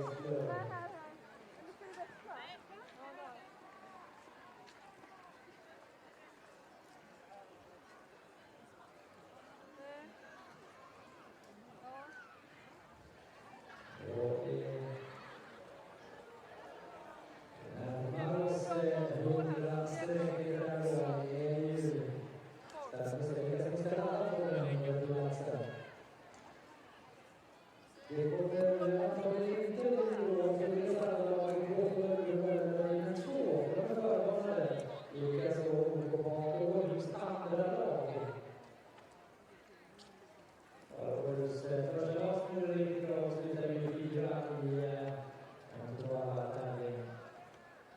Där Alvin samtidigt kämpar hårt på slutet med Toa Islansson som var snäppet starkare än deras skulle avgöras. Sista kilometers löpning och mål.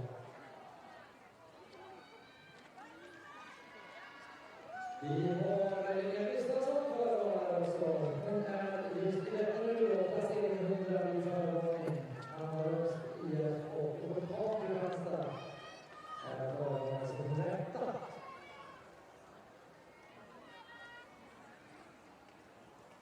Men det finns alla dagar. Det kommer att plocka en placering garanterat. Det blir en 96:e plats.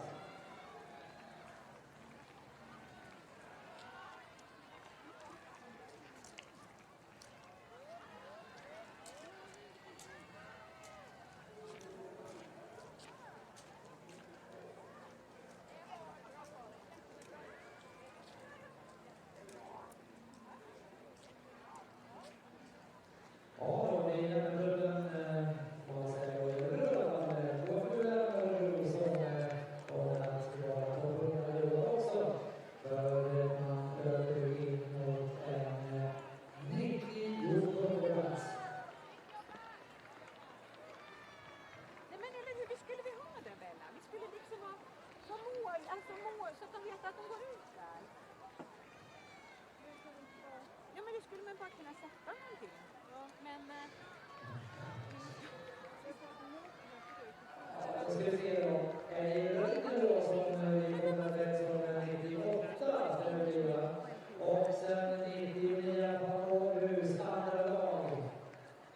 Visst är det så? Och sen har vi ORN 100 med placering i mål. Linnea Gustafsson som avslutar här inom mål. Placering 100. Och här från Stig 8 i Sörmland.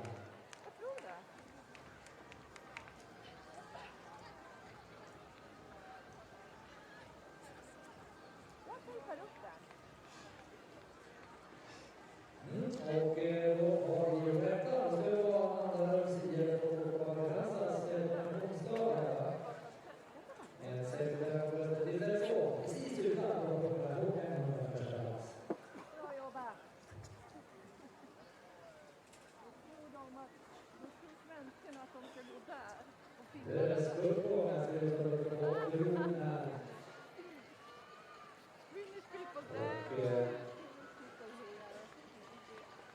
Är det Korea som är här? Det var alltså. Och det var det vi gjorde innan loppet. Så att vi kan få och i Korea på väg in som 102. En stark spurtande, stark avslutning här. Man kommer att detta steg från förmåningen i mål. Bra Lena. Och sen går vi in på en 103 plats. För Anders Borg som var på 103 och 104 på också mål. Det är ett pris 7:e lag. Och sen är det bra där och det är 105 nästan.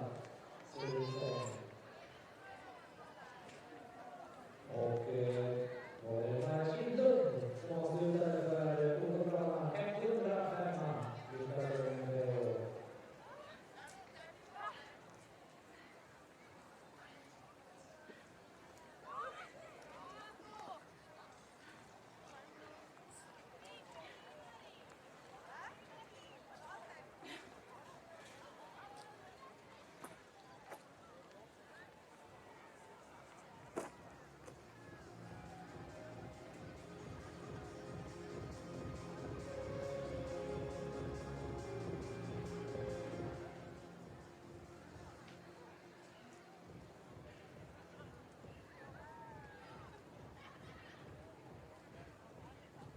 Köping Båstad har in på en 105 plats och strax bakom så ska vi Jönköping som blir oss som 107 Jönköpings fotboll. Det är Gustafsson på den sista sträckan.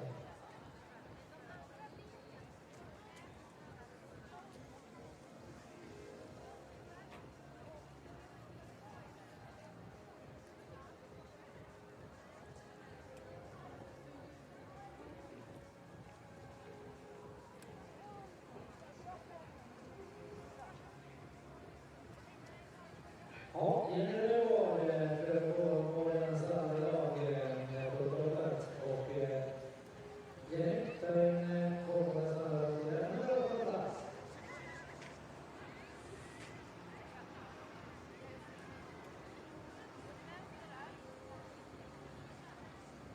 Så det är Fredrik, vi ska få prata där.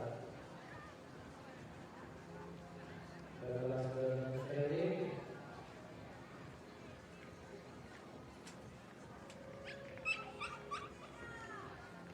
Han är konstant som är det sista.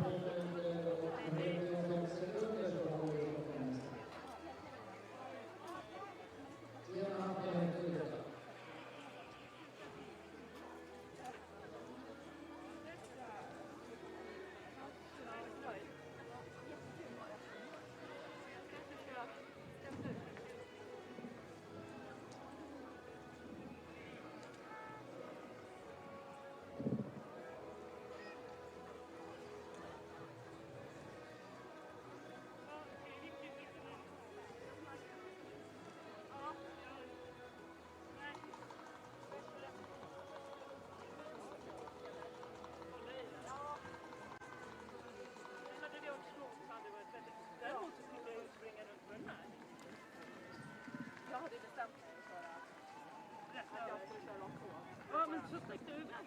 Jag bara, vänta, jag kan inte.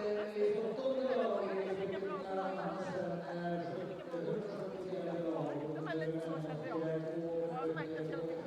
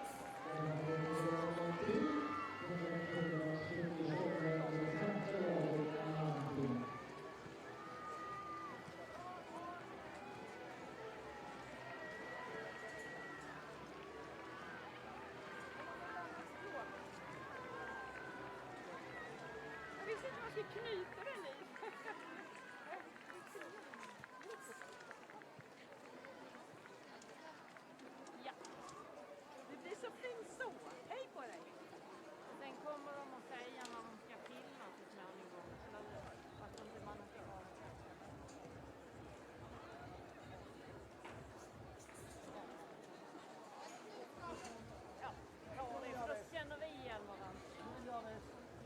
Hej! Jag bara står och väntar.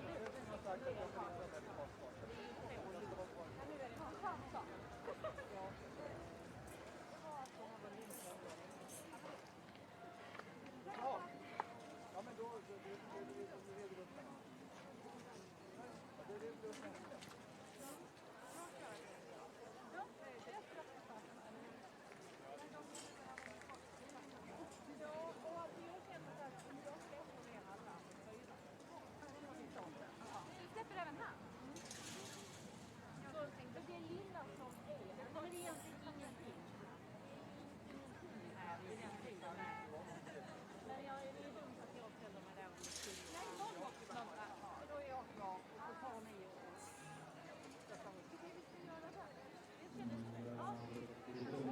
Hej! Då var det nu.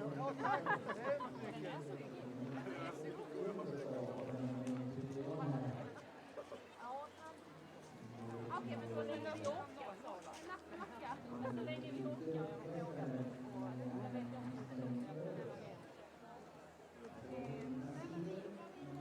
det är någon sån sak. Då kommer vi att ha... Halv 8.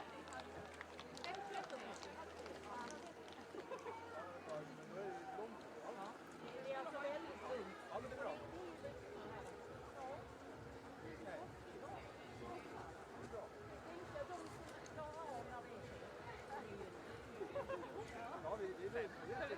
Ja, vi har en massa år. Vi har nog kanske mer än så. Nej, så vill du höra. Ja, hon ska. Det är du och jag som inte lyssnar på de där alla.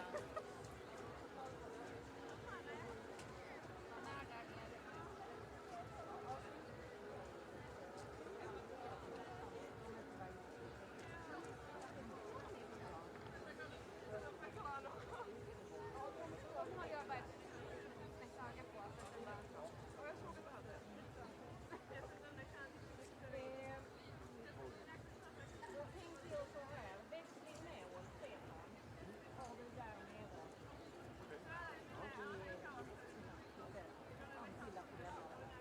Och där nere, och där blev det ju lite mer när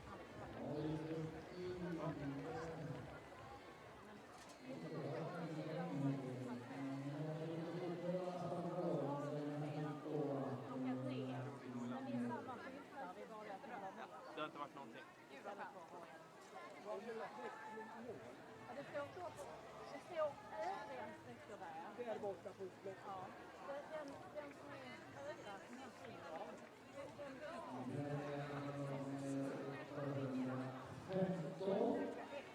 Det är egentligen...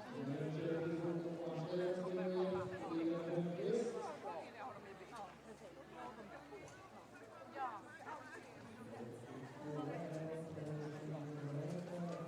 den spelar ingen roll. Det är den här den spelar. Men det är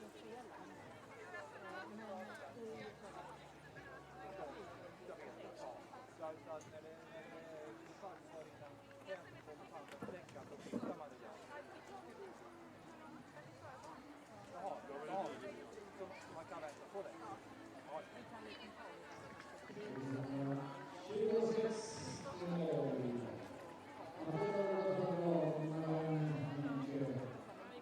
Det är kvar så länge det behövs. Och det som är skönt är att du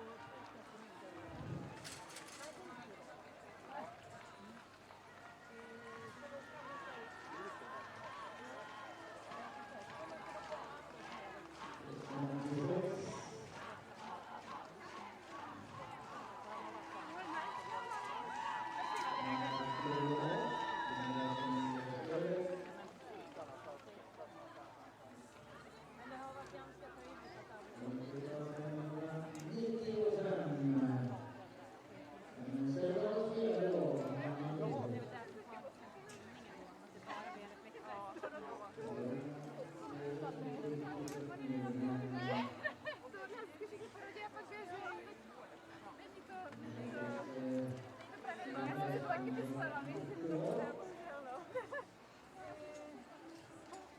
körde ut mestadels.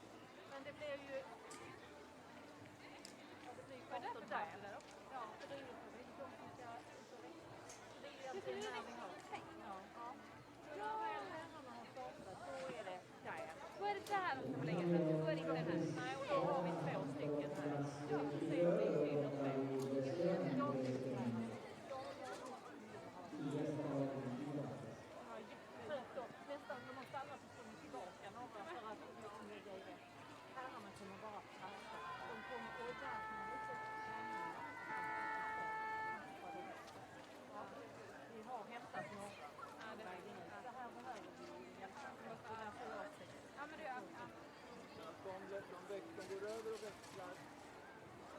Springer runt, ta kartan och upptäckta där. Går de tillbaka här. Sen ska de vidare. Då kan man se att de kommer till Alnäven karta. Jaha. Men det vill inte att de kommer med sig. Nej. Och det vet de ju.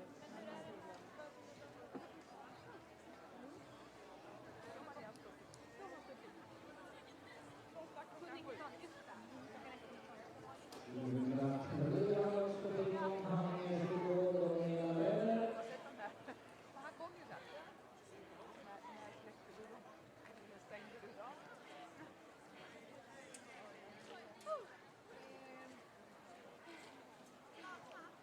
Och sen måste vi ha... Och då är ju frågan om...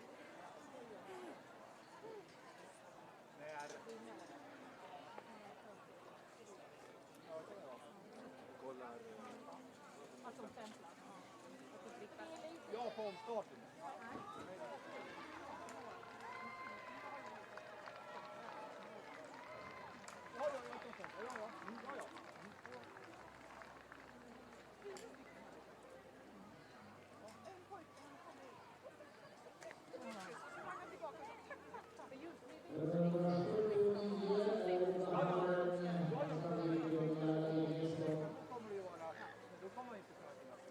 Nej, men man vill ändå...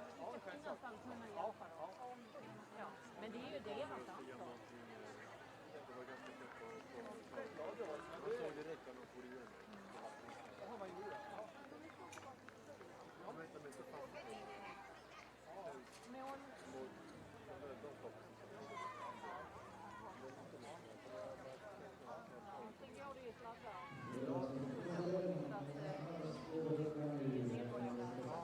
Man ligger under.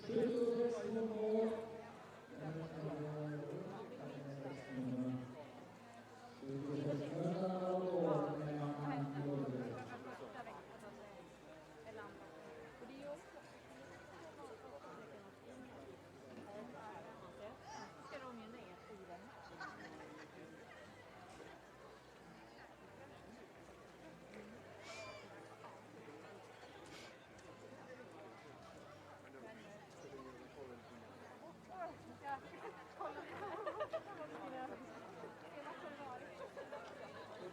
På första sträckan.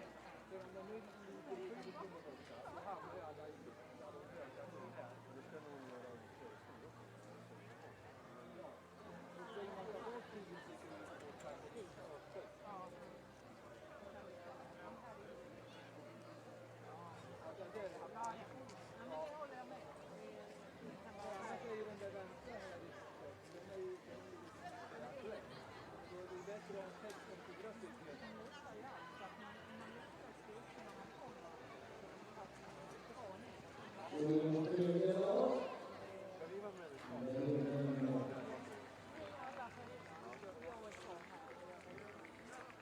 Bra jobbat! Vad var mina flames? Här har vi fått dem ändå. Jag skrev till innan och jag bara, kan man beställa flames när man kommer tillbaka? Nej, det var vi som var det. Du ser, jag har en orange. Det var kul.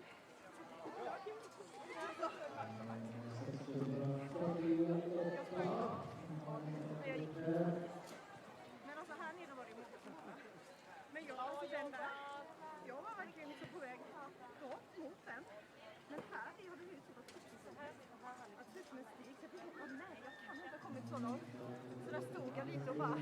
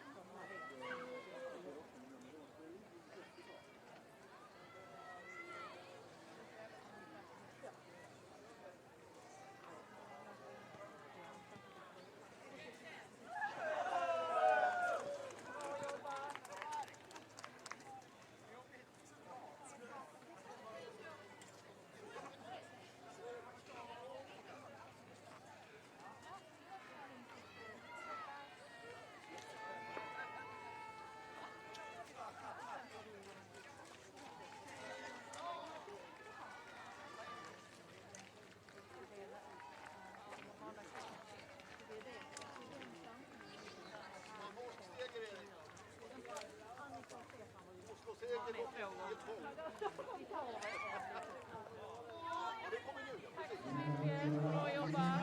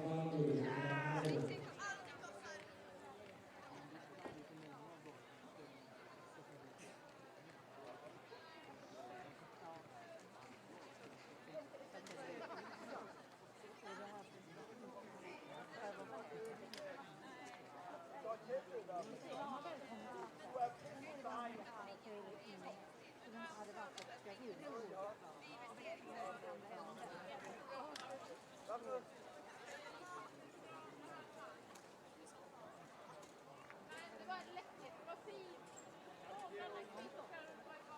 Wow! Bra jobbat! Ja. Det är så härligt att se. Ja.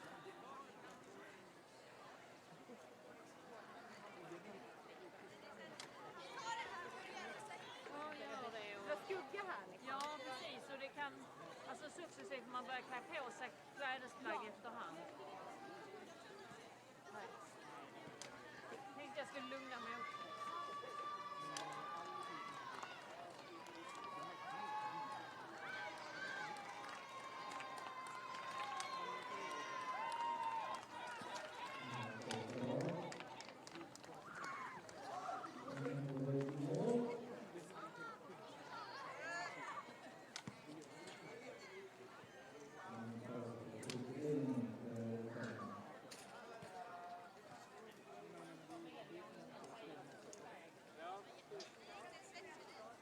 Bra jobbat!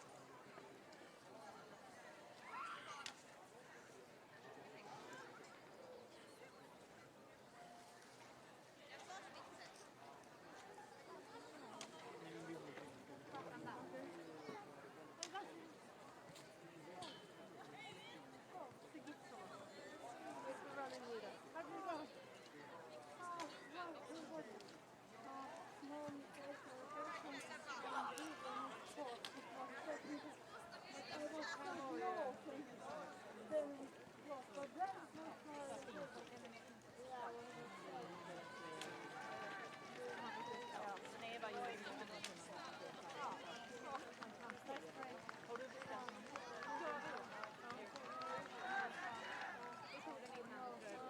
Det är enklast. Exakt, jag kände det. Det kanske man kommer behöva fylla på med någonting.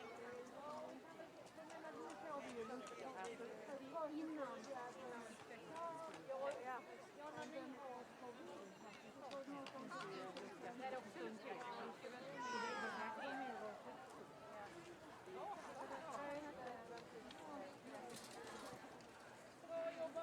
Ja, det var det. Ja. Väldigt bra.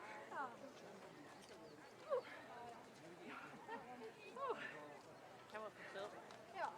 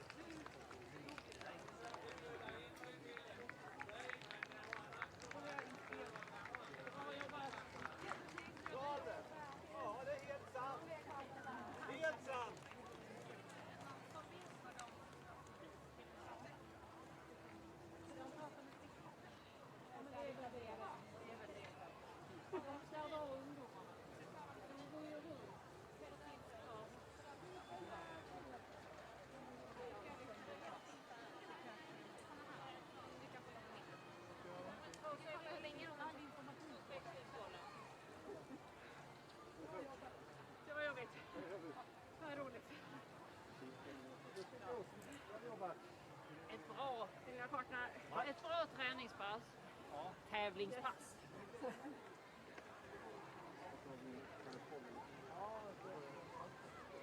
Ja, det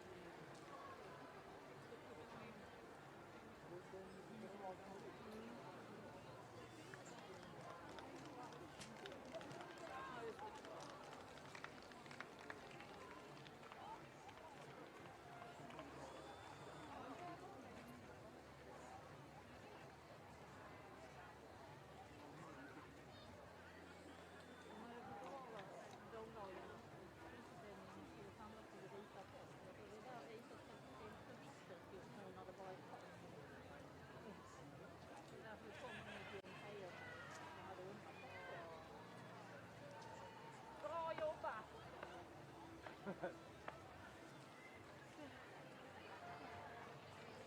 Tackar.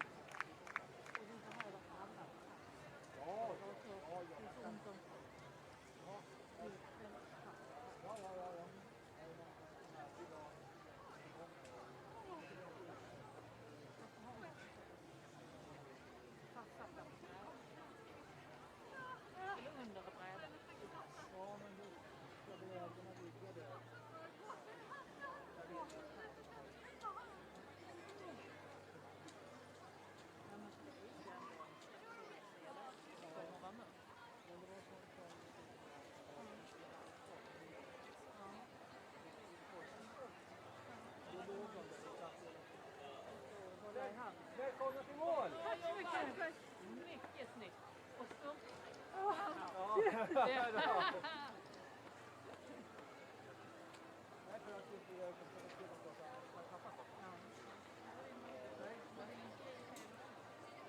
Nej, nu har du ju liksom när du sidan av sidan. Du har ju baksidan nummer på vår karta. Ja, men det får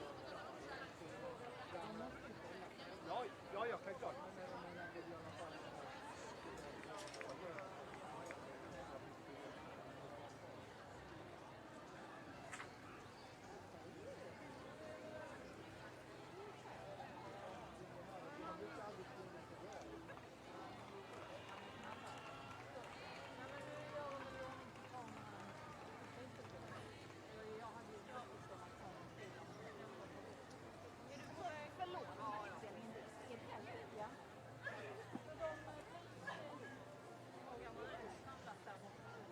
Man kan gå runt här. Är jag underställd dig idag? Men det kommer ju se obild. Ja, jag hoppas att du ser honom väl. Ringa är i alla fall. Jag det. Jag kan ta med pappa. Jag är hennes pappa. Därför är jag underställd. Ja. Bra jobbat.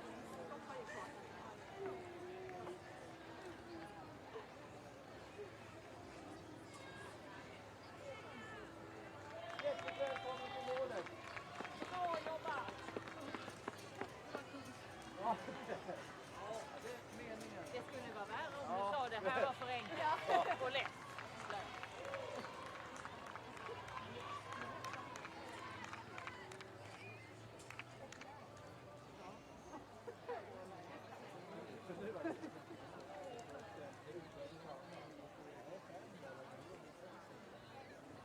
Bra jobbat!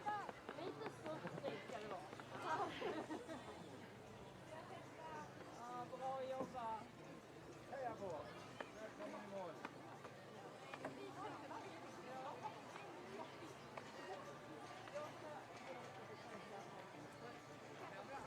Det finns ju där och jag känner att ni har ju jättebra på det. Han ska ta på sig lite varmare.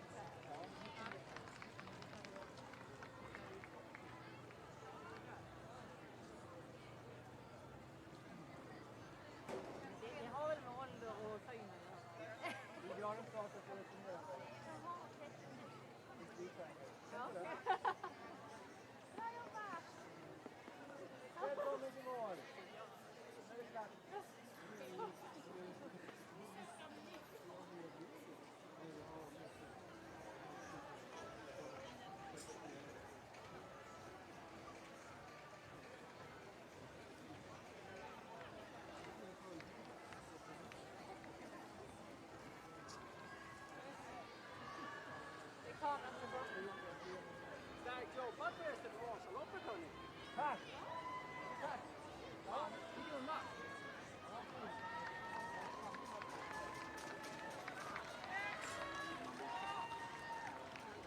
Jag hade väl lite mer kvar. Jag njöt mitt. Du bestämde. God känsla.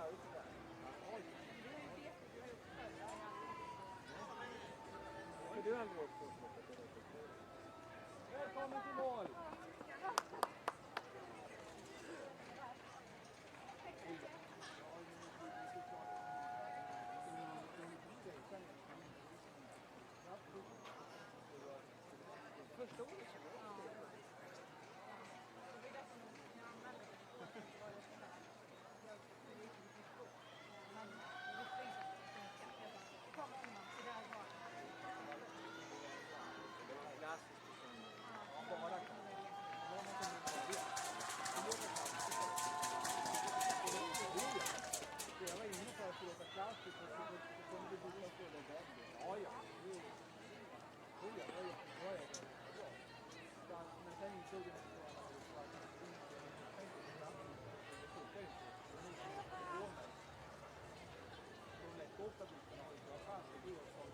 Välkommen till mål!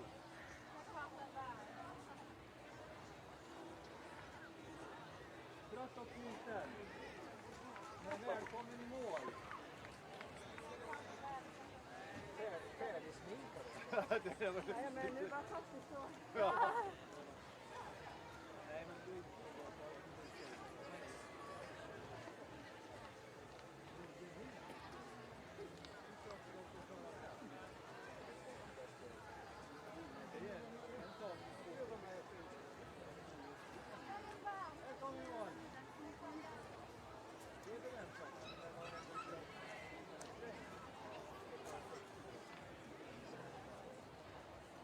Det går väl bra om man får åka i långt och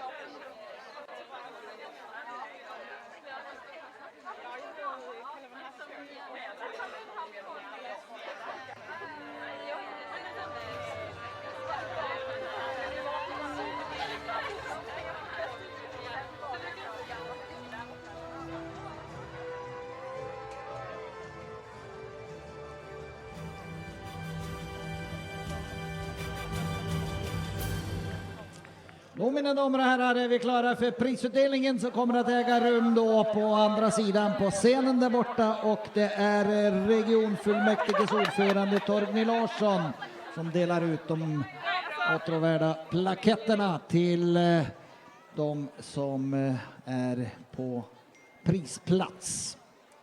Vi börjar med tredje plats. Och på tredje plats har vi Stora Tuna orienteringsklubbs första lag. Rebecka Heinrup, Magdalena Olsson, Marie Olöfsen, Frida Sandberg och Tove Alexandersson.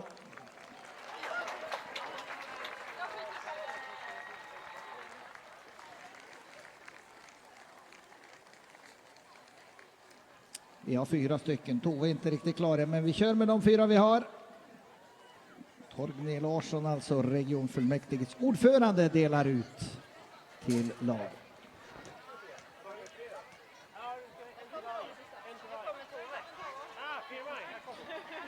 Nu kommer Tove också direkt från dopingkontroll, springande här.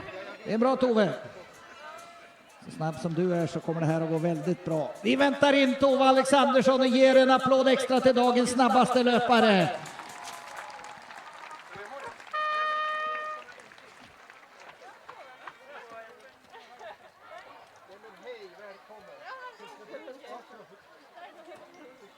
Det är lite trångt där uppe tjejer, som ni tränger ihop er på högersidan ska vi ta upp nästa lag och de får stå på andra sidan. På en andra plats OK Kåres första lag från Falun. Vilma von Krusenstjerna, Matilda Eriksson, Martina Roth, Kajsa Risby och Lisa Risby.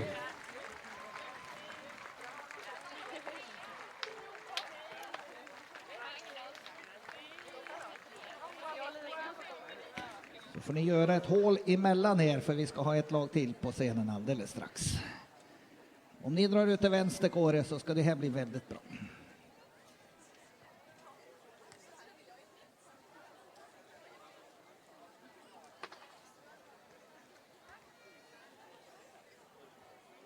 Och Kåre alltså 2 i damstafetten.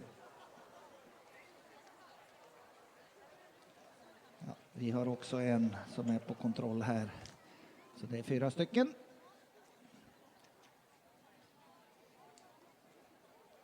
Vi gratulerar OK Kåre med en stor applåd också. Det var det bästa svenska laget. För det blev norsk seger i damernas 10-vila 2022. För andra gången vinner Nydalens skiklubb från Oslo. Anna Ulvensön, Helena Karlsson, Tone Lye, Pia Ljungvik, Anne Margrethe Hausken Norberg.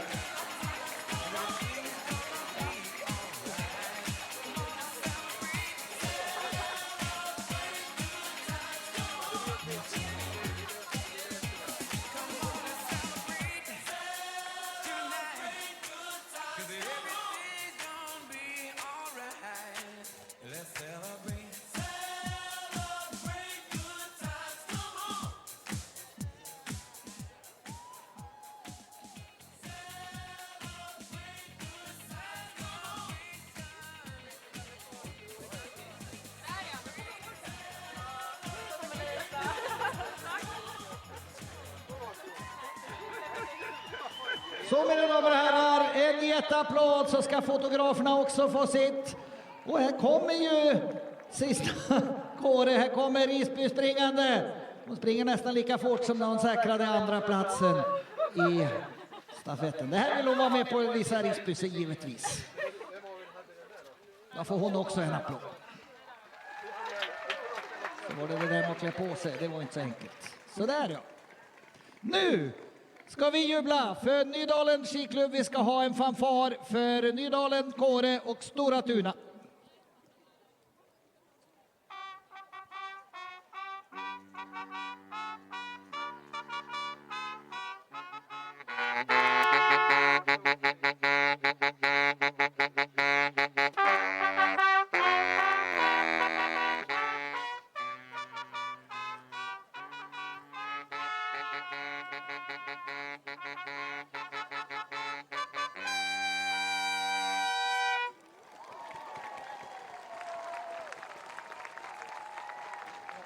Och då gratulerar vi de 3 bästa lagen med en jätteapplåd och fotograferna vill säkert ha lite bilder. Ska vi fortsätta med ett och ett lag från 4 och uppåt när de här har lämnat scenen, för det är inte plats för allihopa på en gång där uppe.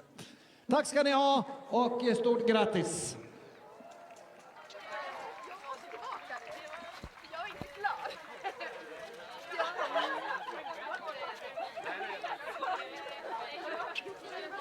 Ja.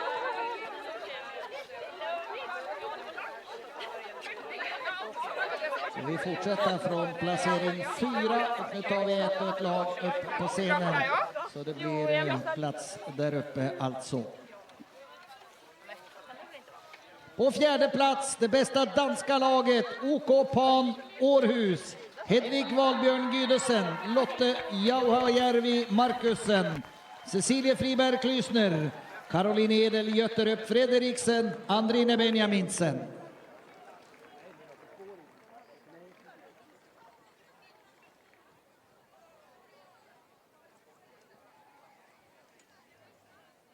Stora applåder till Pan Århus, det bästa danska laget i årets 10 mila för damer på en fjärde plats. Stort grattis, så ska vi byta varje gång nu så ni får lov att gå ner när fotograferna har tagit sin bild. Vi ska ta upp det femte laget som är det näst bästa norska laget och det är studenterna från Trondheim. NT Eloise första lag, Emma Arnesen, Ingrid Gullbrandsen, Ane Dyrkorn, Ingrid Lundanes, Anno Tuomisto.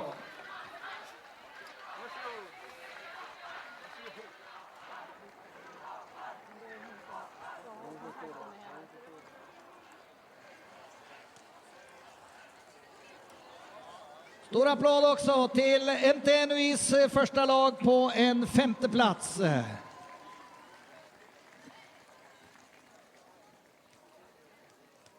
På en sjätte plats, IFK Göteborg orienterings första lag, Victoria Hesta Björnstad, Elin Månsson, Miri Trane Ödum och Sara Hagström och Simona Ebersson.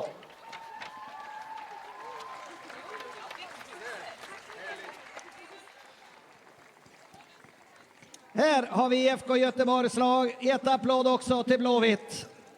På en sjätte plats. Grattis! På en sjunde plats. IKHP från Huskvarna. Lisa Åkesson, Tova Olsson, Erika Åkesson, Hilda Holmqvist Johansson och Annika Simonsen. Pojkarna alltså 7 i damstafetten IKHP. Stark insats. Och stora applåder för IKHP också på en fin sjunde plats. Grattis säger vi till laget från Huskvarna. Då ska vi ha det bästa finska laget på en åttonde plats. Parasta Suomen joukkue numero 8, Kalvan Rasti ykkösjoukkue, Siri Silvenoinen, Mia Niittynen, Silja Kauppinen, Marika Teini ja Grace Molloy.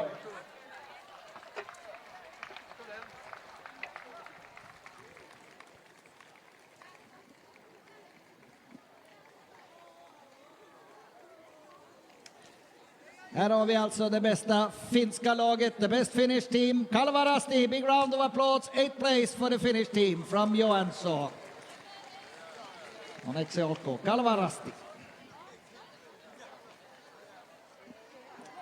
9:e plats, IFK Lidingö SOKs första lag.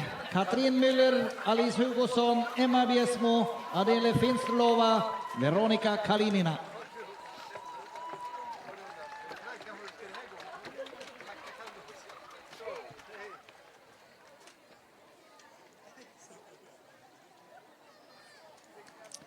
Och här är Lidingös första lag. En stor applåd också till de blåvita från ön. En 9:e plats blev det alltså på IFK Lidingö.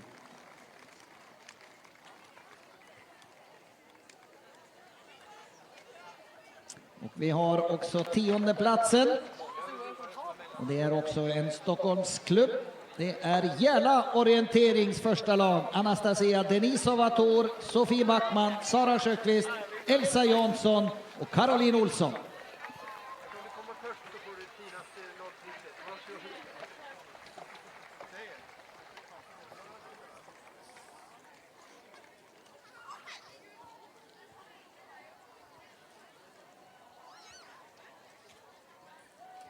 Så, Järla orientering, 10:e lag. Stor applåd också till Järla. Och med de här 10 lagen ska vi få en sista fanfar innan vi avslutar den här prisutdelningen med de 10 bästa.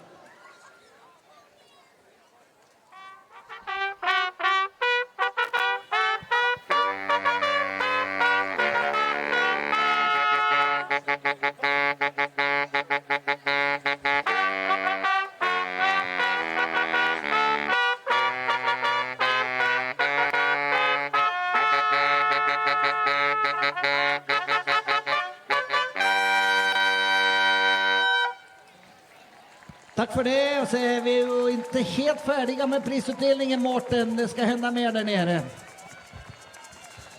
Ja, precis. Vi ska alldeles strax få upp Sveriges skogsflickor som ska dela ut medaljer. Men vi väntar fortfarande på en av pristagarna. Så att Lisa Risby är förhoppningsvis strax tillbaka. Så jag tänker vi avvaktar någon minut.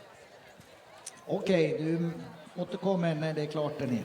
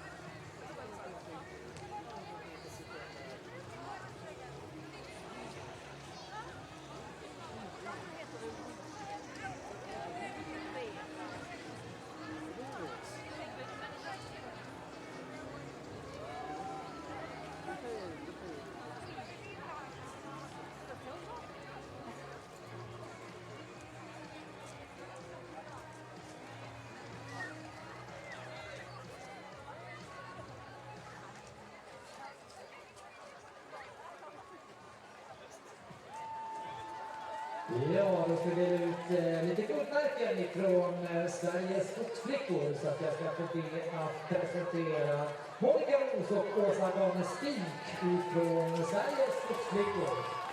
Varsågod. Hej! Det är jättekul att få vara på 10-mila igen. Vi brukar dela ut våra pris på 10-mila.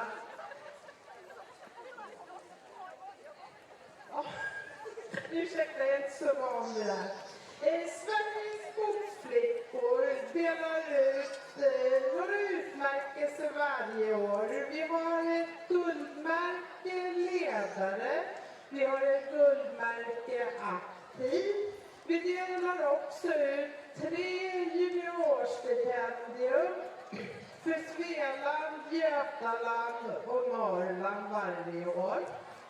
Idag ska vi dela ut våra guldmärken aktiv för 2021 och 2019. Det har ju varit en pandemi och inte några 10-mila, så vi har kunnat dela ut de här. För 2019 så delar vi ut vårt guldmärke aktiv till Lilian Forsgren och på Tisaren.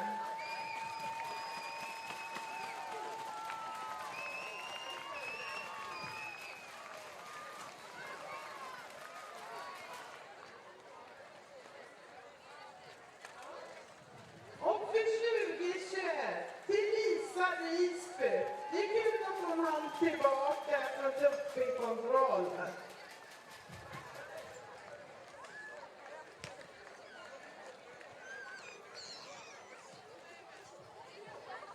En applåd för de här fina tjejerna och deras prestationer.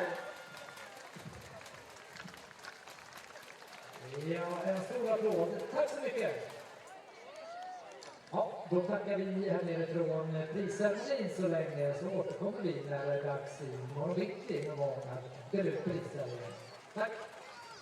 Ja, och vi kommer att ta en liten paus härifrån nu när det väntas in start i herrstafetten. Det blir lite tid nu. Starten går 20:30 för herrarnas 10 milars utgåvle. Det betyder att det är lite knappt 2 timmar till start för herrarnas 10 milars. We will take a short break here now, and we will come back when it's getting closer to the start for the men. They will start at 21:30 in about 1 hour and 45 minutes. Så ladda upp nu folkets, vi kommer tillbaks om en stund.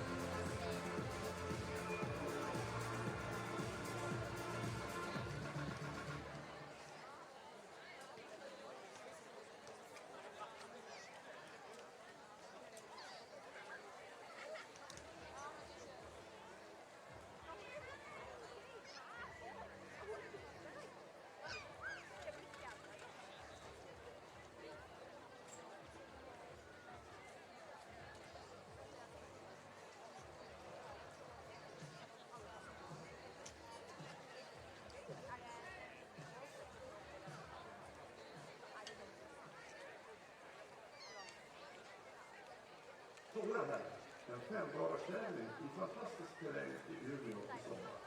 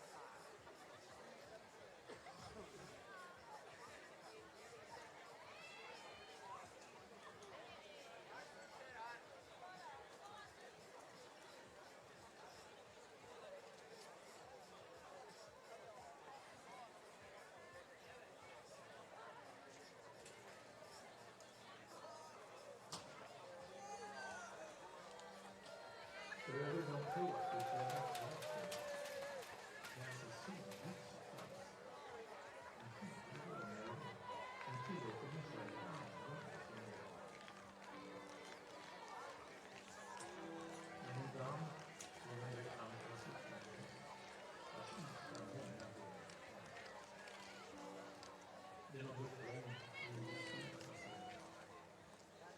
vi hopp om att kunna finnas tidigt.